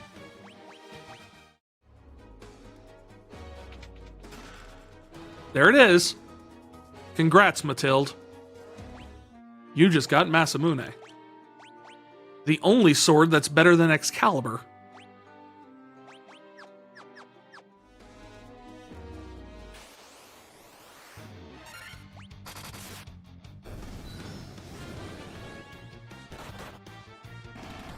Oh no, you know Blazed. It's almost like I'm about to just punch you to death.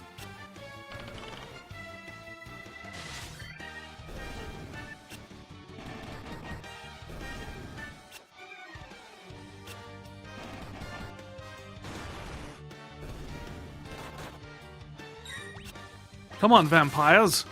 Give me a good fight. No? No good fight.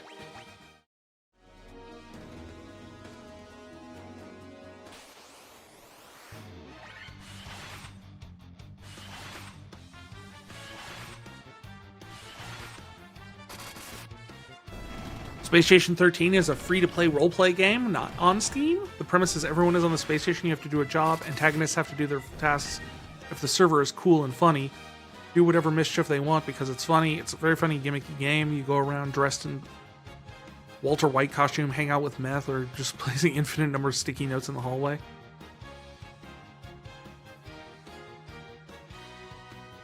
Sounds like a board game I've played. I mean, with clearly more freedom than the board game usually gets, but the general premise.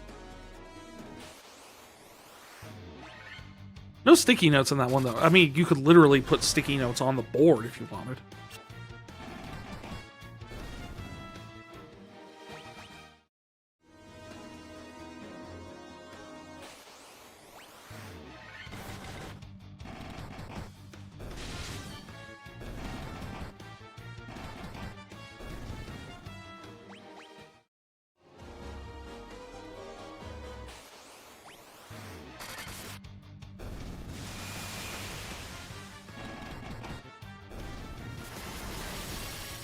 Like, where are you getting off, like, being in the final dungeon and still casting raw spells? Get out of here with that crap.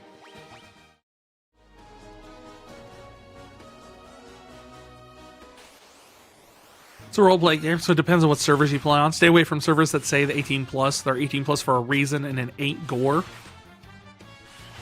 Do they say naughty words? Is that why? Do they say...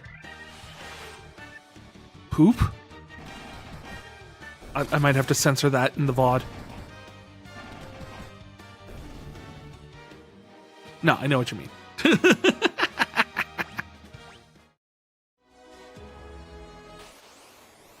Lots of NSFW stuff. So, like, standing on office chairs to screw in light bulbs? So that's very not safe for work. 30% of the servers are just NSFW, furry NSFW servers. Oh, geez, suddenly Tiamat hits hard. Doing like 200, 300 damage per hit.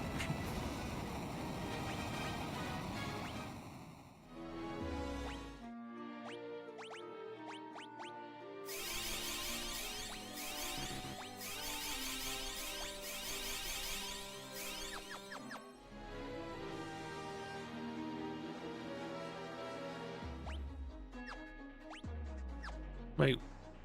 I just need to check something. Of course it's Basement 5.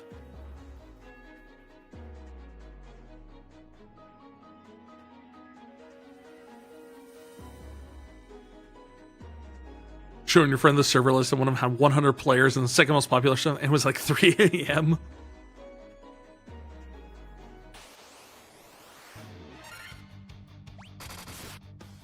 I believe the official saying on that is the heart wants what the heart wants.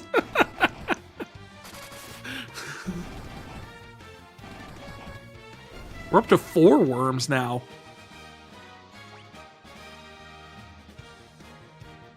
Your favorite server is Goon Station. The name was before gooning became what it is today. I assume it's based off of the original name of the Something Awful forums, who used Goon to describe their user base.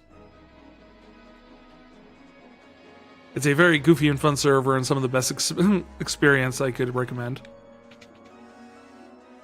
Hey, it's that guy! Didn't we kill him? 2,000 years in the future?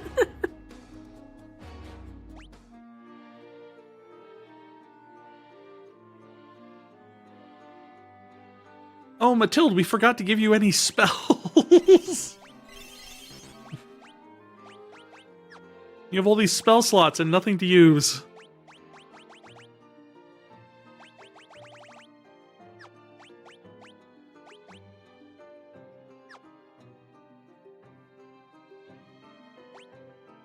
Apparently what the heart wants is the ERP for random furries on Space Station 13 at 3 a.m. in the morning.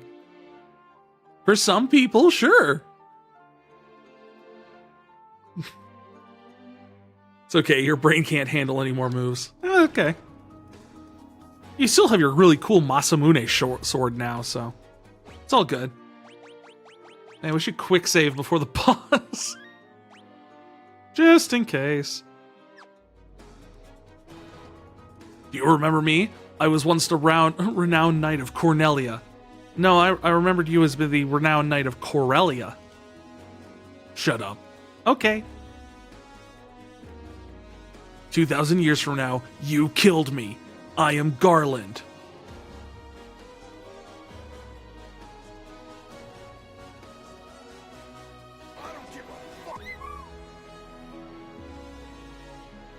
Oh, you did defeat me then.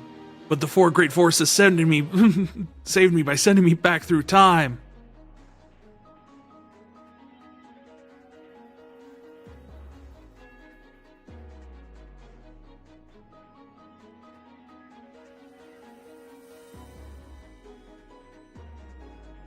The #1 server at nearly 4 a.m. Bubber Station NA 18+ furry. Words change. Lol.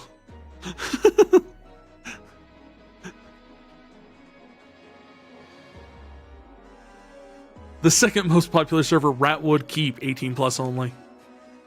Hey, you find a good place to do 18+ stuff, people hook onto it. I don't know what to say. It's not my scene, but...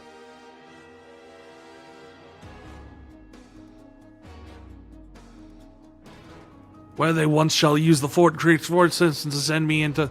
In 2,000 years, I will remember none of this. Because I am an idiot.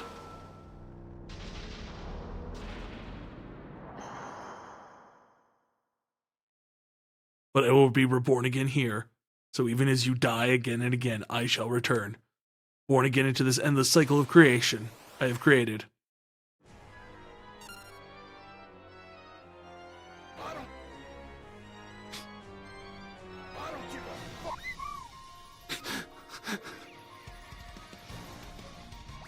Although, come on, Chaos's battle music is some of the best freaking stuff.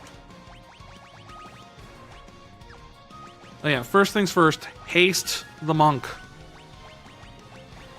And Protera the group. The 4th most popular server is a spin-off of Ratwood. Thing is, the Space Station 13 is very jank. Does not seem like a good system to do 18+ stuff with. Ah, but where there's a will, there's a way. Did the organ just kick in?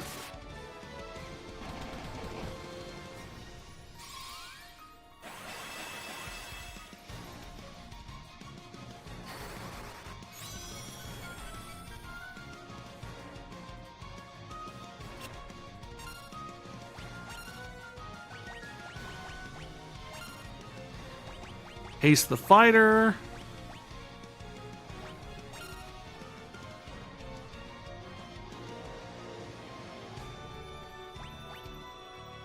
The base game was made in like 2004. Okay, to be fair, the base game of World of Warcraft was made in 2004.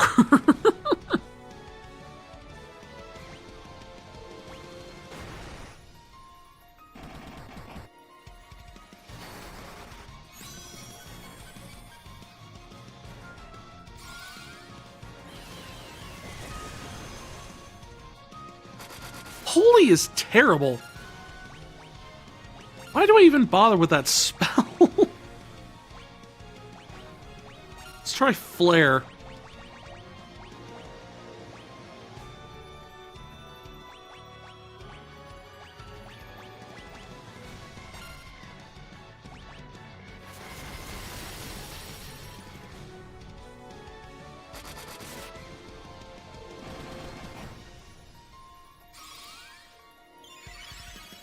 Io is just ripping through this guy. Yeah, but WoW is a big company backing it. Space Station 13 has random devs that probably aren't being paid. In fairness, Blizzard is a very small developed indie company. And I can guarantee you some of them are not getting paid.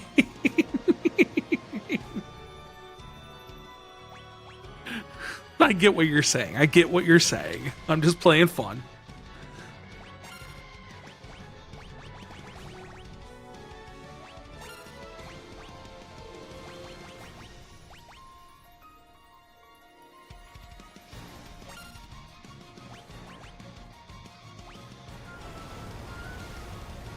There we go. Now we're starting to get into the proper, like, elemental spells. Because he has these big, unique versions of, like, all the fire spells and water spells and everything. Like, only he can use. 32 hits! 32 hits!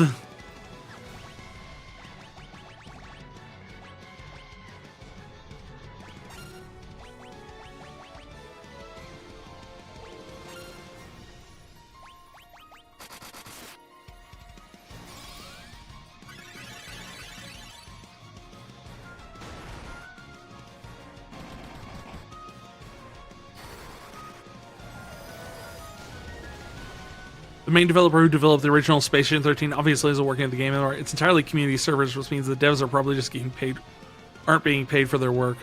Yeah, probably. It's probably just being maintained by the community at this point.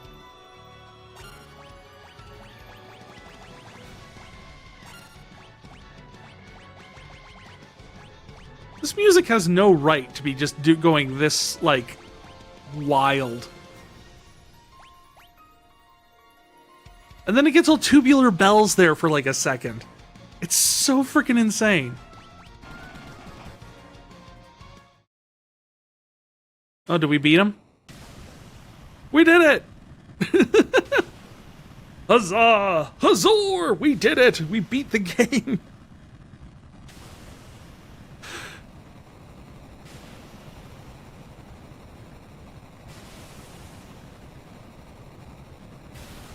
It definitely probably isn't. It's entirely being maintained by the community and the SF community by the sound of it. Huh. They can make the game they finally always wanted. Full of furries. The time loop was severed at last. Oh geez, I forgot how slow this is. The endless struggle that raged over 2,000 years has ended. Peace has prevailed once more. Come on. Speed it up. Can you go faster, please?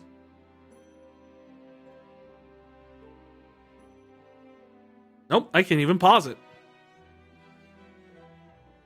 The light of the four crystals restored the forces of wind, water, earth, and fire. So they could make that one song they use in truck commercials now for some reason. It was a mere trick of fate that had given rise to the chain of Garland's wrath.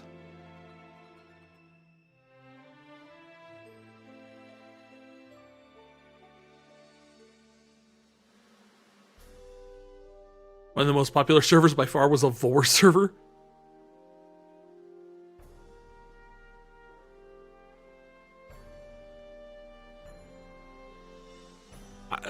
Who plays that would specifically get popular? I assume the same people who would do stuff like that in MUDs back in the day. You give someone enough loose enough framework, and they will make it work for whatever the heck they want. I think the more interesting thing is like the other people are into it. But then again, he's like, there's communities for everything. Monsters had run rampant as the world sank into darkness, but now all that has passed. With the forces flowing as they were meant, the warriors prepared to cross time and return to the world they knew. A world where Princess Sarah, Queen Jane, and even Garland himself await. Wait, who's Queen Jane? Did we even meet Queen Jane? When was this fateful day that sent time spiraling into a loop? None can say. Yeah, when does a time loop start? Like I don't know how you would even like calculate that. It seems the cycle which had fallen would last forever, but the bravery of 4 young travelers changed that. They took the forces that filled the world with darkness and used them to bathe the world in light. Wait, is this where the name Travelers came from in Strangers? No, because they call them Strangers, not Travelers. That's right. So no. None will ever recall the struggle the 4 endured. The breaking the chain means it never existed.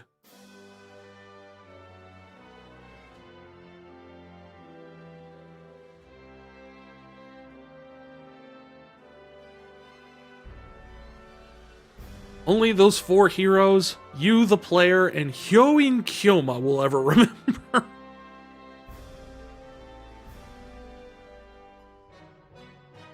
Within these tales of fantasy people tell, the memory of their deeds live on. Tales of dwarves and elves, of dragons and shining civilizations that reached the heavens and even as they fell.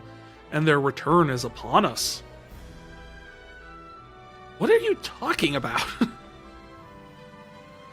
With the memory of their struggle buried deep in their hearts, they will quietly watch over our world. Our world? Their world? It would really help if you could possibly, like, specify who the heck's talking. Reason why Space Station 13 got popular is because famous YouTubers shining a spotlight onto the game. That's fair. But that still doesn't explain why Vor things got popular.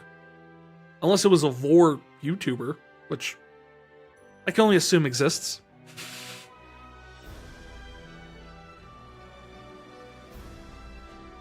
Remember always that the forces of the world must be used as they are tended, that the powers of light must never be used for dark, and that the true crystals reside in your heart. Wait, what? For you are the warrior who crossed time, you are the bringer of light. Okay.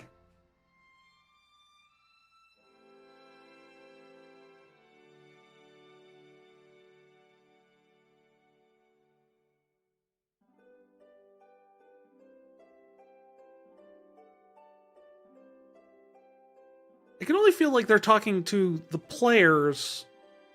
They're the ones who crossed time and did all this stuff, but because they refer to the Warriors of Light as a separate entity other than the you. You are not them. Them are referred differently.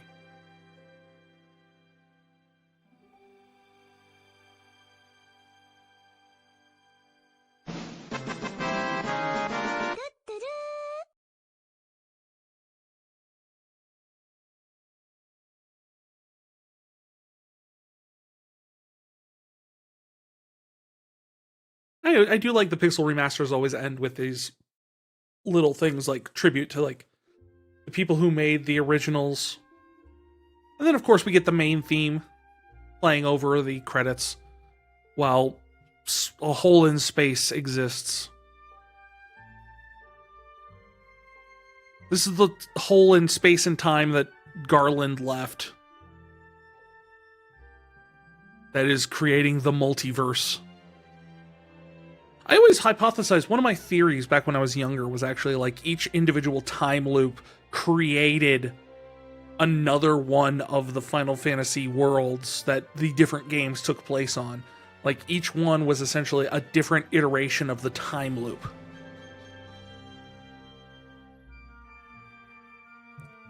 And while the forces of order and chaos played out in terms of like more metaphorical and things like that, it didn't play out always the same thing, but kind of just in a whole thing, kind of where it kind of balanced itself out in a lot of ways, and each iteration, the world was different, the situations were different. There were crystals, there was chaos, not necessarily literally, but metaphorically, the forces of chaos and the forces of order, as portrayed in Dissidia, playing out their battle through each time loop, but each one was different in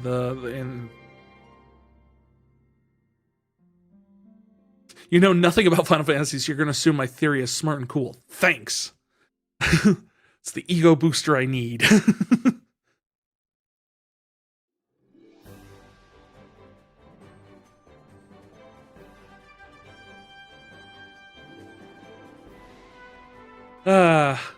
Assuming someone who's a furry got into Vor and went in the game, this is perfect for ERP, and then made their server, and then recommended to people who recommended to people.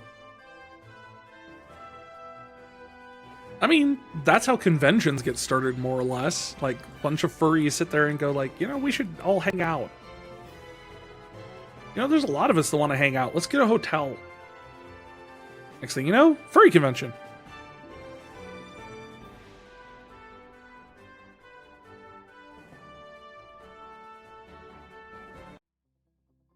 Woo!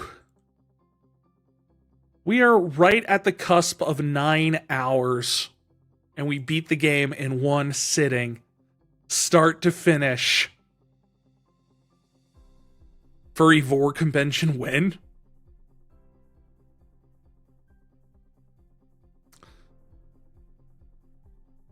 Yeah, it probably actually exists already, yeah. I was hesitating to say it, but honestly, if we're being honest about the internet and people at large, it's probably a thing that already exists.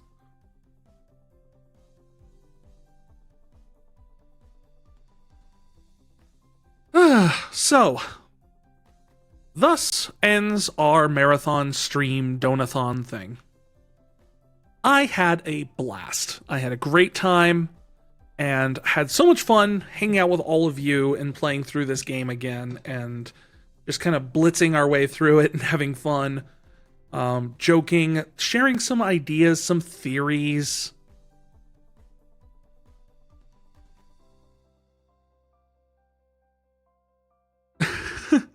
You're probably going to go sleep. It's 4 a.m. What time is it here? Not quite that, but close.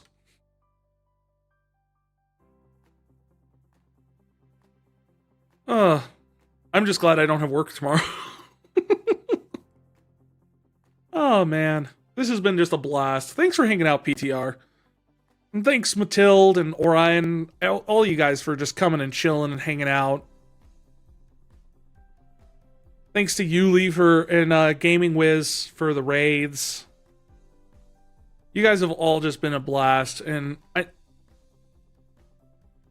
I see this whole thing as a net win. Like, yeah, the Donathon didn't really go anywhere. That's fine. That was one of those things where it's just kind of like, heh, if it happens, it happens. That's cool. What was more important was to play a game, an entire game in one sitting, and hang out with cool people doing it.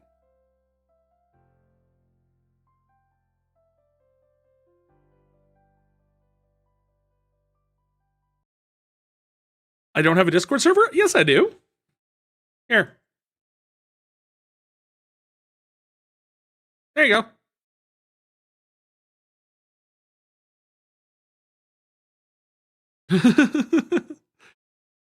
Yeah, it's just not immediately obvious.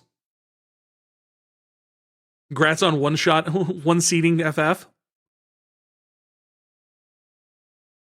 It was just such a good time. And I had so much fun with it and just being silly and having fun. And I am completely brain fried at this point. I'm so out of it. The only real downside to the Donathon part not going anywhere was just I don't know what I'm going to do with a bottle of Tabasco now.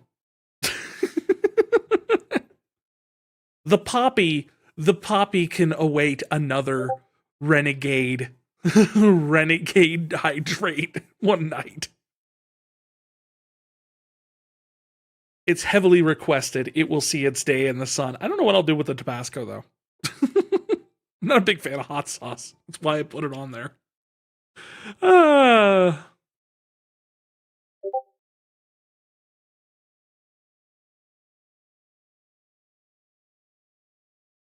yeah, so somehow I get the feeling there's not going to be too many people to possibly raid tonight, 2 in the morning.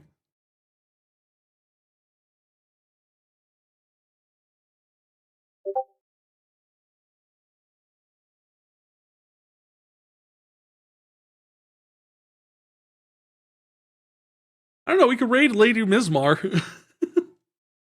She's actually doing a Persona 5 Royal playthrough right now.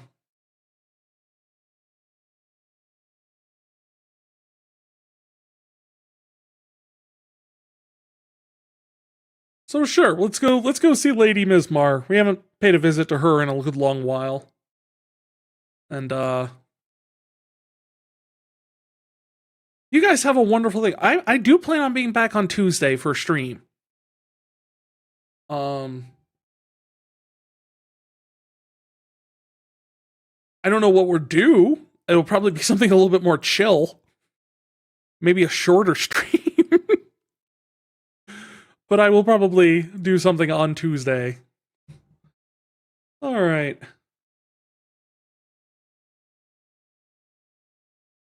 Let's go pay a visit to Lady Mizmar, who's playing some Persona 5. Here's your raid message if you like to use it.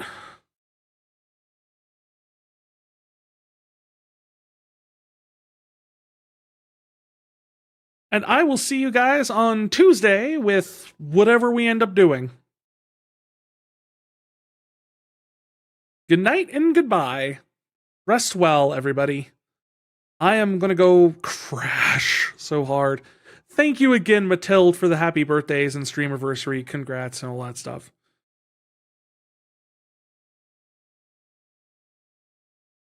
See you Tuesday. Take care until then. You guys have earned it.